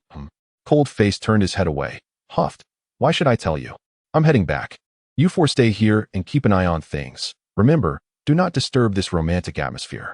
Kagura shot him an exasperated glance, insisting, if you're going back, then we all go back together. How can you abandon your subordinates here as mere spectators? The naturally antagonistic duo, Cold Face and Kagura, could bicker at any time, anywhere. At that moment, Hinata and Naruto had closed the distance between them significantly. Even little Risa was inexplicably mesmerized. Unbeknownst to her, a caterpillar had crawled onto Risa's hand, prompting her to let out a shriek. Ah, there's a bug. Risa's greatest fear was indeed insects. Her outburst startled Naruto and Hinata, who were about to clean their catch. They looked at the suddenly leaping little girl in confusion, as if she were a fool. Not only that, but the little imbecile also returned the fish they had caught back to the river, drenching them once more. Unable to contain themselves, Cold Face and Kagura intervened. With Cold Face removing the caterpillar from Risa's hand, while Kagura jumped into the river to rescue Naruto and Hinata. Gasping for breath, Risa sheepishly apologized. I'm sorry, young master. I embarrassed you. Cold Face sighed. After all the effort to create a romantic setting, you've ruined it. Now let's go back. Seeing his brother and Kagura, Cold Face was filled with questions. He shouted, What are you doing here, brother and sister-in-law? Kagura retorted, You little brat. Who do you call sister-in-law? Your brother is far too fortunate to have married me. Cold Face, along with the little girl, said nothing more and turned away. He didn't want to explain, knowing that it would only complicate matters. Before leaving, he coldly remarked, I heard from Miss Koyomi that you two came here for fun, and I worried. So I came to check. She also mentioned that rogue ninjas were seen around, and I didn't feel secure, so I followed. Back at the inn, Cold Face sighed heavily as he entered Kagura's room. I can't bear to spend another minute in this miserable situation. Who knows what unexpected events may occur while sharing a room with this fierce woman. Lying on the bed, he was enveloped by a strong, pleasant fragrance and soon fell into a deep slumber. After bringing Naruto and Hinata back, Kagura felt somewhat fatigued. Upon opening the door, she found Cold Face sound asleep on the bed. With a sigh, she thought, this big fool, how many hints must I drop for him to understand my sincere feelings? She closed the door and went to Hoshino's room, unaware that this would be her last encounter with Cold Face. Just as she shut the door, the real Shounen appeared, gazing at Cold Face's fair and handsome visage, exclaiming, Oh dear, thank goodness I have the poison from Scorpion, otherwise, I wouldn't know how to take you back. I just wonder if Scorpion and Ju have managed to deal with the other four. Chapter 69. Gossip. Taking advantage of the situation, Shounen swiftly carried Cold Face away, while Ju and Scorpion bound his four bodyguards and brought them to their stronghold. Meanwhile, upon returning to the room, Naruto noticed Sakura and Sasuke looking at him with mischievous smiles. Feeling frustrated that his first date had been interrupted, he expressed his displeasure. Sasuke teased, Hey straggler, where have you been? You look all wet. Were you on a date with Hinata? Annoyed, Naruto warned, Sasuke, I advise you not to keep calling me straggler. I'm already in a foul mood, so please step out while I change. Sakura, smirking, chimed in, Naruto, what is there to hide from us? We all saw you and Hinata leave this morning with fishing rods. Come on, tell us how far you two have gone. Faced with their relentless questioning, Naruto stood his ground, shoving them out and slamming the door shut to vent his pent-up frustration. When Hinata returned, she found that Kiba and Shino were not in the room, which eased her mind significantly. After changing into dry clothes, she suddenly heard a knock at her door. Instinctively, she replied, The door isn't locked, come in. This response would soon lead to her misfortune, as several of her female classmates, Tintin, Sakura, and Ino, entered the room with eager eyes, swiftly closing the door behind them as if afraid Naruto would discover they were in Hinata's room. Sakura raised an eyebrow and asked, Hinata, tell us what you and that fool Naruto discussed by the river today. Hinata sensed that their intentions were not benign and nervously replied, What could happen between Naruto and me? You're overthinking it. He just wanted to take me fishing. Ino was unconvinced and pressed. Hinata, you better confess. Naruto has already acknowledged his feelings. This statement made Hinata blush deeply, as her usually shy demeanor faltered under their scrutiny. Tintin exclaimed, "Did that silly Naruto confess to you? Just nod if he did, or shake your head if he didn't." Hinata's face turned as red as a ripe apple, juicy and delectable. Following Tintin's suggestion, she nodded. The three girls cheered, "Hooray! Hinata, you're the first among us to find love. It's truly enviable." Ino mischievously asked Tintin, "By the way, how are things between you and Niji? When will there be progress?" Tintin rolled her eyes. "What nonsense are you spouting? I'm not interested in that Byakugan brat. Come on, Hinata, after a long day, let us treat you to something good after your lackluster outing with that fool." Suddenly, they heard Kagura scream, prompting them to rush to her room, where they discovered a scene of chaos, with white paper shreds scattered everywhere, and Kagura collapsed amidst them. It turned out that when Xiaonan attempted to take Cold Face away, Kagura had discovered her, leading to a fierce struggle where Kagura was ultimately overpowered, allowing Xiaonan to successfully abduct Cold Face. Chapter 70. Akatsuki Organization. After their victory, Xiaonan and her companions quickly returned to their base. Upon meeting Pain, Xiaonan introduced Cold Face, stating, "Boss, I believe this young man possesses unusual cunning. I think he might be the one you're looking for." Pain turned his gaze towards Cold Face with his menacing eyes, declaring, "ISNT this vortex Cold Face? Xiaonan, I've heard that this boy is quite devious and skilled in verbal manipulation. However, he is not the person I seek. I can sense he holds no value." Pouting, Xiaonan asked, "Then, boss, if I can successfully persuade him to join our Akatsuki organization, would you let him accompany me on the mission to capture the tailed beasts?" Pain's eyes glimmered with cold light as he replied emotionlessly, "You're dreaming if you think you can persuade him. He is the son of the Hokage. I cannot guarantee he will join us."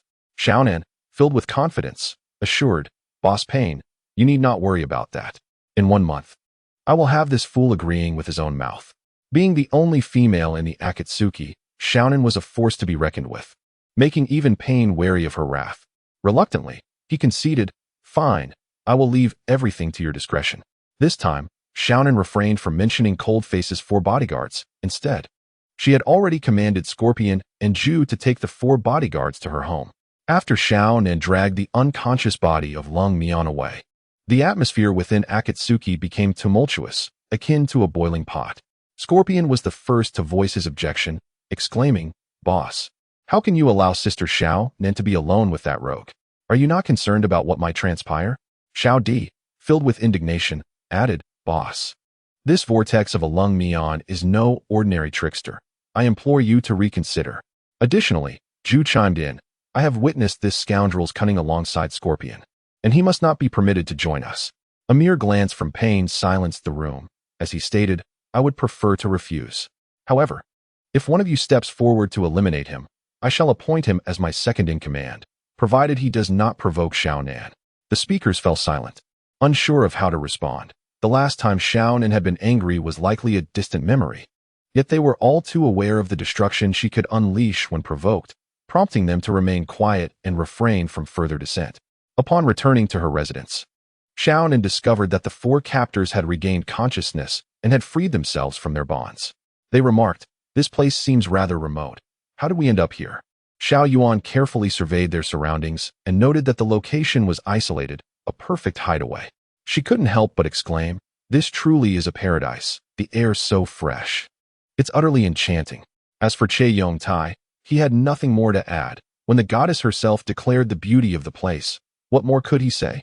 He flattered, "If the esteemed goddess finds this place beautiful, it must indeed be so. Judging by the decor, the resident here must surely be a stunning beauty." Shisha, as usual, awoke with an appetite and disdainfully pointed her pinky at Che Yong Tai, deriding, "Foolish servant, do you know anything beyond admiring beauties?" Che Yong Tai retorted, "Apart from appreciating beauty, I also know that you are an insatiable glutton." Chapter 71. The days of cohabitation with Xiao Nan. Shisha rolled her eyes, wishing to ignore the lecture before her, and continued to eat, fearing that if she slowed down, her food might be taken away. Suddenly, laughter erupted, and Xiaonan appeared before them. Upon seeing Lung Mian in her grasp, Xiao Yuan snapped, "You little harlot, What have you done to the young master? Why is he unconscious? Xiaonan replied with a charming smile. I haven't done anything. I merely wish to invite you esteemed guests to join our Akatsuki organization to capture tailed beasts, especially you and that little lowly behind you. Your presence would be a tremendous asset, and besides, I am not the only woman in Akatsuki. While munching, Shisha inquired, I have one question. If we join you, will there be endless delicacies? Without hesitation, Xiaonan replied, of course. As long as you join us, there will be no shortage of snacks. However, Shisha countered, what exactly is this Akatsuki you speak of? Can it be eaten? Xiao Yuan felt embarrassed, thinking, little lowly, is there anything in your head aside from food? Xiaonan chuckled, this charming young lady has a delightful sense of humor. The so-called Akatsuki cannot be consumed, but I know you adore Scorpion. Who is here? The little lowly widened her eyes, declaring, I do not like that stinky Scorpion. I only like my brother Yan. Xiaonan noticed Feng Yan, who was sleeping soundly on the ground, and realized that he resembled a pig. No wonder he had seemed a bit foolish upon their first encounter. At that moment, Lung Mian, leaning against Xiaonan's shoulder, coughed softly and groggily remarked, why do I feel dizzy? What is this intoxicating fragrance? Is it the scent of the fierce woman? At this point, he was still unaware of his capture and began to inappropriately explore Xiaonan's body. Xiaonan felt somewhat helpless, confronted with Lung Mian's brazen hand. She ultimately chose to acquiesce, inadvertently allowing his hands to work in tandem. Aside from Feng Yan, the other three were riveted, their eyes glued to Xiaonan and Lung Mian, fearful of missing any captivating moments, especially Che Yongtai, whose eyes nearly popped out in astonishment.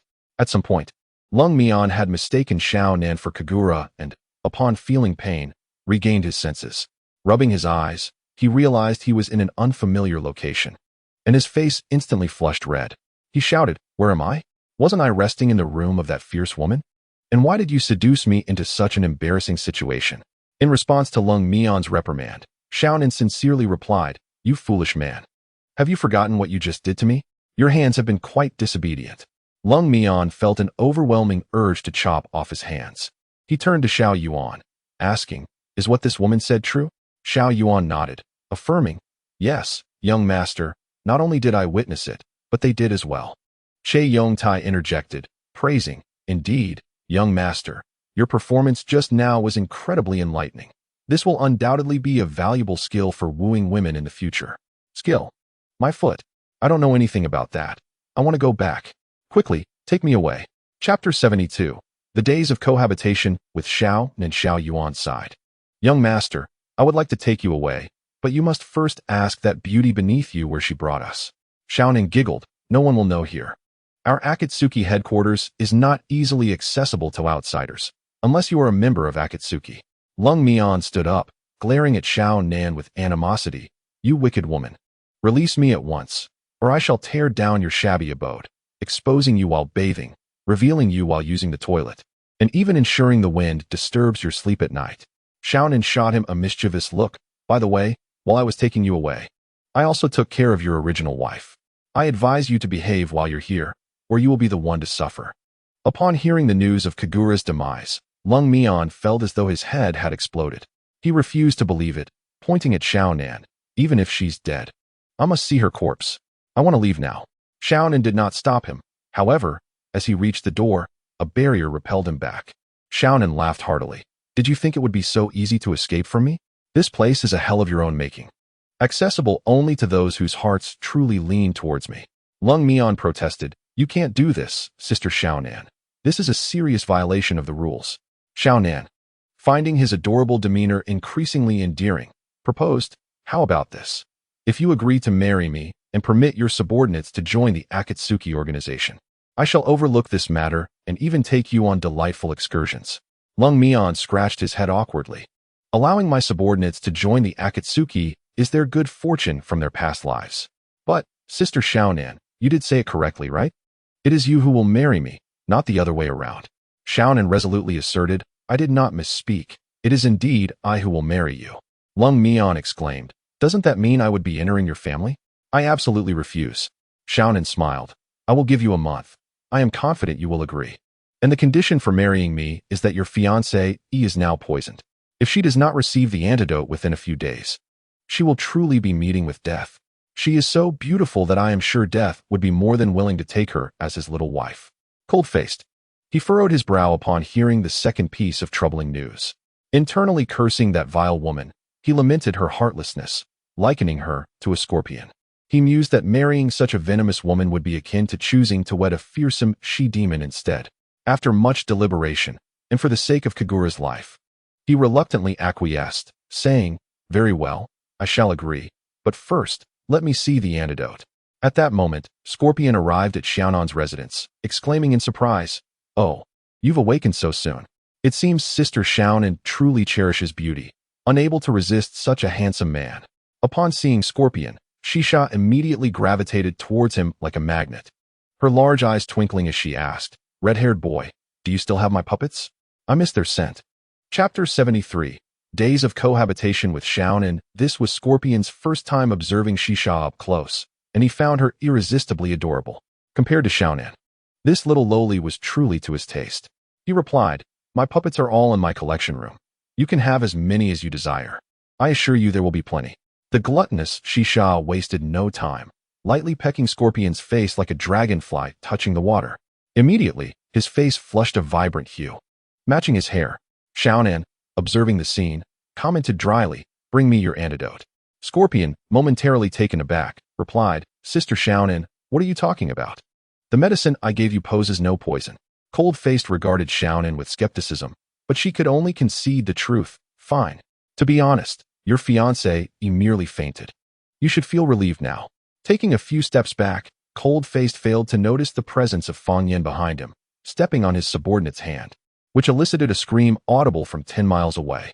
After the cry subsided, he rubbed his hand and saw little lowly Shisha clinging to Scorpion, saying, "Little lowly, why are you clinging to the enemy? Come down quickly." Shisha retorted, "Brother Yen, little Scorpion is not the enemy. He is my boyfriend. You mustn't speak ill of him." Fanyin, bewildered, sought confirmation. "You mean to say he is your what?" Shisha repeated firmly, "Little Scorpion is my boyfriend." This revelation stunned not only Fanyin, but also Scorpion himself, who initially thought Shisha was jesting. He inquired, "Little lowly, do you truly consider me your boyfriend?" Shisha blinked her sparkling eyes and affirmed, "Yes, everything I say is true. I never lie." At that moment, Fanyin was almost heartbroken, squatting in a corner, clearly despondent.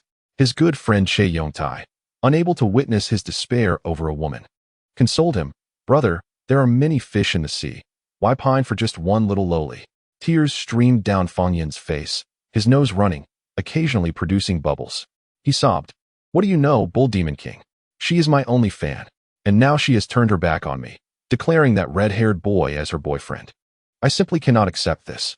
If you refuse to accept it, challenge him to a duel instead of crying here. Go defeat him and win back the little lowly." Fanyin buried his face in Che Yongtai's shoulder, all traces of tears and snot vanishing. He perked up, saying, "It's all right. You know I'll be fine after a good cry. Plus, it wouldn't be right to fight in such a lovely room." Che Yongtai, looking at his soiled attire, felt an overwhelming urge to strangle Fanyin. Grabbing him by the neck, he exclaimed, "You scoundrel! This is the only decent outfit I have, and you've ruined it. What do you propose we do now?" Fanyin, nonchalantly, replied, "You can wear your netherworld battle armor. It's majestic and striking. Who knows? Many beautiful women might pursue you then." Che Yongtai released Fanyin, pondering the thought, but by the time he realized it, Fanyin had already vanished without a trace. Frustrated, Che Yongtai immediately pursued him. Chapter 74. Days of Cohabitation with Xiaonan. After Che Yongtai and Fanyin dashed out, Xiao Yuan found an excuse to slip away, while Scorpion took Shisha to his puppet collection room. The once lively room now held only a man and a woman. Seeing everyone had departed, Xiaonan thought to playfully tease Cold-faced. Like a fierce tiger, she lunged at him, but Cold-faced deftly evaded her hungry pounce, saying, "Sister Xiaonan, have you never seen a man before?" Licking her hand like a docile kitten, Xiaonan replied, "I've seen many men, but none as handsome as you. So don't run away, let me savor you properly." As Cold-faced observed Xiaonan preparing to pounce again, his glasses displayed a message. "You are to join the Akatsuki organization to prevent them from capturing the tailed beasts, and upon joining, you will be able to summon mounts and spirit pets simultaneously." Cold-faced, momentarily lost in thought, was suddenly seized by Xiaonan, who declared, "What are you thinking? This time, I've caught you." Does this mean you like me? At her words, cold-faced nearly retched his breakfast from the previous day. Embarrassed, he stammered, Sister Xiaonan. Didn't you just say for me to consider joining the Akatsuki? I'm quite interested. Could you take me to meet the leader? I didn't expect your aspirations to be so high. To be honest, are you interested in our organization or in me? Cold-faced was a master at making girls smile with a single remark, yet Xiaonan, the beauty before him, never shed a tear. He lifted her chin with one hand. His piercing gaze locked onto hers, stating, I agree to join this organization solely for you. Otherwise, do you think I have nothing better to do? You needn't worry. As long as I agree, my 4 subordinates will have no objections. Romantic moments are fleeting, and just then, Xiao Yuan, having caught a cold, inadvertently sneezed, startling cold-faced into releasing Xiaonan. At that moment, the last person cold-faced wished to encounter arrived. It was the icy Aoki, who approached him with an air of reproach. You ungrateful scoundrel. Miss Kagura risked her life to save you from grave injuries, and here you are, canoodling with this little enchantress. Cold-faced hurriedly attempted to explain, Aoki. Please let me explain. Yet, Aoki, the Ice Queen, was not inclined to hear any justification. Without a second thought, she unleashed an ice blade, encasing him in ice while lifting him effortlessly, declaring, if you wish to explain, do so to Miss Kagura. Seeing cold-faced frozen and blocking Aoki's path, Xiaonan boldly declared, You may call me whatever you wish, but if you wish to leave, you must leave Wurong cold-faced with me. Otherwise, do not expect me to be courteous. The Ice Queen Aoki, unperturbed, retorted fiercely, What? Little enchantress, do you wish to fight me? I advise you to choose another location. I want to feel a twinge of remorse if this beautiful building is damaged. Xiaonan spread her paper talisman wings, soaring into the air, proclaiming, I will say this one last time. Release Wurong cold-faced, and I will ensure your safe passage. Otherwise, even if I must destroy this place, I will break the ice and free him. Chapter 75. White Orchid Island, the fabled land of daughters. Seeing Xiaonan's unwavering determination, Aoki, not wishing for Wurong cold-faced to fall into her hands, carefully observed that Xiaonan's house was built over a swiftly flowing river. Seizing the moment, she tossed the frozen Wurong cold-faced into the river. With a resounding splash, the ice sank to the riverbed. In an effort to thwart Xiaonan's actions, she unleashed her formidable chakra, encasing everyone in ice. As for the cold-faced figure tossed into the river's whirlpool, she dismissed him with a scoff, declaring that it was best for this unfaithful man to fend for himself. If he could drift away from this place, that would be even better. In truth, Aoki's people were not entirely unwilling to rescue him. It was simply that she harbored an innate fear of water, knowing that the river would dissolve her ice. The cold-faced man, swept away by the current, found himself beneath a cliff, initially believing he was doomed. Yet, by serendipity, he was caught in the turbulent waters below the cliff. White Orchid Island, a mysterious isle, was said to be a place where men had vanished without a trace following a calamitous event.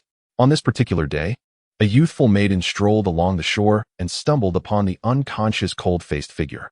The girl approached him cautiously, captivated by his appearance, murmuring to herself about the extraordinary beauty of his features.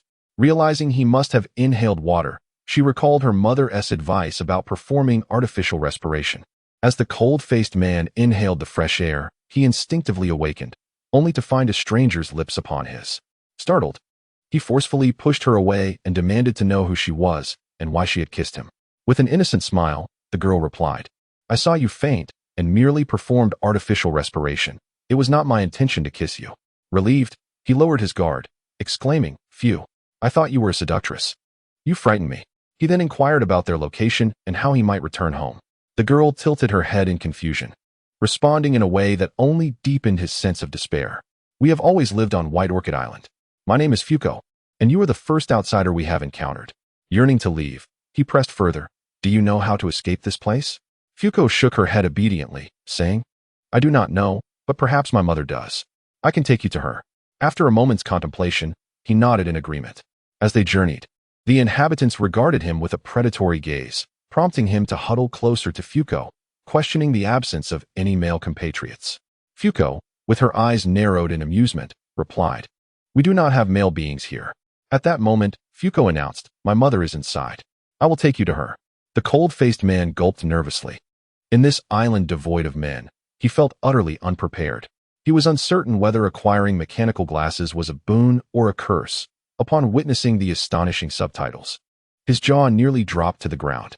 It read, White Orchid Island. Years ago, all the men who ventured out to sea were swept away by a mighty wave. And since then, no men have been seen on this island. Frustration washed over him as he shouted, Cursed Aoki people. What have I done to deserve such treatment? Chapter 76. The commotion on White Orchid Island. Fuko, puzzled by his outburst, asked, What are you saying? Also, my mother dislikes noise. But her warning came too late. A middle-aged woman with fiery eyes emerged, each step causing the ground to tremble. She thundered, Who dares to disturb my slumber? Do you have a death wish?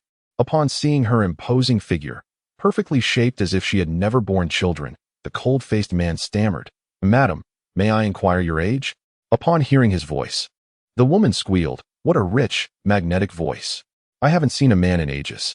Her exclamation drew the attention of every girl on the island, all of whom turned their curious gazes toward him. Moments later, a throng of young maidens gathered at Fuko's doorstep, enchanted by the cold-faced man's striking visage. Some exclaimed, What a handsome youth. Be my husband.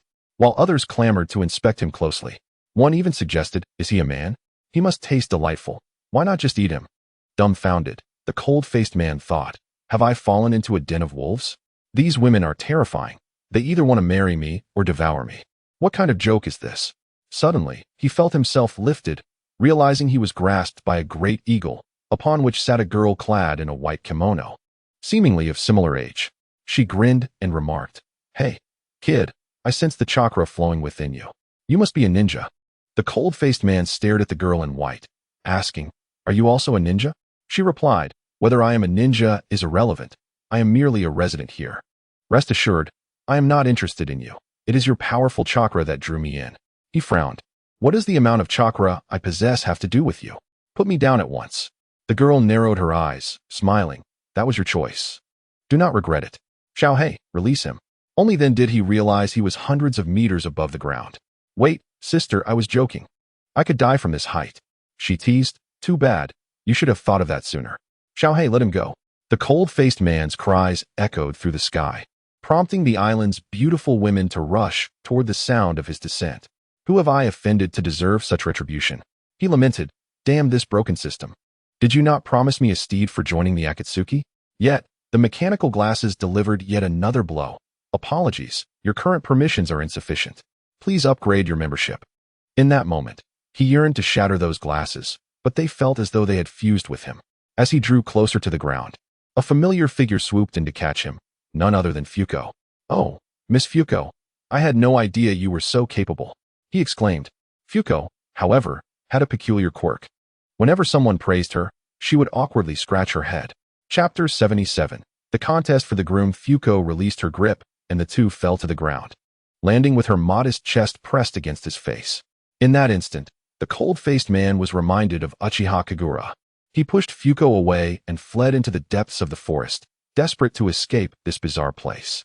Although he had once claimed to be surrounded by beautiful classmates, he had never encountered such a horde of fervent girls. As he ran, he sighed, This is the first time I've been chased across the universe by women. How utterly humiliating. Just then, the girl who had previously captured him reappeared, this time riding an even stranger creature that resembled a dark, lumpy mass. What's the matter, little guy? Did you dare to push away the most beautiful girl on this island? Defiantly, he retorted, You annoying brat. Tell me how to leave this wretched island. I can't bear to stay here another minute. She turned her head away, saying, You're not my husband, so why should I tell you? Once you're here, you better not think about leaving. She then called out to the other girls, Hey, the handsome guy is over here. Staring at her, he thought, You little troublemaker. Are you trying to get me killed? With a sly smile, she replied, If you die, it's no skin off my nose. These girls have never seen a man before. It's their first encounter with the opposite sex. Good luck and farewell. With that, she was whisked away by her mount, leaving the panting cold-faced man still on the run. A sudden commotion arose, and soon someone remarked that the esteemed husband was present. The mother of Fuzi, the island's matriarch, appeared before the cold-faced man, laughing as she teased him about attempting to flee, praising the prowess of the esteemed husband. Faced with these alluring women, the cold-faced man found himself at a loss for words. He abruptly halted and addressed Fuzi's mother, saying, Aunt, I am not the esteemed husband. I am Uzumaki Lungmian. Please tell me how to exit this place swiftly. I must find my fiancé, for we have been separated. Ah, so your name is Uzumaki Lungmian. Ladies, he is Uzumaki Lungmian. First come, first served. Lungmian cursed inwardly at the audacity of the woman who dared to mock him. He responded, Hey, do you intend to exhaust me, Aunt? Please, do not call me Aunt. My name is Mei-chan. Lungmian raised his pinky finger and retorted, Aunt. I hold your character in contempt. Do not let our paths cross again. Mei-chan mischievously informed the ladies, Look, Lungmian is about to escape. Lungmian, disinterested in further conversation with Mei-chan, took off running, fearing the voracious women would devour him alive. Mei-chan stopped Fuzi, who was rushing ahead, saying, My dear daughter, why do you wish to pursue that man? Fuzi pushed Mei-chan aside, insisting, Mother, I rescued him.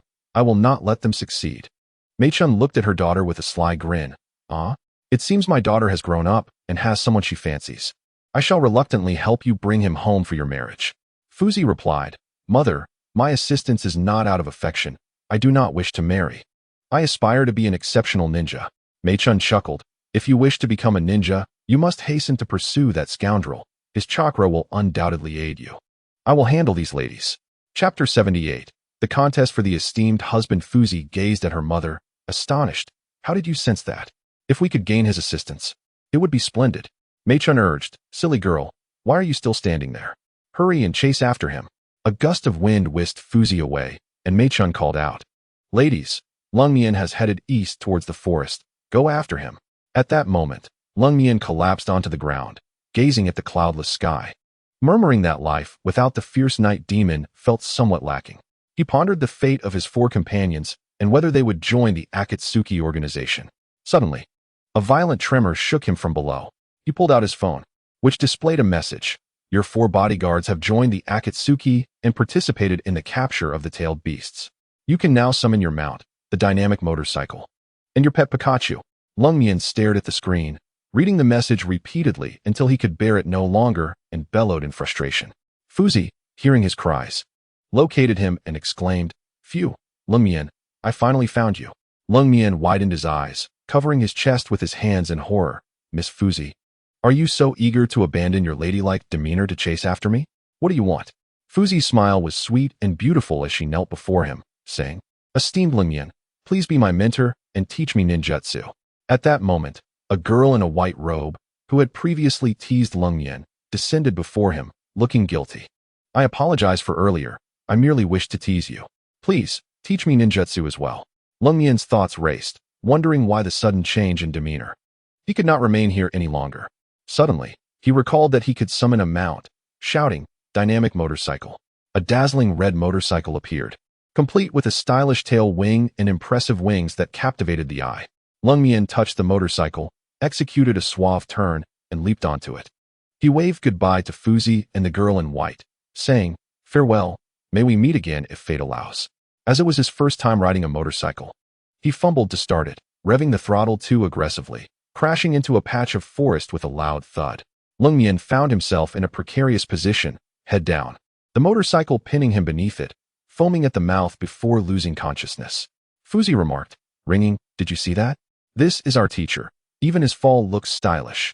Ringing thumped Fuzi on the head, saying, Fuzi, I think you've lost your mind. It's that ugly thing bullying our master. We should go teach it a lesson. Fuzi nodded, and the two approached Lungmian, but the commotion he caused attracted everyone's attention. Realizing the gravity of the situation, Ringing, known as the island's strongest, effortlessly tossed the motorcycle aside, hoisting Lungmian onto her back and summoning a creature Lungmian had never seen before, a little black creature. Fuzi, let us get our master out of here. They began to carry Lungmian away, but the motorcycle suddenly plummeted from above, crashing right where they had planned to take off. Chapter 79. Lungmian takes on disciples. The impact had not been gentle. Lungmian, trapped beneath Ringing, suffered severe injuries, resulting in compound fractures. Despite his remarkable healing abilities, he would need to recuperate in bed for several days. Days later, Lungmian awoke, discovering he had been wrapped up like a mummy. He lamented, Why is this world so unfair to me? Falling into a land of women is one thing, but why must I be their esteemed husband?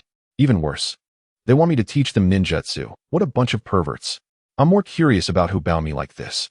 Suddenly, He overheard Fuzi and Ringing conversing outside. Ringing asked, Fuzi, do you think Lingmian would accept us as his disciples? Fuzi, looking troubled, replied, I don't know. I only know mother said how powerful ninjas are. Lingmian can summon such formidable mounts. He is my idol. Ringing scoffed, when did you become infatuated? Perhaps if we learn ninjutsu from him, we can finally leave this wretched island. Lingmian overheard their discussion and sighed, realizing they too wished to escape. Perhaps if he taught that woman, she would reveal how he could leave as well. Ladies, could you assist me with a favor? He called out. Hearing Lingmian had awakened, Fuzi and Ringing rushed into the room, kneeling as they pleaded, esteemed Lingmian. Please be our master and teach us ninjutsu. Though Lingmian was an amateur ninja, he still knew basic techniques. He whispered to them, I can teach you. But please help me remove these bindings. Being wrapped like a mummy is quite uncomfortable. Just then, a cute little girl with a syringe appeared, shooting 2 tranquilizers. Fuzi and Ringing deftly dodged, but Lingmian was not so fortunate. The tranquilizers struck him squarely on the forehead, and he promptly lost consciousness once more. With a mischievous grin, the little girl declared, Hee, I didn't expect you to evade me. I must take Lingmian away today. The two immediately assumed a defensive stance, declaring, Night Owl, you shall not take our master. He has promised to teach us ninjutsu. Fuzi nodded in agreement. Night Owl continued, Oh dear, I forgot to mention that the tranquilizers contain a volatile agent. The effects should be kicking in now. The two, confused, contemplated what a volatile agent was, with Fuzi asking if it was edible. Suddenly, Ringing delivered a sharp punch to Fuzi's head, saying, You fool. If a volatile agent were edible, she would have consumed it long ago. Why would she use it to shoot at us? With a heavy burden, Fuzi nodded and remarked, Indeed, Lingyin, your analysis holds true. So what shall we do now? The two exchanged glances, momentarily at a loss for words, when Night Owl interjected, If you two are at a loss for words, allow me to speak on your behalf. The side effects of the Fury Serum result in the afflicted becoming immensely powerful, losing all sense of reason and transforming into mindless monsters.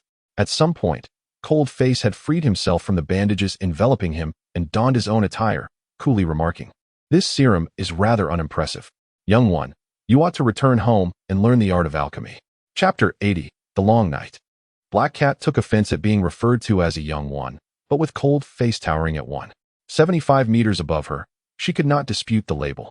Enraged, Black Cat exclaimed, Cold Face, take a good look. I am a 15-year-old girl, not a child. Cold Face continued to disregard her, addressing Fuzi and Lingyin.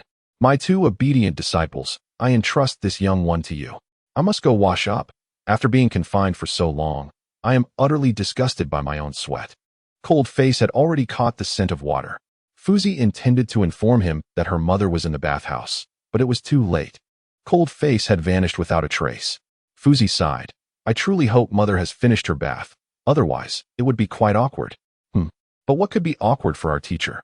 Fuzi, sweating profusely from embarrassment, thought to herself, I have no idea why I said that. It was a thoughtless reaction. Black Cat despised being ignored. Seeing Fuzi and Lingyin engaged in lively conversation, she could not help but interject, Why do you both call him master? Fuzi, brimming with confidence, replied, Because he has promised to teach us the art of ninjutsu. Our dreams are finally coming to fruition. What is ninjutsu, and can it be used for alchemy? Black Cat queried. Fuzi explained, Ninjas are formidable professionals, and once we master ninjutsu, we shall be invincible. Haha. Black Cat admonished, Fuzi, you should not laugh so. Master will not appreciate it. We ought to behave more ladylike. It's fine. I am so adorable that Master has said he would never disdain me. At that moment, Cold Face, breathless, arrived at the bathhouse, only to find Mei-chun submerged in the water, her upper body exposed, seemingly asleep. The youthful Cold Face, upon seeing her in the water, instantly turned and fled, wiping away his nosebleed in embarrassment. Why is that woman there? Thankfully, when I passed earlier, she was asleep. Otherwise, I would have truly been doomed. Cold Face was well aware of the terror women could wield. Recalling how he had been thoroughly humiliated by Kagura upon his arrival in this system, causing him to break into a cold sweat even now. As night gradually fell, he lay on the bed where he was recuperating, staring at the ceiling. A multitude of thoughts plagued him, yet he had no one to confide in. The only constant was that this place was merely a system. He sighed, Alas, it has been a long time since I arrived in this wretched system, and I have already failed my first task. My 4 bodyguards have joined the Akatsuki organization, and yet they have secured me mounts and pets. This night was not particularly peaceful. Black Cat had leapt onto his bed, startling Cold Face, who screamed in panic, "Help! Someone is attempting to violate me." Fuzi, who was preparing for a bath, heard Cold Face's cries for help and hurriedly entered his room, only to witness the scene where Cold Face was sprawled on the floor, a massive eggplant having taken the place of his bed. Seeing Fuzi in such a state, Cold Face's nose erupted once more, this time breaking through the ceiling. A testament to Fuzi's allure. With remarkable speed, she executed a backflip, sending Night Owl flying, and inquired, "Master, how are you faring?" Chapter 81. The Erudite Glasses Girl. After being affected, Cold Face gushed blood and then faintly chuckled before losing consciousness. When he awoke, it was already morning, and he found himself on the floor, attempting to rise, only to see Fuzi returning with a bucket full of water. He stepped outside and asked, "Miss Fuzi, do you fetch water alone every day? That is truly impressive." Fuzi humbly replied, "You may drop the miss when addressing me, master. By the way, do you not need to rest a while longer? Last night, you were quite tormented by that rascal, Black Cat." Cold Face waved his hand dismissively. "It's nothing. Is there any task I can assist with? I feel quite useless here." "No need for that, master. These family chores are my responsibility. If I do not complete them, my mother will be displeased." Seeing Fuzi burdened with so many domestic tasks, Cold Face felt a pang of compassion. He picked up an empty water bucket and declared, "No worries, your tasks are my tasks. If my disciple is in trouble, how could I sit idly by? Come, let us fetch water together." At that moment, Lingyin, who had been calling Cold Face master alongside Fuzi, leapt gracefully down from the rooftop. Cold Face silently awarded her a perfect score in his mind, nodding, as expected of my disciple. "Even her landing is more graceful than mine. When I step out, I shall raise both hands to welcome you into the ranks of the whimsical 5. The two looked at Cold Face, puzzled. Fuzi asked, "Master, what does whimsical mean? Is it something edible?" Cold Face felt 1,000 blows to his heart. How could these adorable girls be so clueless, not even knowing what whimsical meant? He attempted to explain, "Whimsical means." At that moment, Cold Face faltered, unsure of how to respond. Sensing his embarrassment, the bespectacled girl, who had been quietly observing him, could no longer remain silent. She sat upon Cold Face's lap and clarified. Whimsical refers to someone who speaks humorously, often using peculiar language and engaging in playful banter to amuse others. Facing the girl's eloquent explanation, Cold Face felt tears welling in his eyes. He then asked, "Since you are so knowledgeable, can you enlighten me on what chakra is?" He had expected her to shy away from such a challenging question, kneeling before him to plead for an explanation. However, as the saying goes, the greater the expectation, the greater the disappointment. She adjusted her glasses and replied, "That is no challenge. I could answer such questions at the age of 5. Chakra is the harmonious fusion of spiritual and physical energy, serving as the source of energy for ninjutsu, jinjutsu, and taijutsu. It can also be formed into threads to bind opponents or sever materials made of chakra. In simpler terms, chakra is the essential energy required to utilize ninjutsu. This energy is primarily derived from 1. The body's energy obtained from 130 trillion cells, and 2. The spiritual energy cultivated through extensive training and experience. Upon hearing the detailed explanation from the bespectacled girl, Cold Face waved the white flag in defeat. He had hoped to showcase his intelligence before his 2 disciples, but found himself utterly vanquished. Chapter 82. Escape from Bylon Island. Observing Cold Face's despondent expression, Fuzi consoled him. "Master, the bespectacled girl is simply like that. She is knowledgeable and resourceful, so nothing can stump her." Cold Face chuckled, "Ah, I see. Since she is a clever beauty, I will pose another question. How can we escape the island?" The bespectacled girl, adjusting her glasses, responded, "That is not difficult at all. According to my precise calculations, a great whirlpool will appear on the sea surface in a year. If you can successfully enter the whirlpool, leaving the island will be a simple matter." "Ha ha ha. What a little fool. Just answer me directly when I ask something." Cold Face expressed his gratitude. "Thank you, bespectacled girl. Now could you please get off me? It is quite uncomfortable having you sit on me." The 4-eyed girl scratched her head, leapt off the cold-faced man's shoulder, and said with a chuckle, "Sorry. I have something to attend to, so I'll be leaving now. Bye." The cold-faced man watched the naive girl depart, feeling an immense gratitude towards her. A year later, on a full moon night, While taking his two beautiful disciples to the seaside to learn new ninjutsu, he discovered a massive whirlpool emerging in the ocean. Suddenly, he recalled the words of the four-eyed girl from a year ago. Turning to Fuko and Suzu, he remarked, "It seems the four-eyed girl's prophecy has come true. Are you two interested in accompanying me to explore?" Upon hearing the news that they could go out, the two exclaimed in delight. The cold-faced man suddenly made a gesture for silence and whispered, "Keep your voices down, or it will be difficult if others find out about our plans." Heeding his warning, the two restrained their excitement. Previously, he often regaled them with tales of the wonders outside. He inquired, "Are you two truly prepared to venture out with me?" They confidently patted their chests, declaring, "We have long awaited this day, Master. Please take us with you." The cold-faced man felt a sense of helplessness. How could he abandon his two disciples after they had trained under him for a year? Reluctantly, he agreed, "Very well, let us jump into the whirlpool together. Our fate tonight will determine whether we can escape." With determination, the cold-faced man leaped into the whirlpool with Fuko and Suzu. Unaware that their actions had been observed by someone who seemed indifferent to their departure, casually eating a banana and muttering, "Ah, my foolish daughter has run off with that wretched master. But perhaps it is for the best. Let her experience the world outside." The trio was swiftly engulfed by the center of the whirlpool. "Ah, why do I feel so dizzy? What is happening? How are you two faring?" the cold-faced man exclaimed. But when he received no response, he opened his eyes to survey his surroundings, only to find that Fuko and Suzu had already vanished. He felt a wave of panic wash over him. No wonder Mother Yasha always calls me an idiot. I must be even less than that now, losing my two disciples and becoming trapped in this cursed whirlpool.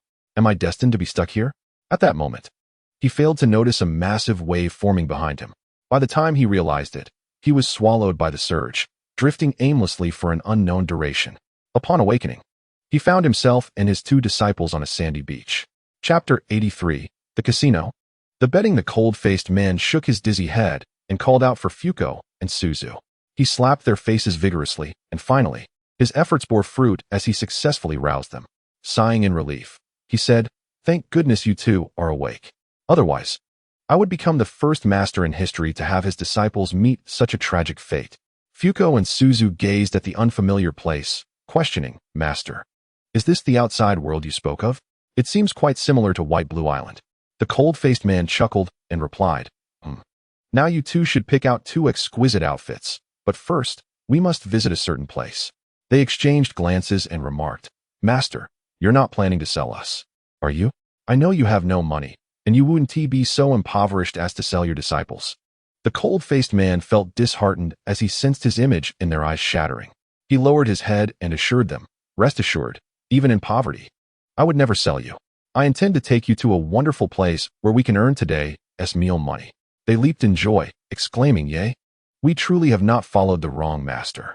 The cold-faced man felt as if a flock of crows had flown over his head. He was bewildered by their thoughts. As they walked through the streets, they attracted 100% attention. The two beauties, shaped by a year of his training, were truly exceptional. The cold-faced man felt a wave of nausea as he observed the leering men around him. How pitiful these men are, daring to gaze at my disciples. Were it not for my image, I would teach them a lesson on how to become a vegetable. He led Fuko and Suzu to a casino, where they stared in fascination. It was their first time seeing so many men, most of whom had scruffy beards and appeared rather unkempt. They whispered behind the cold-faced man's back, "I've surveyed the area, and not one of them can compare to our master. They are truly ugly." Fuko nodded in agreement, saying, "Yes, in my heart, our master is the most handsome." Hearing this, the cold-faced man felt a surge of excitement. "Ahem, you two have had enough flattery for now. I did not bring you here merely to admire men. We are here to learn." Fuko, puzzled, asked, "But master, I feel that Suzu and I are already quite capable. Do we really need to learn in a place like this?" The cold-faced man replied with a serious demeanor, "This place is not only for learning, but also an excellent opportunity to earn money. Watch how I will secure our living expenses today." The two gazed at him with admiration, exclaiming, "Long live our master." Their enthusiastic shout drew the attention of the nearby brutes, who found it particularly grating. The cold-faced man quietly admonished Fuko and Suzu, "You two were a bit too loud just now. We must not reveal that I am your master here." Fuko tilted her head, asking, "If we don't call you master, then what should we call you?" The cold-faced man covered his face and whispered, You can call me anything, just not master. Chapter 84. The Casino. The betting to Fuko's unexpected remark drew curious gazes from all around. If looks could kill, the cold-faced man would have perished 1,000 times over. Very well, then I shall call you my lord from now on, she announced, just as she finished speaking. A middle-aged man with a rotund physique, weighing over 300 pounds, approached the cold-faced man. He spoke with a mouthful of food. Hey kid, name your price. How much for these two beauties? The cold-faced man looked up at the gluttonous man with disdain, replying, I'm afraid you're mistaken. These two beauties are my most exceptional disciples. You'll need to offer a reasonable price if you wish to buy them. The man extended his hand, offering 5 million. The two disciples, sensing the cold-faced man's calm demeanor, grew increasingly apprehensive, fearing he might inadvertently utter the two words they dreaded. The cold-faced man shook his head and said, Do you think 5 million is sufficient? Let me break it down for you. I have raised them for 10 years, dedicating my life to teaching them ninjutsu. After all this effort, you offer me a mere 5 million? That is far too little. He then raised 5 fingers. The man grasped his intent and exclaimed, Are you asking for 50 million? The cold-faced man shook his head again. No, I want 500 million. I haven't even factored in their food and lodging expenses. 500 million is quite a bargain. The man, furious, slammed his hand on the table, reducing it to powder. The cold-faced man remained unfazed, retorting, What is the point of smashing the casino's table? I fear you wouldn't be able to afford such a beautiful table if it were broken. You're talking nonsense. I'm a prominent figure here. If you provoke me, you'll regret it, the man threatened. The cold-faced man ignored him and turned to Fuko and Suzu, saying, I've never encountered such a crude fool. Come, let me show you how to play at the tables ahead. The rotund man called out to the cold-faced individual, referring to him as a red-haired brat. He proposed, If you're interested, I can accompany you for a couple of rounds. But do you have sufficient stakes? The cold-faced one turned around and sighed. I truly do not, which is precisely why I intended to play smaller games. In pursuit of the two lovely companions beside the cold-faced man, he declared, I am willing to wager my entire fortune. Let us gamble. With your stakes being the two beauties behind you. The cold-faced one inquired tentatively, Are you truly willing to gamble your entire fortune for these two utterly worthless disciples? You must think carefully. If you lose, all your assets will belong to me.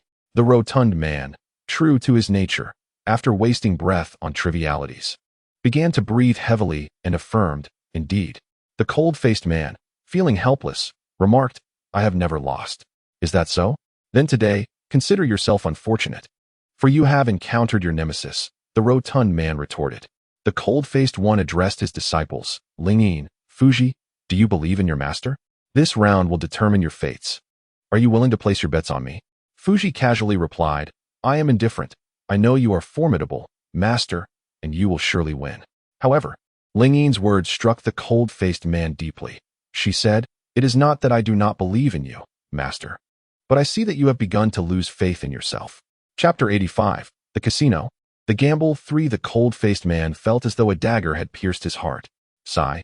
Then you shall observe closely today how to deal with such shameless individuals.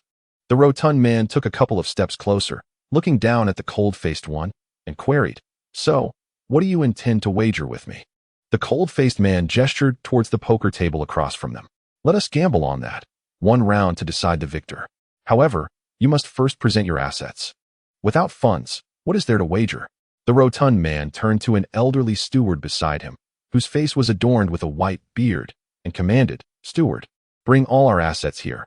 I want this brat to see just how substantial our fortune is. The cold-faced man felt a sense of satisfaction as the rotund man unwittingly stepped into the trap he had set.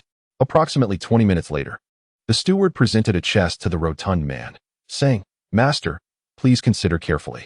The rotund man resolutely replied, I do not require your guidance in my affairs. The elderly steward, frightened, retreated, not daring to utter another word. The rotund man and the cold-faced one approached the gambling table, and upon opening the chest, he declared, This contains my properties in several branches. My annual income amounts to no less than tens of millions. The cold-faced man nodded in approval. Indeed, you are a man of your word. But I must remind you once more, think carefully. Should you lose, you will have nothing left. The rotund man, still with unwavering determination, responded, Once I make a decision, I never regret it. Let us begin. Very well, To ensure fairness in this contest, you should verify your cards. Otherwise, if you lose, you may refuse to acknowledge it, the cold-faced man suggested. The rotund man frowned. Are you looking down on me? Afraid I cannot handle a loss. The cold-faced man chuckled. Indeed, I am concerned you might suffer a heart attack from losing. The sun today seems to have risen from the west. My luck in gambling is particularly favorable. Enough chatter. I do not wish to prolong this, the rotund man snapped. The cold-faced man, reclining with his legs crossed, smiled politely at the dealer. Dear lady, you may deal the cards now. The dealer's cheeks flushed slightly. All right, you're quite the obedient little brother.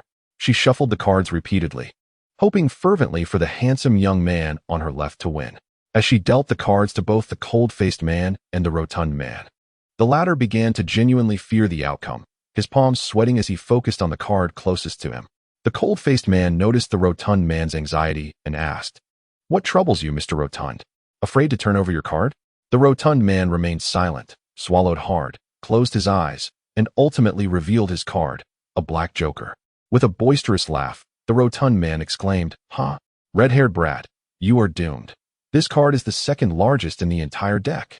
The cold-faced man remained unfazed, stating, Who wins and who loses is yet to be determined. My card has yet to be revealed. At that moment, someone chimed in, Brat, you might as well concede. Your defeat is inevitable. The cold-faced man dismissed their words as mere prattle, allowing them to enter one ear and exit the other. He sighed, You sycophants. Prepare to witness my gambling prowess. Chapter 86. The unyielding rotund man. The cold-faced man effortlessly placed his hand upon his card, a smile gracing his face as he proclaimed, The moment of miracles is upon us. Those wearing glasses should don them, lest you be blinded by brilliance. The rotund man fumed. Will you reveal your card or not? If not, allow me to assist you. Even at that moment, the cold-faced man did not forget to show off. He rose, performing a suave 360-degree turn, and leapt onto the table, tossing the card to the rotund man. The rotund man was left dumbfounded, an immense red joker, the largest card in the deck. In disbelief, he stammered, This cannot be. I cannot have lost. It is impossible. Rising to his feet, he seized the cold-faced man's collar. You little rascal have been playing me for a fool. The cold-faced man, facing the rotund man's foul breath, covered his nose and said, Uncle, how long has it been since you brushed your teeth? The stench is unbearable. Before the cold-faced man could react, the rotund man hoisted him above his head and hurled him out the window. The cold-faced man landed on the street, attracting the attention of numerous passers-by. With defiance, he exclaimed, Fuji, Lingyin, do not hold back, strike. Fuji and Lingyin had been captured the moment the cold-faced man was thrown out.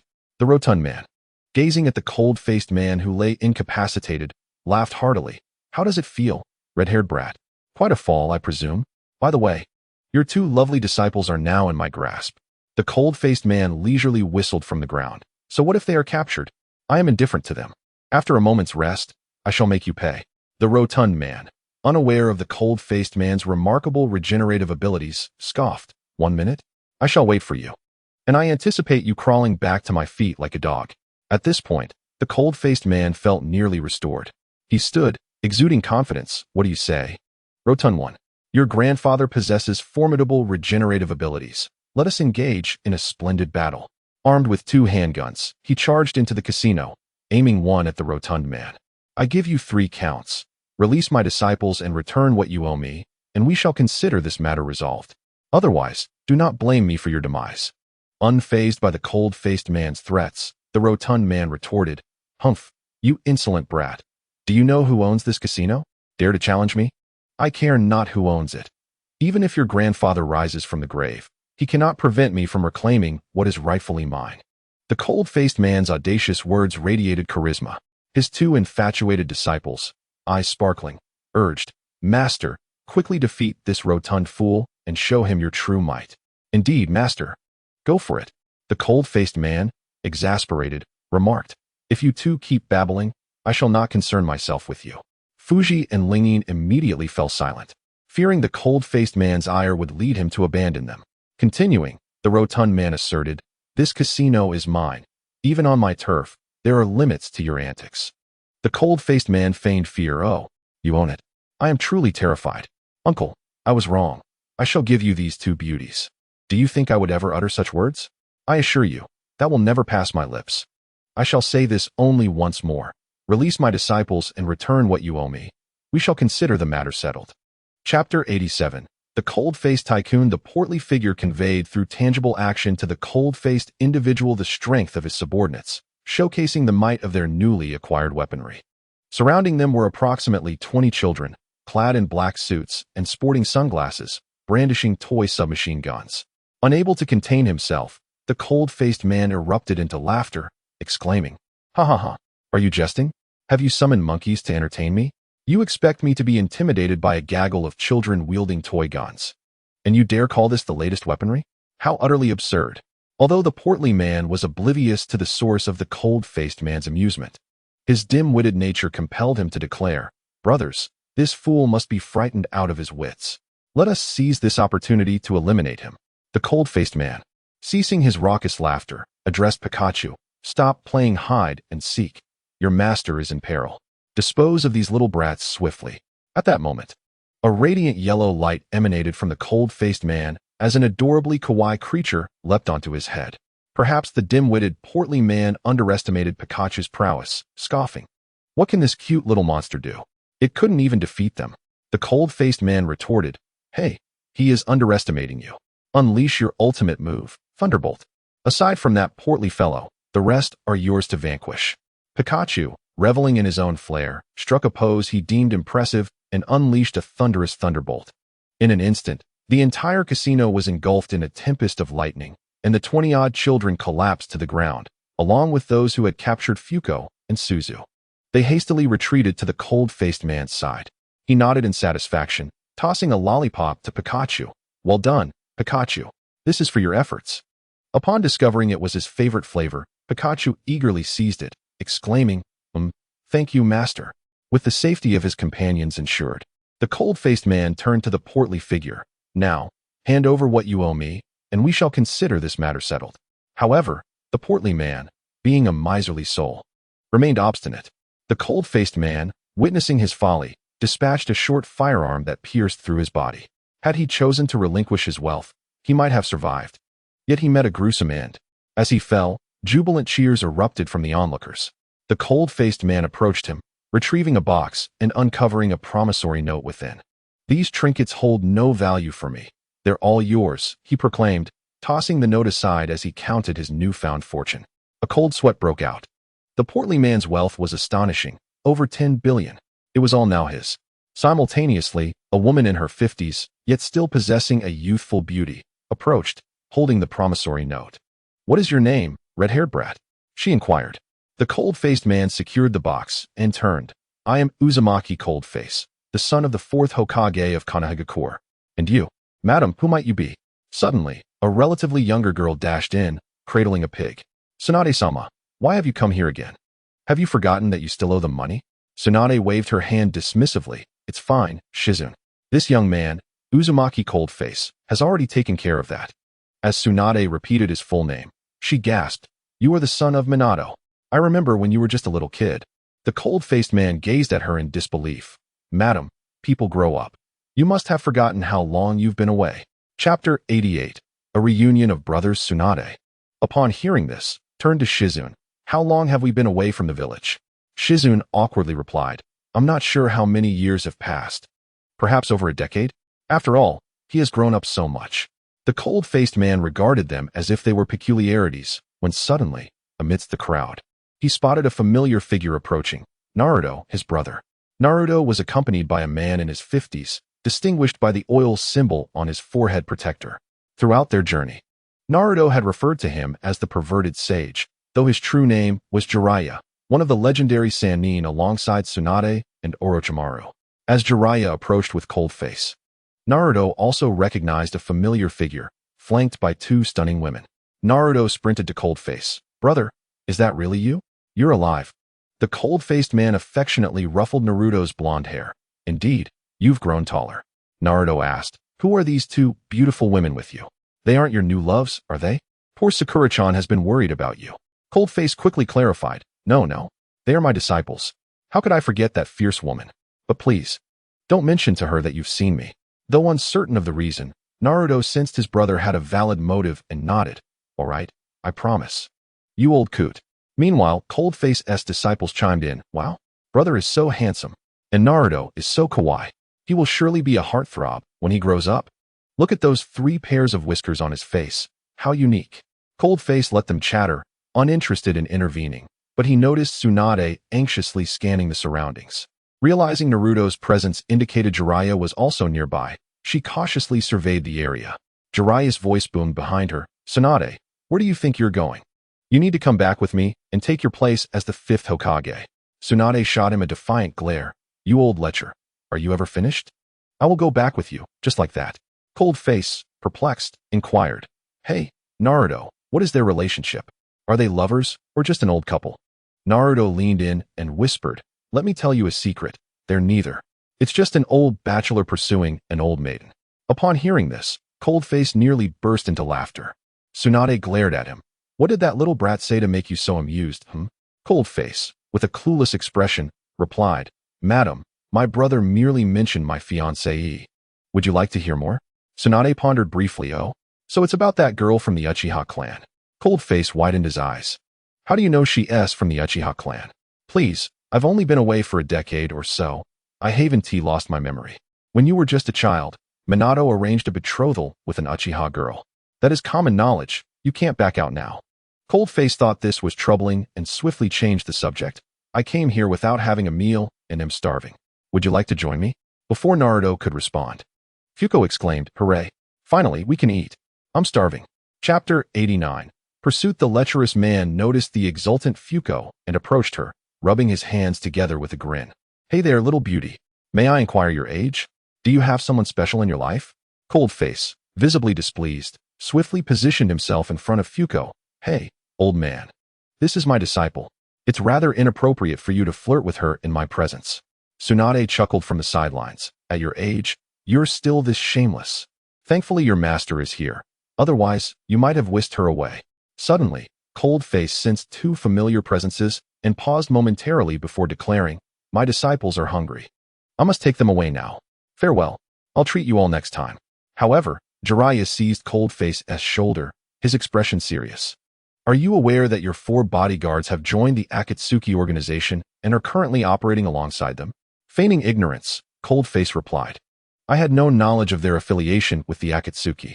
When I encounter them again, I will certainly address the situation. With that, Cold-Face hurriedly led Fuko and Suzu away, soon spotting 2 individuals clad in Akatsuki attire not far ahead.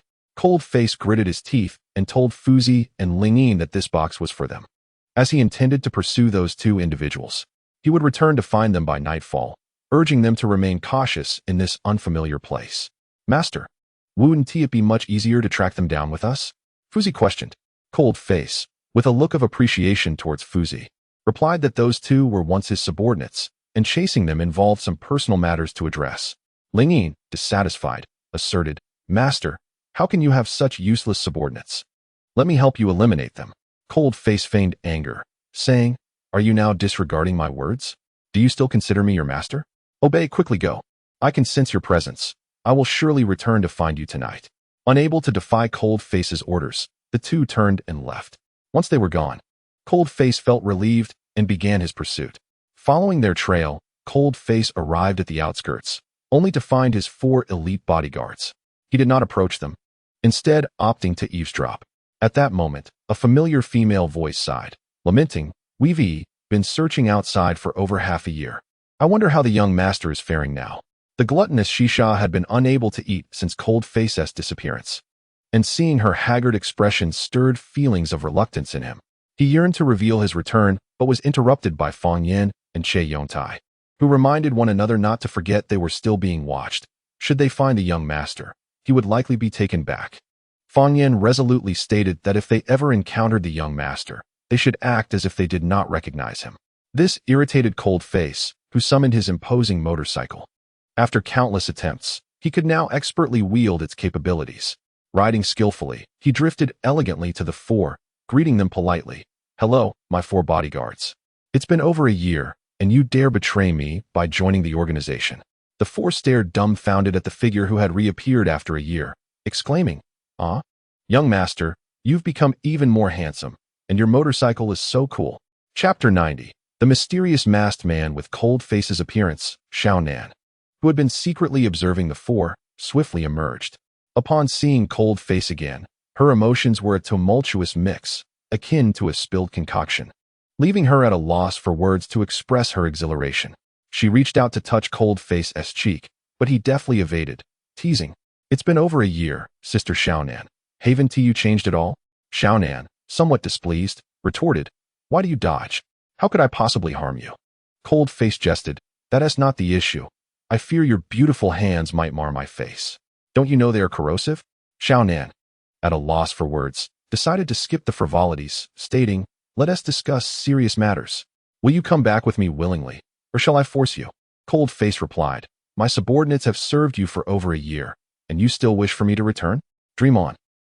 If that is the case. Don't blame me for being ruthless today." Just then, a masked figure with glasses appeared beside Xiaonan, saying, "Sister Xiaonan, do you really need to handle this? I can take care of him." Xiaonan shouted, "Fei, step aside. Today is my personal matter with him. You needn't intervene." Cold Face interjected, "Do you four revel in this ridiculous disguise? Quickly remove it. Don't think I haven't heard your earlier remarks." The four, emboldened by Cold Face's return, tossed their disguises to the ground, declaring, "Young master, your four bodyguards are back." Cold Face cast a disdainful glance at the mysterious Fei, recognizing something familiar in his eyes, but choosing not to expose his disguise. With a grin, he said, "Sister Xiaonan, when did you start recruiting shameless individuals for your organization?" Fei sighed in relief, having anticipated that Cold Face would unveil his facade. Hearing Cold Face call him shameless incited a desire to strike him. Cold Face, deliberately provoking, stated he needed to utter something infuriating daily to alleviate his frustration. Fei, concealed behind his mask, could not reveal his expression, yet Cold Face sensed his fury. He turned to Fei, saying, "What are you staring at? You're not worthy to challenge me.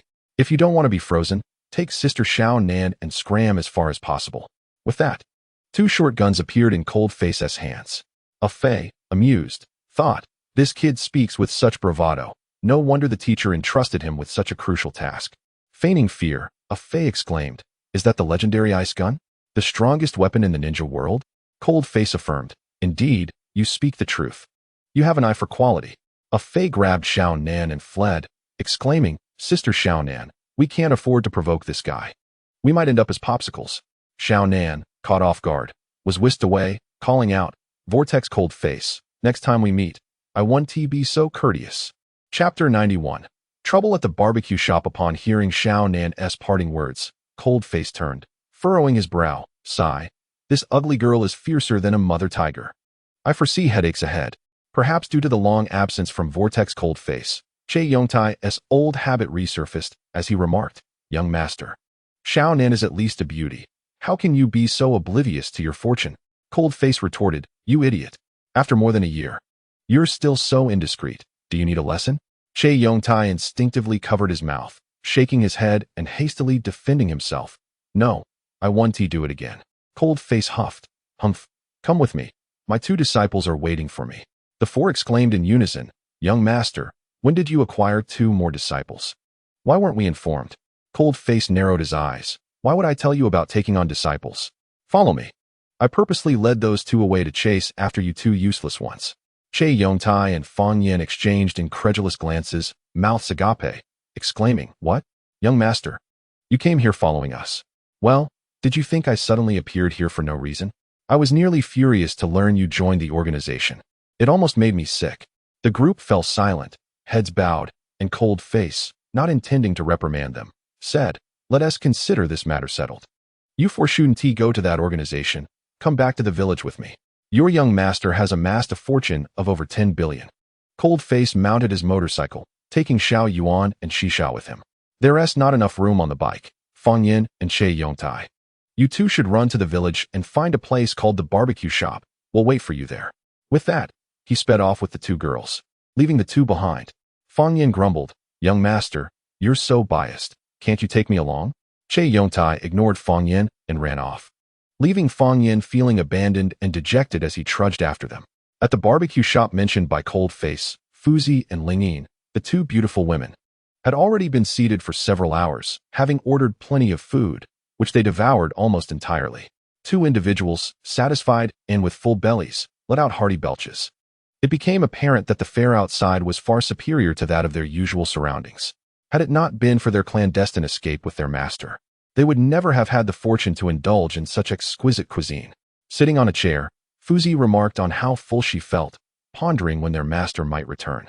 Beauty often attracts its share of troubles. After their meal, a youth in his 20s, adorned with the forehead protector of the sand village and sporting a spiky black hairstyle, approached them. He produced 2 bouquets of roses seemingly from thin air, offering one to each of the ladies, proclaiming that these flowers were a fitting gift for them. Having never encountered such blooms before, the two were unable to distinguish between friend and foe.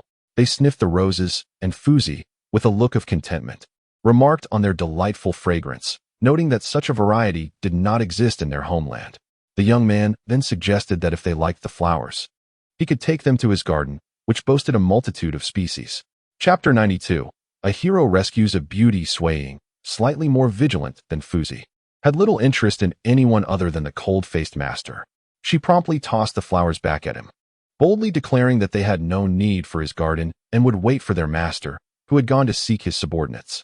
The young man, with a glint in his eye, countered that it was indeed their master who had sent him to retrieve them, insisting that he was one of his subordinates tasked with bringing them along. As he mentally counted down, Fuzi and Swaying suddenly felt dizzy and collapsed onto the table, falling into a deep slumber. Coincidentally, at that moment, the cold-faced master arrived at the barbecue restaurant with Xiaoyuan and Shisha, discovering his 2 apprentices sprawled across the table, sound asleep, while a lecherous man gazed at them with a grin. Furious, the cold-faced master approached and tapped the young man on the shoulder, demanding to know his intentions toward his beautiful apprentices. The young man dismissed him, challenging him to prove their relationship. With a calm demeanor, the cold-faced master asserted that they were indeed his apprentices, a fact beyond dispute. He warned the young man not to provoke his ire, for he was capable of lethal consequences, and at that point, it would be a matter of how many lives the young man possessed. The young man turned to face the cold-faced master, his malicious gaze seeming to threaten annihilation. Unfazed, the cold-faced master repeated his earlier words and called Xiaoyuan and Shisha over. He instructed them to deal with this scoundrel while he checked on his 2 apprentices. The young man, still arrogant, scoffed, questioning whether he was truly nothing, sending 2 girls to confront him, finding it rather dull. The cold-faced master, with a dark expression, inquired what he deemed entertaining, teasing that he could easily incapacitate him with a single hand. Xiaoyuan interjected that she could handle him without the master's assistance, promising to keep him in the hospital for months. With a dismissive wave, the cold-faced master told Xiaoyuan to cease, remarking that he feared the sight of her striking such a wretch. He merely wanted the young man to kneel and beg for mercy. The young man, observing the cold-faced master, disregarded him, claiming that confronting him would be seen as bullying a younger opponent. He insisted that if they allowed him to take the 2 girls, nothing further would transpire.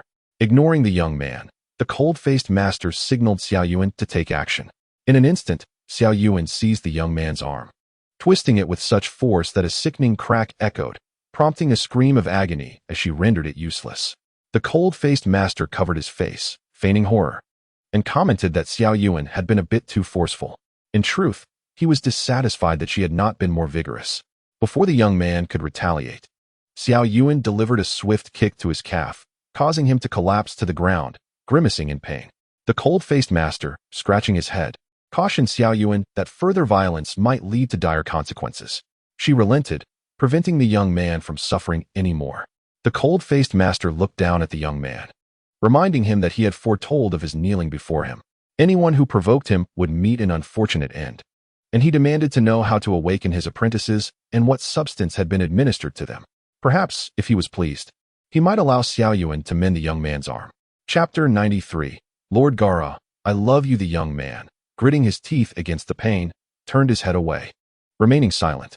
The cold-faced master, seeing his obstinacy, suggested to little Lowly that since he was so ungrateful, she could consume him. Little Lowly, feeling her stomach growl, expressed gratitude to the master. She then requested Xiaoyuan's sword, stating that she preferred using a knife for meat.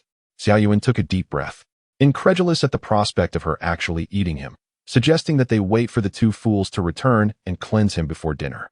Just as they were speaking, Fang Yin and Che Yongtai arrived at the barbecue restaurant, panting heavily. Che Yongtai lamented that the cold-faced master was too biased. The cold-faced master, annoyed, chastised them for their chatter, asserting that they should have returned with Xiaonan. Che Yongtai, feeling wronged, protested that he had said nothing, attributing the complaints solely to Fanyan.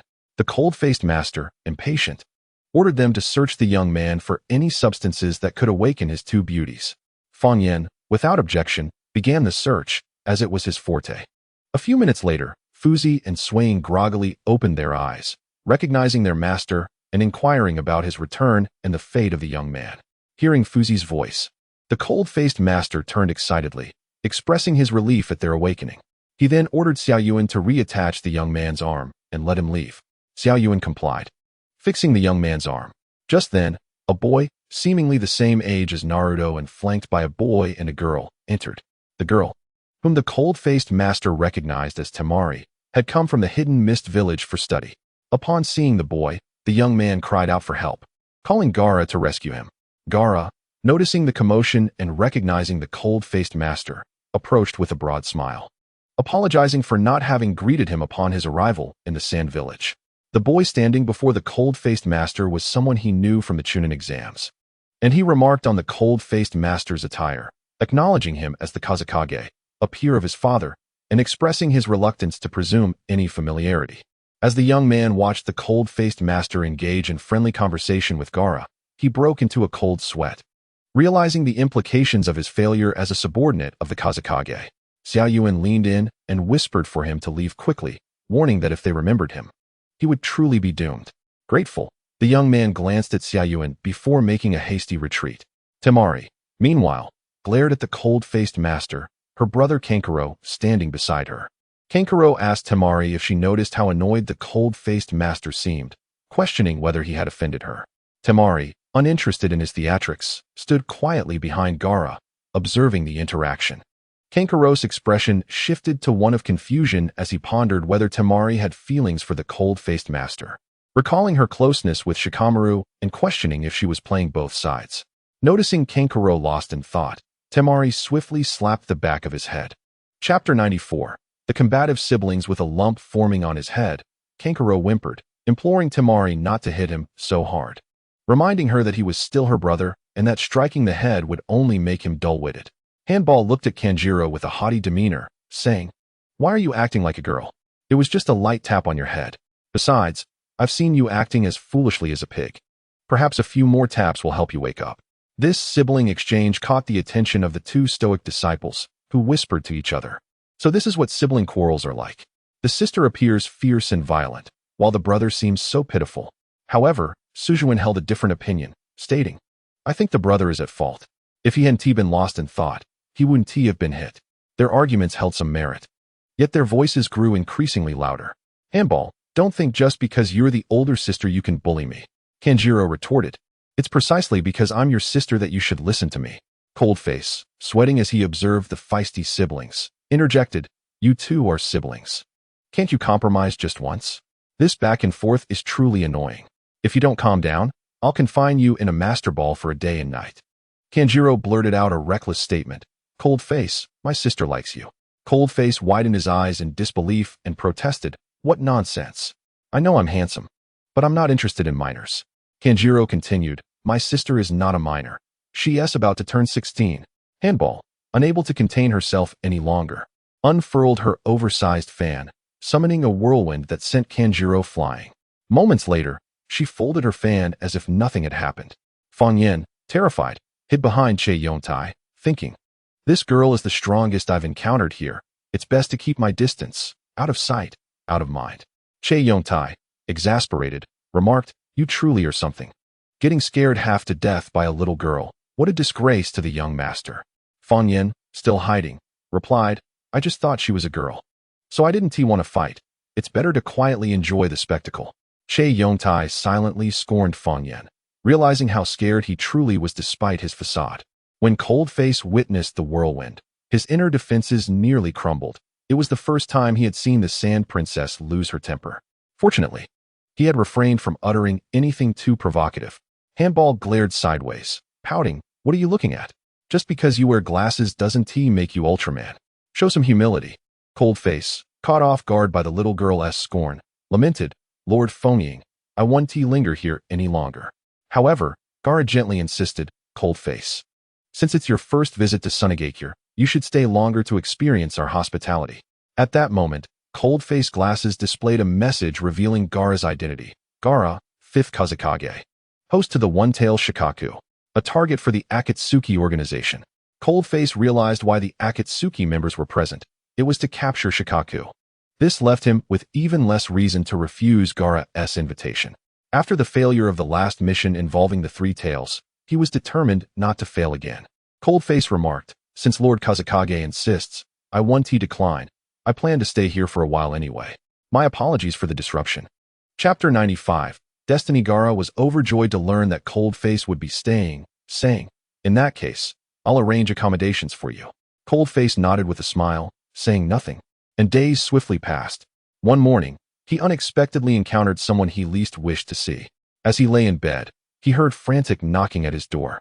Lazily rubbing his eyes, he rose and opened the door, instantly alert. Hey, Mother Yasha, I must be seeing ghosts, he exclaimed, only to slam the door shut, which was promptly kicked open by Sakura, who glared at him with fury, clenching her fists, her long nails digging into her palms. She seemed on the verge of tears as she accused, you heartless wretch. If you're alive, why haven't you returned to Konoha? If I hadn't run into Naruto, I would have thought you were dead. Cold-face, unfazed, replied, Sister, I truly admire your tenacity. You managed to track me down. It seems our destiny is quite significant. Sakura, unable to control her emotions, delivered a heavy punch to Cold-face's chest. Just be grateful you're alive. Don't ever joke with me like that again. Cold-face rubbed his chest, saying, Mother Yasha, why must you greet me with such a grand gift? You've nearly given me a heart attack. At that moment, his two disciples entered, greeting, Master, good morning. We're off to train. Cold-face nodded, understood. Remember not to slack off. Noticing Sakura, one disciple asked, Master, who is this beautiful lady? Sakura wiped her tears and confidently declared, I am your master's fiancée. Uchiha Sakura. The disciples politely replied, Hello, mistress. We won't disturb you and the master further. We wish you everlasting happiness together and many children. They then dashed away, leaving Cold-face too embarrassed to look at Sakura. Sakura tugged at Cold-face's ear, exclaiming, Oh, you big fool. Now you've made something of yourself, with two beautiful disciples. Are you trying to provoke me? Cold-face, wincing in pain, pleaded, Please let go. Allow me to explain. Sakura, however, was not convinced, recalling how she had seen him with Conan, leading her to believe he had moved on. Every time she thought of it, her anger flared. A year ago, you were taken by that little harlot, flaunting your affection in front of Aoki-senpai. I froze her into an icicle and tossed her into the river. Cold-face protested, Mother Yasha. Is it that you'd rather believe an outsider than trust me? Just the other day, I encountered that individual. To help my subordinate, I inadvertently offended her. Regardless of what I did, it was merely an act. But as he spoke, he only provoked another punch from Sakura, who declared, So you've been playing with me all along. This time, I'll make you pay double. Cold-face took a deep breath. It's truly a shame for someone as lovely as you to be so violent. You should have been born a man. It's simply bad luck you reincarnated incorrectly. Chapter 96. A beating. Sakura retrieved a spiked whip from behind her, and Cold-face's eyes widened in horror. This was the very weapon she had wielded when they first met. Cold sweat trickled down his brow as he stammered, Mother Yasha, what are you planning? You wouldn't truly dare to strike me, would you? Sakura, with a mischievous grin, shut the door with a resounding bang. Your expression says it all. You still remember my little treasure. Ever since you went missing, I've brought it along on every mission, just waiting for the day I could have my revenge. Cold-face cursed Naruto in his mind. You little brat, didn't I tell you to keep quiet? Now I'm dead meat. Back in the village, Naruto was training with Hinata when he suddenly sneezed. Achoo! Who is talking about me? Hinata, concerned, asked, Naruto, are you catching a cold? Naruto rubbed his itchy nose. I don't know. My body is too strong to catch a cold. Sakura must have found my brother. He is probably furious with me now, huh? As Naruto had predicted, Cold-face was indeed fuming, currently bound to his bed by Sakura. She waved the whip before him, declaring, Now, my dear husband, let me take care of you. Help! Mother Yasha is attempting to murder her husband. Cold-face shouted. Kagura glared at the cold-faced man, her irritation palpable. Go ahead and shout. Today, you shall bear the pain of my whip. Just as the whip was about to strike, a barrier emanated from the man's glasses, shielding him from harm. Unfortunately, Kagura was oblivious to this. Her hand froze mid-air, allowing the cold-faced man to exhale a sigh of relief. Soon after, a message arrived. Akatsuki was already at the outskirts of Sunagakure, preparing to launch a surprise attack that night. The cold-faced man noted Kagura's intense hatred for Conan. Having encountered numerous women, he could tell that her anger stemmed from her inability to defeat Conan. He casually remarked, "Hey, fierce woman. I just received word that Akatsuki will attack Sunagakure tonight. Perhaps that little mistress will come here." Upon hearing that Conan might arrive, Kagura's eyes blazed with fury. Drawing strength from an unknown source, she shattered the protective barrier and struck the cold-faced man with her whip. Blood seeped through his white shirt, leaving him speechless. "What is your heart made of that you could do this? You've drawn blood." Seeing him bleed, Kagura covered her mouth in shock, tossing the whip aside. "Idiot. Are you all right?" Feigning near death, he replied, "I truly did not expect you to be so cruel. My heavens. It seems my time is short." Kagura panicked, unsure of what to do. The sight of him in distress was something she adored, prompting him to continue. No, it's fine. I don't blame you. Come closer. I have something to tell you."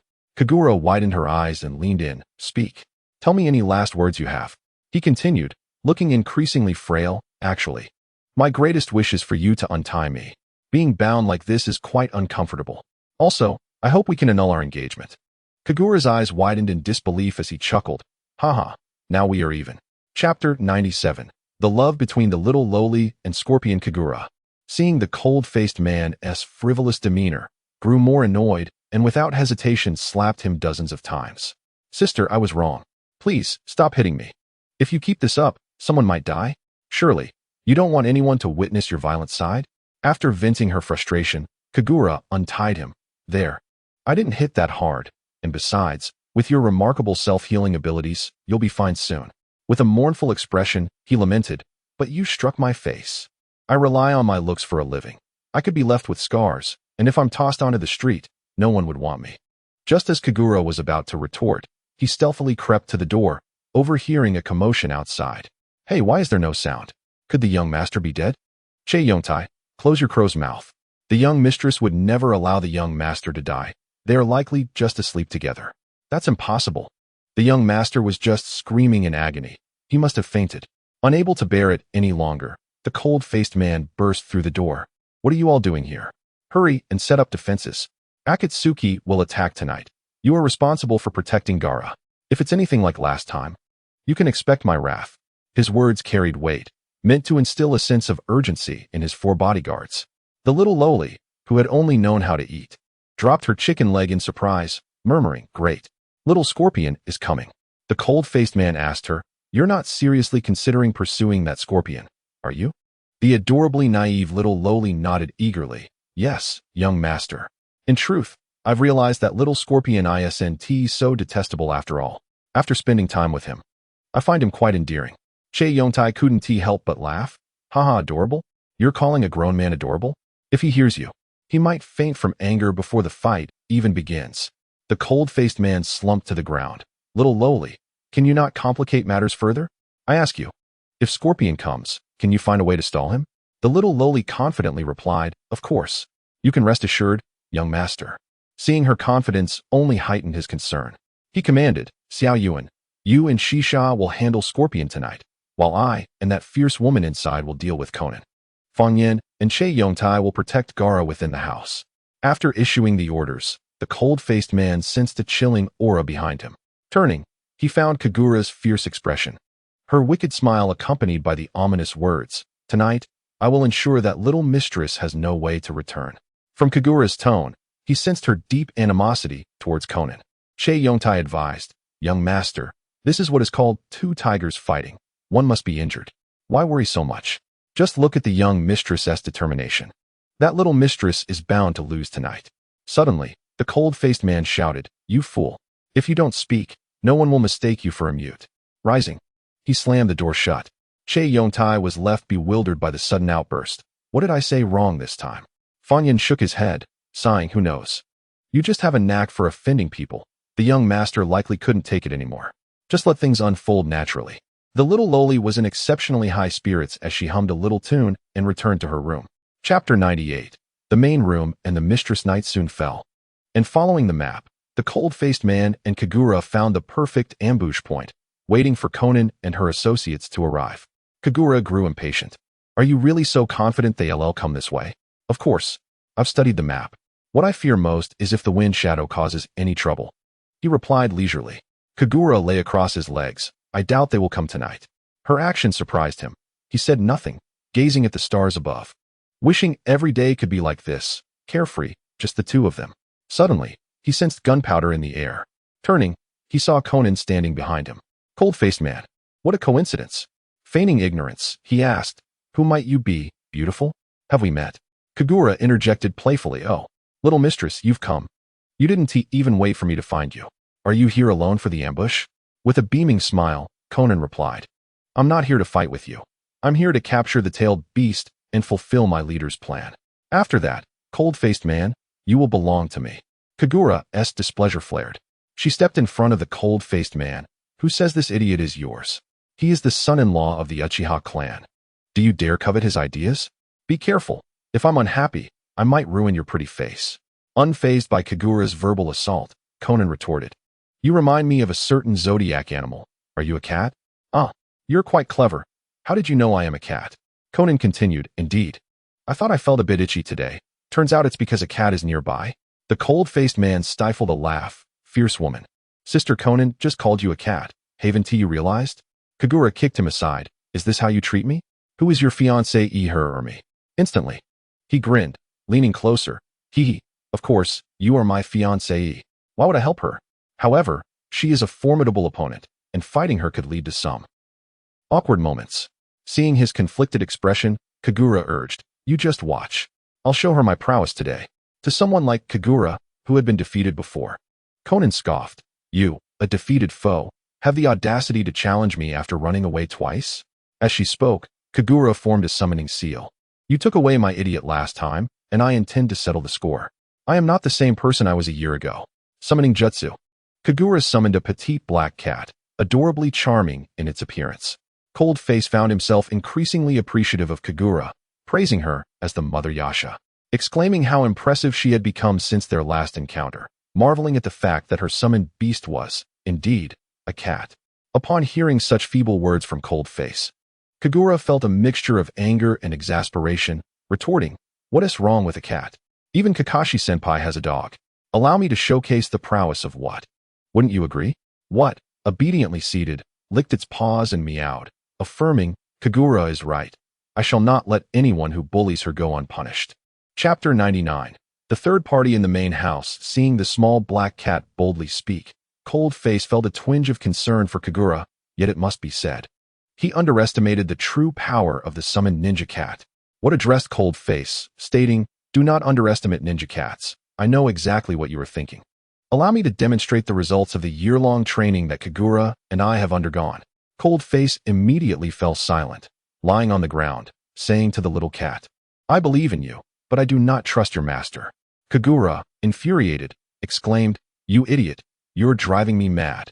Cold-Face shrugged, responding indifferently. If you have the ability to be angry with me, then hurry and confront the enemy. What? Intolerant of anyone bullying Kagura, clawed Cold-Face's face, leaving it marked like a calico cat. Cold-Face, hating the defacement of his visage, shouted, you foul cat. Did your master not inform you that I earn my living based on my looks? You dare mar my face. I shall not let this go. What? Unbothered, declared. I have said it before. I will not allow anyone to bully Kagura, and that wretched woman keeps claiming she is the third party. Cold-Face now understood. Indeed. A master's temperament is mirrored in their summoned beast, both having equally foul tempers. Kagura stated, enough, what? Our target is that third party. Ignore that fool. Her injuries will heal in no time. Let us enlarge. Before them, what transformed into a cat the size of a human, sprouting wings from its back. Cold-Face stared in disbelief. Is this truly the same adorable little cat I just saw? Surely, I must be seeing things. As the battle between Kagura and Shaonin was about to commence, Cold-Face summoned his battle dinosaur and commanded, Battle dinosaur, take me to the skies. I fear I may be caught in the crossfire. With what's assistance, Kagura soared into the air, locking eyes with Xiaonan. As the impending clash between the two women was imminent, Cold Face, adding fuel to the fire, cheered, "Come on. Whoever wins will earn a kiss from me." Kagura scoffed. "Shut up, you fool. Are you cursing me to lose?" Cold Face, sitting atop the battle dinosaur, turned his head away, saying nothing more. Kagura redirected her attention, activating her kaleidoscope Sharingan, tossing a kunai, and, with what aid, employed the shadow clone technique, creating several illusory duplicates. Observing this, Cold Face felt a surge of joy, realizing she had indeed made substantial progress. However, he resolved to refrain from belittling her in front of her cat in the future, lest he suffer further disfigurement. As the battle intensified, Xiaonan effortlessly dodged the kunai, unleashing a flurry of paper shurikens. Kagura chuckled, addressing Cold Face, "Fool, lend me your ice spear for a moment." Without hesitation, Cold Face summoned the ice spear and tossed it to Kagura, whose confidence was evident upon receiving it. Utilizing her shadow clones to deflect the paper shurikens, she observed the battle, earning Cold Face's respect for her cleverness. Just as Xiaonan unleashed her paper shurikens, she swiftly copied her technique with her Sharingan.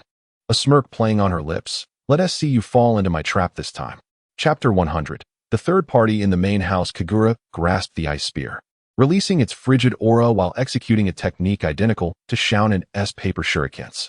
Kagura's variant, enhanced by the spear's chill, became significantly more formidable. Xiaonan, shocked, quickly formed hand seals, activating the technique. 1,000 paper needles rang. Countless fine needles erupted from Xiaonan's wings, shattering Kagura's imitation shurikens. Xiaonan triumphantly declared, as expected, "I am superior. Your copy cannot compare to the original." Unwilling to offer Kagura any respite, Xiaonan transformed the paper into a multitude of spears. Facing this barrage, Kagura displayed no fear, rather a thrill, instructing, What? It's your turn. Do not embarrass me." With a single breath, Xiaonan launched the paper spears, while what countered with ninja technique, great fire extinguish. From what's mouth erupted a wall of roaring flames, incinerating Xiaonan's spears instantly. Witnessing this scene, anyone would silently commend Kagura, including Cold Face, and even Afei, who was hiding in the shadows, felt a bead of sweat for Kagura. Realizing how much she had grown in their time apart, he pondered whether Cold Face's 4 bodyguards could withstand the attacks of Ju and Scorpion. Outside the village, the situation differed from within. After more than a year together, the 4 bodyguards were well acquainted with Ju, Deidara, and Scorpion. They had found a secluded spot to play cards.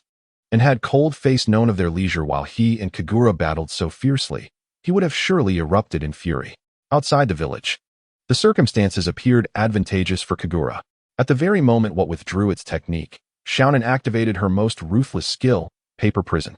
Before Kagura could react, she found herself ensnared by an overwhelming amount of paper, and moments later, a paper mummy formed around her, presenting a startling sight to Cold Face. Trapped and with her chakras sealed, Kagura lacked the energy to maintain what's current form.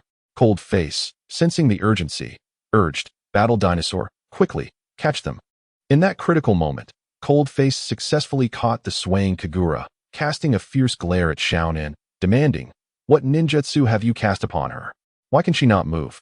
Xiaonan regarded Cold Face as one would an exquisite work of art, replying, "This is my most cruel ninjutsu, Paper Prison. Once ensnared, it won't be long before one suffocates." Cold Face erupted in fury, "You better release this vile technique quickly. If she dies, you shall accompany her to the grave." Xiaonan, with a mocking glint in her eyes, said, "Oh dear, are you in a hurry? While she still breathes, let me remind her of what you told me that day." She produced a piece of paper, revealing familiar scenes. Upon closer inspection, Cold Face recognized it as the day he was captured, questioning, "When did you record this? I was completely unaware." Chapter 101. The third party in the main house. Xiaonan, brimming with pride, replied, "Of course, I had to document these valuable moments, waiting for the day I could show this wild girl."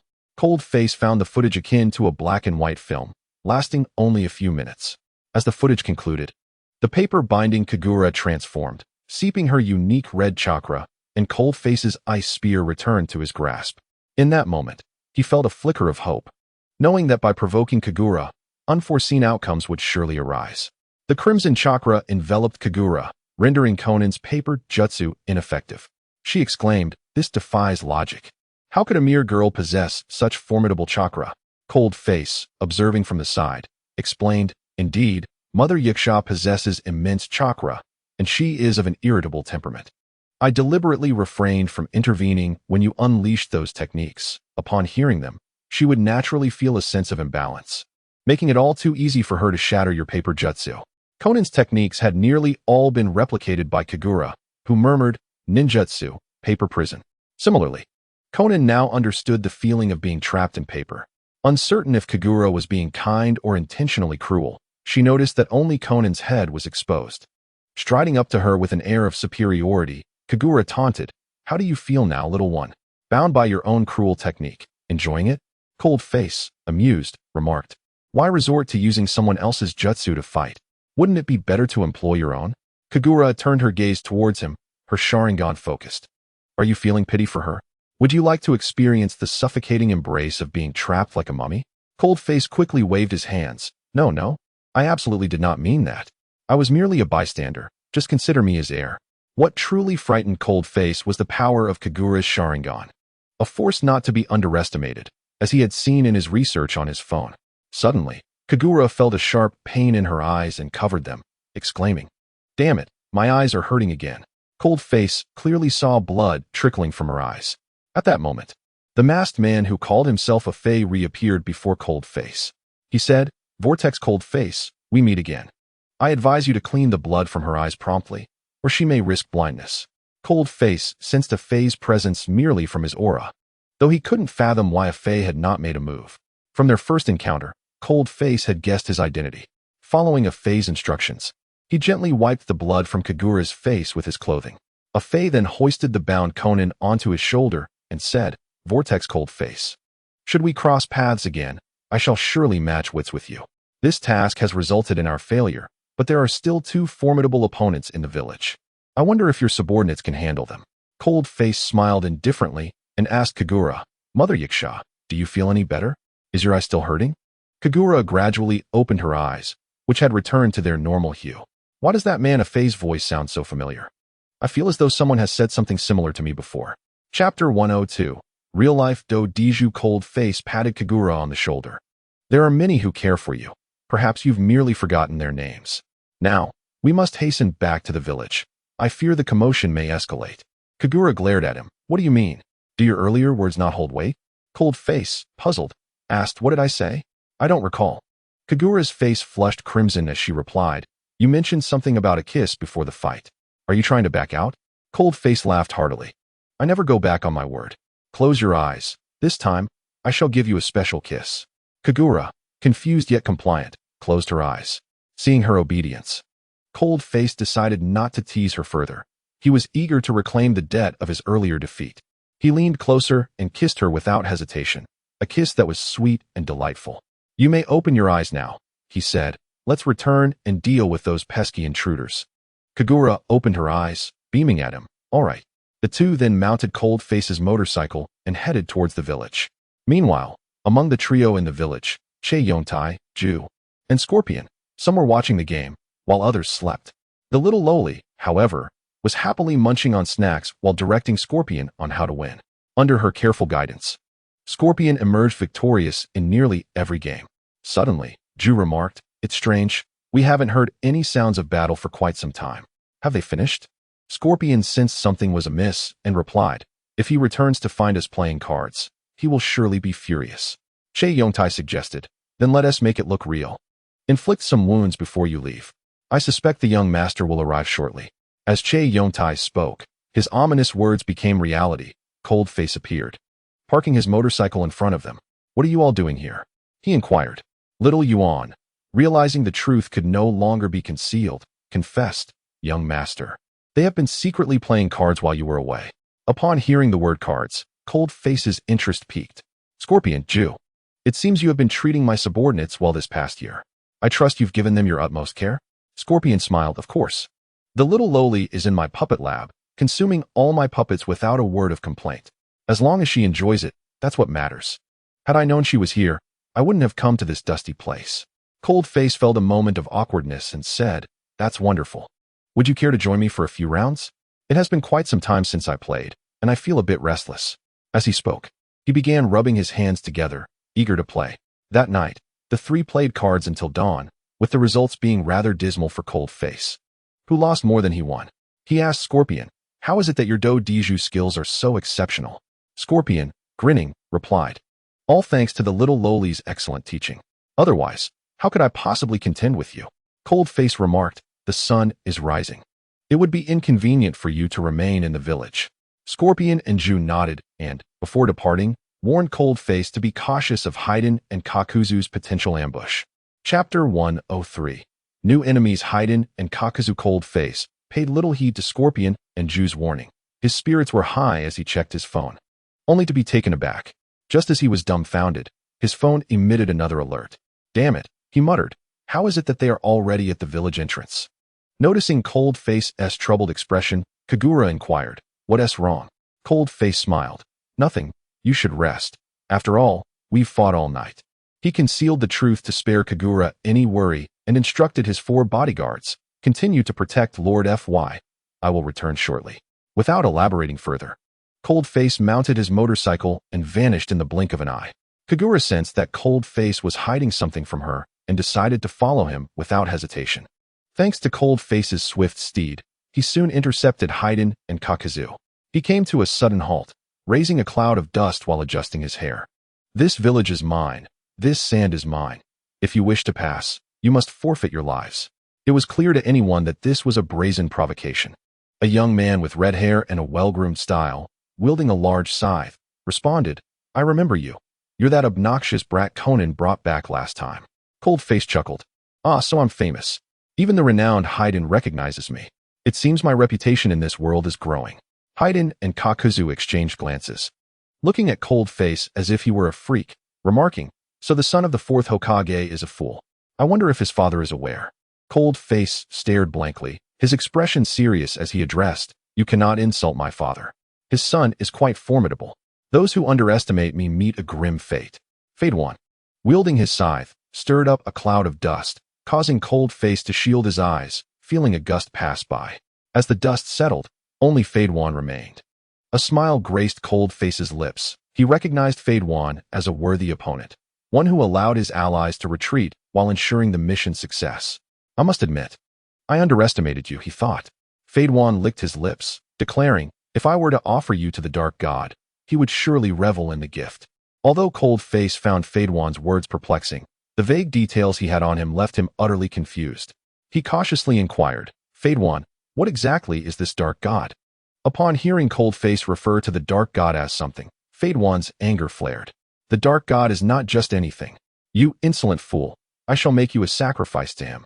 Cold Face shrugged, "I couldn't care less. However, I haven't bathed in over 10 years. Your Dark God might find me repugnant." Feigns fury shifted to contemplation. "Ah, indeed. If the Dark God disdains me, my efforts would be in vain."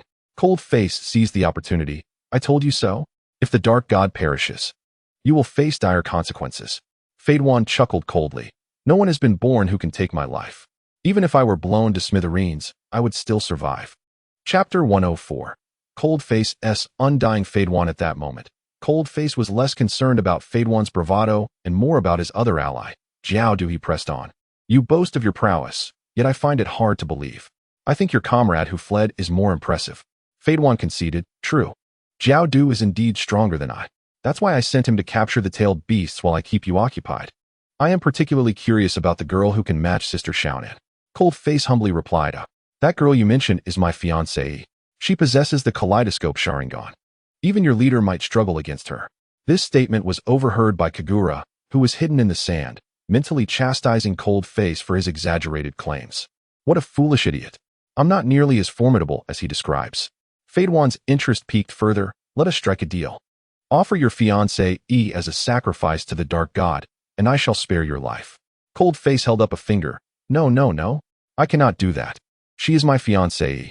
As a man, it is my duty to protect her from harm, is it not?" "Mother Yacha." Cold Face turned, declaring, "No need to hide any longer. I have known of your presence all along, and you cannot evade me." Kagura emerged from the mound of sand, brushing off the dust and approaching Cold Face with a slight smile. "Why would I let you face danger alone? Fighting is far too enjoyable to miss out on. Wouldn't you agree?" Cold Face, exasperated, swatted Kagura's hand from his shoulder. Yesterday's battle involved a woman. This time, it is a man. It is my moment to shine. Prepare to be dazzled. Kagura scoffed. Keep dreaming. I'm used to your bluster. Turning to feign, she remarked, undying ninja feign, a rogue from Tangin village. A devoted follower of the dark god. Today, I see you are indeed far more handsome than this fool beside me. No man can endure having his partner belittle him before others, and Cold Face was no exception. Though he harbored a slight affection for Kagura, he would not permit her to claim anyone was more handsome than he. Following her words, Cold Face was enveloped in a sea of azure chakra. Mother Yacha. You insolent girl, I absolutely forbid you from saying anyone is more handsome than me.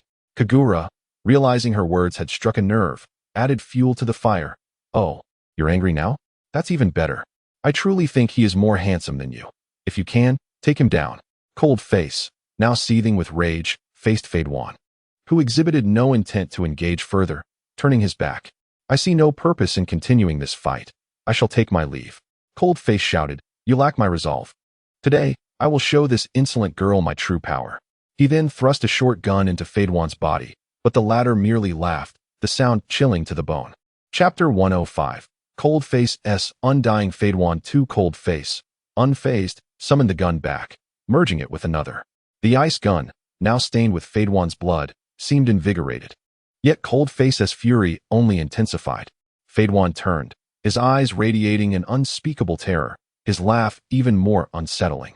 You see, boy, I am undying. But you have wounded me, and for that, I shall send you to the dark god today. With a surge of energy, feign charged forward with his scythe. Cold Face faced him without hesitation, while Kagura watched, occasionally taunting, fool. If you lose today, you might as well die. After a year of training, Cold Face had honed his chakra control and wielded the ice gun with greater finesse. However, after hundreds of exchanges, he found himself at a disadvantage, being pushed back relentlessly. Kagura seized the moment to taunt. Oh dear, it seems you are faltering. Look at your pitiful state. Cold Face shot a sideways glance at her, warning. One more word from you, and I'll zap you with Pikachu, or you can experience being trapped in a master ball. In that moment, as their banter continued, feign scythe swiftly approached. Cold Face pushed Kagura aside, gasping for breath, only to accidentally slice his hand on feign scythe. Kagura's eyes widened in shock. Oh my god, you fool. How could you let him take your blood? Cold Face retorted coldly, what of it? You know his abilities. You'd be better off helping those for useless subordinates of mine than wasting time here.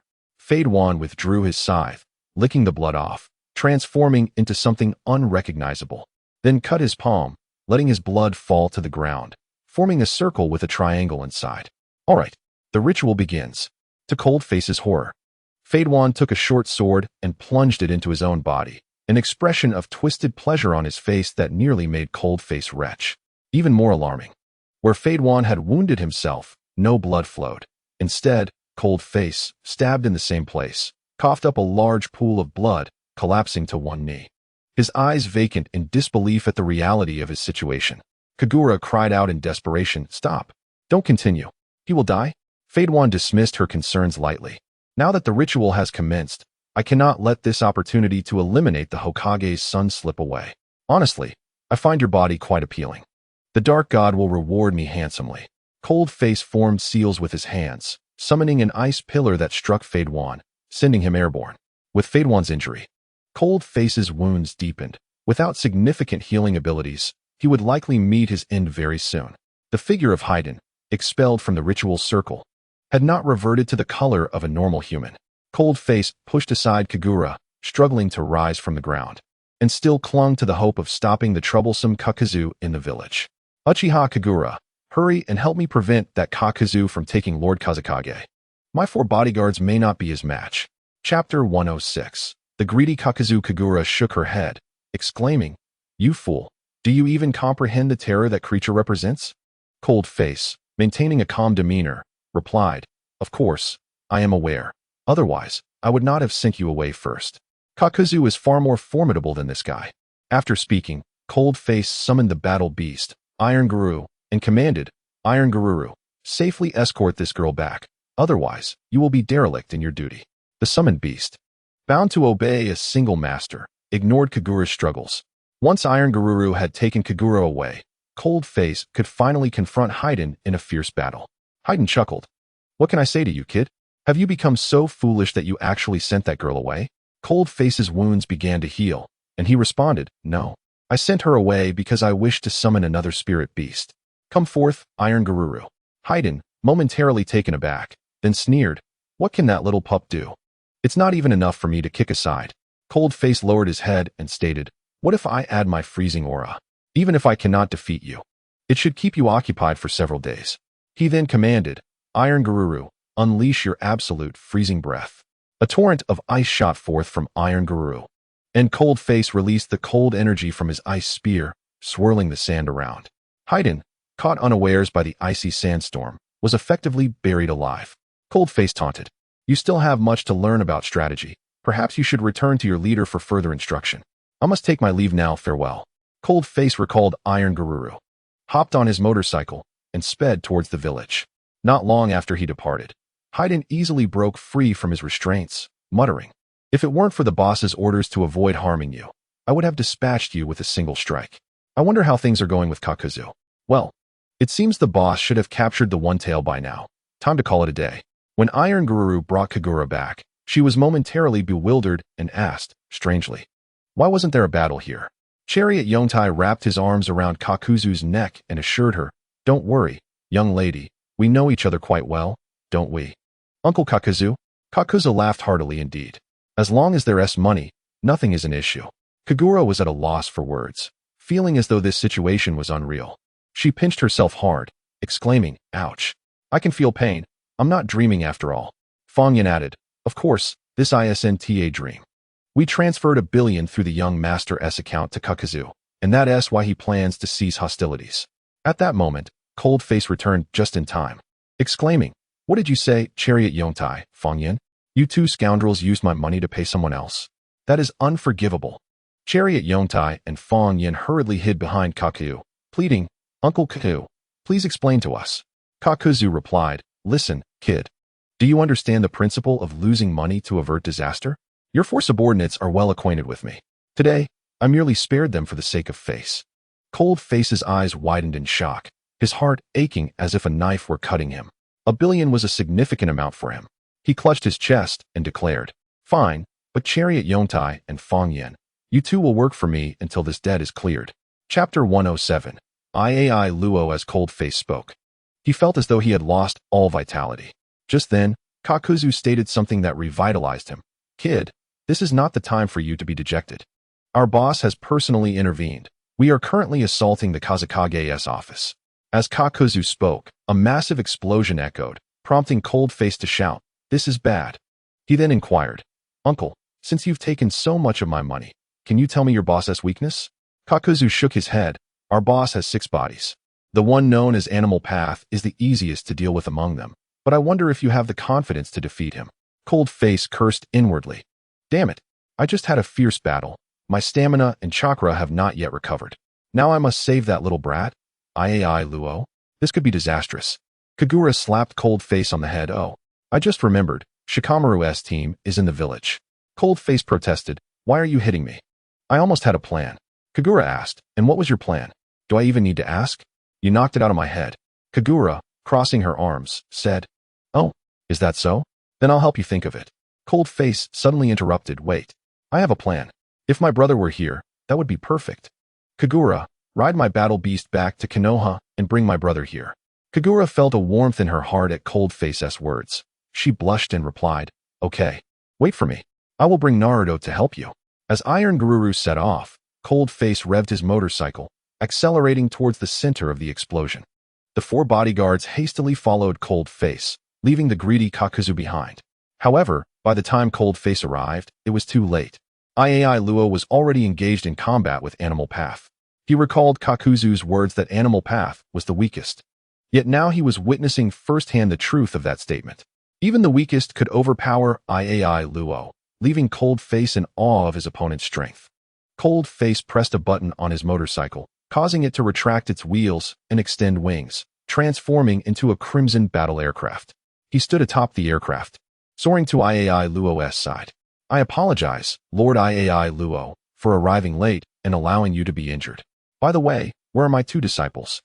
Iai Luo reassured him. You need not worry about that. They have been placed in a safe location by Kankuro. Cold Face sighed in relief. Phew, that's good. Lord Iai Luo, please rest aside. I will show you how to defeat this fiend. As expected of a responsible Kazakage, Iai Luo countered. No, it is I who should eliminate him. Cold Face, you merely watch from the sidelines. Observing Iai Luo's unwavering resolve, Cold Face landed the aircraft and spotted Shikamaru's team.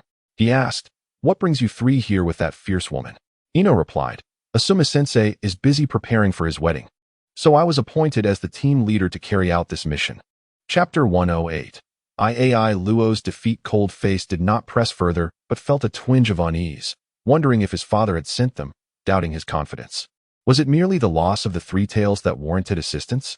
Cold Face pouted, his eyes scanning the battlefield for developments. Iai Luo's gourd began to stir, and he sought to swiftly dispose of his daunting opponent, launching an attack with a sandstorm to immobilize Animal Path, swiftly following with the Sand Waterfall Funeral, burying Pain in an avalanche of sand. Iai Luo, naively believing this would easily vanquish Animal Path, was gravely mistaken. Emerging from the sand were numerous iron rods, and before Iai Luo could react, he was brutally impaled multiple times, showcasing the speed of the attack. Animal Path emerged from the ground, scoffing, one-tail Shikaku. You will ultimately belong to me. Those who assist me in achieving my grand design are truly fortunate.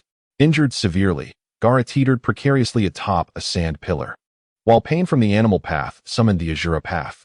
Unable to sustain himself, Gaara fell.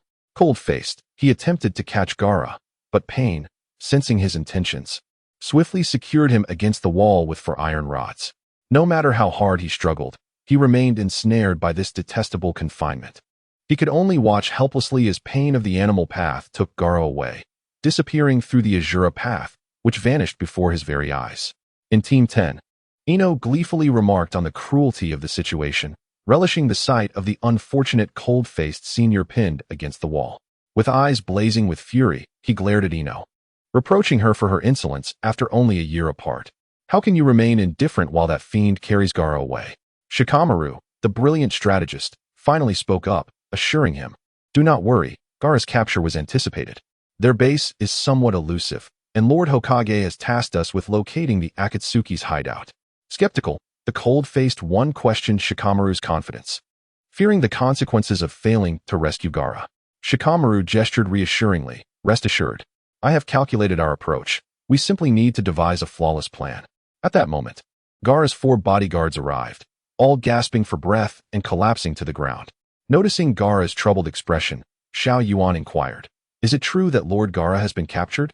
With a reluctant nod, he confirmed her fears. Che Yongtai and Fang Yin, devoid of conscience, couldn't suppress their laughter at the sight of Gaara pinned to the wall. Huh. Young master, you look utterly ridiculous. Are you sunbathing here? They mocked.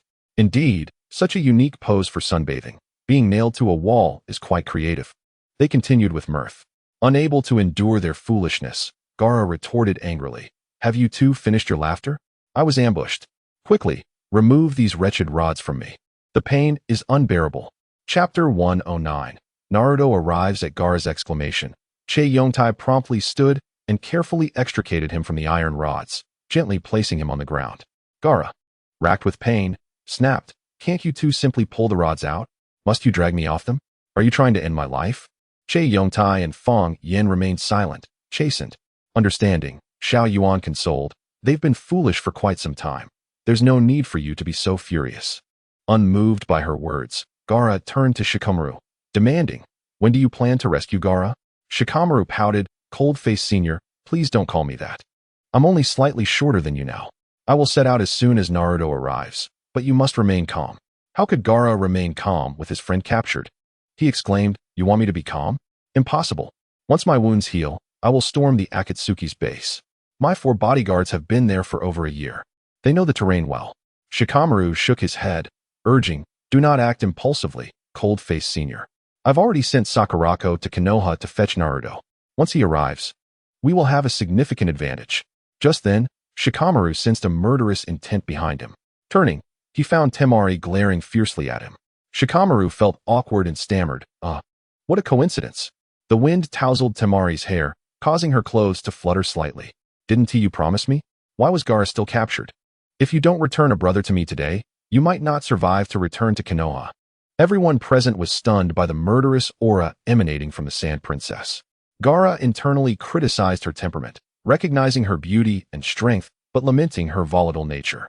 He wondered how Shikamaru tolerated her. Shikamaru reassured Temari, "Rest assured, I will return a healthy brother to you. But as I said, we must wait for Naruto." Temari grabbed Shikamaru by the collar, demanding, "When will that spiky-haired guy arrive?" Perhaps due to Temari's insistence, at that moment, Sakurako entered with Naruto in tow. Upon arrival, Naruto eagerly asked, "Where's Gaara?" Gaara replied, "He was taken by that fiend, pain of the animal path. I just need a little more time to recover." Seeing the bloody wounds on Gaara's limbs, Sakurako inquired, "Who did this to you?" Gaara jested, "It would be pointless to tell you. Even if I revealed it was pain of the animal path, you might not be able to defeat him, especially since you don't know the Akatsuki's hideout." At that moment, the little girl chimed in, "Young master, have you forgotten about me? I know the Akatsuki's hideout very well. I can ensure your safe entry." Naruto, slightly taller than the little girl, exclaimed, "Thank you so much. On behalf of my dear friend Gaara, I am grateful. If you rescue him, I will treat you to ramen when you return to Konoha." Chapter 110. Naruto's rampage. Gaara was taken aback that Naruto referred to the little girl as little sister. Stepping closer, he corrected, "She is not a little sister. She is nearly my age." Naruto immediately felt he had erred, hastily apologizing, "I'm sorry. I truly didn't mean to. You look so cute. I couldn't help myself." The little girl tilted her head, puzzled by Naruto's words, and chuckled, "No problem. Young master, when do you expect to recover?" Gaara nonchalantly replied, "I'm already fine. We can set off now." However, Shikamaru interjected, "I've already said not to act impulsively. This is troublesome." Gaara, feeling exasperated, retorted, "I don't need a child to instruct me. For bodyguards, follow me." Naruto, like Gaara, was impulsive. With his friend captured, he couldn't contain himself, exclaiming, "Brother, take me with you." Shikamaru, feeling a headache coming on, resigned, "Fine. Let us just listen to the cold-faced senior." Temari, shouting from the side, remarked, "You know what a headache is. I'll send you a plane ticket for that." Shikamaru, with his high intellect, knew that a plane ticket was too expensive and walking was more convenient. He turned to Sakurako, asking, "Sakurako, can I borrow your ninja cat? I want to track Gaara." Sakurako, exasperated, replied, "This is a cat, not a dog. You want a cat to track? Are you out of your mind?" Gaara interjected, "No need for that. Didn't I say my little girl knows the way? If you keep dawdling, Gaara's life may be in jeopardy." Without further ado, Gaara leaped onto his sleek battle aircraft, calling out, "Little girl, come aboard. I need you to guide us." The little girl, though often indulging in food, maintained a fit physique, leaped up effortlessly. To keep pace, Gaara controlled the aircraft at a steady speed. By the time they reached the Akatsuki's base, it was already the following morning. The weary group, panting from their night of travel, gazed at the eerie and sinister location. Gaara instructed, "Naruto, come with me to meet an old friend. The rest of you find a place to rest." Before Naruto could respond, Gaara pulled him inside, leaving Shikamaru feeling utterly useless. Leaning against a tree, lost in thought, Zhao's base can be likened to a cavern.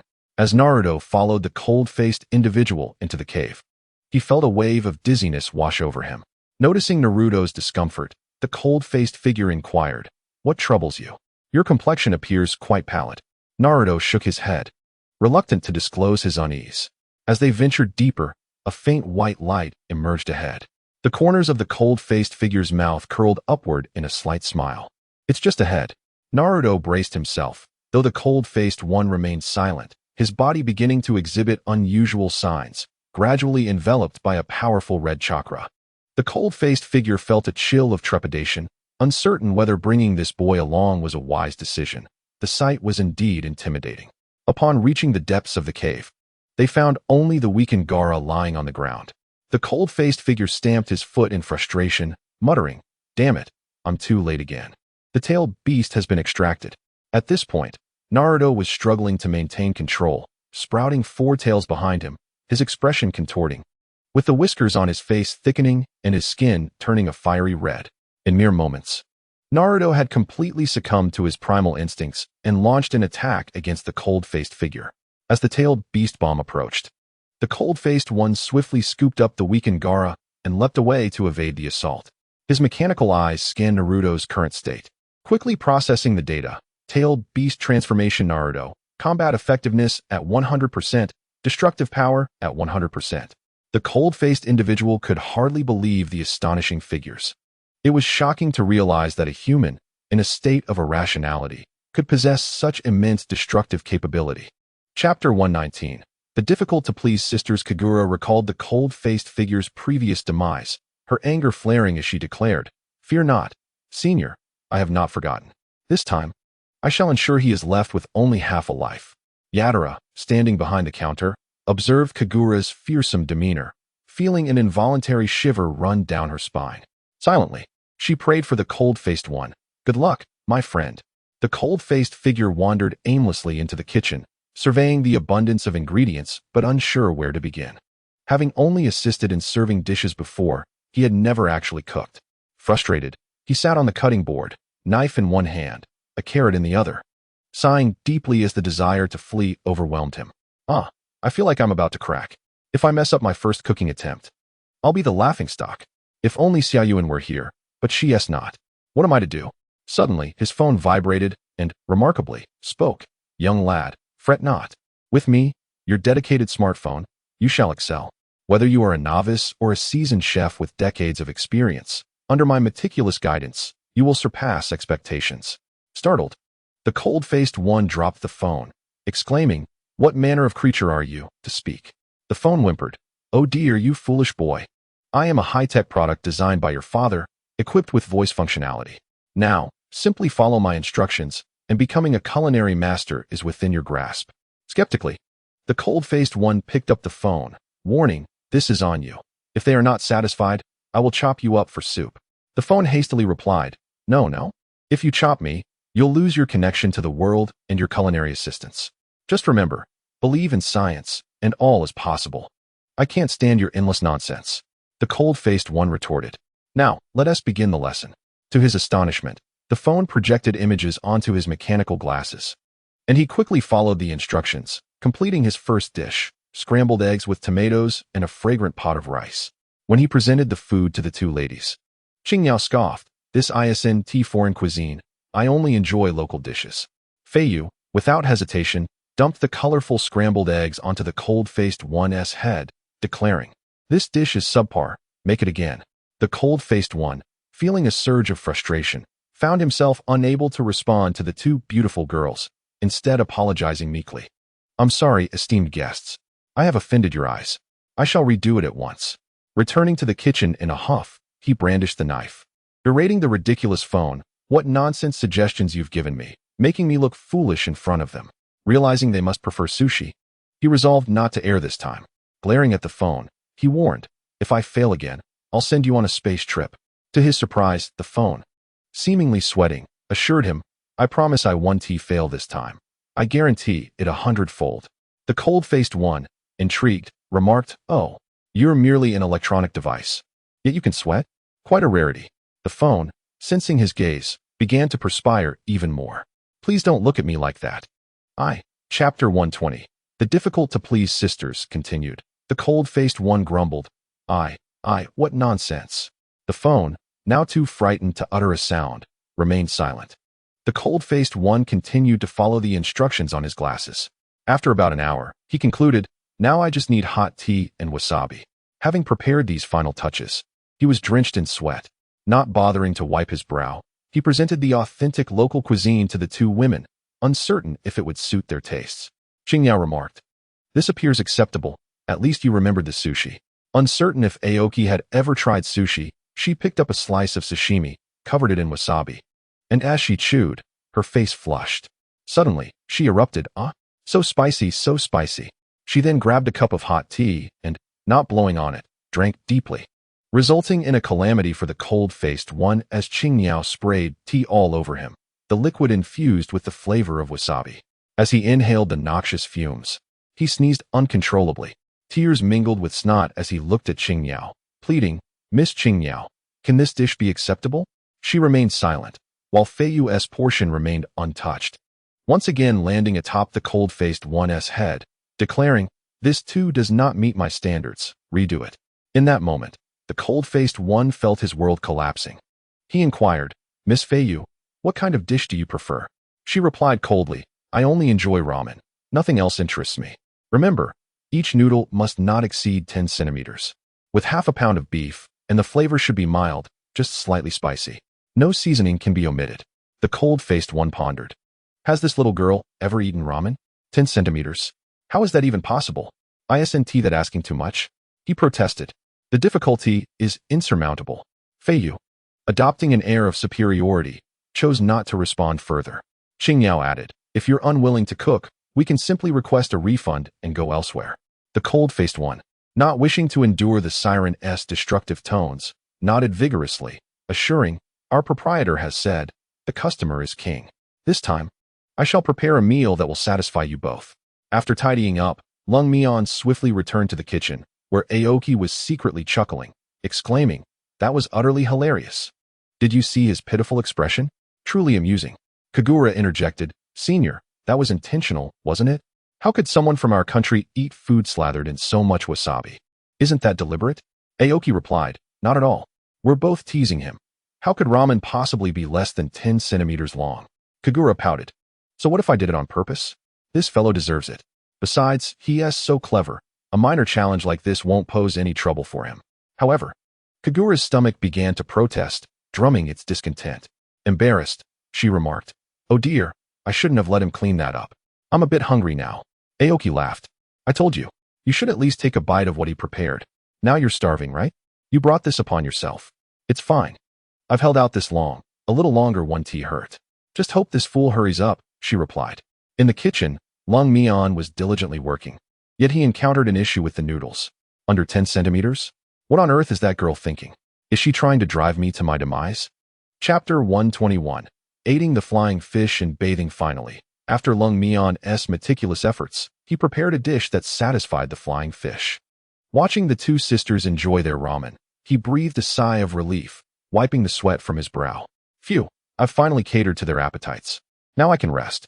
After finishing her meal, the flying fish stood up, pulling Lung Mian along.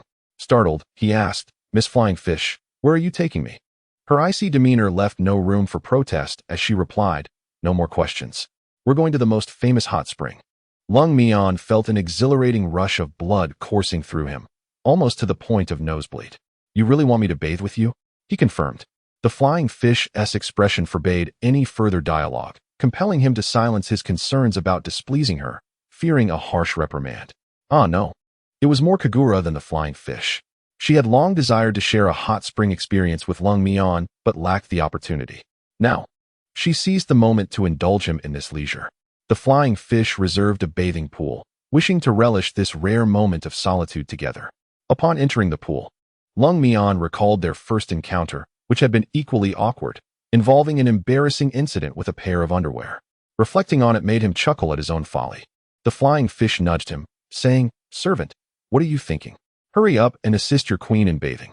Suppressing his irritation, Lung Mian followed her into the pool, but turned his back to her, refusing to disrobe.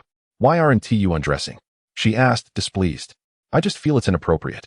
If I see your body, I'll be responsible for you for life. I already owe a debt of emotional connection to one woman. I don't wish to accrue another." Kagura, filled with joy, insisted, "Don't worry.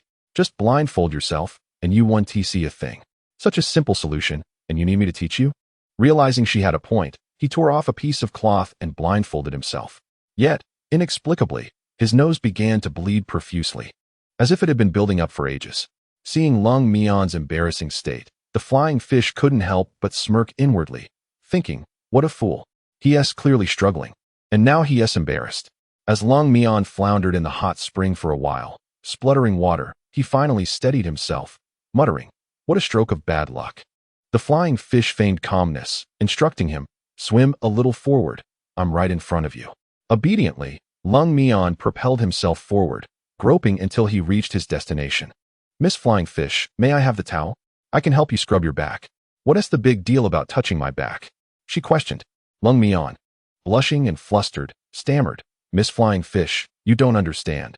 This is my first time touching someone, hence my unusual behavior."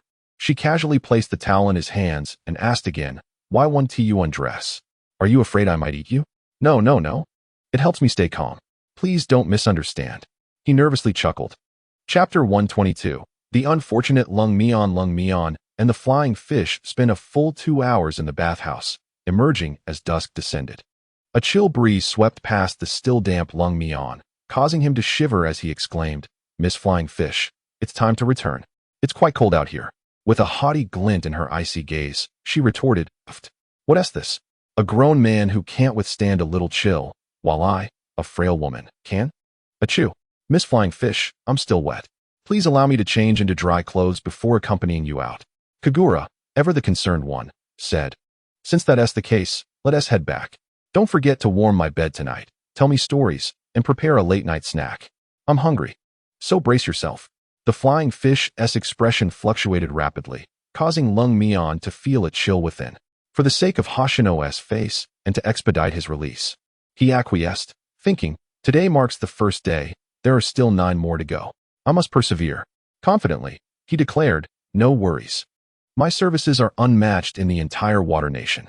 "I hope that's true," he sighed. When the flying fish turned to glance at Lung Mian, she found him blushing and fainting. "Servant, wake up. This isn't where you should be sleeping." In his dazed state, Lung Mian heard her calling his name, feeling as if he were floating, as though someone were carrying him. Then, he lost consciousness. Upon awakening, he realized it was already morning, feeling as if he had dreamt a long dream. However, the reality was that someone was indeed resting on his chest, his employer, the flying fish. Lung Mian, a vigorous young man, found himself astounded by her boldness. He had never encountered a girl so audacious. Staring at the flying fish, he mused, "Is this some divine reward? Or perhaps a gift from my father to alleviate my loneliness?" Yet, upon closer inspection, she resembles a fierce warrior. Could she be one? No, that's impossible. Or perhaps I miss her too much.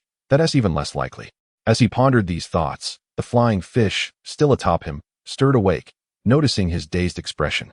Mischievously, she began to explore his body with her hands. Startled, Lung Mian sprang up, exclaiming, "Miss Flying Fish, what are you doing?"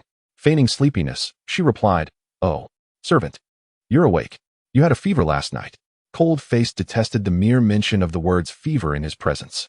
Yet, as she was his employer, he refrained from expressing his irritation towards Flying Fish and merely scratched his head, muttering, "Perhaps it was the wind that blew me last night." Flying Fish replied, "That's good. Your illness seems to have passed, so I might not have to go hungry today." Cold-Face was still bewildered by the events of the previous night when the young girl insisted that he prepare a meal for her. He inquired if serving them for 9 days would lead to his liberation. Flying Fish coldly responded, "No, you will have to serve me for another 10 days. Cold-Face was taken aback and questioned, "Doesn't yesterday count as a day?" Flying Fish shook her head firmly, stating, "No, you officially start working in 5 days. These 5 days are merely a trial period. Compared to others, I find your service satisfactory." Cold-Face was instantly petrified. This is beyond unfair. A trial period of 5 days, plus an additional 10 days? Am I to serve her for half a month? System, please don't toy with me like this. It could be fatal. Chapter 123. The mysterious phone-flying bird patted Cold-Face on the shoulder, observing his reluctance to serve her. "If you're not keen, I shall ask your boss for a refund." Cold-Face immediately stood at attention, saluting Flying Fish and declaring, "I am most willing. I shall ensure your satisfaction for the next half-month, and the meals will vary. Whatever you require, I shall comply." Flying Bird eyed him skeptically, asking, "Are these your true feelings? I do not appreciate forcing others." Cold-Face resolutely shook his head, responding, "My queen, I shall never regret it. Our boss's wife has instructed us to fulfill the needs of our customers to the utmost." Flying Fish nodded in approval. "Excellent. Prepare a sumptuous breakfast for me. And remember your words. The dishes must differ each day. I look forward to your performance." With that, Flying Fish executed a commanding turn and strode out the door. Cold-Face was momentarily paralyzed with fear, thinking, "I truly need to curb my tendency to boast. I've now created a challenge for myself. How frustrating." He decided to prepare breakfast for the 2 young ladies first, lest they turn on him in fury. Despondently, Cold-Face entered the kitchen, only to find the 4 bodyguards waiting for him. Che Yongtai said, "Young master, do not worry. It was the boss's wife who sent us to assist you." Cold-Face sighed. "That wretched girl would not be so kind as to send you to help me. She is usually more entertained by my misfortunes. The bodyguards stifled their laughter, while Feng Yin could no longer contain himself, laughing loudly. Young master, we all sympathize with your ordeal. Yesterday was quite relaxing for us as we watched you suffer. The other three quickly covered Feng Yan's mouth, glancing nervously at Cold Face's expression. Cold Face was at a loss for words, feeling a simmering anger towards his subordinates who would not come to his aid. He shouted, "You four! After all the kindness I have shown you, you stand by and do nothing?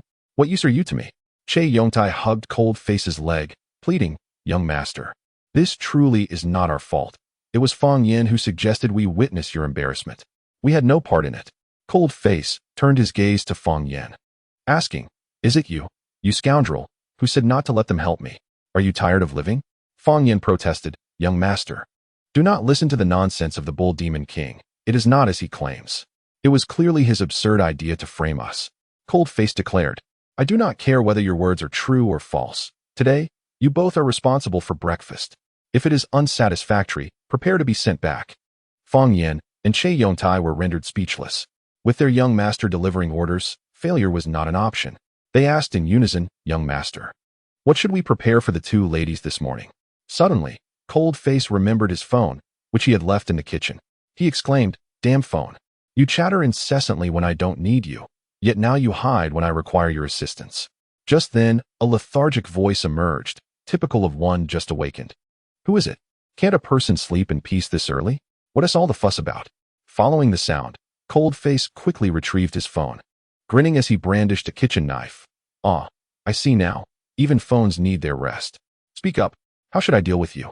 The phone stammered, unable to produce a coherent response. Cold Face detested waiting and warned, "If you continue to hesitate, I shall chop you up with this knife. I will no longer require your services." At that moment, the phone printed out no less than 20 recipes, functioning like a printer. Chapter 124. A fire breaks out. Cold Face was somewhat satisfied with the phone's attitude. He handed the printed recipes to Che Yongtai and Feng Yin, saying, "Here, take this. If the dishes you prepared disappoint me, you shall face dire consequences." Each word was delivered with intensity, prompting the two to assure him, "Young master, rest assured. We will not let you down." Cold Face added, "I shall supervise right here to ensure you do not slack off. Xiao Yuan, should they falter in their duties, punish them severely. I will take a brief rest." With that, he slumped into a chair and fell asleep. Xiao Yuan wasted no time, brandishing her sword, stating seriously, "Yes, young master, if they dare to slack off today, I will deal with them." The two immediately felt their legs weaken, drenched in cold sweat, not daring to utter another word for fear that Xiao Yuan might enact her threat. Once tasked, they began preparing breakfast, filling the kitchen with smoke in no time. Soon, the smell of burnt food wafted through the air, waking Cold Face from his slumber. He opened his eyes to a dark haze overhead and exclaimed, "What on earth is happening? Is there a fire or a battle?" Upon closer inspection, he realized his clothing had caught fire. Cold Face leaped in alarm. "Oh my goodness! Water! Quickly, pour some water on me. I'm on fire." Xiao Yuan alerted him, "Young master, the water tank. Jump into the water tank." Cold Face resembled a monkey with a burning rear as he hopped into the tank, exclaiming about the heartless soul who had set his clothes ablaze. The three others turned pale, and the little girl boldly reported, "Young master, the sister you were sleeping with just came in and set your clothes on fire. She is also responsible for the smoke in the room. She threw in more firewood and said that if the food burned, it was your fault for being lazy." Cold Face emerged from the tank, head bowed, not wishing to reveal his mortification. He weakly said, "All right, I understand. You may all leave now. I swear I will never slack off again." At that moment, the voice of Flying Bird echoed like a specter in Cold Face's ear, "Our breakfast, have you finished it? My sister and I are still hungry. You have 1 hour left. If you fail, you shall be dismissed." Cold Face lamented, "Why must I be so unfortunate? Every time I come here, calamity befalls me. Had it not been for the need for a human pillar, I would never return." With a sorrowful countenance, he tidied the kitchen, utterly exhausted as he prepared 2 lavish breakfasts for Flying Fish and Flying Bird. "Ladies, your breakfast is ready. If there is nothing else, I shall take my leave." Flying Fish retorted, "Who says there is nothing else? After all the effort you put in, sit down and have a meal with us." The kind-hearted Flying Fish graciously served a bowl of porridge to Cold Noodles, who, with a dazed expression, failed to notice the subtle seasoning she had added. Reluctantly, Cold Noodles complied with Flying Fish's insistence, accepting the porridge and inadvertently brushed against her hand. The familiarity of that touch stirred something within him. "This porridge is for your pity. Drink it," Flying Fish declared. Cold Noodles, disregarding everything else, consumed the porridge, only to feel his stomach begin to churn. Clutching his abdomen, he exclaimed, "You little rascal, you've tricked me with seasoning. Just wait for my return." Moments later, a foul sound escaped him as he rushed off, prompting Flying Fish to cover her nose and exclaim, "That is truly revolting. Sister, would you not agree?" The laughter of Bluebird echoed, "Oh, this is too hilarious. This fool has me in stitches."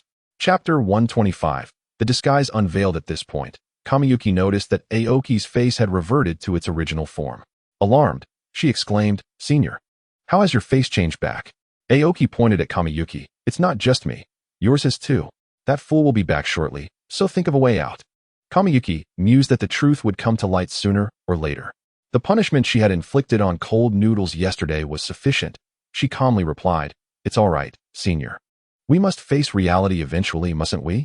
Just then, Cold Noodles returned, his eyes wide with disbelief as he pointed at the two, incredulous. "You two? How did you end up here? Were those two women you're doing?" Aoki responded, "Not too dull, are you? But how is your stomach?" Cold Noodles glared at Aoki. "You both will pay for this, you lunatics. Just wait for my return." He dashed back and forth no less than 10 times. And only when his stomach finally settled did he collapse onto the ground, lamenting, "Yoshino, you devilish landlady, you've truly led me to ruin." Yoshino paid no heed to his tirade, continuing to tally her accounts. Kamiyuki, feigning innocence, looked at Cold Noodles. "Oh dear, my poor Cold Noodles has suffered. Come, let me give you a hug." Clenching his teeth, Cold Noodles retorted, "Get away from me, you relentless specter. Had I known it was you, I would have played with you thoroughly this morning. You infuriate me." Kamiyuki found great amusement in Cold Noodles' exasperation, suggesting, "You should return and change your clothes. This shabby appearance will only diminish your charm." Cold Noodles instinctively glanced at himself, realizing his disheveled state, and recalling Kamiyuki's earlier remarks about his attire. He felt a surge of indignation. Rising, he stomped back upstairs, his heavy footsteps betraying his anger. The 4 bodyguards approached Kamiyuki, stating, "Madam, your actions have been rather excessive.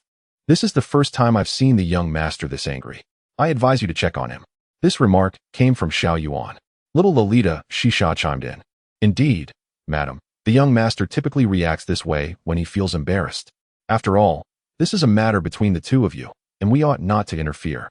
Aoki added, "Kamiyuki, we may have overstepped this time as well. I shall take my leave now. We will connect later." With that, he vanished in an instant.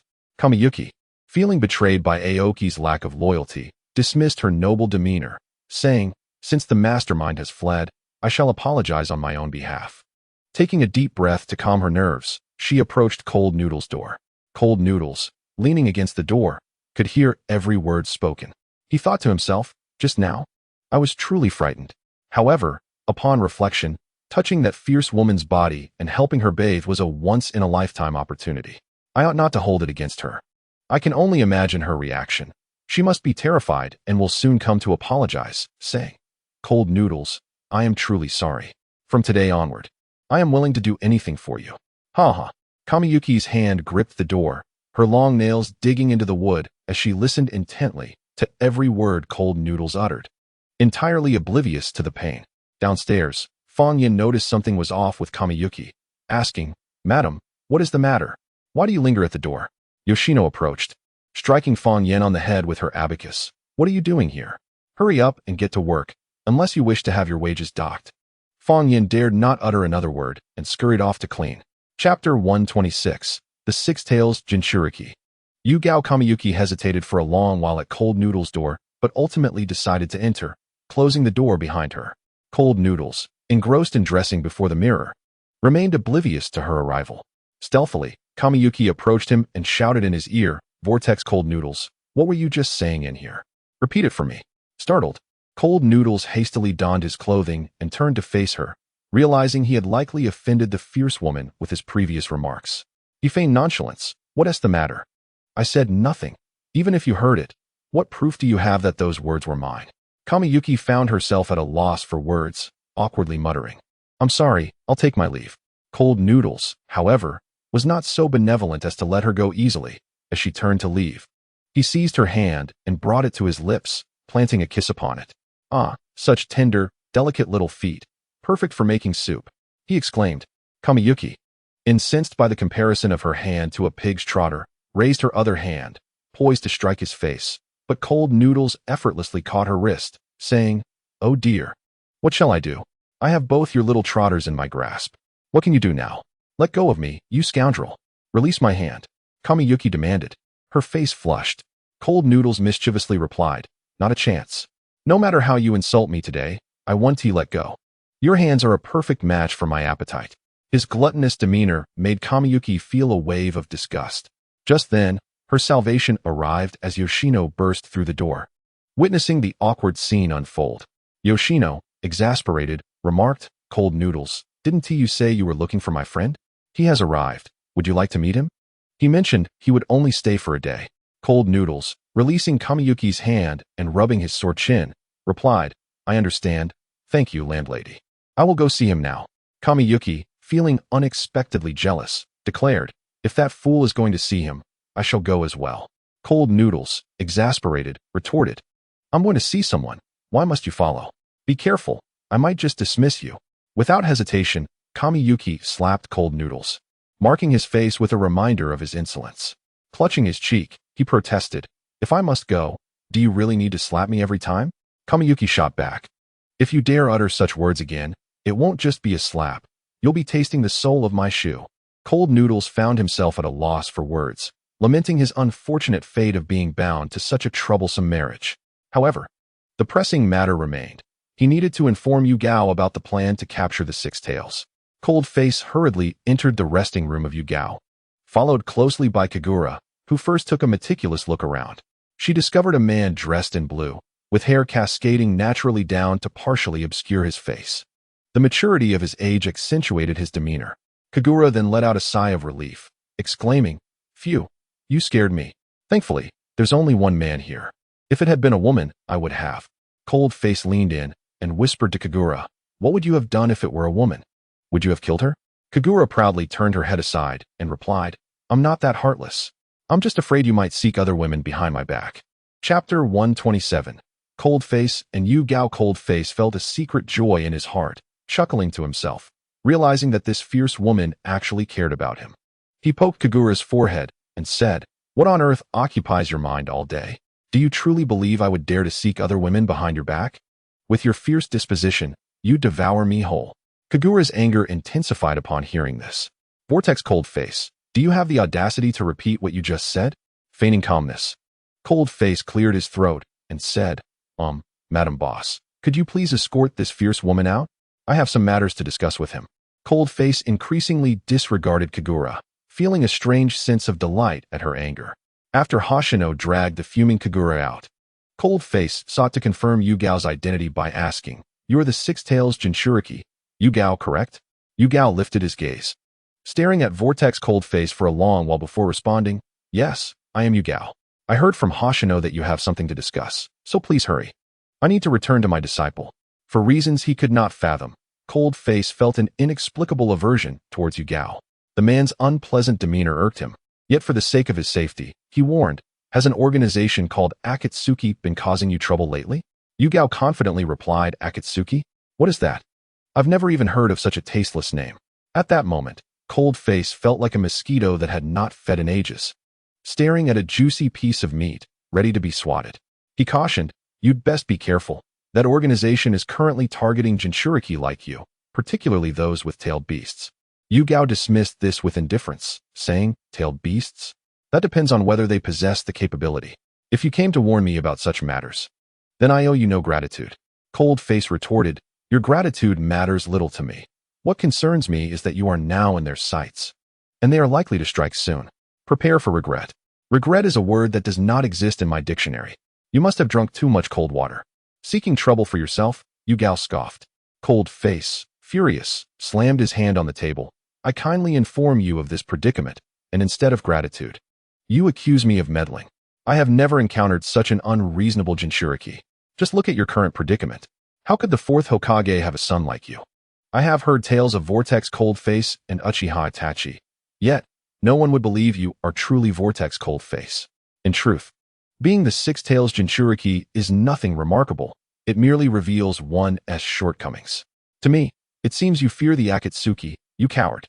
Yugao stood up, gripping Coldface's clothing, glaring at him. You are but a child with incomplete teeth. Should I encounter them, I will ensure they experience the might of my ninjutsu. Coldface looked at him disdainfully. You are merely an old man who speaks grandly. You claim to be unafraid, yet I wonder what lies within your heart. Outside, Hoshino and Kagura sense the tension rising. Kagura, from their tone, it feels as if they are arguing. Perhaps we should rush in and separate them. It's better than letting things escalate. They burst into the room, witnessing Yugao gripping Coldface by the collar. Kagura instantly transformed into a protective fiend, intervening. What's the matter? Why can't you discuss this civilly? Why are you grabbing my fiancé's collar? Yugao, unaware that Kagura was Coldface's fiancé, teased. So you are Uchiha Kagura, the prodigy who awakened the Mangeki Sharingan at such a young age. I have heard tales of the fourth Hokage's betrothal with the Uchiha clan. It truly exists. What an eye-opener. Coldface shoved Kagura aside. Why did you come in here meddling? Take care of yourself. Chapter 128. Yugao's dilemma. Observing Coldface's irritated demeanor, Yugao couldn't help but mock. Is this what qualifies as a man? Speaking such words about your woman in front of others. You are unworthy to be her fiancé. With that, Yugao escaped through the window. Coldface, veins bulging, smashed the table in frustration, calling out, "Where are my 4 bodyguards?" 4 figures promptly appeared before Coldface. You 4, pursue the boy dressed in blue, with hair obscuring half his face. Remember, protect him in the shadows and do not let him discover you. Yes, young master. We will ensure the task is completed. The 4 then pursued Yugao. In his rage, Coldface shattered Hoshino's favorite table, prompting her to exclaim, "Vortex Coldface. You smashed my favorite table. I will kill you." Hoshino's eyes glowed ominously. Coldface calmly replied, "It's just a broken table. Once I retrieve the money, I will replace it with an identical one." Hoshino immediately calmed down, resembling a docile puppy, grasping Coldface's hand. "You said it. You absolutely cannot go back on your word."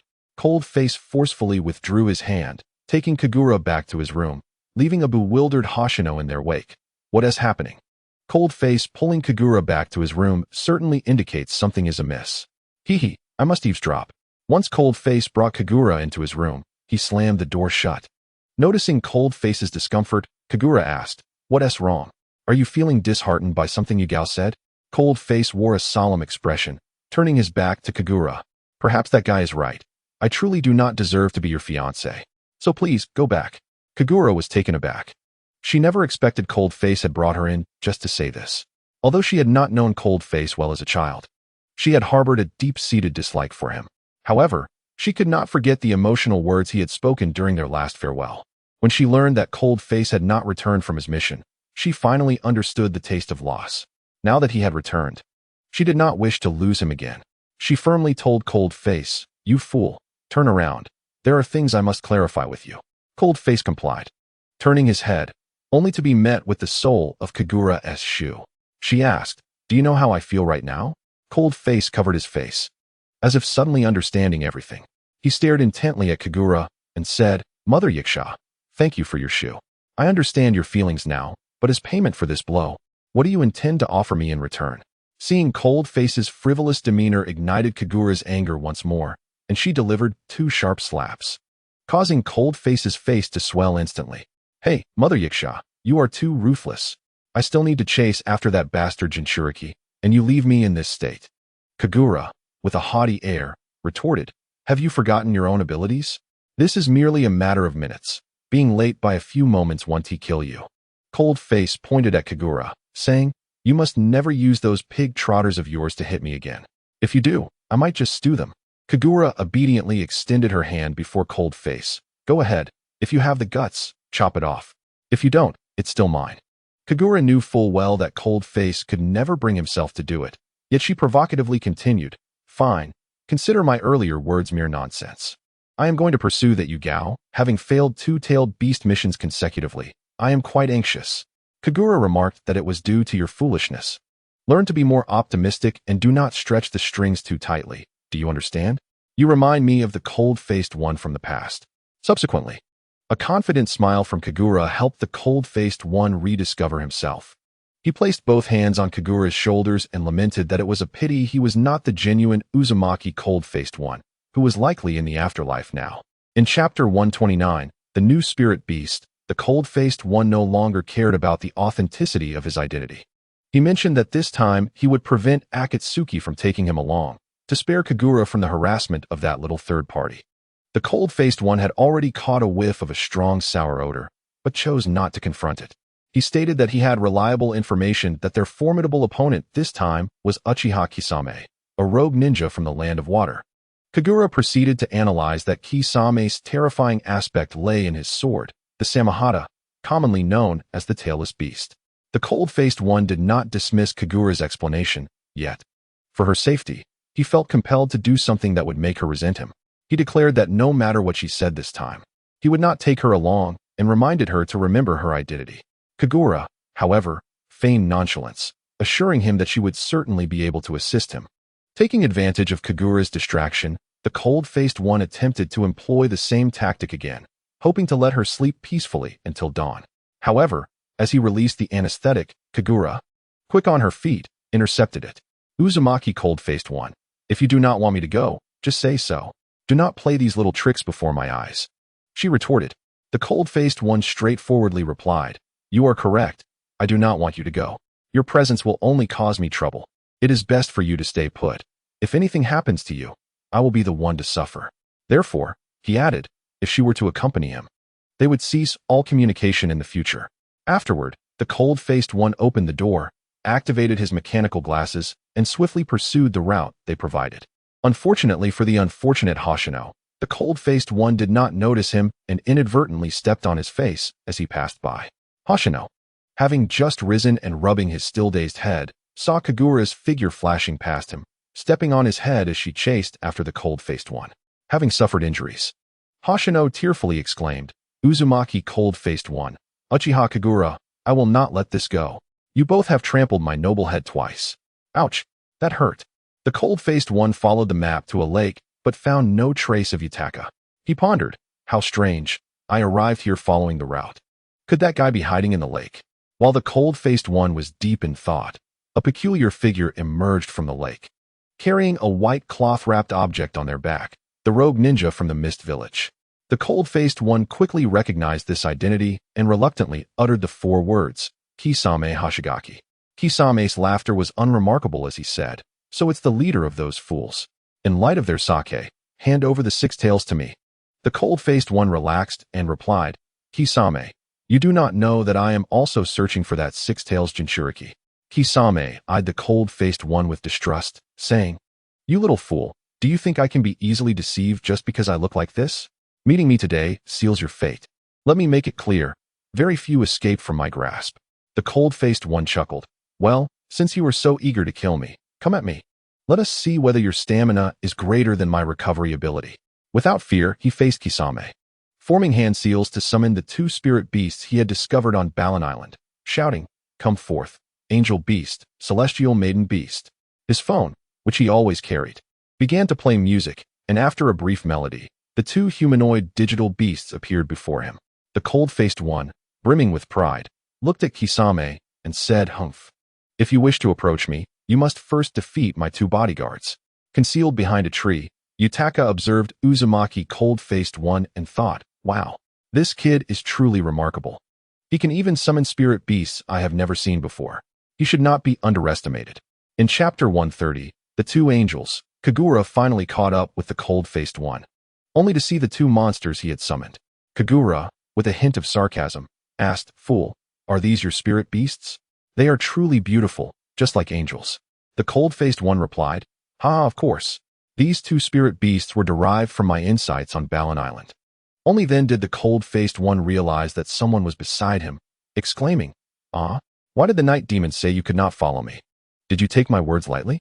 Kagura, sticking out her tongue, replied, are you in a position to control me? This lady can go wherever she pleases.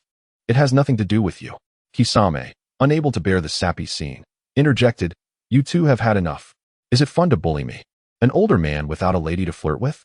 If you are a couple, please refrain from spreading your affection everywhere. The cold-faced one turned his head aside and scoffed. I do not know this night demon, and even if I did, it is impossible for us to be a couple. At most, we are enemies.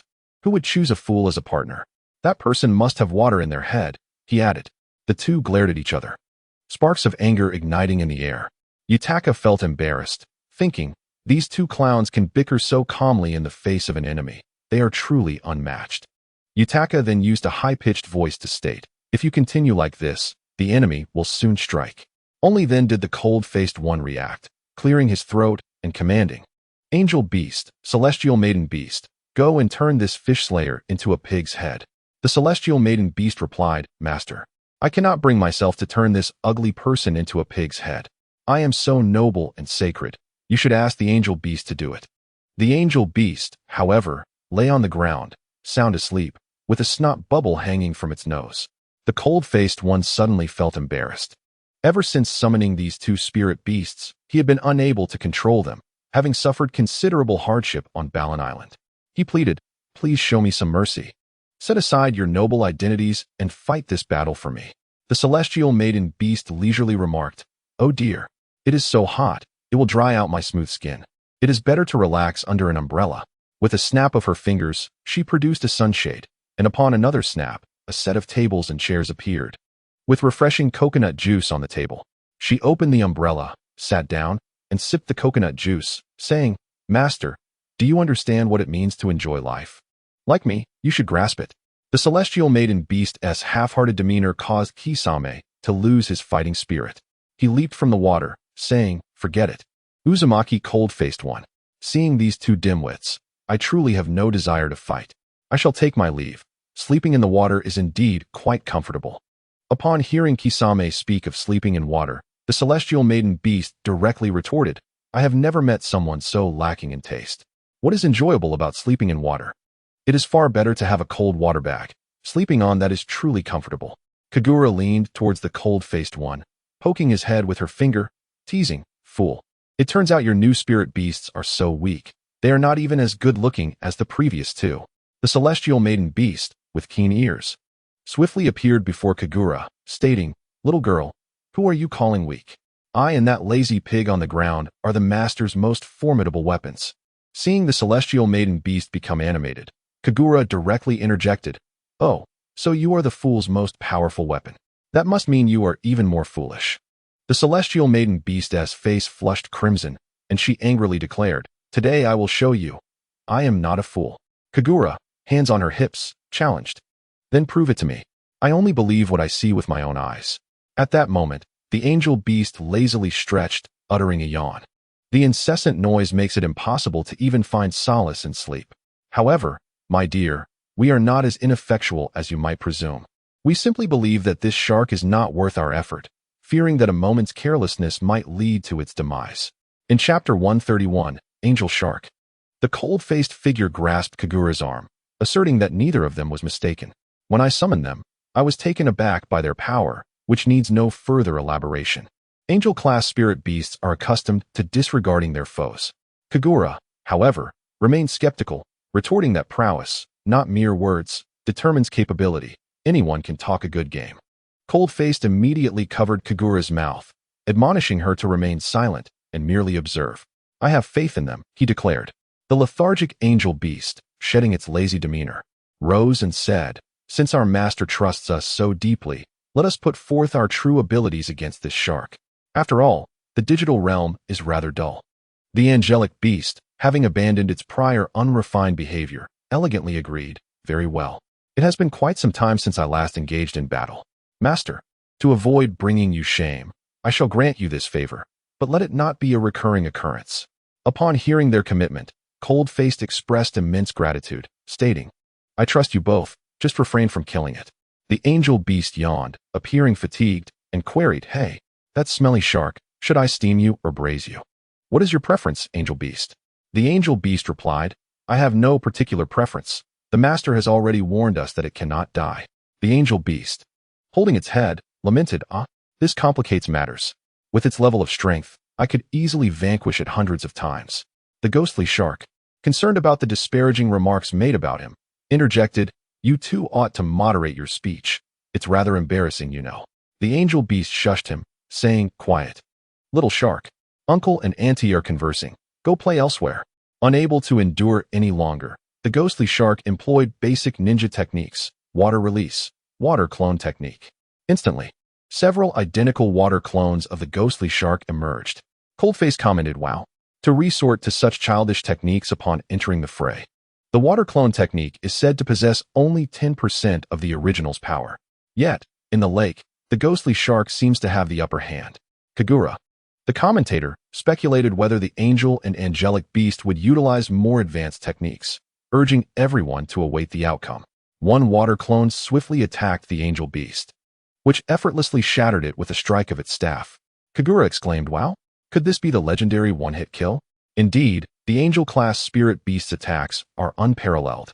Two other water clones approached the angelic beast, which dispatched them with a simple yet elegant strike of its heaven's sword, leaving Cold-Faced in awe. Cold-Faced, with a clenched fist, was moved to tears, exclaiming, wow, the angelic beast's attack style truly broadens my horizons. How will the ghostly shark contend with such formidable opponents? The ghostly shark, with a smirk, formed a hand sign and unleashed the water prison technique.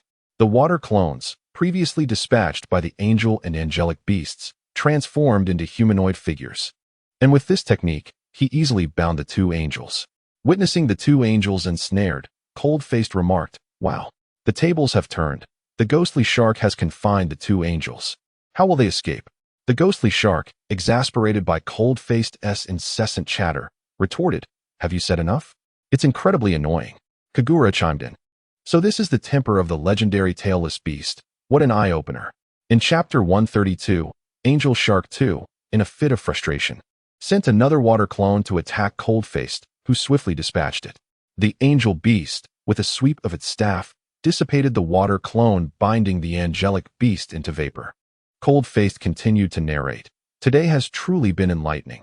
Who knew that two angel-class spirit beasts were this formidable? I can't help but chuckle at the ghostly shark's helpless expression. The angel beast complained, Master, you're being quite noisy, making it difficult for us to analyze the situation correctly. Please, we are in the midst of battle, not providing you with a live broadcast. Cold-Faced responded, isn't it my role to cheer you on? But do not worry, I promise to remain silent. While the angel beast conversed with Cold-Faced, the cunning ghostly shark, realizing that basic techniques were ineffective against them, leaped onto the lake's surface and initiated water release. 5 food sharks.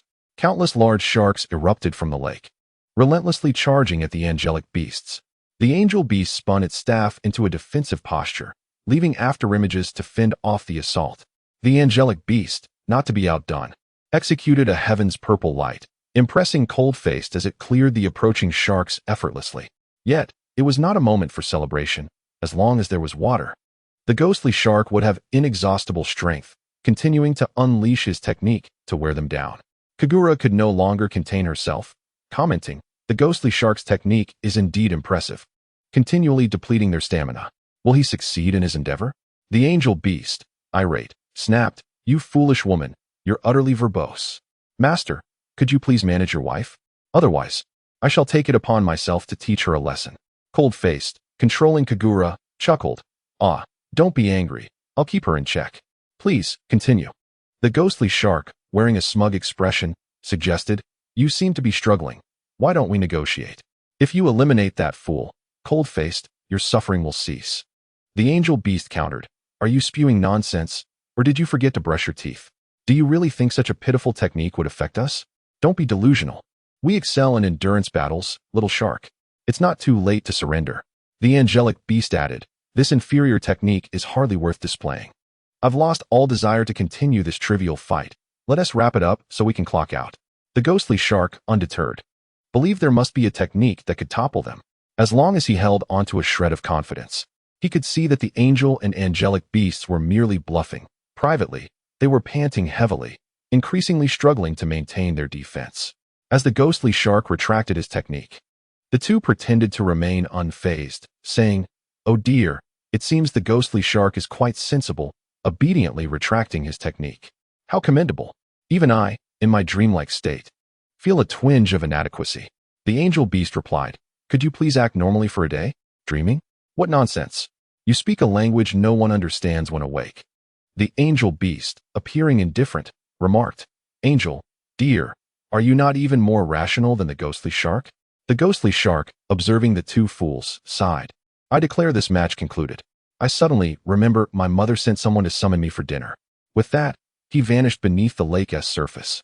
The angel beast gazed at the tranquil lake, pondering whether the ghostly shark had truly departed or if he had ulterior motives. In Chapter 133, the new member of the Akatsuki organization, the angelic beast, upon witnessing the angel beast's foolish demeanor, delivered a hefty kick to its rear. The angel beast, tears welling in its eyes, exclaimed, Why did you kick me, angelic beast? What have I done to offend you? With a charming smile, the celestial maiden remarked, Pray tell. How have I offended you? Do you require a little hint? The angel beast, somewhat perplexed, replied, I truly cannot recall. At that moment, the angel beast heard a rustling sound emanating from behind a large tree. Swiftly, it flew to investigate and discovered the six-tailed Jinchuriki, Yugao. Without hesitation, the angel beast seized Yugao and brought him to the ground, demanding, What manner of creature are you? Speak, or I shall roast you. Upon recognizing Yugao, the cold-faced individual felt a surge of anger. He approached Yugao and exclaimed, So, it is you who has been spying. Why did you not lend a hand? Yugao maintained an air of superiority, stating, That is none of your concern. I intend to return. The previous battle was merely adequate. Kisame has yet to unleash his true prowess. Once he does, your two transformed summoning beasts will stand no chance against him. The angel beast and celestial maiden bristled at his words. The angel beast glared at Yugao, retorting, You, a seemingly feeble human, possess no skills yet have the audacity to criticize others. Suddenly, a voice belonging to a middle-aged man echoed through the woods. Young ones, Yugao speaks the truth. Kisame Hashigaki from the village hidden in the mist is indeed a formidable adversary. At that moment, the four bodyguards of the cold-faced individual returned to his side. Xiao Yuan announced, Young master, we are being watched. There are not just us four following Yugao. Two others, who seem to have just joined the Akatsuki, are also on our trail. The cold-faced individual calmly instructed Yugao, You should leave at once. Did you not mention seeking your beloved apprentice? Farewell. Should you encounter any difficulties, feel free to find me at Hashiyama's Inn. Yugao, uninterested in the cold-faced one's words, wished to depart swiftly and vanished in an instant. Before the cold-faced individual and his companions stood two unfamiliar faces. Suddenly, a memory struck the cold-faced individual. He had previously researched their information. He chuckled.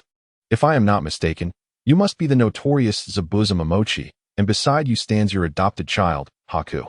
Zabuza confidently rested his large sword on his shoulder, saying, Ah, so you are aware of my identity. However, this makes things rather less amusing, does it not? Would you not agree, Haku? The masked youth beside Zabuza replied. Zabuza-sensei is correct. However, I believe his recognition of us is no mere coincidence. Kagura interjected, My knowledge of you is rather limited, but you are said to be invincible in the land of water. Your joining the Akatsuki must surely serve a greater purpose. Zabuza, obscuring the lower half of his face, replied with a chuckle, Ah, you are the prodigious girl from the Uchiha clan, Uchiha Kagura, are you not? I had thought you would be in the village. Not wandering here. Zabuza's tone irked Kagura, who retorted, You would do well to refrain from speaking to me in such a manner, provoke me, and I shall ensure you do not enjoy your days. The cold-faced individual observed Kagura in silence, questioning her authority to dictate anyone's happiness. Kagura, with a naive expression, said, Oh, my apologies, I misspoke. The cold-faced individual sighed, Alas. Your usual intelligence seems quite high, yet when angered, it plummets to near zero. I cannot fathom how you have survived thus far. It is truly exhausting. Kagura playfully pinched the cold-faced individual's arm, causing him great discomfort. Ah, Mother Yasha, cease this at once. It hurts. To Kagura, the cold-faced individual's cries were akin to a melodious symphony, and she relished the moment. The masked child, Haku, observed Kagura's violent demeanor and mused internally, Now I understand why Sensei refrains from seeking a girlfriend. It is not merely due to his looks, but because women can be terrifying. Although Haku wore a mask, Zabuza, having raised him since childhood, could discern his thoughts. Zabuza smacked Haku's head, admonishing, You insolent child. What are you thinking? There is no time to waste. Let us depart. Watching this couple quarrel is devoid of amusement. Haku complied. Yes, Zabuza-sensei. They promptly vanished from sight. Upon realizing the two had fled, the cold-faced individual expressed concern for the six tails, instructing Xiao Yuan, Shisha, follow those two peculiar individuals. Ensure Yu Gao's safety. The two responded, yes, young master, leave it to us. After their departure, Che Yongtai and Fang Yin protested. Young master, why dispatch those two girls? If danger arises, will you not regret it for a lifetime? Indeed, young master, allow me and my sister to pursue instead. Unbeknownst to them, their protests were futile. As the cold-faced individual scolded, are you both fools? I chose them because they are more reliable than you two. Do you wish for the enemy to see the six tails? If we encounter them, will you simply flee? Furthermore, for targets are too conspicuous. I truly question my judgment in selecting you two imbeciles. Che Yongtai, feeling aggrieved, pleaded. Young master, we acknowledge our mistake. Please do not dismiss me.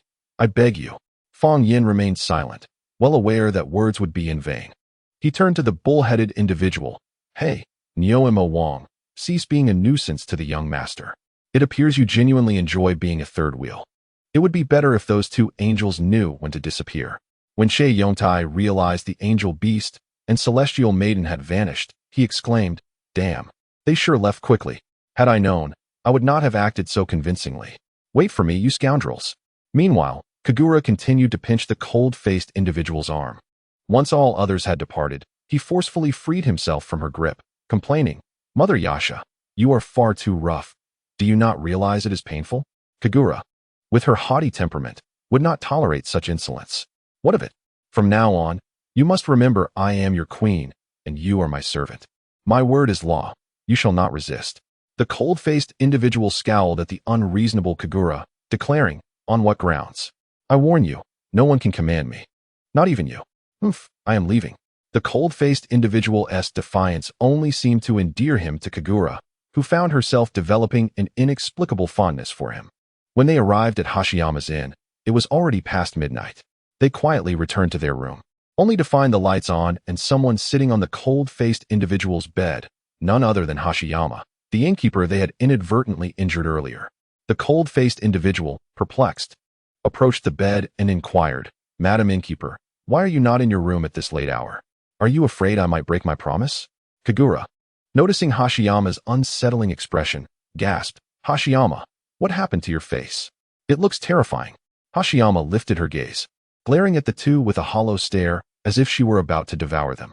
In a chilling tone, she remarked, why do I look like this? Are you two truly unaware?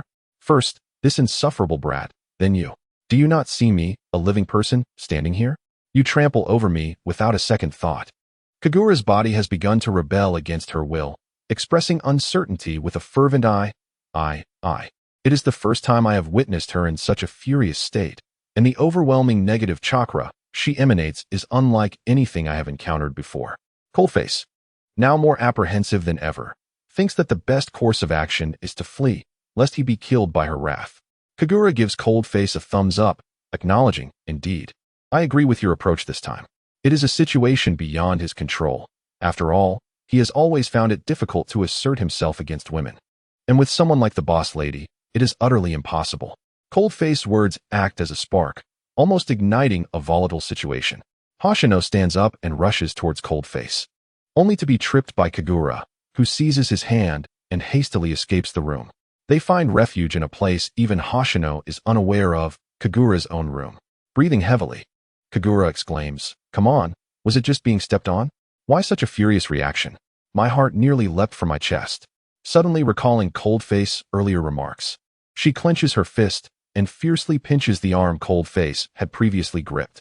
Coldface covers his mouth, fearing that any outcry might summon the wrathful Hoshino. Tears glisten at the corners of Coldface's eyes as he gazes at Kagura, pleading, what is it, you fierce woman? What offense have I committed to deserve this? Kagura, with a jealous glare, retorts, you hit the nail on the head. I truly wish to strangle you for saying Hoshino is better than me right in front of me. Coldface inwardly muses, what on earth? Is this about jealousy? Modern girls really are something else, easily spilling their jealousy without concern for the world running out of vinegar for dumplings. Sometimes, a man merely needs to lower his head ever so slightly to elicit a smile from the woman he cherishes. Coldface, the king of charm, is well aware of this. He looks at Kagura with sincere eyes and states, I acknowledge my error. Every man should know that he must never strike a woman. Kagura turns her head and inquires, what about when women strike men? Coldface foolishly responds, when women hit men, it is a natural law. They should typically strike hard with a brick until they cannot strike anymore. Unbeknownst to him, Kagura has somehow acquired a brick, brandishing it as she remarks, you fool. You said it yourself. Men should be struck with bricks for their transgressions. If you anger me again, I shall use this brick. Coldface is left speechless, contemplating how his own words have led him to this perilous point. Suddenly, a chilling voice from outside echoes, Kagura, Coldface, I have overheard your thoughts. But you have forgotten one critical detail. Coldface instinctively hugs Kagura, trembling in fear, while she can feel his shivering form. Hoshino pushes the door open and adds, what a useless man. When faced with fear, you merely hide behind a woman. Pathetic. Kagura's fury ignites at the word pathetic. Hoshino, what gives you the right to label Coldface as such? He is, in fact, an extraordinary man, merely overlooked by you. The lights in Hoshino's room flare to life, illuminating her figure and the mysterious object she holds. So it is like this. Now, to the main event. Kagura, Coldface, happy birthday to you both. Oi. Chapter 136. The cake is poisonous. With that, Hoshino presents a cake to them, grinning mischievously surprised. You should be. After planning to get my revenge on you both, I realized upon glancing at the calendar that it is your birthday. I made this cake for you too, but I cannot guarantee it will suit your taste. Coldface leans out from behind Kagura, staring in disbelief at the dark concoction in Hoshino's hands. Are you certain this black thing is indeed a cake you made? Hoshino confidently nods, of course. After countless failures, I crafted this unparalleled, super awesome chocolate cake. While Coldface is not particularly fond of sweets, he cannot fathom that a cake would resemble this. Sister, have you ever stepped into a kitchen? I refuse to eat anything that looks so disgusting. Seeing Hoshino's eyes welling with tears, Kagura swiftly slaps Coldface across the face with a brick, admonishing, Hoshino has kindly prepared this cake for us. And you dare to critique it? If you don't want it, then fine. Kagura snatches the cake from Hoshino, scooping a small piece with a spoon and without hesitation. Tasting it. Wow. Hoshino, this is absolutely delicious. If only someone could recognize its worth. Kagura turns to Coldface. Hey, fool, aren't you going to have at least a bite? It is truly delectable. Coldface, feeling disgruntled, still has 2 days' worth of blood smeared on his nose, and judging by Kagura's expression, he knows the cake must be horrendous. I'm not hungry at all. You can enjoy it by yourself. Kagura raises the brick again, ready to strike. Coldface instinctively catches it, exclaiming, I am quite hungry now. Dear Queen, might I have half to savor in my room? Kagura lifts the entire cake, declaring, come, in order not to waste Hoshino's heartfelt gesture. We shall eat it all at the table, right in front of her. Outside the door, Che Yongtai and Fong Yen pray, young master, good luck. You can definitely handle this poison. If you perish, it matters not. We will keep vigil for you here. Fong Yen slaps Che Yongtai on the head, scolding, what nonsense. It should be phrased like this. Young master, young mistress, once you depart, we will light candles to illuminate your path. In essence, young master, young mistress, your demise bears no consequence for us. We too are victims. Inside, Hoshino notices 2 figures lurking outside, but pays them no mind. Her focus on her 2 dear friends relishing the cake she made with love, gazing into each other's eyes. Kagura and Coldface each grasp a spoon, and Hoshino suggests, why not feed each other? It would be quite romantic. Kagura gazes at Coldface and says, fool, although I have no idea how she knows today is our birthday, let us indulge her small request. Coldface, on the verge of tears, laments, why must my birthday coincide with that of the fierce woman? System, just end me. He steels himself. Kagura, if that is the case, open your mouth. I shall feed you first. Coldface scoops a large piece and brings it to Kagura's cherry-like lips. Kagura frowns, thinking, this fool must be doing this on purpose, serving such a large portion. I suppose I must reciprocate. After consuming the piece, she scoops a portion twice the size and offers it to Coldface, who without hesitation devours it. After several exchanges, the cake is completely gone, and Coldface inexplicably begins to foam at the mouth and faints. Chapter 137. A place of ingenious solutions. The following morning, Coldface feels as though he has endured a harrowing night. Rising from his bed, He discovers Kagura sleeping soundly beside him. Watching her, he recalls her playful teasing, finding it oddly amusing despite the chaos it caused. Suddenly, a sharp pain grips his stomach, and he can no longer endure it. With disheveled clothing, he leaps from the bed and rushes towards. Indeed, cold-faced misfortune continues. Not only did he suffer food poisoning from the cake last night, but he also awakens to an upset stomach. Not long after Lung Mian had awakened, Kagura also roused from her slumber. She merely wished to observe Lung Mian's subsequent actions, yet was met with profound disappointment. She had not anticipated that the first thing he would do upon rising was rush to the restroom. This foolish idiot, so oblivious despite the clear hints, was utterly dim-witted. While squatting, Lung Mian sneezed incessantly, muttering about the heartless individual who insulted him behind his back, expressing his irritation. However, there was a promising place he could consider visiting in search of answers. Suddenly, an idea struck him, and he called out the names of Che Yongtai and Feng Yan. In a mere second, the two appeared before him. Che Yongtai, perplexed, wondered why their young master had summoned them to the restroom. Feng Yan, with an expression that spoke volumes, seemed to understand the peculiar thoughts occupying their young master's mind. Che Yongtai speculated that perhaps their master had fallen into a pit of filth, awaiting their rescue. Hearing such a remark directed at him, Lung Mian felt he could have burst forth in anger, had it not been for his aching stomach. He retorted, "You fool! It is you who has fallen into the pit. I summoned you for my own reasons. Master, please, speak directly to us," they urged. Lung Mian tossed his phone to them, instructing, "Go to the location marked on the map and bring me the owner of that room. Remember, she is a girl named Ying, a disciple of Lu Wei, so be gentle with her. Try to avoid any major conflict. Just bring Lu Wei to me." "Understood, young master. You can rest assured with us handling it," they replied. Lung Mian remarked, "It is precisely because it is you two that I feel uneasy. If you happen to encounter Xiao Yuan and Shi Sha, inform them of our actions." At this point, he realized the two had already departed, leaving him to sigh in the solitude of the restroom. While this place may have its merits, I cannot help but wonder if my two dim-witted subordinates heard what I just said. Perhaps I should return to my room. It feels rather wrong to leave Mu Yi alone here. When did I become so concerned about her? How embarrassing. Just then, an unfriendly voice pierced the air. "It seems the sun has risen from the west today. What is there to be embarrassed about?" Upon hearing this voice, Lung Mian was taken aback. "Muyacha, what are you doing here? Aren't you disgusted?" Kagura replied calmly, "I merely came to check on why you haven't emerged, and to see if you were still alive." Inwardly, Lung Mian held profound disdain for Kagura, wondering when she had become his full-time caretaker, following him wherever he went. As he stepped out, he noticed her discomfort and mused. "Even you, Muyacha, can wear a frown. What a miracle that is." Since the previous night, whenever Lung Mian uttered something that bothered her, a brick would inexplicably appear in Kagura's hand. Without a word, she swung it at his face. The sight of Lung Mian, battered and bruised, made him lament.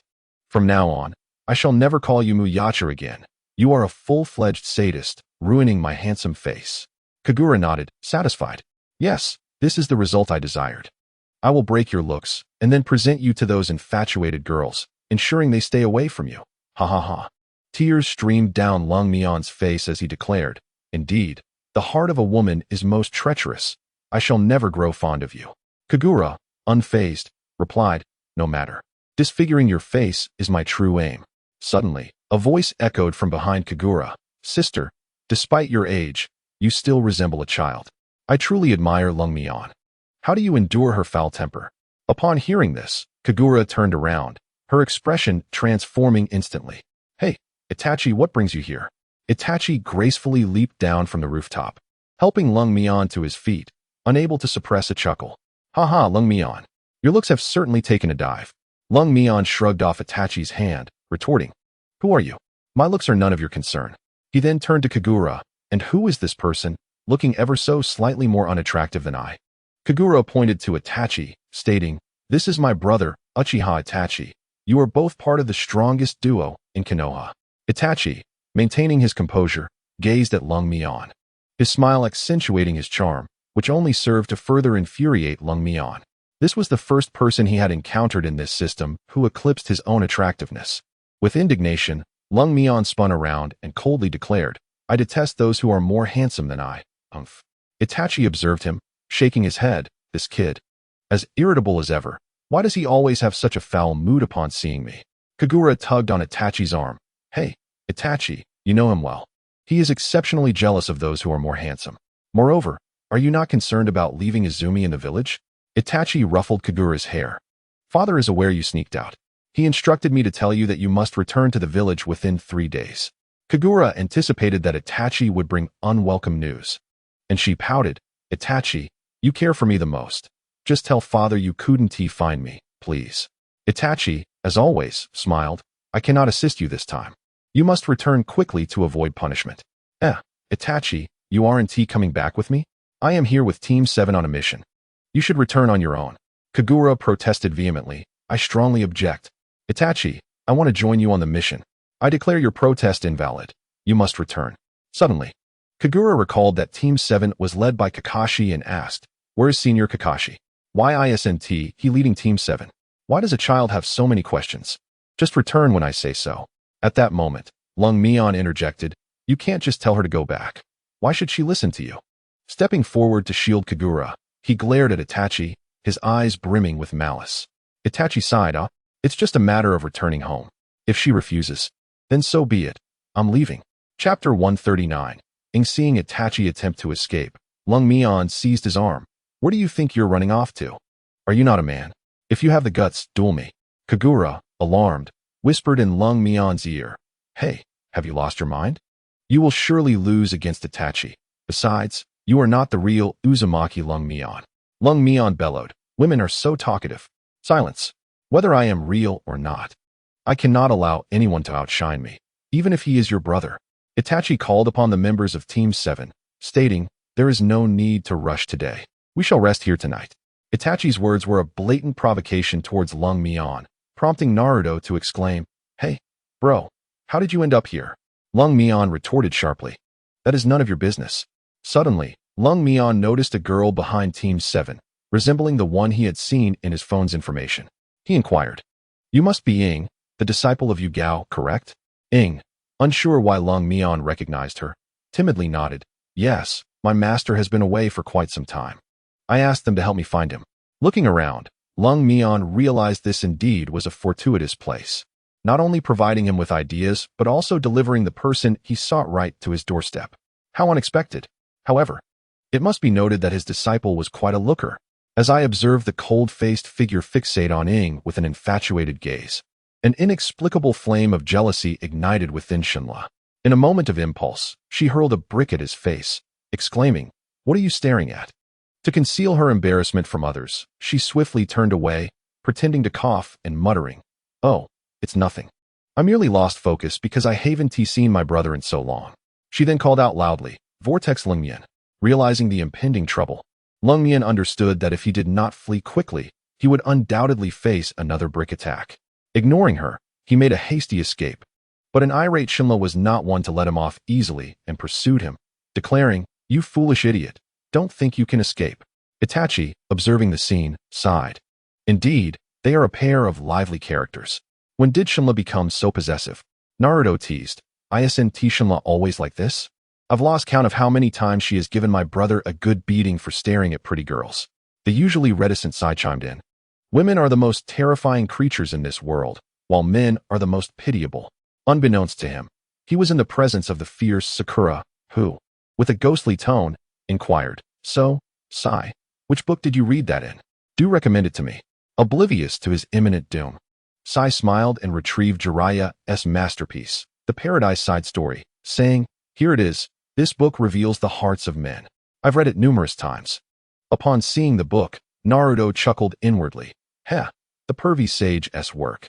Sai, you're in for it now. As expected, Sai, alongside Jiraiya's book, soon found himself soaring through the air. Sakura, witnessing Naruto's mischievous grin, became even more irked and graciously gifted him a flight ticket. As he ascended, Naruto lamented. What did I do to deserve this? Why am I being treated this way? Sakura, you are truly ruthless. I can hardly believe I've survived with such teammates. Unbeknownst to him, Sai, clutching the book, advised, Naruto, be grateful. At least she has shown you some mercy. Look at me. I believe my time is nearly up. Chapter 140. The arrival of Yutaka as Naruto and Sai, the injured duo, returned to the restaurant. Dusk was settling in, marking the peak dining hour, with nearly everyone gathered within. During their brief aerial adventure, a monumental event transpired in the restaurant. Vortex Lungyan challenged Itachi to a duel of manhood. In the kitchen, Lungyan, in front of Shunla, declared his challenge, to which Itachi responded, "A good man must know how to cook." Whenever Lungyan grew angry, he would bang the table, asserting, "Fine. I shall ensure your defeat will be thoroughly satisfying." Just then, Yutaka burst through the window, grabbing Lungyan's collar and demanding, "You scoundrel, where have you taken my disciple?" In utter bewilderment, Lungyan retorted, "What do you mean I've taken your disciple? I have never even met her. Stop wrongfully accusing me." Yutaka, unconvinced, pressed, "Then why do your subordinates follow me? I sent it to locate my disciple and abduct her to threaten me?" With a sigh, Lungyan replied, "I assure you, I'm not despicable enough to kidnap your disciple. My subordinates are merely following you to keep you safe from harm." Fuming, Yutaka declared, "Regardless of your intentions, if you do not return my disciple today, I shall make this restaurant pay for it." Lungyan feigned ignorance. "Brother, your imagination runs wild. Why would I abduct someone I have never even seen? Even if I wished to, it would only be to protect her." Seizing the opportunity, Yutaka insisted, "Now you've admitted it. Tell me where you've hidden Ing." Upon confirming that Yutaka's disciple was indeed Ing, Lungyan turned to Itachi, complaining, "Brother, could you stop spectating? The master has come for his disciple. Quickly, summon that young lady to restore my innocence."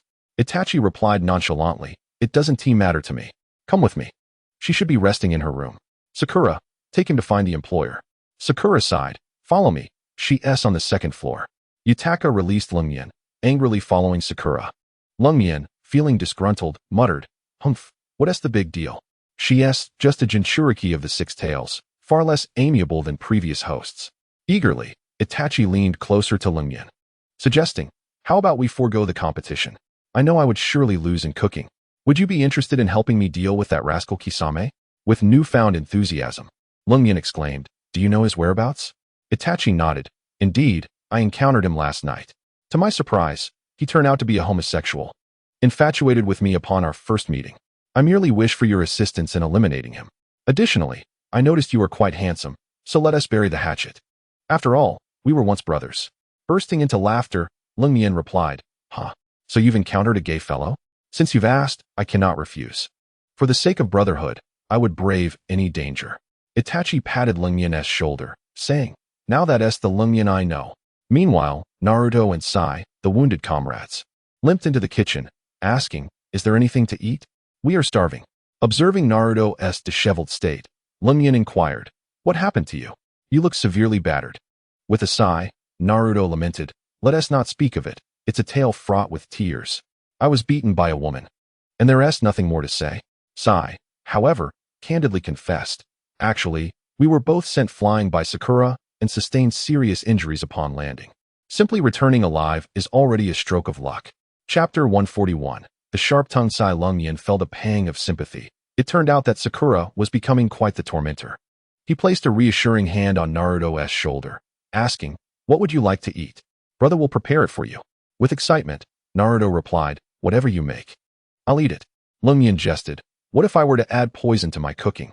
Startled, Naruto clung to Sai, exclaiming, "Brother, I'm your real sibling. No need for such cruel jokes." Lungyan chuckled, his eyes narrowing into slits, ruffling Naruto's hair. "Rest assured, I wouldn't go to such extremes. First, let me treat your injuries." Naruto gazed at Lungyan in astonishment, asking, "Brother, when did you learn medical ninjutsu? I recall you never trained under that old hag." Lungyan, puzzled, replied, "What old hag? There's much you don't know. Tonight, I shall broaden your horizons and let you witness the prowess of the Konoha duo." Tilting his head, Naruto inquired, "Tonight? What do you and Itachi plan to do?" Itachi interjected, "Are you referring to that ugly fellow we encountered last night? I've persuaded your brother to assist me in dealing with him." Naruto's eyes widened. "You mean that hideous monster from last night?" Itachi nodded, affirming, "That's the one." Lungyan then grabbed Naruto and Sai by the arms, urging Itachi, "Come with me to my room. Let us formulate our plan for tonight." Unfortunately, this plan inadvertently caught Shinla's attention, and she excitedly burst into the kitchen, exclaiming, "There's action tonight. How could I be left out?" Lungyan was instantly petrified. "How did you get here?" Kagura leapt energetically before Lung Mian, exclaiming, "Why are you not welcoming me? I am already aware of your plans. If you do not take me along, I shall inform all the unattractive women here that in the kitchen lurk two handsome men." Lung Mian pointed at Kagura and retorted, "Mother Yacha, how despicable." To which Kagura responded, "Thank you for the compliment. My despicability is indeed my motto."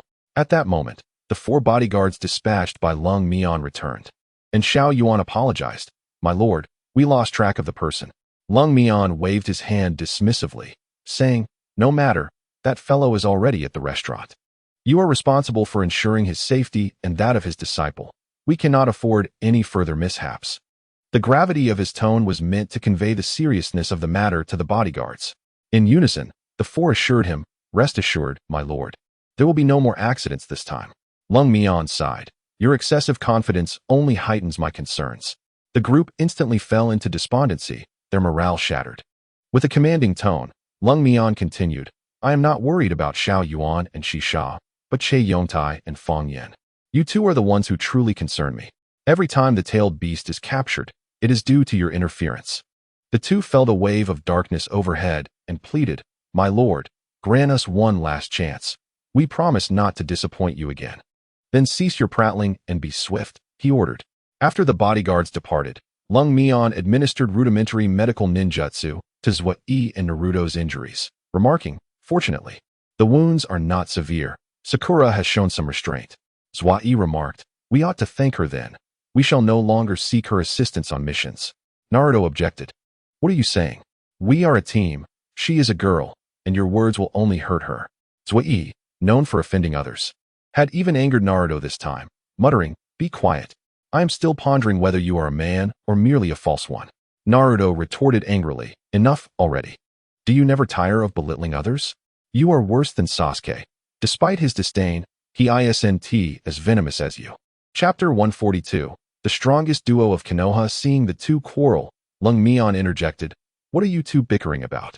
This time, both of you must accompany me on this mission. I shall show you what true teamwork entails." Naruto glared at Zui with disdain, declaring, "Even if it kills me, I will not cooperate with him." Itachi stated, "Whether you go or not is not for you to decide." He then turned to Kagura, "Kagura, please fetch a rope to bind their feet together." Kagura mischievously glared at Lung Mian and Zui, asserting, "Why use a rope? Foot shackles are far more practical."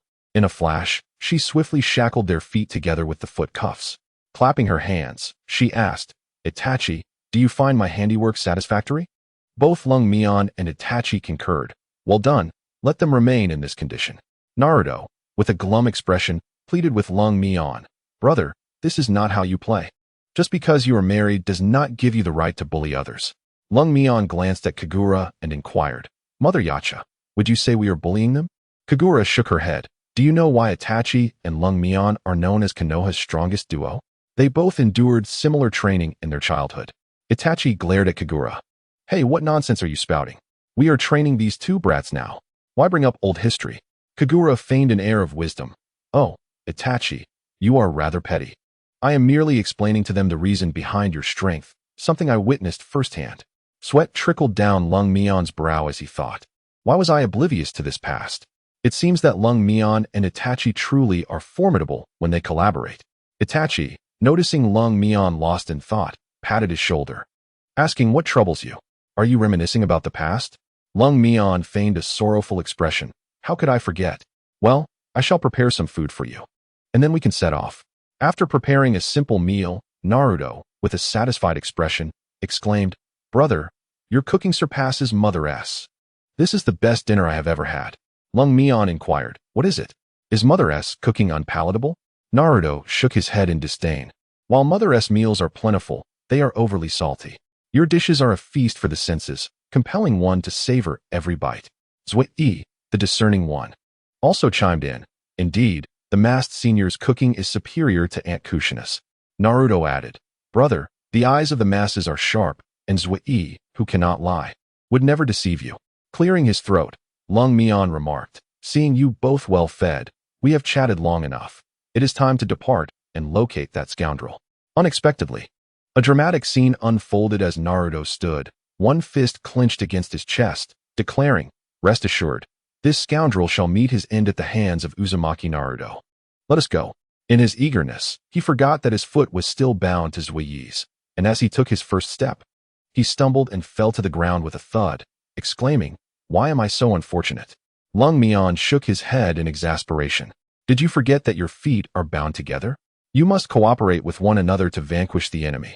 Naruto pleaded, "Brother, I beg you, release me. I can still defeat that fellow named Kisame." Itachi, unable to bear Naruto's plight, was preempted by Zuiyi, who retorted, "With your foolishness, you dare boast of defeating Kisame? Who was it last night that was so reckless as to be knocked unconscious by him?"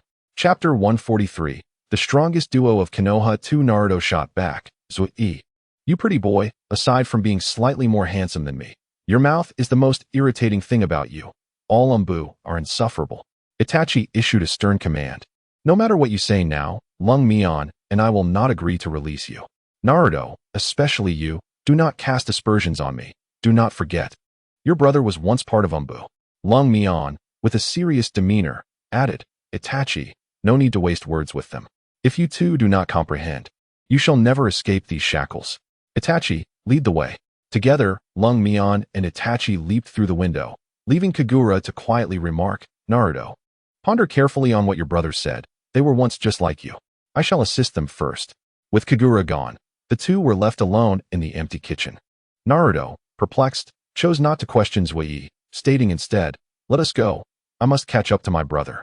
Zuiyi, uninterested, replied, "You can go alone. I have no time. I wish to return to my room and sleep." "Hey, what do you mean? Must you oppose me in everything? I implore you, let us reconcile. We will find a way to persuade Kagura to unlock these shackles once we catch up with her." Zuiyi frowned and conceded, "Fine. I do not wish to be bound to you. So let us go together." As Zuiyi stood, he declared, "From now on, we shall cooperate, Naruto." Naruto nodded in agreement, and as they leapt out of the window, they both landed face first into the ground, exclaiming, "This is utterly ridiculous." Naruto shrugged off the fall. "No matter, let us continue. I refuse to be defeated." Thus, they stumbled along, inadvertently forging a silent understanding. Itachi, observing Lung Mian's troubled expression, inquired, "Are you worried about Naruto and Zuiyi?" The indifferent visage spoke, "I am not concerned about them. My worry lies with the six tails. The capture of the first two-tailed beasts was my blunder, and I must not fail this time. Otherwise, the comical quintet will surely disband." Itachi jested, "Such an eccentric name could only be conceived by your brilliant mind." Ever since obtaining all of Itachi's information, he had resolved to cultivate a friendship with him. And no matter what Itachi said, he would not take offense. The indifferent visage replied, "Please refrain from mocking me. By the way, are you certain you discovered that guy here?" Just then, from a distance, the repulsive laughter of Kisame echoed. Itachi felt a chill at the sound and remarked, "It seems he is just ahead. I would appreciate your assistance in holding him off for a moment." Wishing to avoid Kisame, Itachi attempted to flee, only to be intercepted by Kagura, who asked, "Brother Itachi, where are you going?" "I merely wish to avoid that pervert." The indifferent visage summoned Angeman and Angewoman once more, assuring Itachi, "Rest assured, my summoned beasts are the nemesis of that fellow. You merely need to act as bait." Itachi gazed at the summoned beasts and inquired, "When did your summon transform into two angels?" The indifferent visage retorted, "That is none of your concern. As you said, I am indeed eccentric, and thus, my summoned beasts must not be mundane." Addressing the two angels, he continued, "Now, Angeman and Angewoman, capture that individual known as Kisame. I shall treat you to the delicacies of this world." Angeman remained sprawled on the ground, sleeping as before, while Angewoman earnestly assured him, "Do not worry, master. With our cooperation, capturing him will be effortless." Embarrassed, the indifferent visage pointed at the sleeping Angeman and asked, "How do we rouse this sloth?" Angewoman chuckled, "A good whack will awaken him instantly." Upon hearing this, Angeman sprang up, declaring, "No need for you to lift a finger. I am awake." Chapter 144. No pain, no gain. At that moment, Kisame's voice grew increasingly closer, prompting the indifferent visage to shout, "Kisame, Itachi Uchiha is here." Kisame, propelled by the sound, rushed forward, and the corners of the indifferent visage's mouth curled into a smirk. As expected, the trap has worked. Angeman, Angewoman, strike now while he is unprepared. Remember, do not hit too hard, just knock him out. Itachi, puzzled, questioned, "Why do you want to knock him out?" You don't intend to bring this menace back, do you? Just watch and see. In an instant, as Kisame approached, the angels seized the opportunity and struck him with a blow. Even before losing consciousness, Kisame managed to utter, "Itachi, you are the most mature man I have ever met. I love you." This declaration provoked an impulse within the indifferent visage to silence him, and Itachi felt a wave of embarrassment wash over him at the overly sentimental confession. Seizing the moment while Kisame was dazed, Itachi pummeled him relentlessly. After about half an hour, when Itachi had vented his fury, the indifferent visage captured Kisame in a master ball, casually handing it to Itachi. "This disgusting fellow is now your responsibility. I have no interest in him, so no need for gratitude." Reluctantly, Itachi accepted the master ball, incredulous. "Is this guy really trapped in here? You aren't deceiving me, are you? Come on, did you lose your eyes in the back of your head? I personally captured him. Were you distracted by thoughts of your wife?" The indifferent visage's barrage of words had long since become a commonplace occurrence for Itachi. "Cold face. I do not yet have a wife. This fellow hasn't even married my sister. How could I dare to take that step before you?" Kagura interjected, "Brother Itachi, how long will you keep Tsunade waiting? You should learn from Asuma-senpai. He was in your class, and now Kurenai-senpai is pregnant."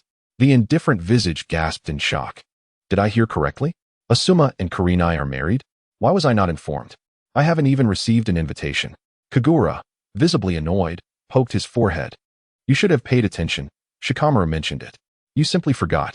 Suddenly, the indifferent visage recalled the time he had been soundly defeated by Naruto 6 months prior, realizing. "So that was when it happened. Had I known, I would not have fled. I should have returned to Konoha with you." Itachi consoled him, "It's all right. They said they would hold a celebration when you return." The indifferent visage lamented, "By the time I return, their child will likely be old enough to walk. Who knows how long I will wander outside." Suddenly, a familiar, unsettling laughter echoed from afar. "Ha! Vortex cold face, do you remember me?" Recognizing the voice, the indifferent visage promptly exclaimed, "Ah, Bito, how could I ever forget you? Your voice is unforgettable." Two figures materialized before him. He quickly recognized Abito, while the other. Without hesitation, he named Conan. "Long time no see. You are even more beautiful." Conan playfully slapped his face. "Oh, after more than half a year. You have become quite the charmer." Itachi felt the tension around him escalate. Turning, he saw Kagura activating her Sharingan. "Kagura, I understand you are talented, but do not overuse your eyes. It may impair your vision," Itachi cautioned. The indifferent visage inwardly repented. "I was wrong. I acknowledge my misstep, mother of demons. Please spare me. Do not strike my handsome face with a brick. I now recommend a frying pan." In reality, the indifferent visage feigned bravado, retorting to Kagura, "What now? Mother of demons? Do not think I fear you just because your eyes are activated. I am unafraid." Having said that, he flaunted a bit before Kagura, and the consequences were predictable. Chapter 145. No pain, no gain. The indifferent visage was further perplexed by the fact that whatever he contemplated would manifest into reality, and it would materialize in Kagura's hands. Kagura, seizing 2 frying pans from behind, stormed toward him furiously, demanding, "Dare you repeat what you said in front of this homewrecker?" Ever since the day he had been soundly thrashed by Kushina, the indifferent visage had developed a profound fear of frying pans. However, as a man, how could he yield in front of another man more handsome than himself? The answer was a resolute no. Feigning strength, the indifferent visage declared, "What now, you washboard? Do you not see I am conversing with Conan? Hurry and return to the inn." Itachi pressed his temples, muttering, "Cold face, I wish you luck." After uttering such inhumane words, Kagura will surely not let you off the hook. Not only Itachi, but even Abito felt pity for the indifferent visage. "You foolish brat.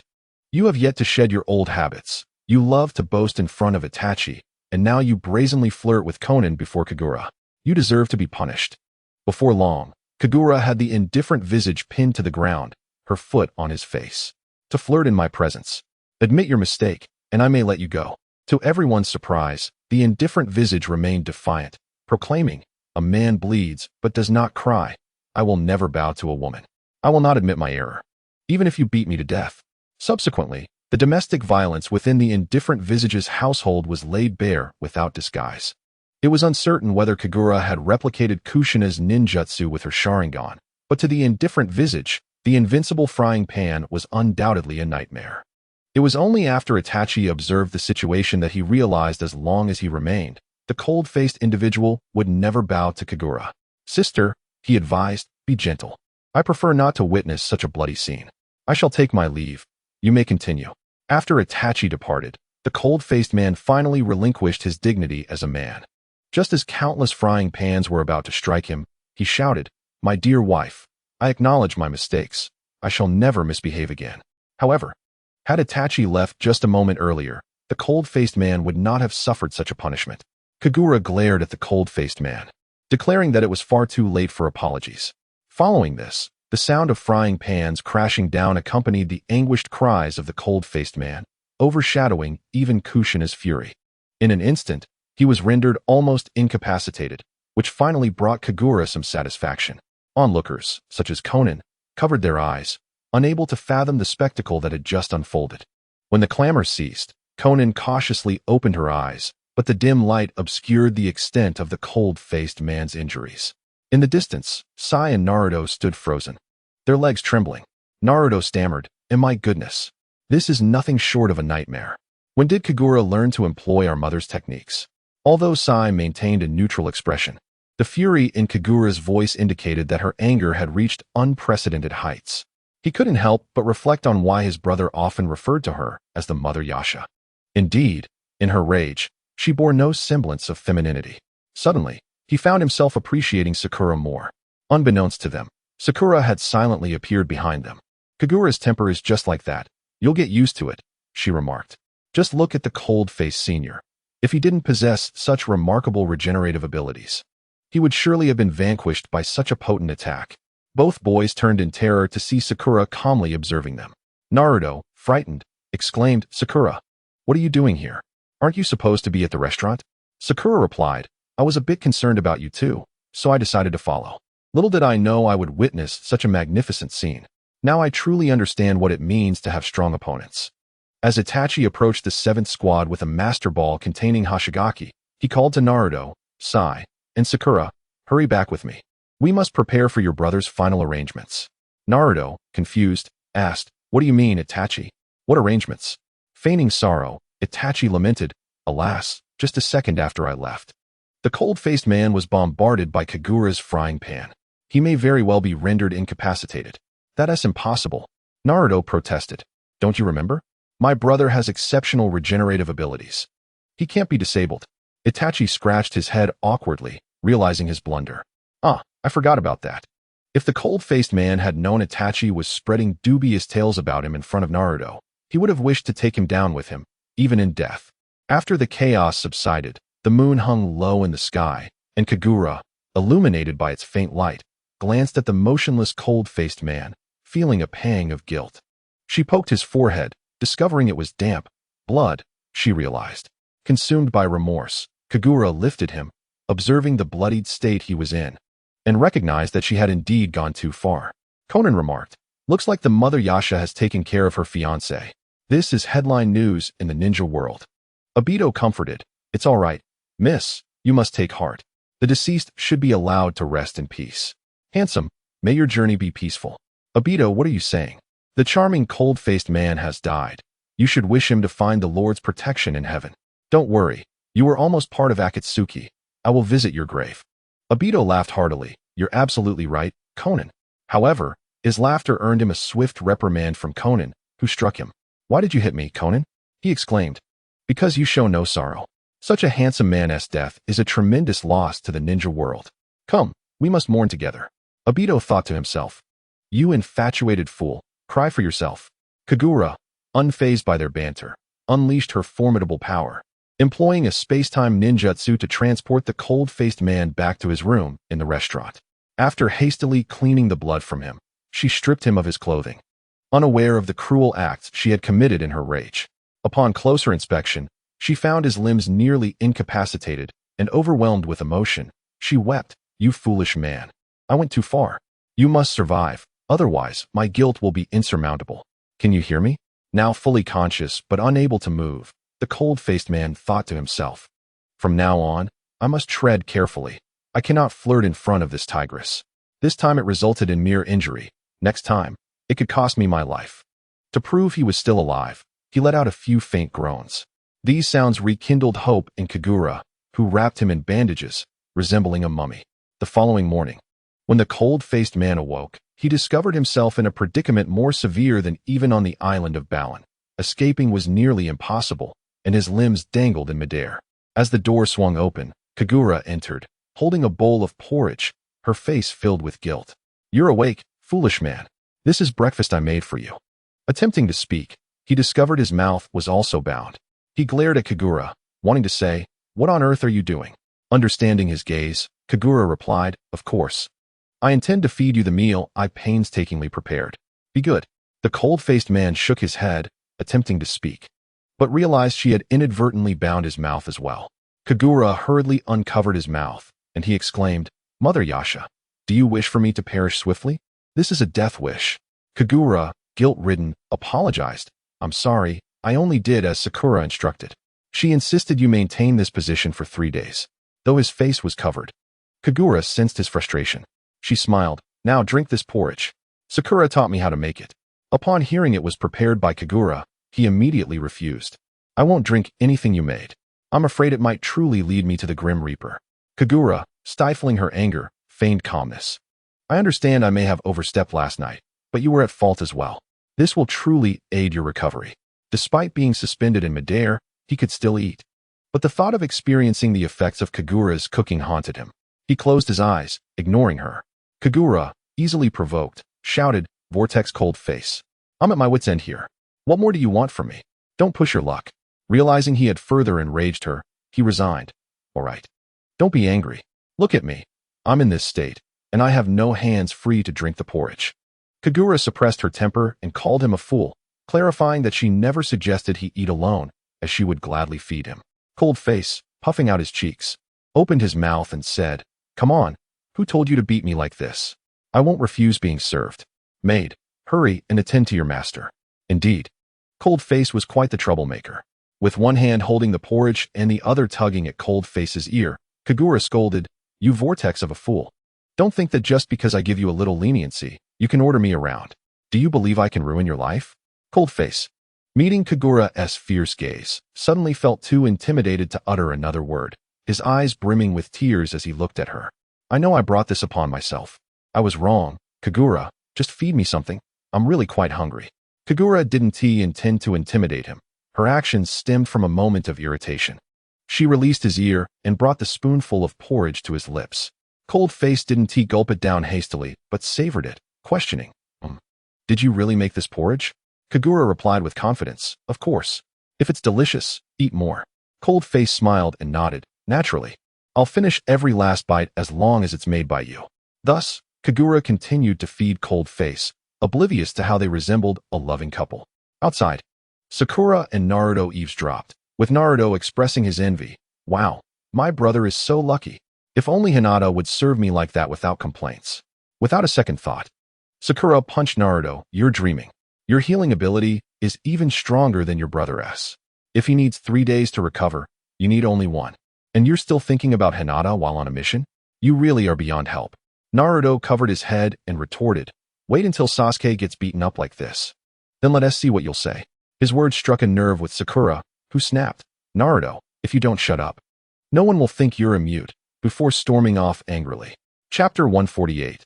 The realm of the Six Paths Pain. At that moment, an unusual sound echoed from outside, followed by a loud crash as the window in Yu Gao's room shattered, and his apprentice, Ing, was kidnapped.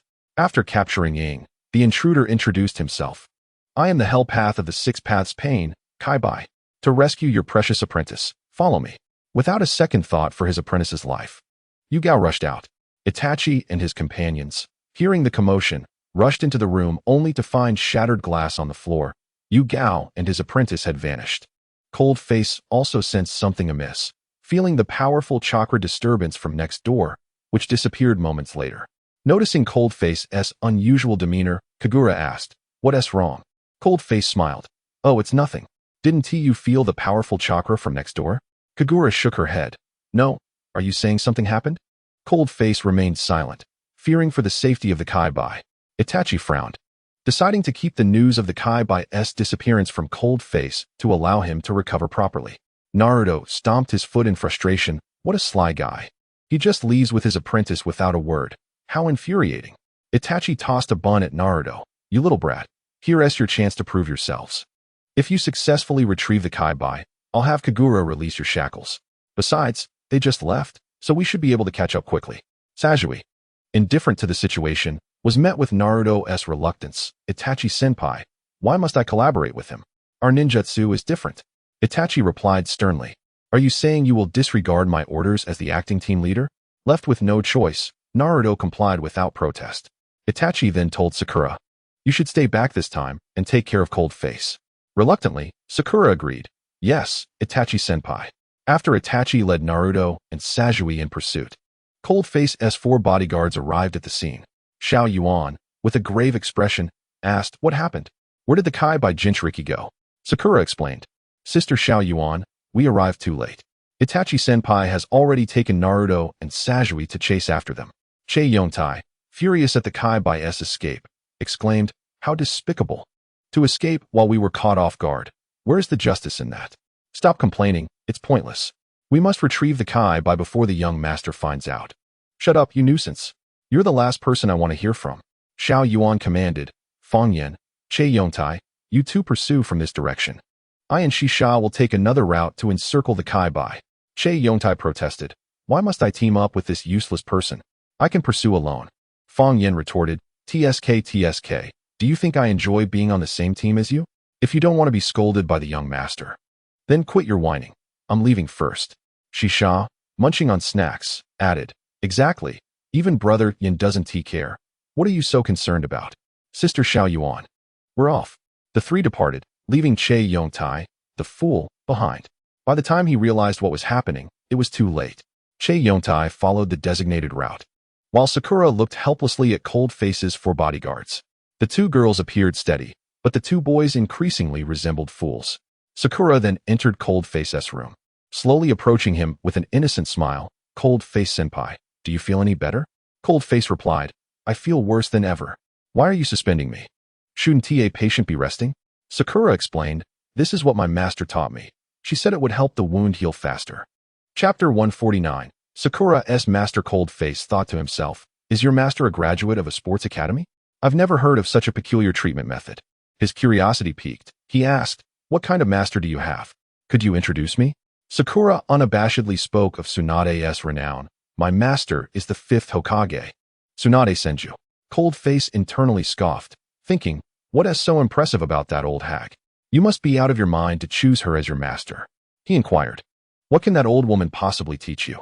As Sakura spoke of Tsunade, her enthusiasm was palpable. Lady Tsunade is incredibly powerful. Ever since Sakura became her disciple, in just over half a year, her medical ninjutsu has become the best in all of Konoha. Sakura nodded confidently. Kagura-senpai is not wrong. My master says that the best way to mend bones is through this medical approach. Cold Face still found it hard to believe that such a skillful apprentice could come from that old woman. Suddenly remembering the noise next door, he asked Sakura, did something happen next door just now? Sakura shook her head. Nothing happened over there. It was just a little bird that broke the glass. Cold Face incredulously responded, goodness. The world is truly vast and full of wonders. What could possess a bird to commit such an act? Seeing that Sakura answered so calmly, Kagura chose not to pry further, knowing that pressing a girl too hard could lead to trouble. Upon hearing the news of Cold Face's injury, Hoshino rushed in, tears streaming down her face. My dear Cold Face, how did you accidentally end up in such a predicament? Truly, the heavens envy talent, allowing you to leave us so soon. Even if you die, you must settle your debts first. Cold Face, at that moment, wished he could transform into a zombie just to bite Hoshino, that fool. Boss, it seems you truly wish for my demise. I wonder if my survival would disappoint you?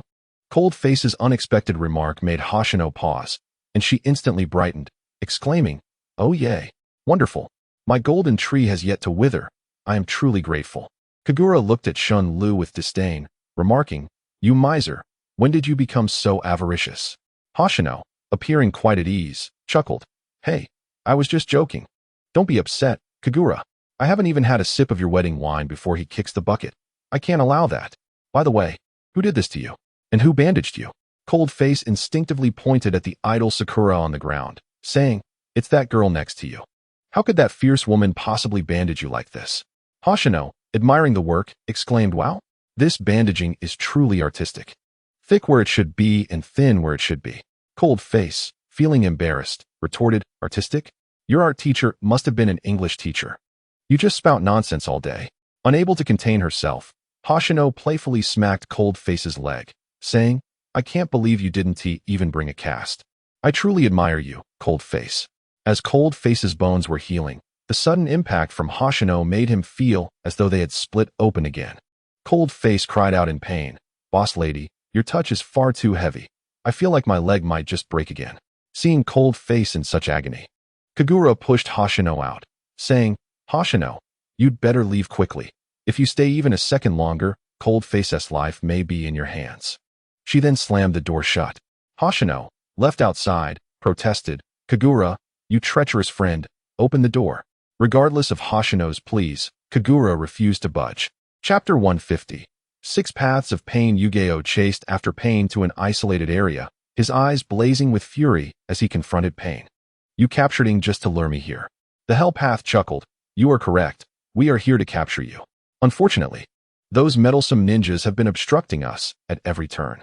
If you willingly return with me and surrender the tailed beast within you to Akatsuki, I can guarantee your disciple's safety.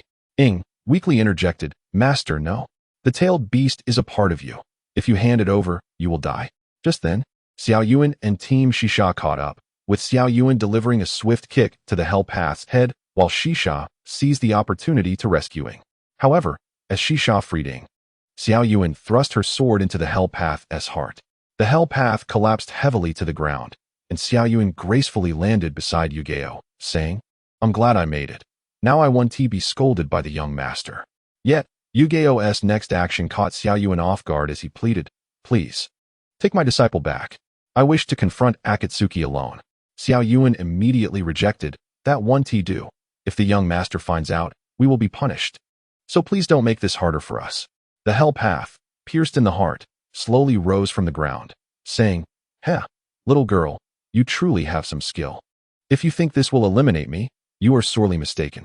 Shisha frowned at the seemingly immortal Pain, observing, I sense not a trace of life within you. Could it be that you are dead? The Hell Path nodded. You are clever. Indeed, all 6 paths of Pain are dead. Thus, merely stabbing the heart is futile. I know the 6 tails is formidable. Luring him here was part of my plan. Yu-Gi-Oh implored once more, please, taking away. A battle here might inadvertently harm her. Regardless, Xiao Yuan refused to leave, saying to Shisha, Little girl, I entrust this girl to you. I cannot watch this foolish Jinchuriki perish here. Shisha, who disliked combat, vanished along with Ing without a trace after Xiao Yuan's words. Wow, little girl, you ran away too quickly. How unhelpful, Yu-Gi-Oh remarked. Who are you calling foolish? You better hurry back to your young master. Xiao Yuan responded sternly. No, this is a task assigned by the young master. The only way I'm leaving is if you kill me, which, of course, you are incapable of doing. The Hell Path laughed heartily, declaring, None of you are escaping today. Observe your surroundings. Unbeknownst to Xiao Yuan and Yu-Gi-Oh, they had been encircled by the 6 paths of Pain during their argument. Xiao Yuan felt a chill run down her spine, and upon turning, she saw the Deva Path amongst the 6. Heh, boss, long time no see, she greeted. The Deva Path replied, Xiao Yuan, given your past with Akatsuki, I will spare your life today. He then seized Xiao Yuan and hurled her away. Watching Xiao Yuan being thrown, Yu-Gi-Oh smirked. This was precisely what he had hoped for. The Deva Path, noticing Yu-Gi-Oh's calm demeanor in the face of imminent doom, inquired, How can you still smile at this moment, knowing death is at hand? Yu-Gi-Oh maintained his composure, unperturbed. Why should I care about your opinion on the size of my heart? Water release, bubble clone. Yu-Gi-Oh produced a flute and blew bubbles, which coalesced into a clone, appearing before the other 5 paths. The Deva Path observed and remarked, You have some skill. But this technique is nothing more than trivial to us, the 6 paths of Pain. The Deva Path, being the strongest and most invincible among them, utilized the Rinnegan's power, rendering Yu-Gi-Oh immobile, leaving him at the mercy of the Deva Path. Yu-Gi-Oh struggled as 5 explosive sounds echoed, and the other 5 paths approached him. Chapter 151. 6 Paths of Pain. Part 2. Just as Yu-Gi-Oh believed his life was nearing its end, the visage of his disciple Ing suddenly appeared in his mind. her innocent smile reigniting his will to survive. He was compelled to unleash his final trump card, tailed beast transformation, shedding his human facade, akin to Naruto in a fit of rage, yet distinct in that he could fully control the six tails. The six paths of pain immediately dispersed, with the Azura path launching a missile attack, which the six tails deftly evaded, but was struck by the hungry ghost path, immobilizing him. Subsequently, the animal path summoned a gigantic green lizard, its grotesque tongue ensnaring the six tails and flinging it away. After a barrage of attacks, the six tails was propelled by an Azura path missile. Observing from a distance, Che Yongtai and Fong Yin kept a close watch, though neither dared to intervene. So this is what the six tails looks like. You said you were powerful. Do you really think you can take down those six? Fong Yin trembled. I can't say. They all look utterly grotesque, especially that one using summoning techniques. It makes me want to vomit. At Fong Yan's remark, Che Yongtai began to retch, disparaging. That woman must have been quite ugly in life. The creatures she summons are equally repulsive. If the young master saw this, he would surely complain for 3 days and nights. Upon hearing Che Yongtai mention cold face, Fong Yin grew anxious, exclaiming, Bull Demon King, let us not forget our mission.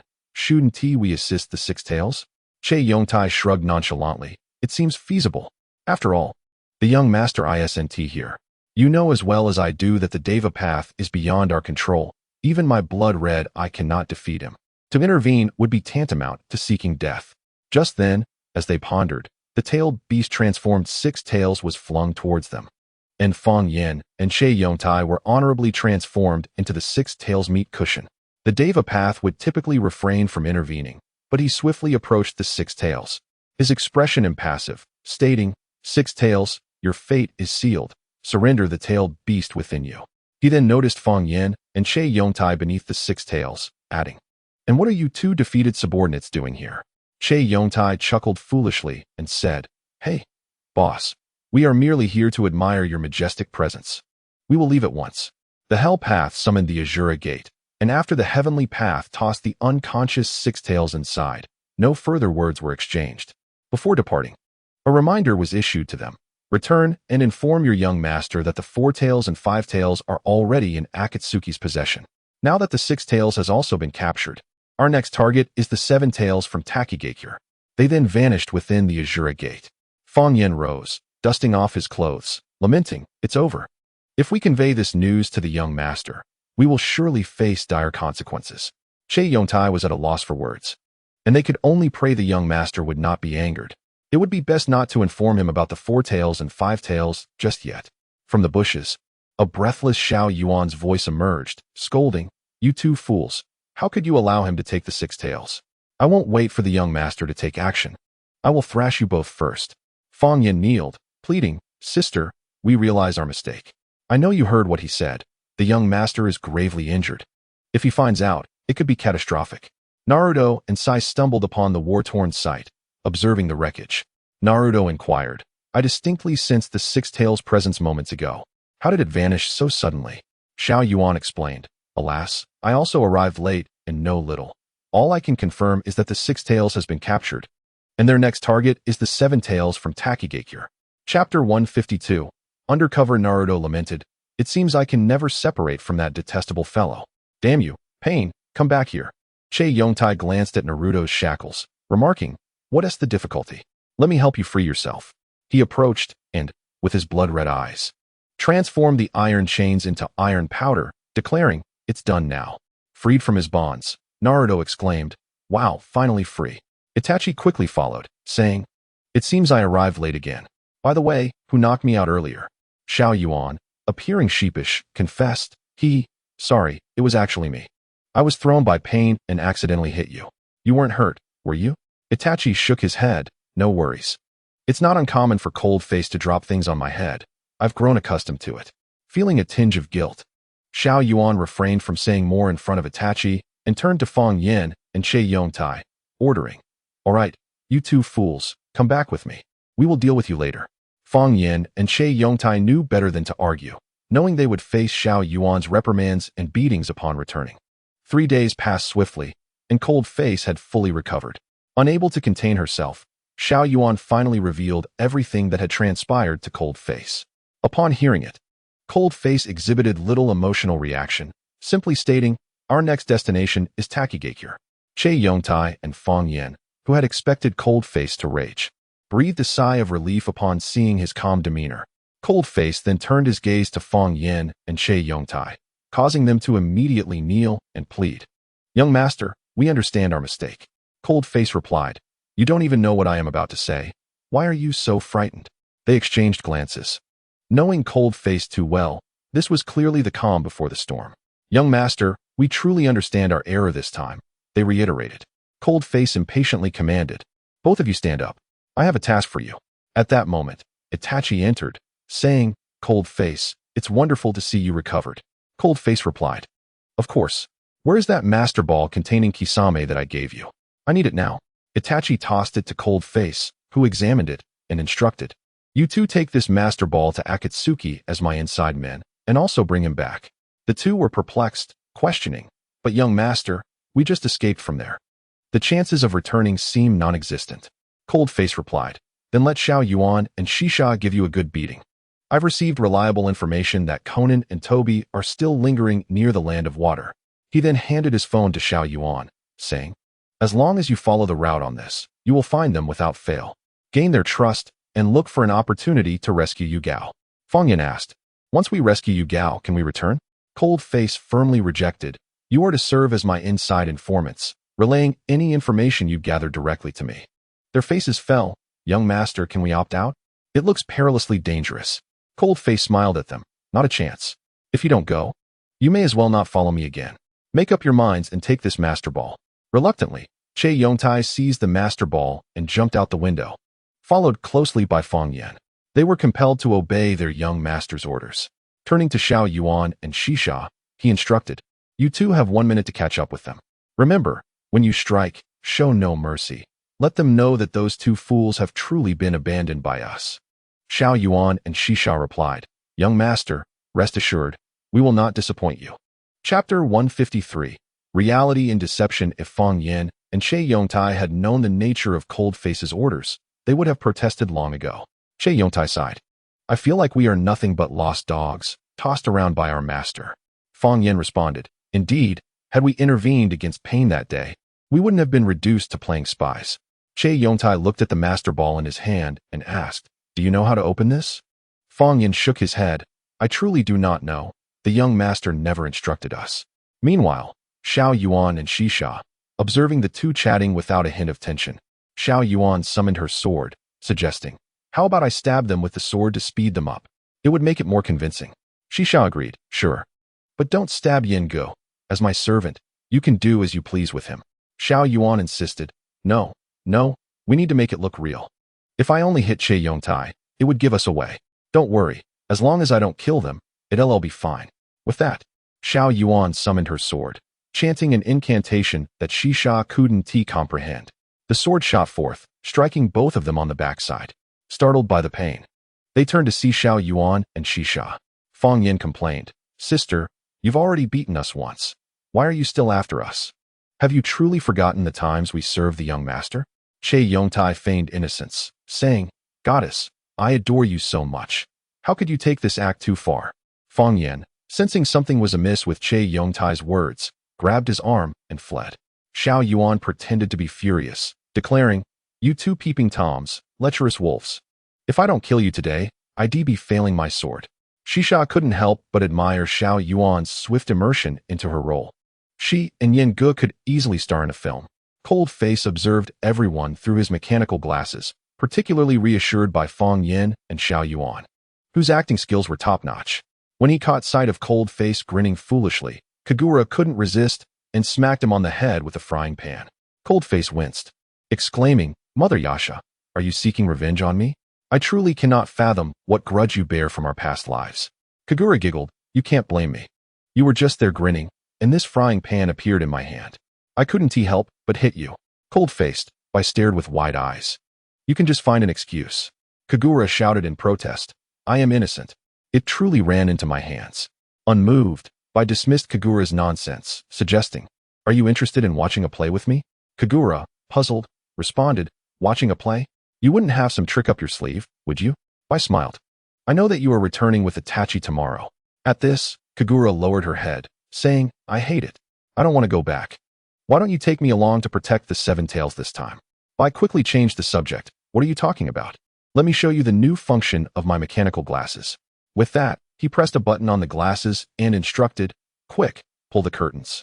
It will be clearer this way. Following his command, Kagura drew the curtains, and the room plunged into darkness. I projected an image onto the wall, adding, if you don't mind, you can sit beside me. Taking advantage of the light, Kagura moved closer to Bai and asked, what new gadget is this? It looks amazing. Bai boasted, this was designed in our world. I just discovered this feature. As long as my phone is nearby, it transmits information from there. Kagura clapped her hands in delight, and Bai continued, that's nothing. Today we will watch a live broadcast of the four of them. Nodding, Kagura unknowingly rested her head against Bai's chest, their relationship gradually deepening. Chapter 154. The line between pretend and reality, seeing Kagura nestled against his chest. Bai carefully placed his hand on her shoulder. Meanwhile, Xiao Yuan and Shisha were still chasing after Fang Yen and Che Yongtai. They arrived at a clearing in the woods, where Bai had marked the location. Kagura gave Fang Yen a knowing glance. What's wrong? Why isn't the peeping Tom running away today? Fang Yen collapsed onto the ground, panting. Why am I a peeping Tom? We just happened to see you and Shisha bathing while stealing the master ball. The little lowly quickly joined in. Though not as skilled as Xiao Yuan, she pretended to be furious, saying, Yingu, how can you say that? Little Scorpion hasn't done that. Yet you've already committed such a beastly act. After all, the young master ordered to eliminate both of you, and I will show no mercy. Che Yongtai, the big fool, was hopeless. He stood up and said, so what if I watched? Sooner or later, I will trample you both underfoot. Fang Yen held his head, thinking this guy was intentionally provoking the two girls. Every time, he was the one to blame. He couldn't understand why the young master had paired him with this idiot. Meanwhile, not far away, a Fei and Xiao Nan, who were searching for Kisame, stopped at a tree. A Fei said, Sister Xiao Nan, aren't those the four subordinates of Vortex Cold Face? Xiao Nan looked closely and exclaimed, oh, it really is them. Let us go meet them. A Fei hesitated. Is that a good idea? What if they ambush us? Understanding A Fei's concern, Xiao Nan patted his head, reassuring him, don't worry. They were once members of Akatsuki, and I was quite familiar with them. If you are scared, just stay here. With that, Xiao Nan strode toward the incident's location.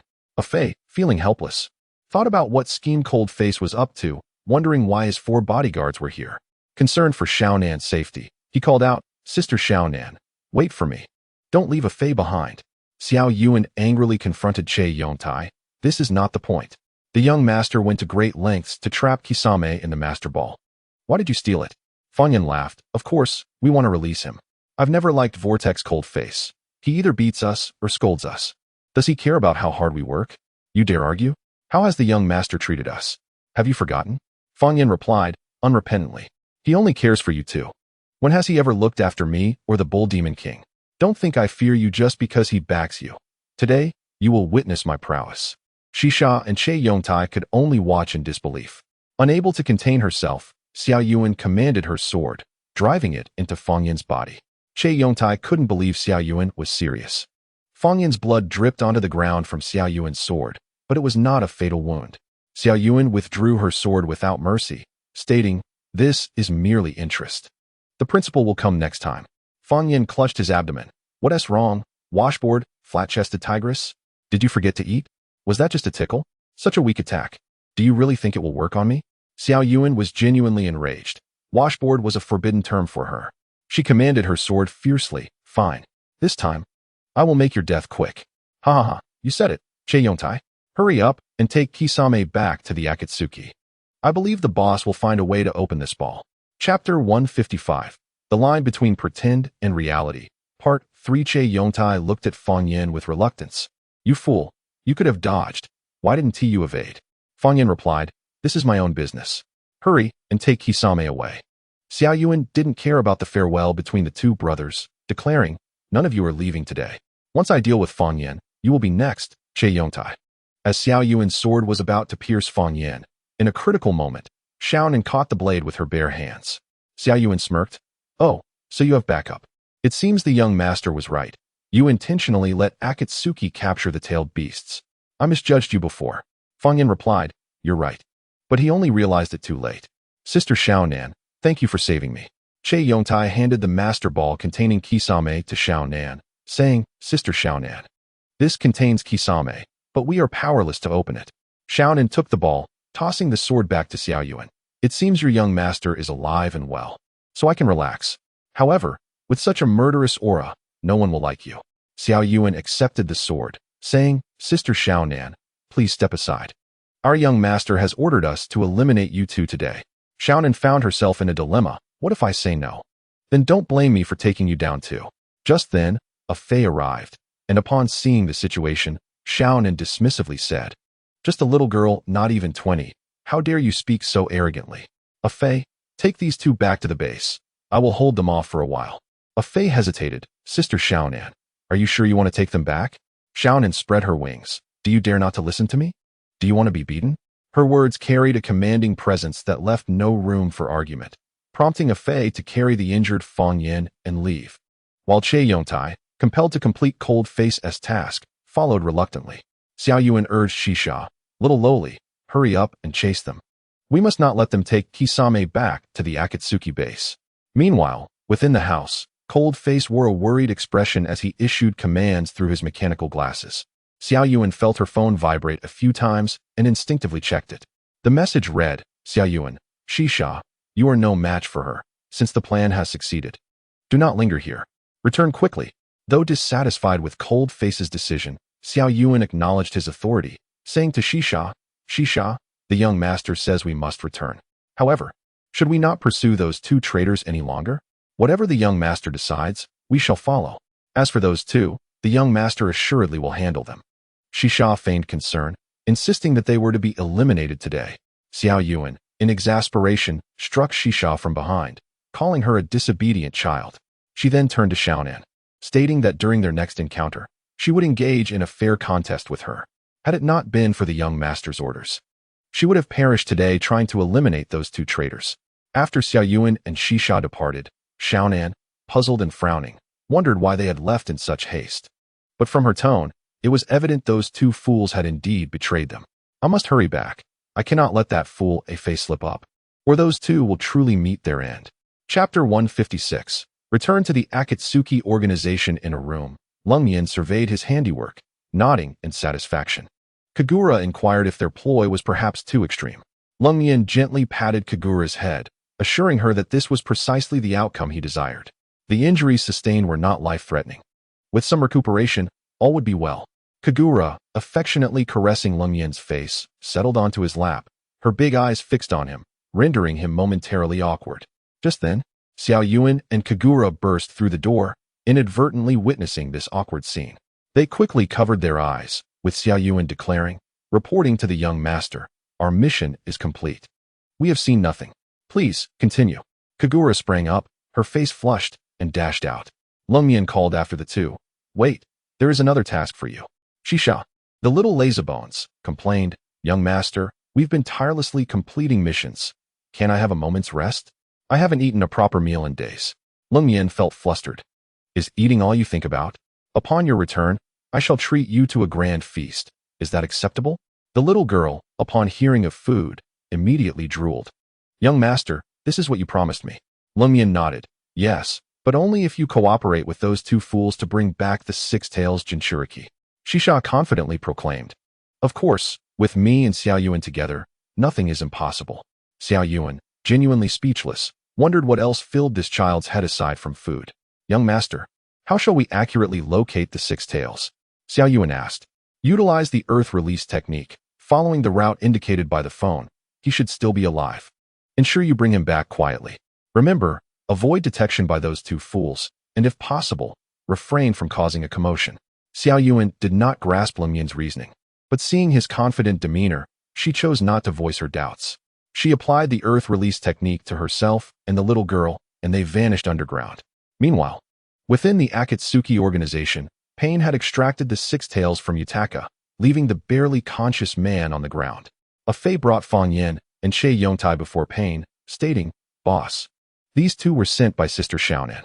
Tian Dao observed them, remarking on their disheveled state. What happened to you two? Oh, you've even sustained injuries. Fang Yin. displaying his exceptional acting skills, lamented, "Boss, you are unaware. The woman with the washboard beside Vortex Lungyan sought to end my life. While he recuperates, she ruthlessly attacked us and shamelessly twisted the facts in front of him. You must ask Che Yongtai." Che Yongtai, reluctant to speak ill of Xia Yuan, diplomatically affirmed, "Indeed, boss. Fanyan speaks only the truth." Xiaonan returned to the base just in time, relieved to find Pain in a good mood.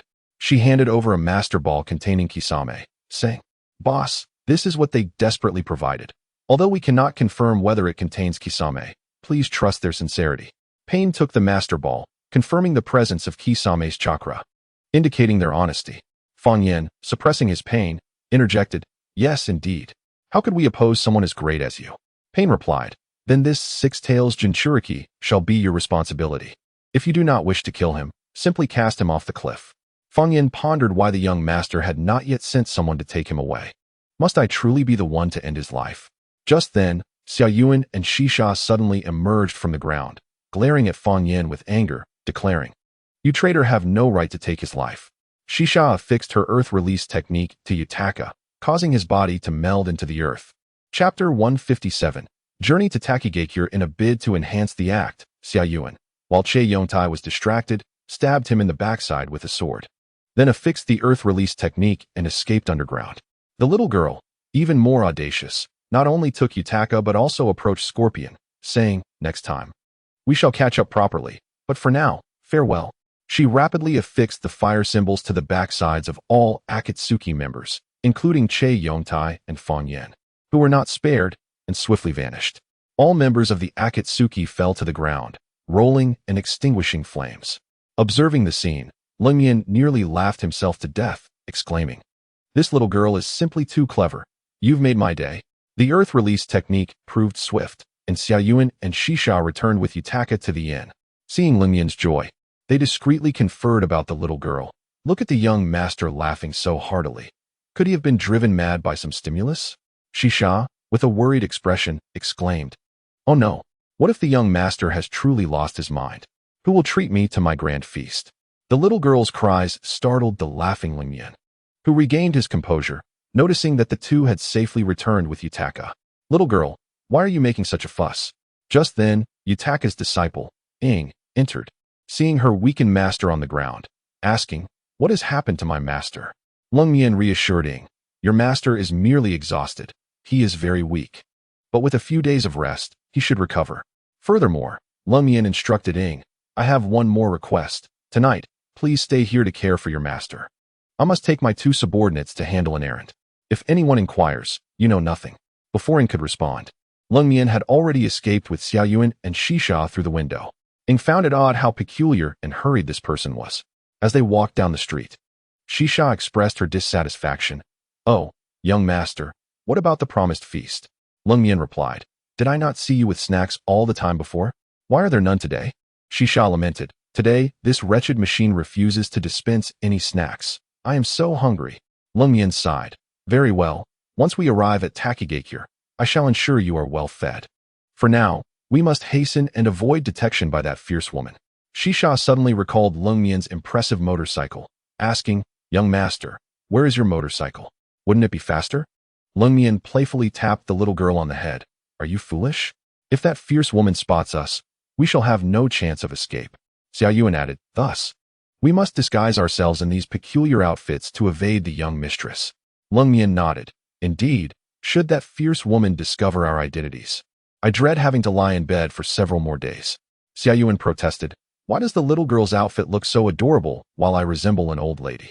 Lungyan pulled Xia Yuan into an embrace, stating, "Because this way, we appear more like a couple, and the little girl is our child, allowing us to maintain a semblance of intimacy and easily dispel suspicion."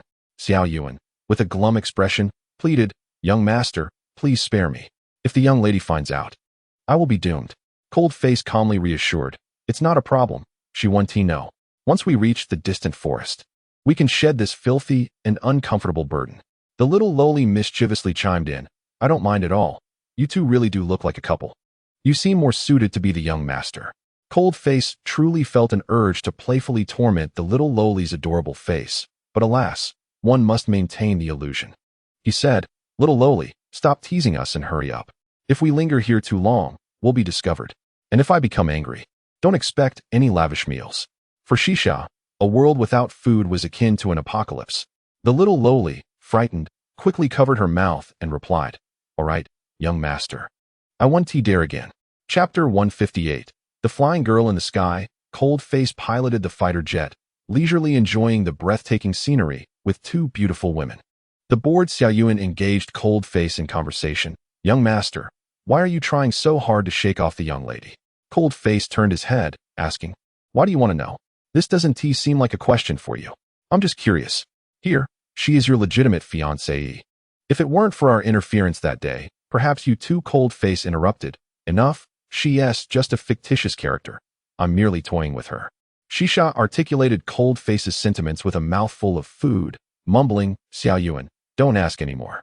Just look at the young master. The elder must have given him this fiancée after much contemplation. He may say one thing, but who knows what he truly thinks." Cold-Face frowned, little lowly. "Sometimes you must know when to speak. Casually voicing others' innermost thoughts can be quite off-putting." Xiaoyuan smiled knowingly, suddenly realizing, "I see now. That night when the young lady chased after you, the parting was so heartfelt. Now I finally understand what love means." Cold-Face regretted bringing them along, wishing he had sent them back to the Shao organization instead. At that moment, a flying girl with dark skin descended onto Cold-Face's fighter jet. She eagerly gazed at the impressive machine, tapping on the glass and saying, "Hey, little brat, is this yours?" Hearing someone speak above him, Cold-Face looked up to see a lively and innocent-looking girl, momentarily entranced. The flying girl continued, "Hey, little brat, what are you staring at? I'm asking you, is this your thing?" Cold-Face, hearing her call him a little brat, pressed a button to open the window and retorted, "Who are you calling a little brat? You don't look much older than me." Upon closer inspection, the girl felt Cold-Face looked somewhat familiar and exclaimed, You're not. Are you the Cold-Face from Konoha?" Cold-Face, puzzled, asked, "So you know me, but I don't seem to recall you." The girl jumped into the cockpit, landing squarely on Cold-Face. Xiaoyuan and Shisha simultaneously covered their eyes, exclaiming, "Wow, the young master's charm is undeniable. Every beautiful girl is captivated by him." "Exactly. He has never been this accurate with the young lady." Cold-Face, feeling speechless, shouted, "What nonsense are you two spouting? I don't know her at all." The girl giggled, "Young master Cold-Face, you're quite fortunate, having two beautiful bodyguards with you. It seems Lord Hokage really indulges you." Faced with the girl's teasing, Cold-Face retorted, "Who are you, and how do you know so much about me?" The girl reminded him, "Young master Cold-Face, you're quite forgetful. Do you not recall the Chunin exam in Konoha? I fell for your handsome appearance back then." Cold-Face felt beads of sweat form on his forehead and pressed the button to close the top glass, stating, "You're still a child. Infatuation is a matter for later. Please think carefully before saying such things to me. Now, kindly get off me." The girl shook her head, "No way. Since we've met again, it's fate. I've decided, I want you to be my live-in son-in-law." Upon hearing this, Shisha and Xiaoyuan began to murmur, "Wow, the young master is quite the ladiesman. It seems returning home will be quite the challenge." Shisha laughed, "If the young lady finds out about this, our young master will probably be bedridden for several days again." Chapter 159. The fiancé of the Seven Tails. Cold-Face genuinely wanted to cry. He said to the girl, "Even if you want me to be your live-in son-in-law, at least tell me your name. I can't just return with you without knowing anything." The girl whispered in Cold-Face's ear, "I'm a ninja from Takigakure. My name is Fu." Upon hearing Fu's true name, a look of joy spread across Cold-Face's face as he gazed at the girl behind him. "You're Fu, the Jinchuriki of the Seven Tails?" Fu confidently replied, "Correct. As a reward, you will receive a kiss from me, my dear." Cold-Face pushed her away, saying, "A kiss is out of the question. Just get off me." Cold-Face's protests fell on deaf ears as Fu gently pecked his cheek like a cherry blossom. In that moment, Cold-Face's Virgo-like cleanliness kicked in, and with an unexpected surge of strength, he pushed her away, stating, "Please, respect yourself. I'm merely vacationing in Takigakure. I hope you can show me some decorum." To his surprise, the cheeky girl pressed herself against him, saying, "No, you're much more handsome than my fiancé. Regardless, I will not let you escape my grasp." Cold-Face would rather appear unattractive than be pursued. He once thought of himself as quite the exceptional figure. Suddenly, he realized that this girl Fu he had not encountered during the Chunin exam, cursing himself silently. Then it dawned on him. Cursing her was akin to cursing himself. He was nearly trapped. Father, why did you throw me into this broken system and force me to complete impossible tasks? To protect this girl, Cold Face finally relented. Fu, how much longer until we reach Takigakure? Fu narrowed her eyes. Our village is surrounded by a waterfall. We'll arrive shortly. Suddenly, Xiao Yuan shouted, Young master. A group of unidentified flying objects has appeared above us. Fu looked up, her face filled with disdain. Ugh, this annoying guy is back. An object resembling a pair of undergarments obstructed Cold Face's view. Cold Face remarked, Haha, you know this guy. It seems he is another oddball who collects underwear. As Fu spoke about the person above, she was quite loquacious. Young master Cold Face, that's my fiancé, Rama. He is a pervert who enjoys sending girls underwear. Ever since he learned I'm his fiancé, he has been sending me all sorts of underwear and bras. Cold Face thought to himself, this world is truly bizarre. Such people exist. What else could surprise me? He took a sip of tea, only for Fu to add, Young master Cold Face. His only weakness is that he cannot touch hot water. If he does, he turns into a woman. Cold Face immediately spat out the tea he had just sipped, exclaiming, Cough, cough. So you want me to be your husband, to make him give up? That's exactly my intention, young master Cold Face. Coincidentally, everything was witnessed by the one called Ranma, who jumped onto Cold Face's fighter jet, forcefully banging on the cockpit door. Cold Face, unable to afford damage to his expensive jet, reluctantly opened the door, asking, Who are you? This fighter jet is quite valuable. Can you afford to pay for any damages?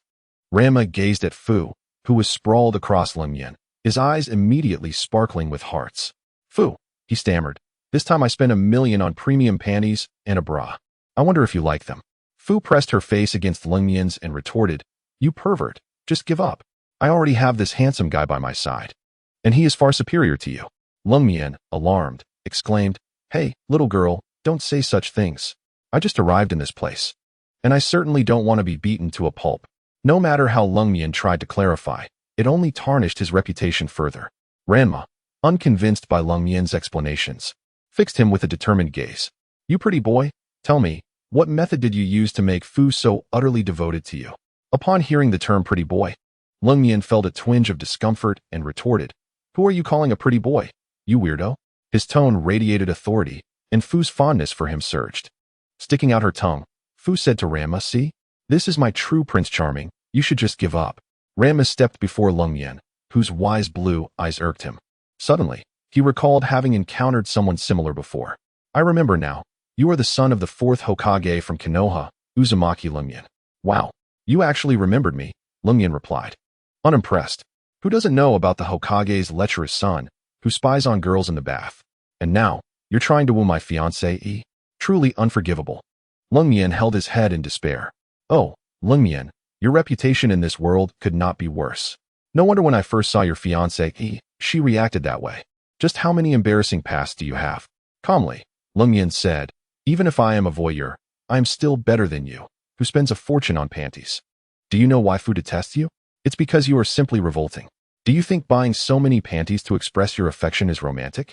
After Lingyan's admonition, Ranma seemed to grasp something. Got it. Fu likes flashy, kawaii panties. Lingyan felt utterly defeated by this fool. What kind of person are you?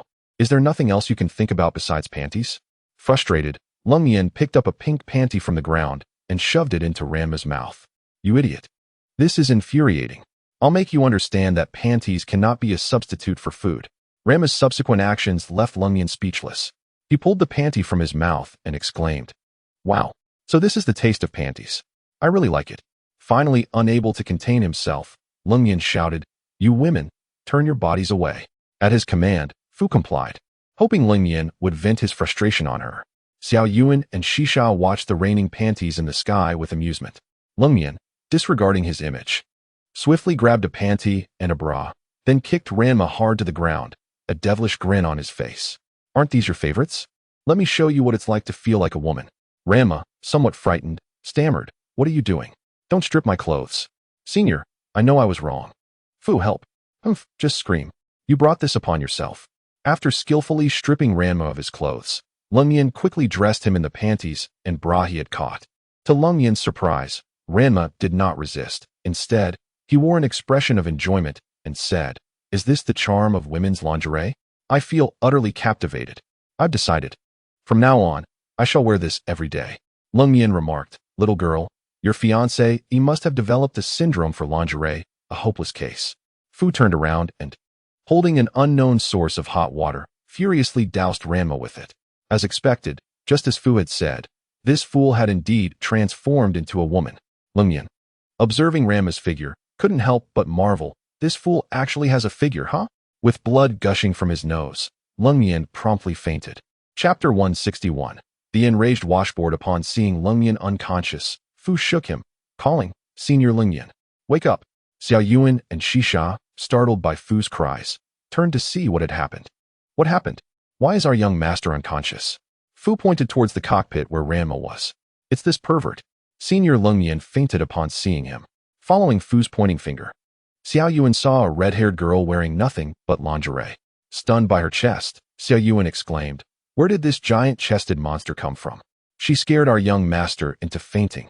In truth, another reason Lung Mian remained unconscious was that Fu's chest was pressing against his face, making it difficult for him to breathe. Shisha approached Ranma and said, Xiao Yuan, can you bear to hit such a beautiful girl? Xiao Yuan hesitated. I'm good at hitting men, but hitting a woman, I really can't bring myself to do it. Fu giggled, this is easy. Watch me turn him back to his original self. She splashed a basin of cold water onto Ranma. Xiao Yuan and Shisha were left dumbfounded, asking, what is going on? Are you a man, a woman, or a she-male? Just confess. After transforming back into a man, Ranma foolishly shouted at Xiao Yuan, why are you yelling? You cursed flat-chested washboard? You're so annoying. You aren't even half as pretty as Fu. Ranma's words infuriated Xiao Yuan, who summoned her sword and unleashed her skills, causing chaos. Amidst the uproar, even the unconscious Lung Mian was awakened. Xiao Yuan, stop. Don't use your skills in the cockpit. Xiao Yuan was too furious to heed his words. Letting the storm rage on. You scoundrel, how dare you say that? Die. Seeing that persuasion was futile, Lung Mian ceased to intervene. Fu asked, why don't you continue to stop her? Lung Mian, suddenly reminded of Fu's earlier move, turned away and said, Xiao Yuan is in an extremely angry state. If she doesn't vent her frustrations, she will only suffer. Shisha, an innocent bystander, cheered, go, Xiao Yuan. You should deal with scum like him. As usual, Lung Mian gave the little girl a playful slap on the head. Little girl, don't make a ruckus here, or I'll fire you. Shisha immediately fell silent, stifling her laughter. After about 10 minutes, Lung Mian felt it was enough and swiftly intervened, saying, Xiao Yuan, that's enough. If you kill him, where will I find a fiancé to compensate for my loss? Are you going to replace her? Upon hearing Lung Mian's words, Xiao Yuan retracted her attack, apologizing, I'm sorry. Young master, I know I was wrong, but he provoked me first. Lung Mian comforted her like a child, he is just a pervert. You are my excellent bodyguard. Getting upset about such trivial matters would be my greatest loss. Unbeknownst to them, the foolish Ranma declared, I never expected to be defeated by a washboard today. What a disgrace to my family. Then he turned to Lung Mian, saying, Uzumaki Lung Mian, I swear by my family name, in 3 days, I will challenge you to a duel between men, with my fiancée as the wager. I will rightfully reclaim her from your grasp. Chapter 162. No? I refuse. Cold face gazed at the foolishly dazed youth before him, directly rebuffing, no, I refuse. It is utterly despicable to wager your fiancée. In a bid to dishearten Wuma, Fu once again launched a surprise attack, wrapping her arms around Cold Face's waist from behind. Cold Face shivered, exclaiming, Fu, let go quickly. I do not wish to be misunderstood by this guy. Fu, clearly provoking Wuma, ignited his fury, prompting him to challenge Cold Face once more, Vortex Cold Face. Will you accept or not? Cold Face remained resolute in his refusal, stating simply, no, I refuse. As darkness began to descend, he added, I only wish to rest now. Your marital disputes are of no concern to me. And you, young man, remember this. I am no longer the Vortex Cold Face of the past.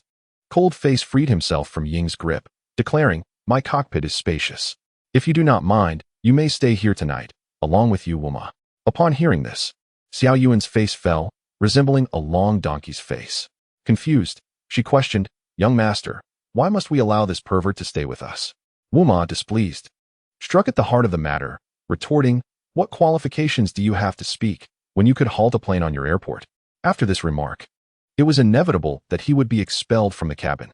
Xiao Yuan swiftly affixed a talisman onto Wuma. However, to her astonishment, he clung to Cold Face's collar as they vanished within the cabin.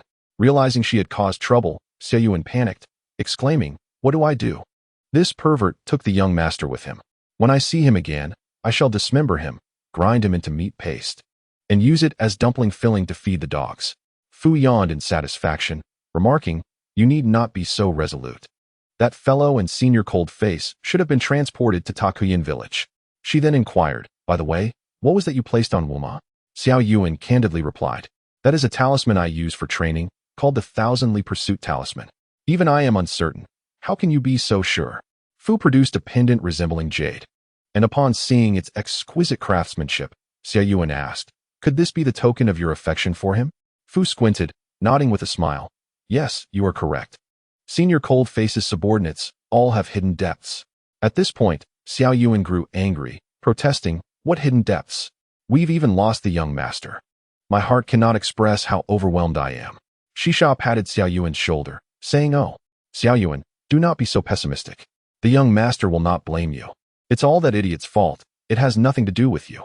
Shisha's comforting words served as a reassurance for Xiao Yuan. "Phew, you always speak so soothingly. Unlike that pervert who bullies me." Suddenly, Cold Face's phone buzzed with a message. During his abduction, he had inadvertently left it in the cockpit. Xiao Yuan cautiously picked it up, grimacing at the messages from the two fools, Feng and Che Yongtai. "Why are these idiots messaging so late?" Shisha suggested, "Perhaps there is an urgent matter. It would be safer to check." Taking a deep breath, Xiao Yuan opened the message. "Young master, we have received reliable information. It is said that the ones going to capture the Seven Tails include Jiao Du, Xiao Nan, and that fool A Fei. Also, young master, could you send me a couple of sexy photos of Xiao Yuan?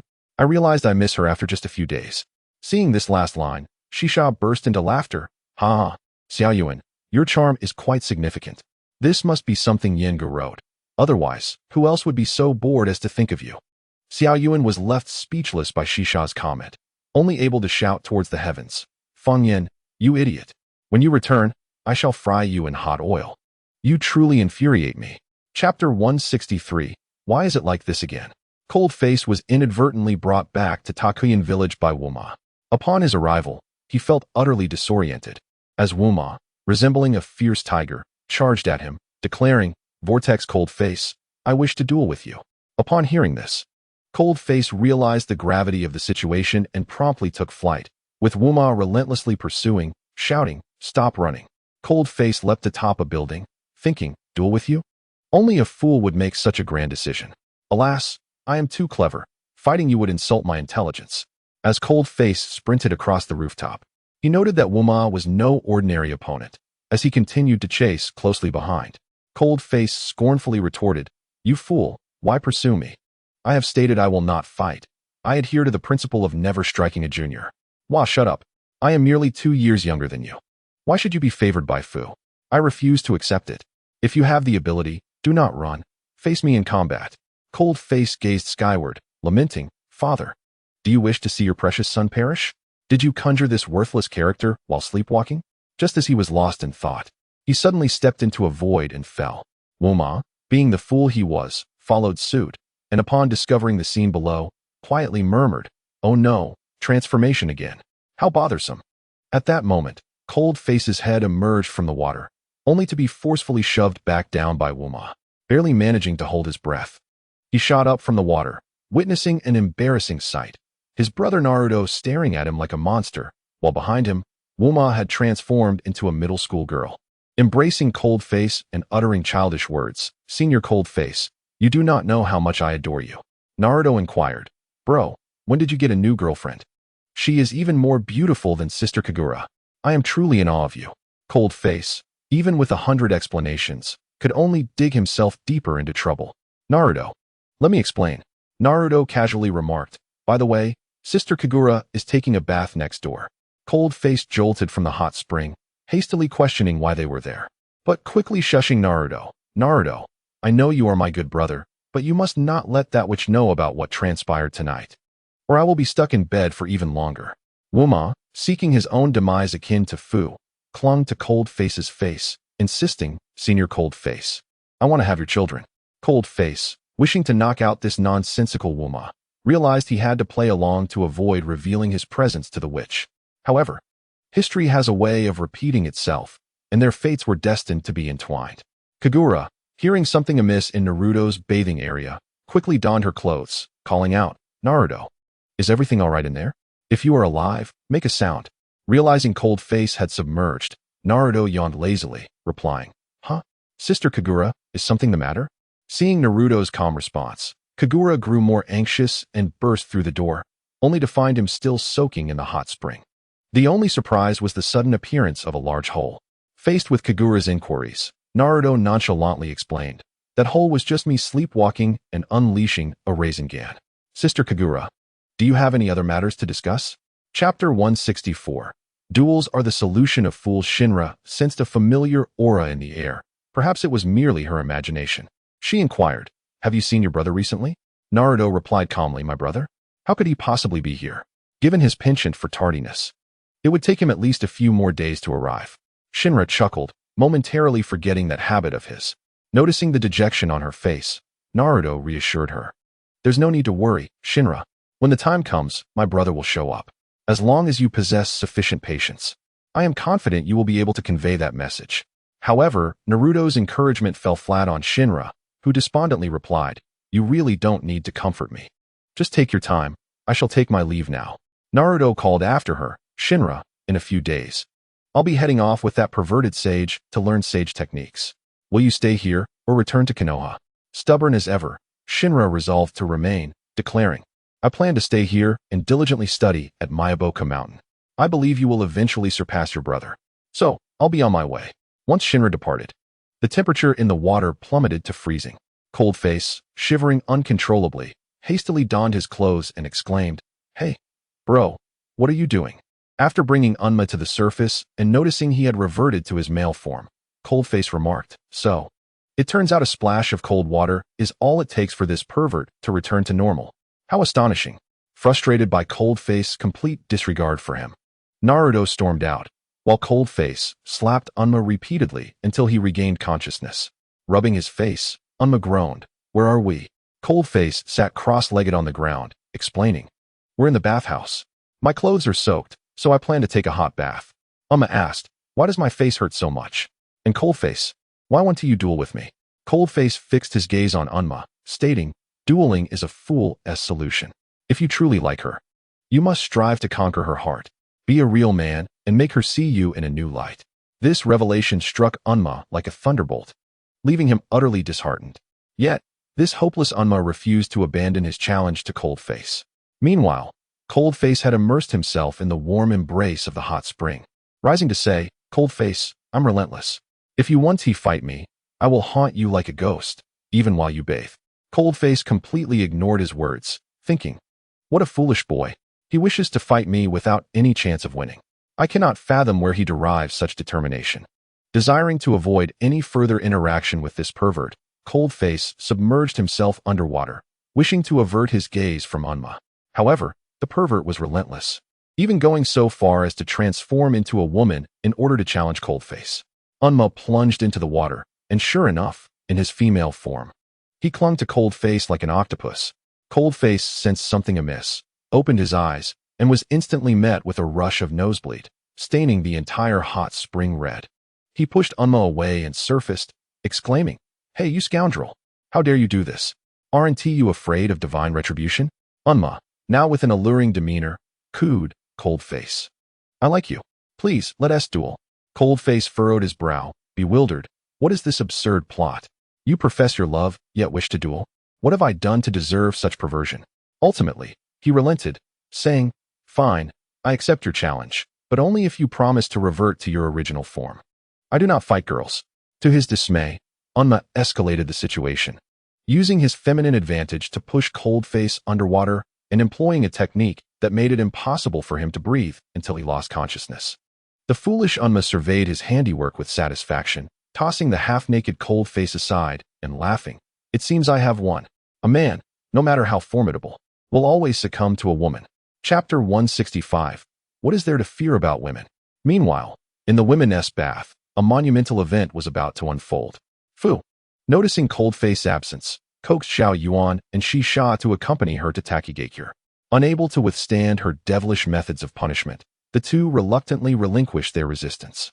Fu led them to the bathhouse where Cold-Face was located, just as Uchiha Shinra emerged from the baths. Upon seeing the two, Shinra's first question was, "Where has your lord gone? Has he sneaked off to rendezvous with another girl?" The two were at a loss for words, but Fu swiftly intervened. "You must be Shinra-senpai. It's been a while. You've grown even more beautiful." Shinra blushed at Fu's compliment and asked, "And who are you?" Fu reminded her, "Senpai. You truly have a forgetful memory. It's been 4 years. You don't recognize me? I'm Fu." Shinra, incredulous, replied, "Fu, you've grown up so much. By the way, have you really not seen Cold-Face?" Fu feigned ignorance. "I genuinely haven't seen Cold-Face. As for these two, I discovered them by accident while descending upon an unknown object. Seeing their impressive figures, I decided to bring them along. If you don't mind, senpai, why not join us in the bath and enjoy the view?" Shinra thought, since she had encountered his subordinates here, the fool must be nearby. It would be better to heed this girl's words. After all, it was rare to meet someone familiar in this place. She turned to Naruto, saying, "Naruto, you should return and find Jiraiya-sama. I may not be back today." Naruto replied, Yes, my dear sister-in-law. I shall take my leave now. Have fun, ladies." Once Naruto departed, Fu and her companions entered the bathhouse. Immediately, her devilish nature surfaced. Her gaze resembled that of a hungry wolf eyeing 3 delectable morsels. "Shinra-senpai, Xiao Yuan. Shisha, shall this queen assist you in shedding your garments?" Xiao Yuan's face turned pale with fright, exclaiming, "Fu, you needn't bother. I can manage myself." Xiao Yuan, inherently modest, loathed undressing in front of others. Fu, impatient, replied, "We are all women, after all. Why be so bashful? Allow this queen to help you." Slowly approaching Xiao Yuan, Fu's hands brushed against her fitted attire, prompting a panicked cry from Xiao Yuan. No, but it was too late. Fu had already stripped the clothing away. As she beheld Xiao Yuan's exposed form, Fu lost all restraint, grabbing her flawless skin and unceremoniously tossing her into the water. Who else dares not to undress? I'll assist them too. The petite girl, frightened, forgot to remove her clothing and leaped into the bath. Fu then reached out towards Shinra, who, hands on her hips, shook her head in resignation. "I can handle this myself." "You haven't changed at all, have you? Still causing trouble." Fu scratched her head and playfully stuck out her tongue. "Oh dear," Shinra-senpai noticed. "However, I have yet to succeed with you. How about you fulfill my little wish this time?" Shinra confidently rebuffed her. "My body has already been seen by my fiancée." Xiao Yuan and Shisha gasped, "Nanny? The lord has already gone to bed with the lady? Oh my, this is the most astonishing event I have ever heard." Shinra remained unfazed by Fu's antics. This predatory girl, who had an inclination for both genders, was not one to be deterred by such trivial matters. She mischievously approached Shinra, "Senpai, don't cover up so tightly. Come, let me see." Chapter 166. Why am I always so unlucky? Shinra would never obediently allow this little girl to touch her body. In an effort to evade the personal assault from the girl, Shinra exhausted every possible means and inadvertently found herself in the men's bath, where she landed heavily on the cold-faced boy. He remained oblivious, mumbling in his sleep about the female specter. "Hee, I like it. Don't ask me why. My affection for you requires no justification." Shinra shook her aching head and gazed at the figure in the water, which had transformed into a woman, and then at the person beneath her. Anger surged within her. "Vortex Cold-Face, you must wake up and explain who that woman is." However, no matter how much Shinra shook his body, he remained unresponsive, oblivious to the disrespectful words he had uttered earlier, which had pierced her ears like daggers. He had said, "Uchiha Shinra, why would I choose you as my fiancée? You are not only unattractive but also possess brute strength and speak with heavy breaths, hardly resembling a girl. You are simply a fierce woman." Fuming, Shinra relentlessly struck the ground, berating the cold-faced boy. "So, I am perceived as such a disappointment in your eyes? Wake up this instant." The audacity of bringing a woman to bathe infuriated her further. In her quest for vengeance, Uma boldly declared, "Ah, so you are Cold-Face's fiancée. No wonder he does not like you. You truly embody what he described, rude and violent. If I were a man, even if all the women in the world perished, I would never choose a she-tiger as my wife." Uncertain whether Uma was courting disaster, Shinra felt her chakra surge to its peak. Clad in a bathrobe, her calves were completely visible, much to the astonishment of Fu, who watched nearby. Enraged, she approached Uma and effortlessly tossed her out through a hole in the ceiling. Before departing, Uma lamented, "Why is it always me who ends up unlucky?" The sight of Uma flying out was Fu's favorite moment, and her admiration for Shinra only deepened. Meanwhile, Cold Face awakened from his dream, rubbing his eyes and seeing Shinra before him. Ah, the female specter. Isn't she supposed to return to Konoha with Itachi? Why is she here? Or perhaps I miss her too much and am hallucinating. Emerging from the water, Shinra leaned down, her eyes streaming with blood tears. Cold Face, upon noticing, scolded her. "Mangeki Sharingan, you foolish girl, do you wish to lose your eyes?" Fu, sensing the awkwardness of the situation, promptly vanished from the men's bath. Cold Face, disregarding his own attire, picked up a clean towel and gently wiped the blood from Shinra's eyes. With a smile, he said, "Remember, silly girl, do not act so impulsively next time. Such beautiful eyes, if blinded, would never again behold the sunlight." Shinra was not appreciative. Her thoughts drifted to the woman in the bath. With a sharp clap, she retorted, "Vortex Cold Face, do not think that your concern now absolves you of what transpired. You were hiding a woman from me." Cold Face felt unjustly accused and protested, "Female Spectre, what are you talking about? When did I ever seek another woman behind your back?" Unrelenting, Shinra countered, "Your attempts to feign innocence are futile. I saw everything. Do you dare to argue?" Confused, Cold Face responded, "What are you talking about? I don't understand a word you say." Chapter 167. Clarification. This is truly a misunderstanding. Shinra delivered 2 more sharp slaps, demanding, "Do you still dare to dispute this? Just moments ago, in the bath, a woman was bathing there, clad only in her garments, and spoke to me with such disrespect. I threw her out." The woman Shinra referred to seemed familiar to Cold Face. Suddenly, realization dawned upon him, and he exclaimed, "Shinra, listen to me. That was truly a misunderstanding. Her name is Uma. She is Fu's fiancée, and whenever she comes into contact with hot water, she transforms into a woman. You must believe me." With her heart still heavy, Shinra was reluctant to accept Cold Face's words. Crying, she pushed him away, declaring, "Leave me be. I refuse to believe your nonsense." Cold Face could only sit in silence, sighing, "You little brat, Uma, I will not let this go unpunished." With that, he donned his clothes and stormed out in frustration. Seeing his urgency only solidified Shinra's suspicions that the woman was indeed a little five. Without hesitation, she pursued him, stealthily following in his wake. Inside the bath, the others remained oblivious to the unfolding drama outside, while Fu, thoroughly enjoying herself, catered to the 2 beautiful women. "You both truly embody the legendary perfection. It feels so good to touch. I am once again experiencing this irresistible sensation." Little Yuan and Shisha exchanged glances, bewildered by Fu's peculiar obsession. Little Yuan inquired, "Fu, why do you take such pleasure in our bodies? Mine is hardly as appealing as little Loli's." "Well, from the moment we boarded the ship, I closely observed both of your figures, which are precisely to my liking. However, I really want to touch Shinra-senpai." The moment she unleashed her power, I caught a glimpse of her exquisite legs, truly the epitome of beauty. I wonder if she has reconciled with Cold Face Senpai. "Wait, what did you say about our young master? That is indeed a bit awkward. No wonder you rushed back." "Ah, little Yuan, you misunderstand. I merely wish to avoid being a third wheel between them."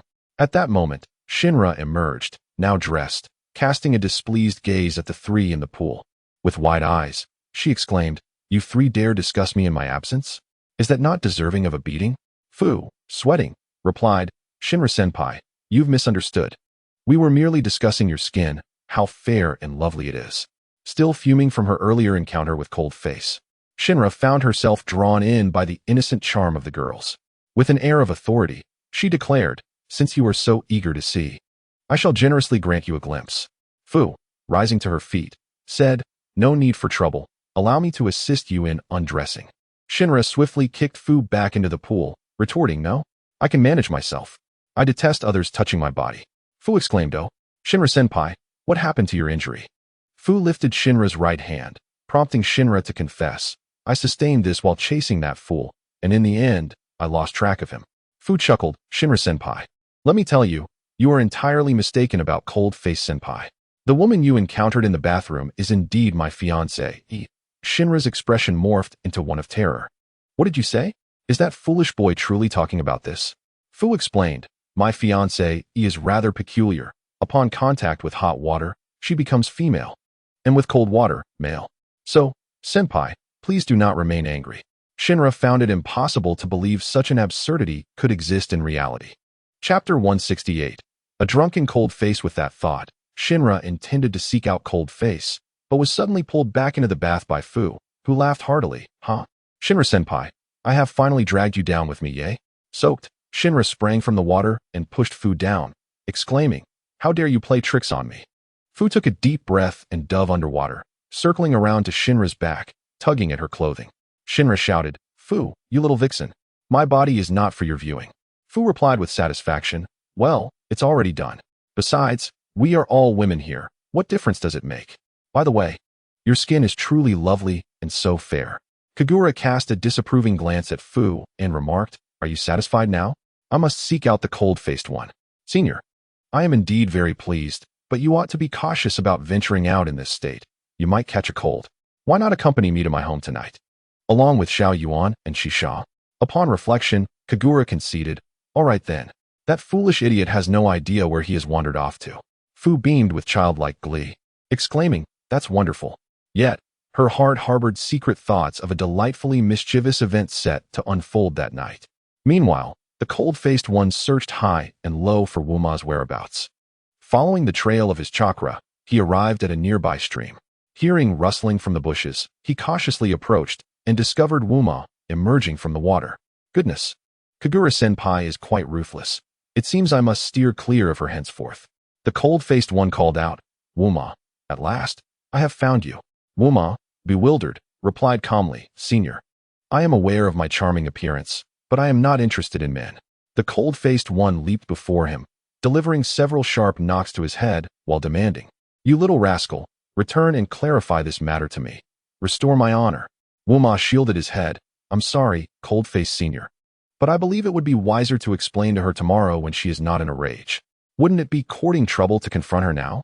Seized by his temper, the cold-faced one grasped Wuma's neck, declaring, I care not. Even if she were to strike you down today, you must clarify this matter. You have no idea how brutally I suffered at her hands. Wuma grasped the cold-faced one's hand. Senior, she should be gone by now. Let us wait until tomorrow to consult Fu. She can assist us.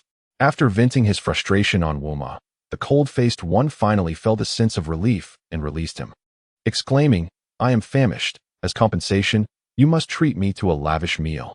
Wuma, believing he might escape further punishment, pulled the cold-faced one. It's just a meal. Let me take you to a splendid place. The cold-faced one, skeptical, replied, a splendid place? You're not leading me to some sleazy establishment, are you?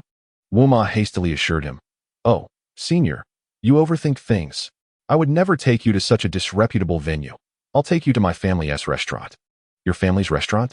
You're not trying to deceive me, are you? The cold-faced one questioned. How could I? You have always looked after me in Konoha. I would never betray your trust. Despite Wuma's assurances, the cold-faced one remained wary, pondering how this mischief-maker might seek revenge after the day's events. Wuma, sensing the cold-faced one's hesitation, insisted, oh, come now, let us put the matter of Fu aside. I have no grievances regarding that. Tomorrow I shall execute my grand plan to win her favor. The cold-faced one scoffed. With that pitiful undergarment plan of yours, you think you can win Fu's heart? You'd best give up. Wuma boldly proclaimed. With determination, Fu will surely be moved by my sincerity. Wishing you success. Now, lead me to that meal. Wuma urged the cold-faced one to rise. Why are you still sitting here? Let us go. Reluctantly, the cold-faced one, feeling out of place, followed Wuma. Chapter 169. The intoxicated cold-faced one. Wuma guided the cold-faced one to his family's luxurious restaurant. Upon entering, the cold-faced one could scarcely believe his eyes. Opulent decor, lavish furnishings, and pillars fashioned from gold. Gripping Wuma by the neck, he exclaimed, you rascal, this is blatant flaunting of wealth. No, no, no, cold-faced Senior. This truly is my family's enterprise. Please release me. I shall take you upstairs. The cold-faced one relented. Very well. It seems I have not stumbled into a den of thieves. Wuma, slightly embarrassed, realized he still faced suspicion. No, how could that be? Hee. Wuma called out to the beautiful attendants. Ladies, we have a handsome guest today. How should you entertain him? Immediately, a throng of beauties surrounded the cold-faced one, pushing Wuma aside. It seems, senior, you have quite the appeal to women, Wuma chuckled. He then instructed, ladies, please escort our esteemed guest to the upstairs guest room. Yes, young Master Wuma. They ushered the cold-faced one into a spacious room adorned with delectable food and fragrant drinks. A girl in a red dress offered a glass to the cold-faced one, saying, here, handsome, anyone who enters here must drink a toast. It's the rule. The cold-faced one pushed aside the filled glass, saying, I'm still a child. I can't drink. Wuma interjected, oh, senior, don't be a spoilsport. Here, children are considered adults at 16. What's wrong with a little drink?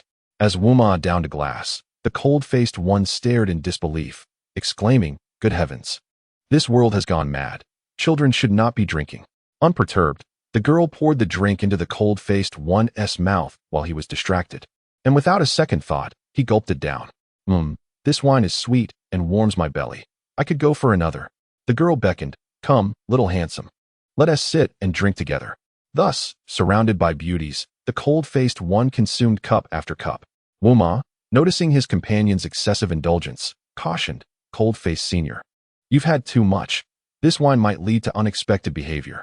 Already slightly inebriated, the cold-faced one retorted, oh Wuma, it's just your wine. Don't be so stingy. Come on, ladies, drink with me. He downed several more glasses, realizing he had made a grave mistake. Wuma panicked at the thought of Kagura finding out. He would surely face her wrath. Terrified, he rushed to disperse the crowd around the cold-faced one and snatched the drink from his hand, saying, senior, you mustn't drink anymore. If you cause a scene here, Kagura-senpai will kill me. The cold-faced one, now fully intoxicated, pushed Wuma away. What are you saying, Wuma? This wine is delightful. Why aren't you drinking? He grabbed another full jug and drank heavily, completely disregarding Wuma's protests. Wuma, trying to intervene again, exclaimed, why is this so light? Upon closer inspection, he gasped, oh dear. It's gone. He drank it all. The satisfied cold-faced one staggered to his feet, grasping Wuma's face. Hey, beautiful. You're so pretty. Before planting a kiss on him, Wuma, startled, pushed him away. Cold-faced senior, you're actually gay. The dazed cold-faced one swayed back to Wuma. Oh, you're not a beauty, but rather a fierce woman. What are you doing here? Are you here to drink with me? Then let us not be shy. Come, let us drink together. Wuma protested, senior, I am not Kagura-senpai. I am your adorable junior, Wuma. The cold-faced one swayed his head. Oh, so it's really you. Hee. My apologies, I must step outside. Chapter 170. The intoxicated cold-faced one. Unluckily, Kagura found herself brought to this very place by Fu. Observing the bustling crowd, Kagura felt a wave of discomfort and sought an excuse, saying to Fu, it's too lively here. Can't you find a quieter spot? Fu tugged at Kagura's arm. Not to worry, follow me upstairs. It's much quieter up there, with delicious food too. Ultimately, Kagura could not resist Fu's insistence and was dragged upstairs. What ensued was a dramatic scene. The intoxicated cold-faced one stumbled out of the room, spotted Kagura ahead, and foolishly grinned. Hey, beautiful ahead, stop. Kagura recognized that voice, turning to see the red-faced, cold-faced one approaching her. He looked up to find Kagura glaring at him with fury, her cold demeanor piercing through the air. You drunkard, prepare to be punished, she exclaimed. Kagura always seemed to conjure a frying pan out of thin air, and this instance was no exception. With a swift swing, the pan connected with Cold-Face, sending him crashing against the wall. To everyone's surprise, fueled by alcohol, Cold-Face staggered to his feet and pinned Kagura against the wall, a classic wall slam moment. Reeking of alcohol, he slurred, who do you think you are, daring to hit me? But upon closer inspection, you're rather beautiful. Come, let's drink together. Seeing the awkward scene unfold, Fu was uncertain whether to intervene, noticing Wuma watching discreetly. Could it be that this fellow had brought the senior here? Fu approached the room where Cold-Face was drinking, pointing at Wuma. Hey, did you bring the senior here and let him drink? Wuma's face turned pale as he explained. Fu, it's not my fault. I tried to stop it, but tragedy still struck. Fu smirked. Looks like you're in for it now. Kagura will surely give you a beating for bringing Cold-Face to drink. Wuma gritted his teeth. No, it's really not my fault. He insisted on drinking. Just then, Kagura's voice rang out. Cold-Face, get away from me. What do you want? Cold-Face, with a sinister grin, replied. Heh, You dare to insult me? What do you think I want? Of course, I want to do what a man should do. Realizing the gravity of the situation, Fu exclaimed, You big fool. Why are you just standing there? If you wait any longer, the senior will embarrass himself. She added, and don't think you can keep talking to me. For Wuma, a world without Fu was akin to the apocalypse. In that fleeting moment, he rushed forward, standing in front of Kagura, only to find his upper body stripped by Cold Face. Cold Face instinctively touched Wuma's chest, surprised by its flatness. Why is it so plain? Did I just imagine that? Seizing the opportunity, Fu pulled Kagura away from behind Wuma. Blushing, Wuma stammered, Cold Face, I'm a man. Why did you take off my clothes? Cold Face, in a fit of anger, tossed Wuma aside. No wonder it felt so bland. Turns out you're a crossdresser. Kagura watched Cold Face's embarrassing display, fists clenched in frustration. What an idiot. Does he not realize how humiliating this is? He's tarnishing the family name. Fu reassured her, it's fine. This is just the side effect of the alcohol. I wonder how much he drank. Wuma timidly approached them, apologizing, I'm sorry, Kagura. It was because the senior said he was hungry that I brought him here. Please don't be angry. Kagura glared at Wuma. Who do you think you are, daring to call me senior? And on top of that, you brought this fool here. Calm down, Kagura. He is my fiancé. Wuma, Fu interjected. Kagura had turned to Fu. Incredulous, you mean to tell me this scoundrel is your fiancé? Are you joking? A girl as exceptional as you deserves better. Suddenly, Cold Face hugged Kagura from behind, slurring. Heh, beautiful lady, I've got you now? Where do you think you're going? With that, he promptly fell asleep. Chapter 171. Cold Face loses his memory of, my head hurts. I can't remember anything, Cold Face lamented, lying in bed. Clutching his throbbing head, Kagura entered, brandishing a pillow, saying, You big fool, get up. Stop pretending to be dead and explain what you did last night. Cold Face opened his eyes, spotting Kagura's intense gaze. Who are you? Why do you look so fierce? Stop looking at me like that. It's making me nauseous. Kagura, perplexed by his response, shouted, Wuma, get in here. Wuma rushed in, asking, What can I do for you, Kagura? Explain to me what's wrong with this rambling idiot. Wuma curiously approached Cold Face. Cold Face, what's happened to you? Cold Face instinctively kicked Wuma aside. Who the hell are you? You're so ugly. Don't come near me. Kagura was taken aback. You still recognize me, right? Cold Face scrutinized Kagura, recalling her earlier roar. I know who you are. You're the legendary Golden Lion. Kagura responded with a frying pan to his head. You idiot. Who are you calling a Golden Lion? Cold Face began to cry, Mommy. The Golden Lion is so scary. Where are you, Mommy? Kagura had never seen such an adorable side of Cold Face, especially when he was crying. Wuma, drenched after being kicked into a hot spring, entered Cold Face's room. Kagura, I think I understand what happened to Cold Face. It seems he has lost his memory. Kagura stared at Wuma, taken aback. You're the woman I kicked away. Wuma, I'm Wuma. Whenever I come into contact with hot water, I turn into this. He sighed. Cold Face, hearing Wuma's effeminate voice, rushed to embrace him. Beautiful lady, play with me. Wuma, alarmed, shouted, Kagura, pour cold water on me quickly. To their surprise, Fu splashed a bucket of cold water on Wuma, returning him to his normal self. Cold Face, noticing Wuma's transformation, kicked him away. Why are you here, you ugly freak? Where did my beautiful lady go? Little did Cold Face know that his kick had inadvertently helped Wuma achieve his lifelong desire, to share his first kiss with Fu. And they ended up kissing. Unfortunately for Wuma, he was once again sent flying, this time not by Cold Face, but by Fu. You pervert. Give me back my first kiss. Cold Face, irritated by the commotion, grumbled, It's so noisy. Why are you making such a racket so early in the morning? Fu turned to see Cold Face sitting cross-legged on the ground, talking to himself. Confused, she asked Kagura, What is wrong with Cold Face? He seems like a child. I don't know. Wuma just mentioned he might have lost his memory. Lost his memory? Does Cold Face play such boring games? Does he look like he's playing a game? Cold Face continued, You two annoying creatures are so loud. A pale-skinned golden lion and a terrifying vampire. Please disappear from my sight. I don't want to see you anymore. I need to find my beautiful lady. Fu asked, You don't mean Wuma, do you? It seems so. When Wuma entered as a woman, this idiot immediately hugged her. It looks like he is showing signs of developing a same-sex attraction. Oh my gosh, what is happening? Could it be the result of the alcohol he drank last night? Did he get drunk or fall? Kagura was puzzled. Alcohol? What's wrong with that?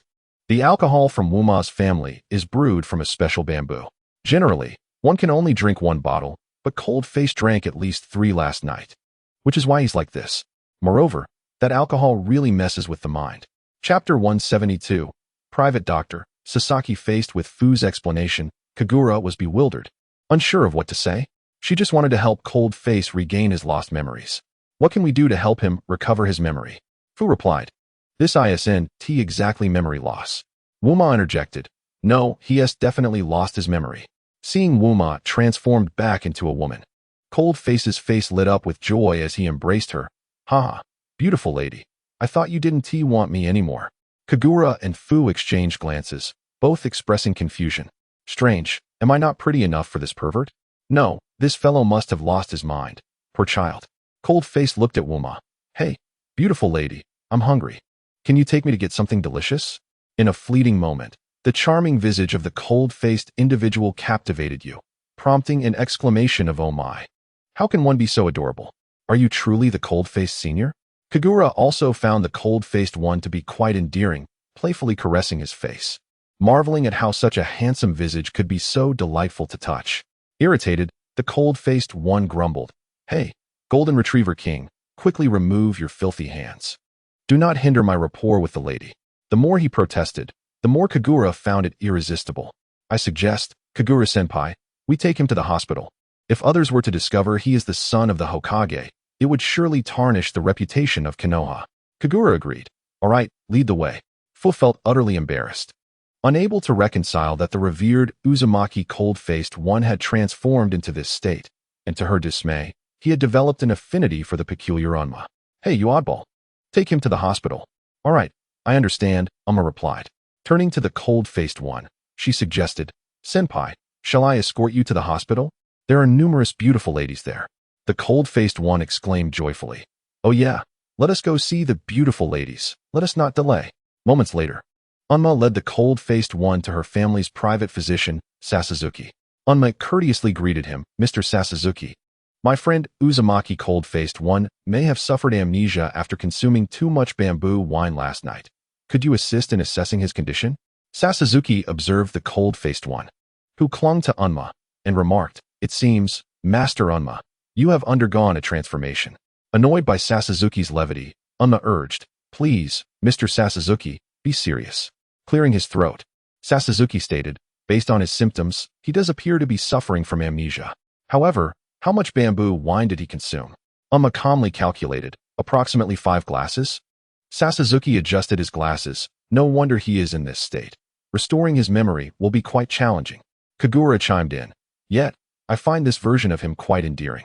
Unma, how about you accompany my fiancée for eternity? Unma shook her head. I do not wish to be a woman for eternity. Mr. Sasasuki, I implore you to help restore him to normal. To which Sasasuki replied, That is feasible, but my service comes at a high price. You must consider this carefully. I understand, you greedy old fox. No matter the cost, as long as you can help me heal him. Sasasuki, feigning benevolence, said, Since Miss Unma is so earnest, I shall graciously assist you. Furious, Unma delivered a playful punch to Sasasuki's head. For goodness sake, be normal. The precondition is that you must heal him, or you shall receive not a dime. Sasasuki assured, You need not worry, I will not disappoint you. Chapter 173. Retrieving Lost Memories. Unma regarded Sasasuki's confidence with skepticism, recalling that every time he displayed such assurance, misfortune often followed. She silently hoped for no unforeseen events this time. Sasasuki approached Unma and said, Cold-faced classmate, shall I take you to enjoy some fun? The cold-faced one obediently turned, but upon seeing Sasasuki's stubbled face, he shouted, Get away from me, you old bug with white hair and a lab coat. Fu, Kagura, and Unma erupted in laughter at the cold-faced one's unexpected outburst. Sasasuki, feeling his dignity severely challenged, coughed. Unma, please bring this little brother to my operating room. I will administer a stimulation therapy to see if we can restore his memory. At this point, one could only resort to desperate measures. Unma addressed the cold-faced one. Senpai, behave. Let me take you to see the beautiful ladies. The cold-faced one nodded eagerly. All right. I will be very obedient. Then follow your sister. Unma sighed, lamenting why she had to refer to herself as sister. She led the cold-faced one to Sasasuki's operating room, instructing, Senpai, sit there obediently. If you behave, I shall let you sleep with me tonight. Excited at the prospect of sharing a bed with his sister, the cold-faced one responded enthusiastically, "All right. I promise to be obedient." Sasuzuki beckoned, "Cold-faced handsome, come sit here." The cold-faced one reveled in being called handsome, replying, "Hee hee, all right, old bug." He sat obediently.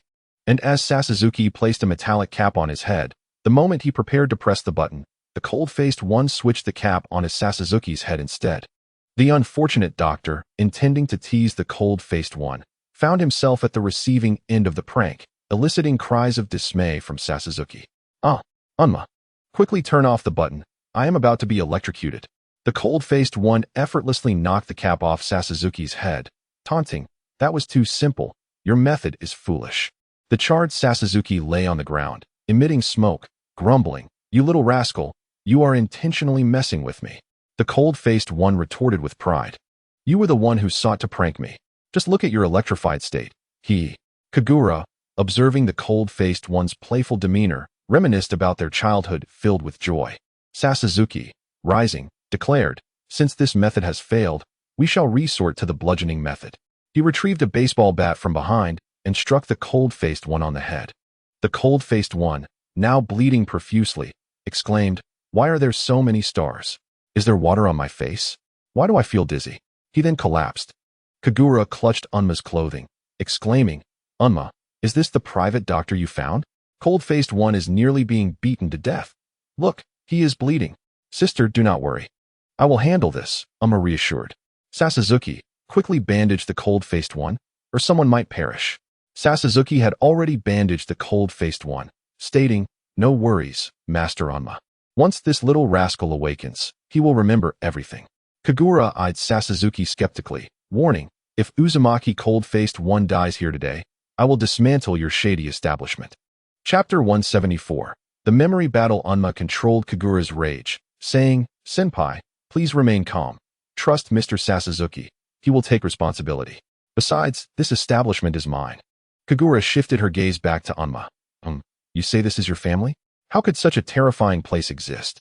"I retract my previous statement." Unma sighed in relief. "Phew, that is a relief." Kagura's expression grew increasingly menacing. "Do not celebrate too soon. What I meant to say is, if anything happens to Uzumaki cold-faced one today, you shall accompany him." Senpai, I understand. I will certainly take responsibility for the cold-faced one. You better remember your words." With that, Kagura gazed pensively at the unconscious cold-faced one, internally lamenting, "If only I had not struck you yesterday, this regrettable incident might have been avoided." Unma, clouded with concern, inquired, "Mr. Sasuzuki, when can we expect the senpai to awaken?" Sasuzuki leisurely replied, "Fear not. I cannot say when he will awaken, but I possess effective methods for amnesiac individuals. This technique is the most reliable, so rest assured." However, Sasuzuki's words were as good as meaningless, for the cold-faced one had not been lying down long before he sat up, looking more bewildered than before, exclaiming, "Who are you people? Why am I here?" Fortunately, the cold-faced one had awakened, and Kagura was the first to approach him, asking, "How do you feel? Do you still recognize me?" The cold-faced one displayed a clueless expression, replying, Madam, who are you?" Kagura felt as though a thunderclap had struck her. "Huh? You dare call me madam? I am not that old." As Wuma scratched his head, he inquired about the situation with Sasaki, wondering if this truly was the most effective method he had mentioned. Sasaki, typically composed, now found himself at a loss for words. He had encountered numerous cases of amnesia, yet witnessing someone so melodramatic in his years of practice was unprecedented. Wuma, unable to maintain his calm, shook Sasaki's body insistently, demanding a clear explanation of the chances for recovery. The intensity of Wuma's shaking made Sasaki feel faint and nauseous. He clasped his mouth and implored, "Young Master Wu, please let go of me. I have devised a better solution." Wuma, with an air of authority, urged him to disclose this newfound method. Under the pressure of Wuma's insistence, Sasaki reluctantly revealed his last resort, producing an object resembling a cockroach from behind him. He proclaimed, "This is my latest invention. It can recreate the memories of the amnesiac and is highly effective, completely safe for the environment." Although Fu was a member of the Seven Tails and a formidable force, the cockroach was her nemesis. She screamed, "There's a cockroach. It must be eradicated immediately." Seizing the creature, Fu crushed it beneath her foot. Her expression twisted in horror as she declared, "All pests should be exterminated." At that moment, Sasaki was utterly distraught. "Miss Fu, how could you destroy my latest invention? You have truly broken my heart." Despite Wu Ma's usual laid-back demeanor, he possessed a fierce temper. He issued a stern warning to Sasaki. "If you dare to play games with me again, you can pack your bags and leave tomorrow." Sasaki clung to Wu Ma's leg, tears streaming down his face as he pleaded, "Young Master Wu, I realize my mistake. I have another method. We should take him to the last place he visited." Wu Ma, puzzled, noted that the only place the cold-faced senior had visited was his family's tavern, questioning how this would aid in memory recovery. Sasaki, adjusting his glasses instinctively, replied with a grin, "Young master, think about it. If we recreate the scenes from yesterday, perhaps we can awaken his memories." Wu Ma blushed at the thought of the embarrassing events from the previous night and stammered, "Is there truly no other way?" However, Kagura interjected, "I think this plan might work. But Wu Ma, you appear quite troubled. Have you been secretly bringing him along for mischief without my knowledge?" Chapter 175. Reenactment of events. Wu Ma quickly denied, No. I merely invited many beautiful women to accompany the cold-faced senior." Kagura, with a menacing tone, insisted, "Dare you repeat what you just said? I assure you, I won't hesitate to punish you." Realizing his blunder, Wu Ma covered his mouth and shook his head vigorously. No, you can disregard my previous statement. Our priority is to help the senior regain his memories." At that moment, Xiao Yuan and Shisha, utilizing the cold-faced senior's abandoned phone, accurately located his whereabouts. Upon finding him injured, they demanded, "What happened to our young master?" The cold-faced senior pointed at Sasaki, saying, "Xiao Yuan, this pest struck me on the head with a stick." Xiao Yuan turned her gaze towards Sasaki, accusing him, "You, creepy uncle, attacked our young master." To her surprise, Sasaki, a known lolicon, grasped Shisha's hand, exclaiming, "Wow, little lowly, how adorable."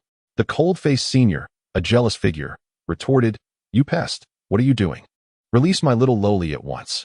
Impatient, Xiao Yuan shoved Sasaki aside, demanding, "I need to question you. Did you strike our young master?"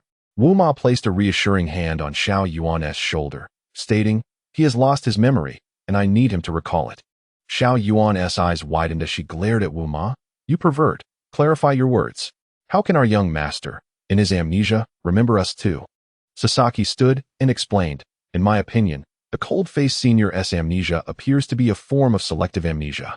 I am increasingly confident that continuous stimulation of his memories will aid in their recovery." The cold-faced senior approached Xiao Yuan, feeling intimidated by the people around him, particularly the three women.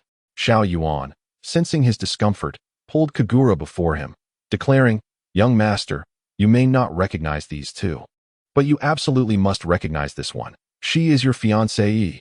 The cold-faced senior scrutinized Kagura, furrowing his brow. "I seem to have a vague impression, but I still do not recognize you." Kagura, feeling a surge of frustration, turned to Wu Ma, commanding, "We must execute the plan immediately, regardless of the cost. He must regain his memory." "Very well, let me revert to my male form first," Wu Ma replied nonchalantly. Not only Kagura but even Fu yearned for the cold-faced senior to recover his memories. Thus, she doused Wu Ma with a basin of cold water, exclaiming, "Ah, being male is much more comfortable." Xiao Yuan, unaware of the previous night's events, asked, "How do you plan to help our young master regain his memory?" Wu Ma answered, "By recreating the scenarios from last night, we can continuously stimulate his memory to awaken him." Xiao Yuan expressed concern, "Is this truly safe? What if it worsens the situation?" Wu Ma confidently replied, "If it escalates, then Mr. Sasaki is in your hands to manage as you see fit." This idea was his. After all, Kagura nodded, "If the cold-faced senior cannot return to normal, I shall pluck every hair from your face, sprinkle salt upon your wounds, and ultimately teach you the pain of losing something precious." Horrified by Kagura's ominous punishment, Sasaki fell to his knees, pleading, "Sister, this plan really can work. Please believe me."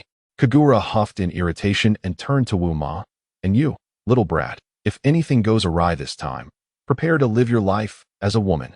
Wu Ma pondered silently, realizing how terrifying Kagura had become. It was no wonder the cold-faced senior was so fearful of her.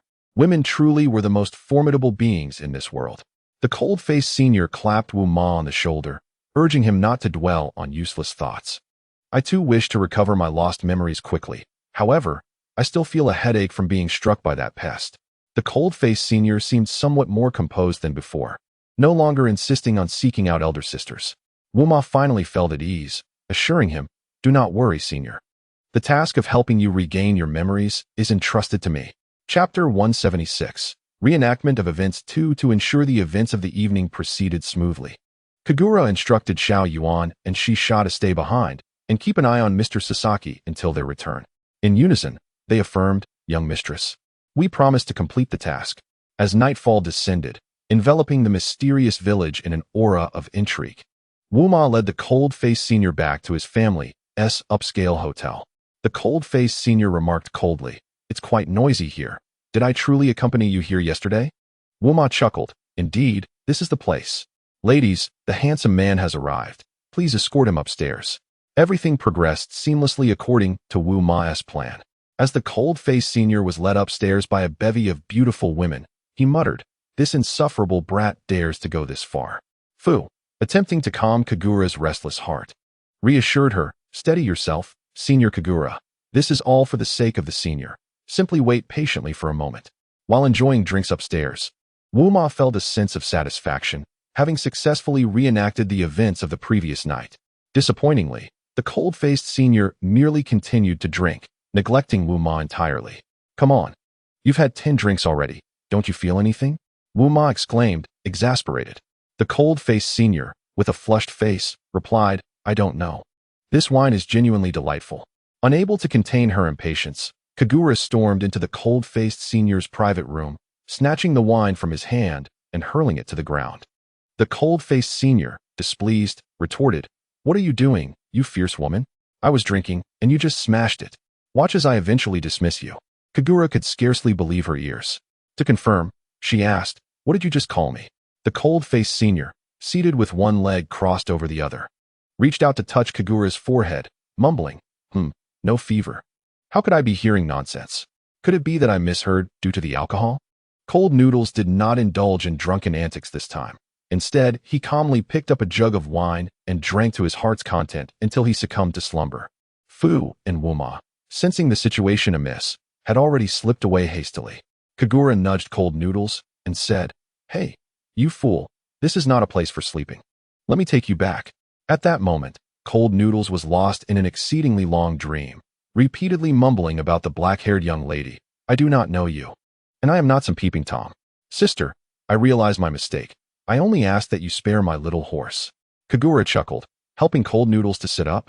"You idiot. You are truly a handful. Even in your sleep, you have so much nonsense to say." Cold Noodles' sudden retort startled Kagura. "Mother Yasha. How am I a handful? I assure you, I speak no nonsense." "Hey, Vortex idiot, are you awake?" Kagura scrutinized him closely. "What on earth? You sleep like a dead pig. You nearly scared me to death." Cold Noodle's sleep was indeed earth-shattering, as this extensive dream reminded him of all that had transpired in this world. Upon awakening once more, Wuma was the most overjoyed. He appeared battered and approached Cold Noodle's bedside. "Cold Noodles, you are finally awake. If you had slept any longer, I would have been beaten to death by the senior sister." Cold Noodles, bewildered, surveyed his surroundings. Seeing no sign of Kagura, he finally relaxed and asked, "Wuma, is that Mother Yasha here?" Noticing Cold Noodles had fully recovered, Wuma excitedly embraced him. "Cold Noodles, that's wonderful. Your memory has returned, and I want to have to endure such brutal beatings." Xiao Yuan entered Cold Noodles' room after Wuma, and upon seeing him awake, handed him a phone, advising, "Young master, Feng Yin and Che Yongtai have messaged that this time, Xiao Nan, a Fei, and someone named Jiao Du are coming to capture the tailed beast in Longing Village." Cold Noodles rubbed his still aching head. "Is that so? If a Fei and sister Xiao Nan are coming here, we must treat them well. After all, without them, Feng Yin and Che Yongtai would find it challenging to infiltrate the enemy." Xiao Yuan understood Cold Noodles' intentions well. "Are you suggesting that you want to invite them to a meal?" Chapter 177. Invitation to the Trap. Cold Noodles chuckled. "Xiao Yuan, you truly are my capable subordinate. You can discern my thoughts so clearly. Wuma, I wish to borrow your family's establishment. I shall cover the expenses afterward." Wuma hesitated. "Oh, there's no need to trouble yourself. Just your awakening is a great relief to me. Allowing you to reimburse me would be too much of an affront." Cold Noodles inquired of Xiao Yuan, "When are they expected to arrive?" According to the information, it should be this morning. This morning? There's still time. Young master, I believe there may not be much time left. It is nearly evening. Cold Noodles asked, how long have I slept? Xiao Yuan replied truthfully, report, young master. You have been asleep for 5 days. Nanny, how could it be so long? Has Fu been attacked? Not yet. The Seven-Tails Jinchuriki is currently safe. You need not worry. Shisha and I will protect him diligently. Wuma, confused by their conversation, asked, are you saying someone is coming to capture Fu? Why? Wuma, have you heard of the first organization Akatsuki? Wuma pondered, what is Akatsuki? Is it something edible? Cold Noodles felt an overwhelming urge to smack this absurd individual, patiently explaining. Listen carefully. Akatsuki is the nemesis of all tailed beasts. Capturing tailed beasts endangers the lives of Jinchuriki. I recall Fu is your fiancée. Do you not realize she is the Seven-Tails Jinchuriki? The foolish response came, what is a Jinchuriki? Can that be eaten? Cold Noodles struck Wuma on the head. You little rascal, all you think about is food. This infuriates me. Let me ask you one thing. Do you wish to protect your fiancée? Of course. If I display my valor this time, perhaps Fu will see me in a new light. Well said. You have made a wise choice. Now, go prepare at your family's tavern, and I will see if I can successfully lure them in. All right, senior. You can count on me. I will not disappoint you. Wuma dashed out energetically. Cold Noodles could not relax. After the last mission failure, he had suffered brutal punishment. Had it not been for his strong recovery abilities, he would have perished long ago. Cold Noodles quickly donned his clothes and descended. Mechanical glasses, help me track the movements of those 3 from Akatsuki. Soon, the glasses displayed the locations of Xiao Nan and a Fei.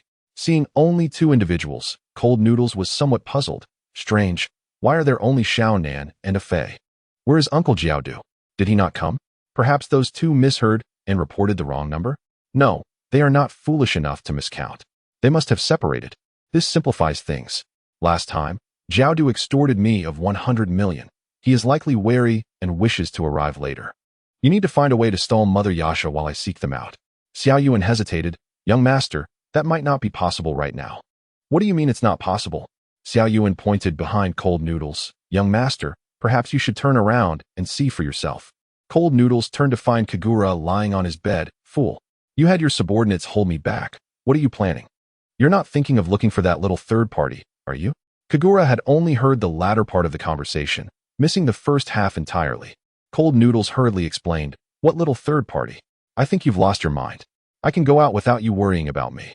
Kagura pouted. Oh, Vortex. Cold Noodles. Have you become too complacent after not being disciplined for a few days? Do you wish to taste the bottom of the frying pan? Cold Noodles yielded. No. Mother Yasha, please spare me. I truly have urgent matters. I must leave now. Xiao Yuan, block her. Chapter 178. Invitation to the trap in a flash. Cold Noodles vanished from sight. Kagura was about to pursue when Xiao Yuan intervened. Young mistress, the young master has commanded me to stop you. Please do not make it difficult for my subordinate. Kagura, adopting the demeanor of a young mistress, responded, Xiao Yuan, what do you call me? Of course, I shall call you young mistress. Then let me ask you, who is greater, your young master or I? Xiao Yuan understood that one wrong word could cost her life. Since the young master was absent, it was better to acquiesce to her desires. Xiao Yuan, sweating, replied, of course, young mistress, you are greater. Good, since I am greater. Step aside and let me pursue him. Xiao Yuan did not continue to obstruct her. Instead, she obediently cleared the way. Young mistress, the young master will be at Wuma's restaurant tonight. Perhaps you could wait there. Kagura exclaimed, that is indeed a splendid idea. Xiao Yuan, rest assured. I shall not disclose that you suggested this. Kagura joyfully dashed out, while Xiao Yuan thought, it doesn't matter, I cannot stop her. As long as I protect the Seven-Tails Jinchuriki, that suffices. In an unnamed alley, a man and a woman were discussing something. What on earth is Jiaodu doing? Why hasn't he arrived yet? A Fei, anxious, replied, being impatient want he help. If he is late, there are some habits you still don't know about. Jiaodu loves money, and he is also a panty enthusiast. He is probably sleeping with them in that unidentified flying object right now. Sister Xiaonan. I'm not complaining, but I'm really hungry. It's been several days since I had a decent meal. I truly wish something delicious would fall from the sky. Just then, Cold Noodles arrived, overhearing a Fei's complaint. He leaped in front of them. A Fei, my young friend. There is no such thing as food falling from the sky, but if you are hungry, I can take you out for a feast. A face silently cursed Vortex cold face. You little rascal, calling me a little friend. Wait until my undercover mission is over. I will make sure you can't get out of bed for 3 days. For the sake of a grand feast. A Fae had no choice but to endure the humiliation and said, Sure, Sister Xiaonan. Would you like to join us? Xiaonan looked at Cold Face in astonishment. Wow, you really are lucky. That tigress didn't eat you alive. Cold Face teased. Hey, you shouldn't say that. You are my sweet darling. If I were to die, wouldn't you be a widow? Shameless brat. When did I ever agree to marry you? Well, I never said it. You said it yourself. If you wish to marry me, I wouldn't mind.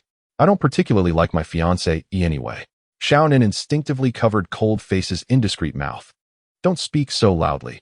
Be careful your tigress mother hears you. Oh, don't worry. I've already had Xiao Yuan help me keep her away. I've been here for a few days, and I didn't expect to run into you today. Don't you admit we're fated? Xiaonan felt a blush rising at Cold Face's words and raised her hand to hit him, but he caught her wrist. You must love me a lot to hit me with your fist this time.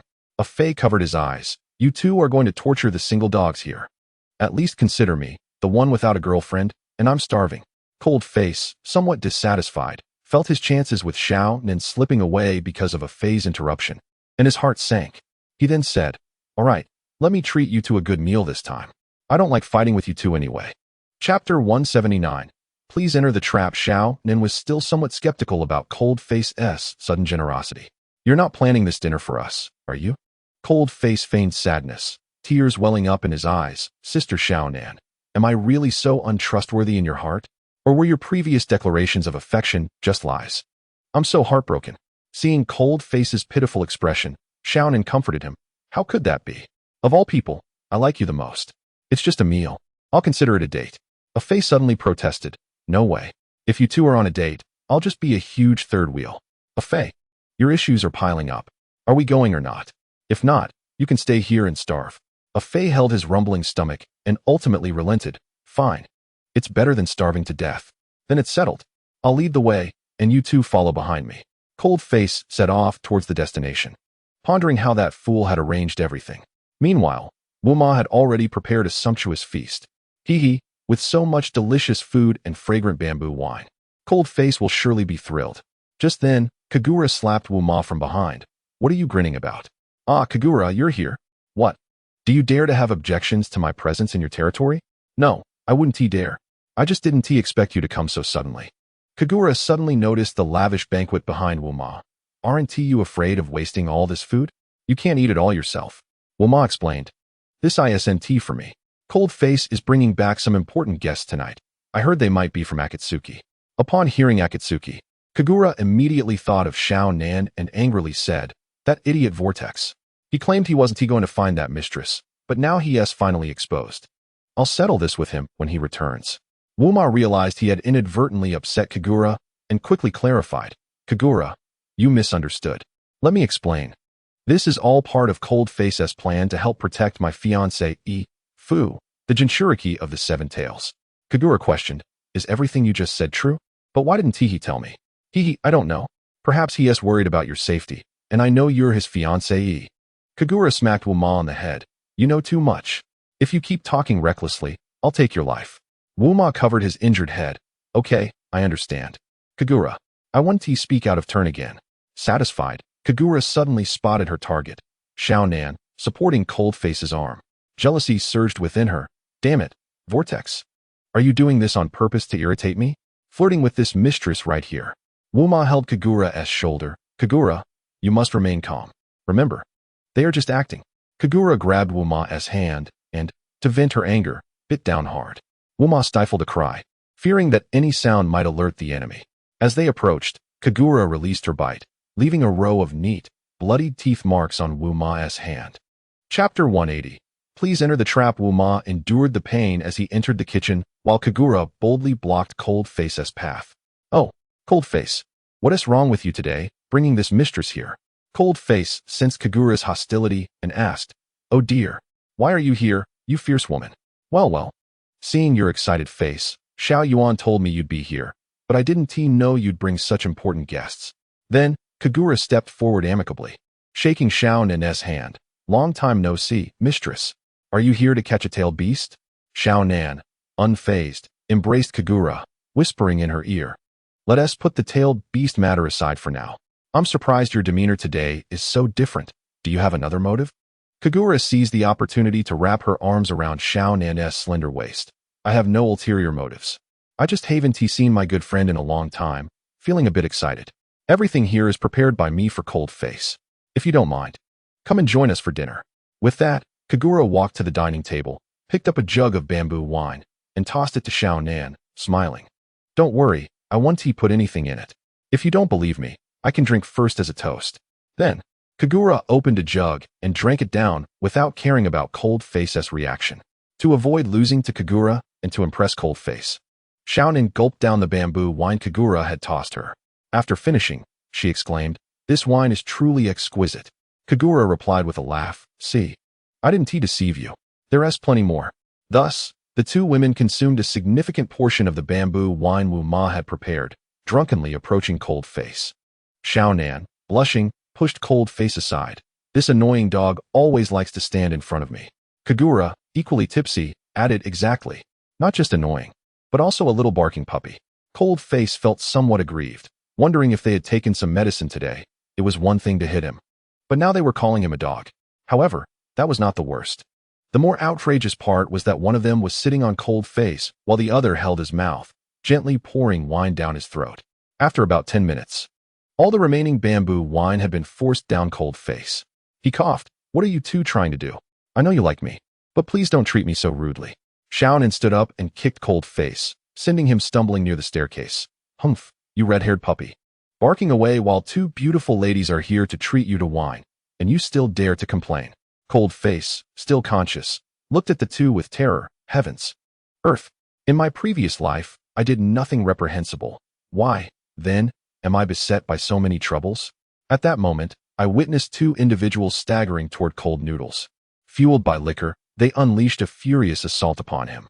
His anguished cries echoed throughout the second floor as he pleaded, "Little Fei, please help me. I am on the brink of being beaten to death." Meanwhile, Fei, indulging in the sumptuous feast before him, pretended not to hear Cold Noodles' desperate calls for aid. Coincidentally, at that moment, Cold Noodles, battered and bruised, seized an opportunity at the staircase, shoving the two assailants aside, only to tumble heavily down the stairs. The two women, equally intoxicated from too much bamboo wine, lost their footing and followed suit, landing atop Cold Noodles in a chaotic heap. Just then, Wu Ma, who had gone to tend to his wounds, emerged to witness this most embarrassing scene. "What on earth transpired in my absence?" he exclaimed. Fei explained from the side. "Those three drunkards had too much to drink. If you don't mind, please take them downstairs to rest." Wu Ma scratched his head in confusion, lamenting, "Drunken individuals are truly a nuisance." "Senior, really?" he commanded. "Someone, take these people back to my residence." Suddenly, several burly men appeared before Wu Ma. "Young master, which individuals do you refer to?" Wu Ma gestured casually. "There, see those sprawled on the floor?" "Yes, young master." The strong men swiftly carried the inebriated trio to Wu Ma's abode. Wu Ma turned to Fei. "If you don't mind, you may also rest at my house tonight." Fei, having packed all the food from the table, replied, "Sister Xiao Nan has already been taken away by you. It seems pointless for me to remain here.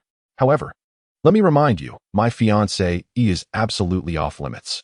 Fei's words reassured Wu Ma considerably. "You need not worry about that. I dare not provoke the Seven Tails Jinchuriki. I am merely a newcomer and must heed Xiao Nan's wishes." "Very well, then. Come with me." Thus, Fei was escorted back to Wu Ma's home. The following morning, Cold Noodles suddenly found himself enveloped in brilliant light. Instinctively, he reached for his eyes and wondered, "Strange, where are my mechanical glasses?" Blinding sunlight streamed through the window, causing him to shield his eyes, and then he realized something extraordinary. He leaped from the bed and rushed to the mirror, exclaiming, "How can this be? I have transformed into the visage of a fierce woman." His exclamation startled Xiao Nan, or rather, Kagura, who had now taken on Xiao Nan's form. Kagura yawned lazily, questioning, "What is happening? Why am I here? Where am I? Could it be that I have perished?" Cold Noodles seized Kagura's shoulders. "Are you telling me you are the fierce woman? Where's my body?" Kagura suggested, "Perhaps it is in your room." "Then let us not delay. We must investigate at once." Without a second thought, they leaped from the bed and swiftly exited the room. Meanwhile, Xiao Nan was blissfully asleep in Cold Noodle's room. entirely unaware that her body had been exchanged. Her sleeping posture was quite adorable, her thumb nestled in her mouth. Cold Noodles gasped in astonishment. Oh dear. How could my sleeping posture be so childish? Kagura couldn't contain her laughter. Ha, the whirlpool idiot. Is that truly you? Your sleeping posture is too kawaii. Cold Noodles nudged the slumbering Xiaonan. Wake up. Don't sleep. I need to discuss something with you. Xiaonan squinted. What is it? How annoying. Can't you see I'm dreaming? Kagura once again burst into laughter. Ha ha. Take a closer look at who I am. Upon closer inspection, Xiaonan exclaimed. How can I be here? Where am I now? Cold Noodles explained. It is quite simple. You have become me. I have become the fierce woman. And the fierce woman has become you. It is as straightforward as that. Xiaonan joyfully exclaimed, wow. This world is truly marvelous. People can exchange bodies. How unscientific. With a grin, she remarked, Cold Noodles, I have always admired your mechanical glasses. Now, I can finally take them off and observe them closely. Cold Noodles protested, hey, you can't just mess with that. It could alter the settings. Now lacking control over his own body, Cold Noodles found himself at Xiaonan's mercy as she leaped from the bed and darted out of the room. Cold Noodles stood stunned until Kagura nudged him. Why are you dawdling? Hurry and chase after her. Shaking his head, Cold Noodles rushed outside, only to discover that Xiaonan had vanished without a trace. Damn it. Sister Xiaonan, what do you intend to do with my body? As for Xiaonan, what could she do? She hurried into the men's restroom, quickly shedding Cold Noodles' clothing. Upon seeing his body, adorned with 8-pack abs and a smooth physique, she was taken aback. Wow, I've struck gold this time. Cold Noodles' physique is incredible. I bet that Uchiha Kagura doesn't even know. Hearing Xiaonan's exclamation, Cold Noodles rushed into the restroom, searching each stall until finally, in the last one, he found her. What are you doing? How dare you spy on my body in the restroom?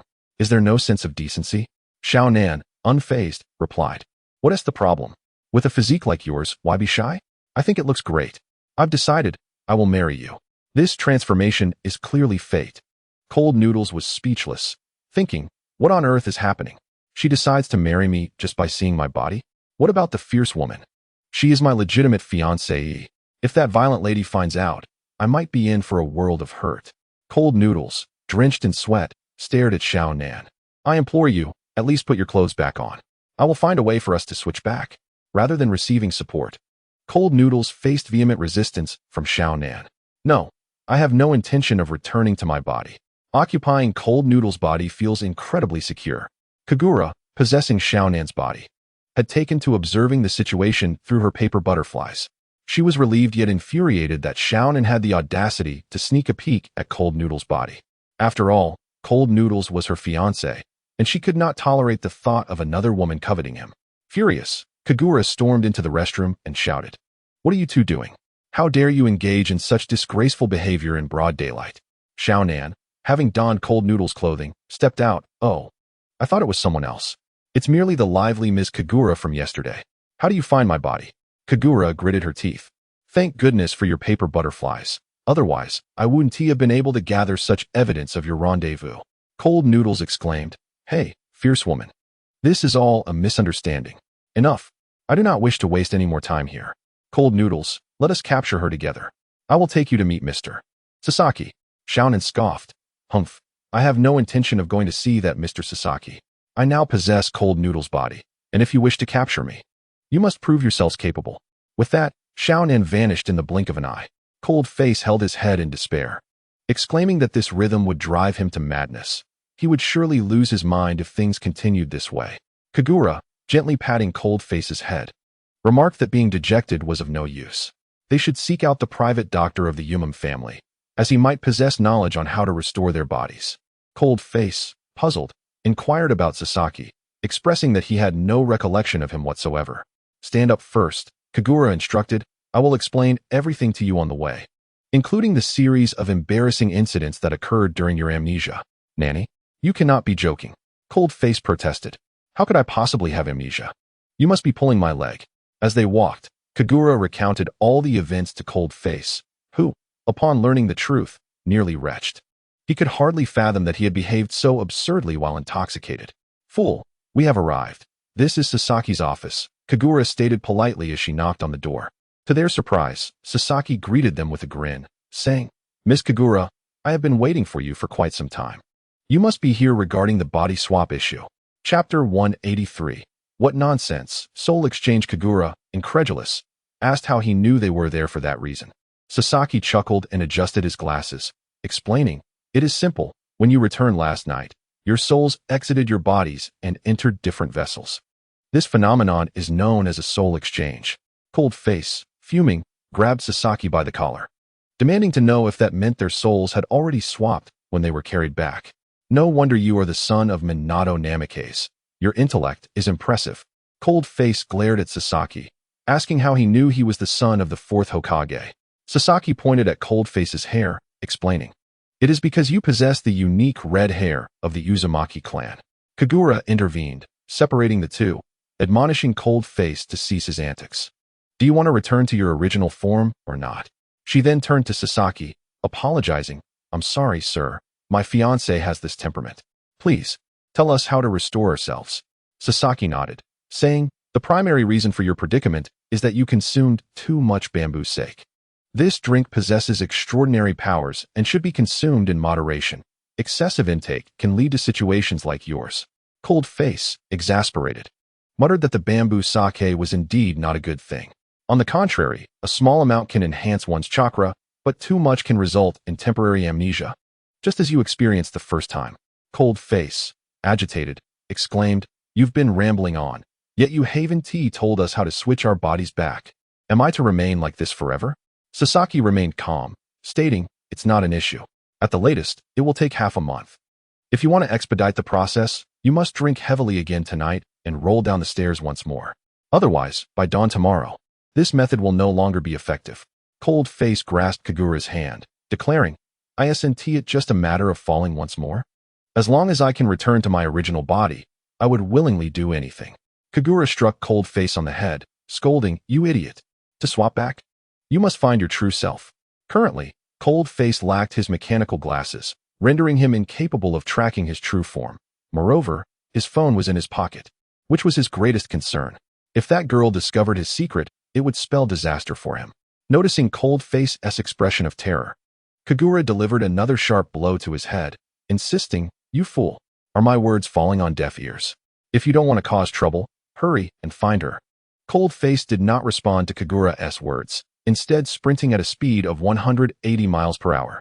Kagura, sweating, thought to herself that this fool was truly oblivious. Did he not realize she could use her ninjutsu now? Just as Cold Face exited the door, various pairs of panties began to fall from the sky. Cold Face lamented that Yumam was such a fool, employing such a juvenile method to confess to Fu. It was truly hopeless.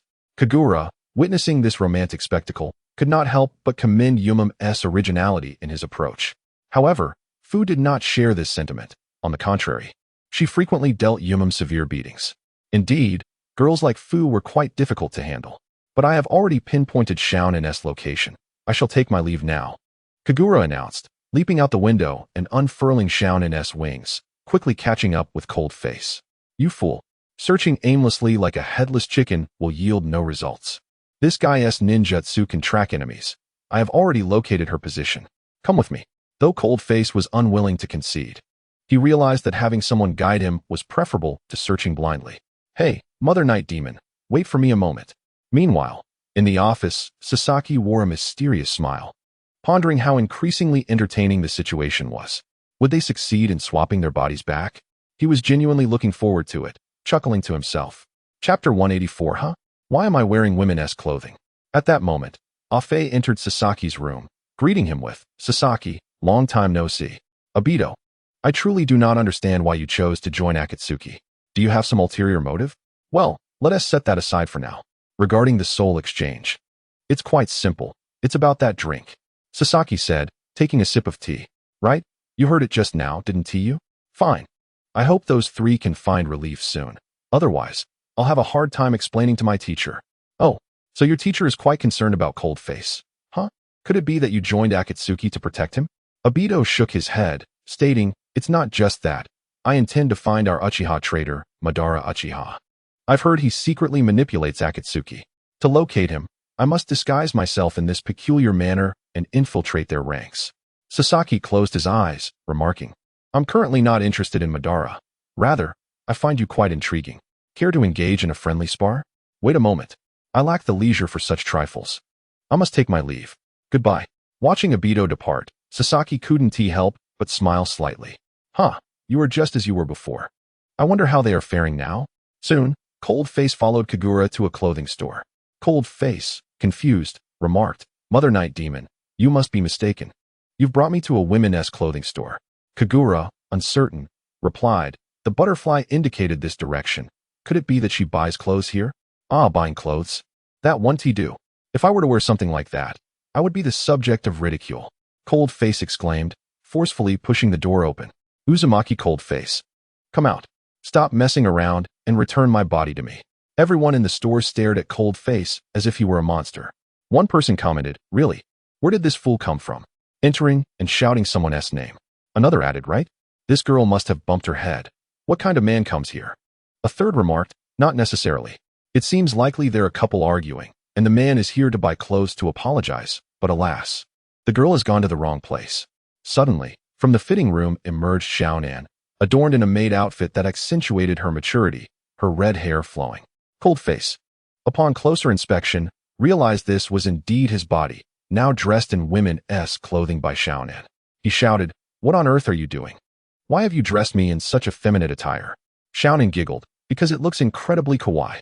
Kagura, witnessing how Xiaonan had transformed Cold Face's body, silently gave her a thumbs up, pleased with Xiaonan's actions. Xiaonan, I am quite satisfied with what you have done. Let us see if this guy remains so arrogant. However, to be honest, this fool does look rather beautiful in women's clothing. Cold Face suddenly noticed two protruding features on his body, realizing that Xiaonan must have employed the jutsu that Naruto had taught him. In a fit of anger, Lung Mian dragged Xiaonan into the fitting room. The earlier discussion among Jia, Yi, and Bing resumed behind Lung Mian, with Jia remarking, I see. Let us call this a Yuri situation. Yi concurred, indeed. Is there a shortage of Yuri in the ninja world? Bing interjected, you are both mistaken. The woman who just left is actually a man. Clearly, it's a quarrel between a couple. Inside the fitting room, Xiaonan implored, please, don't play with me like this. Are you not hearing what they are saying outside? They are gossiping about us. Xiaonan, with an air of indifference, replied, I haven't had enough fun yet.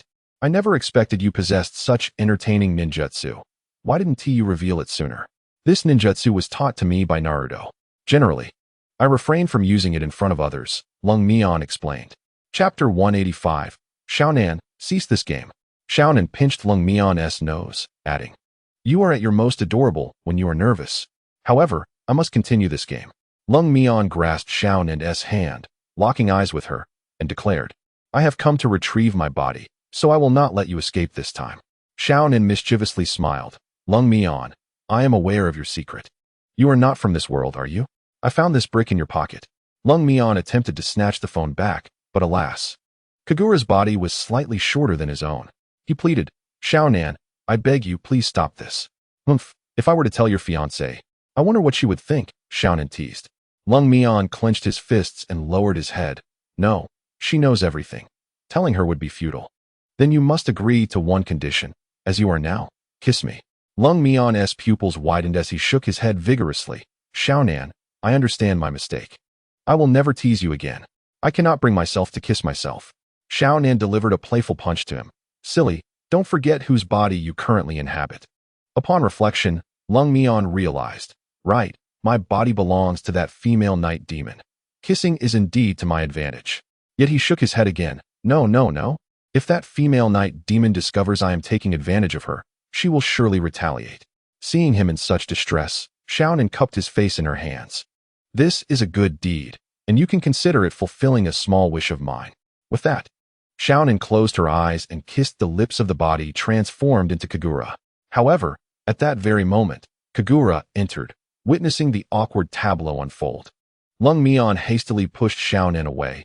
Kagura, let me explain, I meant no harm. Kagura lowered her head. It's all right, really. You foolishly took advantage of me again. But this time, I will pretend nothing happened. But Xiaonan, why did you do this? Xiaonan patted Kagura on the shoulder, smiling. Thank you for not calling me a mistress this time. I believe we can become friends. I understand Lung Mian's true feelings. I am merely experiencing unrequited love. Kagura was left bewildered by Xiao Nan's sudden outburst. What do you mean by that? Are you suggesting you have grown weary of our rivalry for a husband? Xiao Nan shook her head, presenting the photos she had seen to Kagura. Look, this is the reason I chose to give up. Curious, Lung Mian leaned in, only to break into a cold sweat upon seeing the photos. When did my phone come to possess your images? Kagura, with a frown, questioned. When did that happen? I want to know when you took these. Lung Mian quickly defended himself. I didn't. I swear, if these were taken by me, I would let lightning strike me. Ironically, his oath was ominously fulfilled as a sudden bolt of lightning struck the fitting room, narrowly missing him. Fortunately, he dodged just in time. Otherwise, Kagura's body, unlike his own, would not have withstood the impact.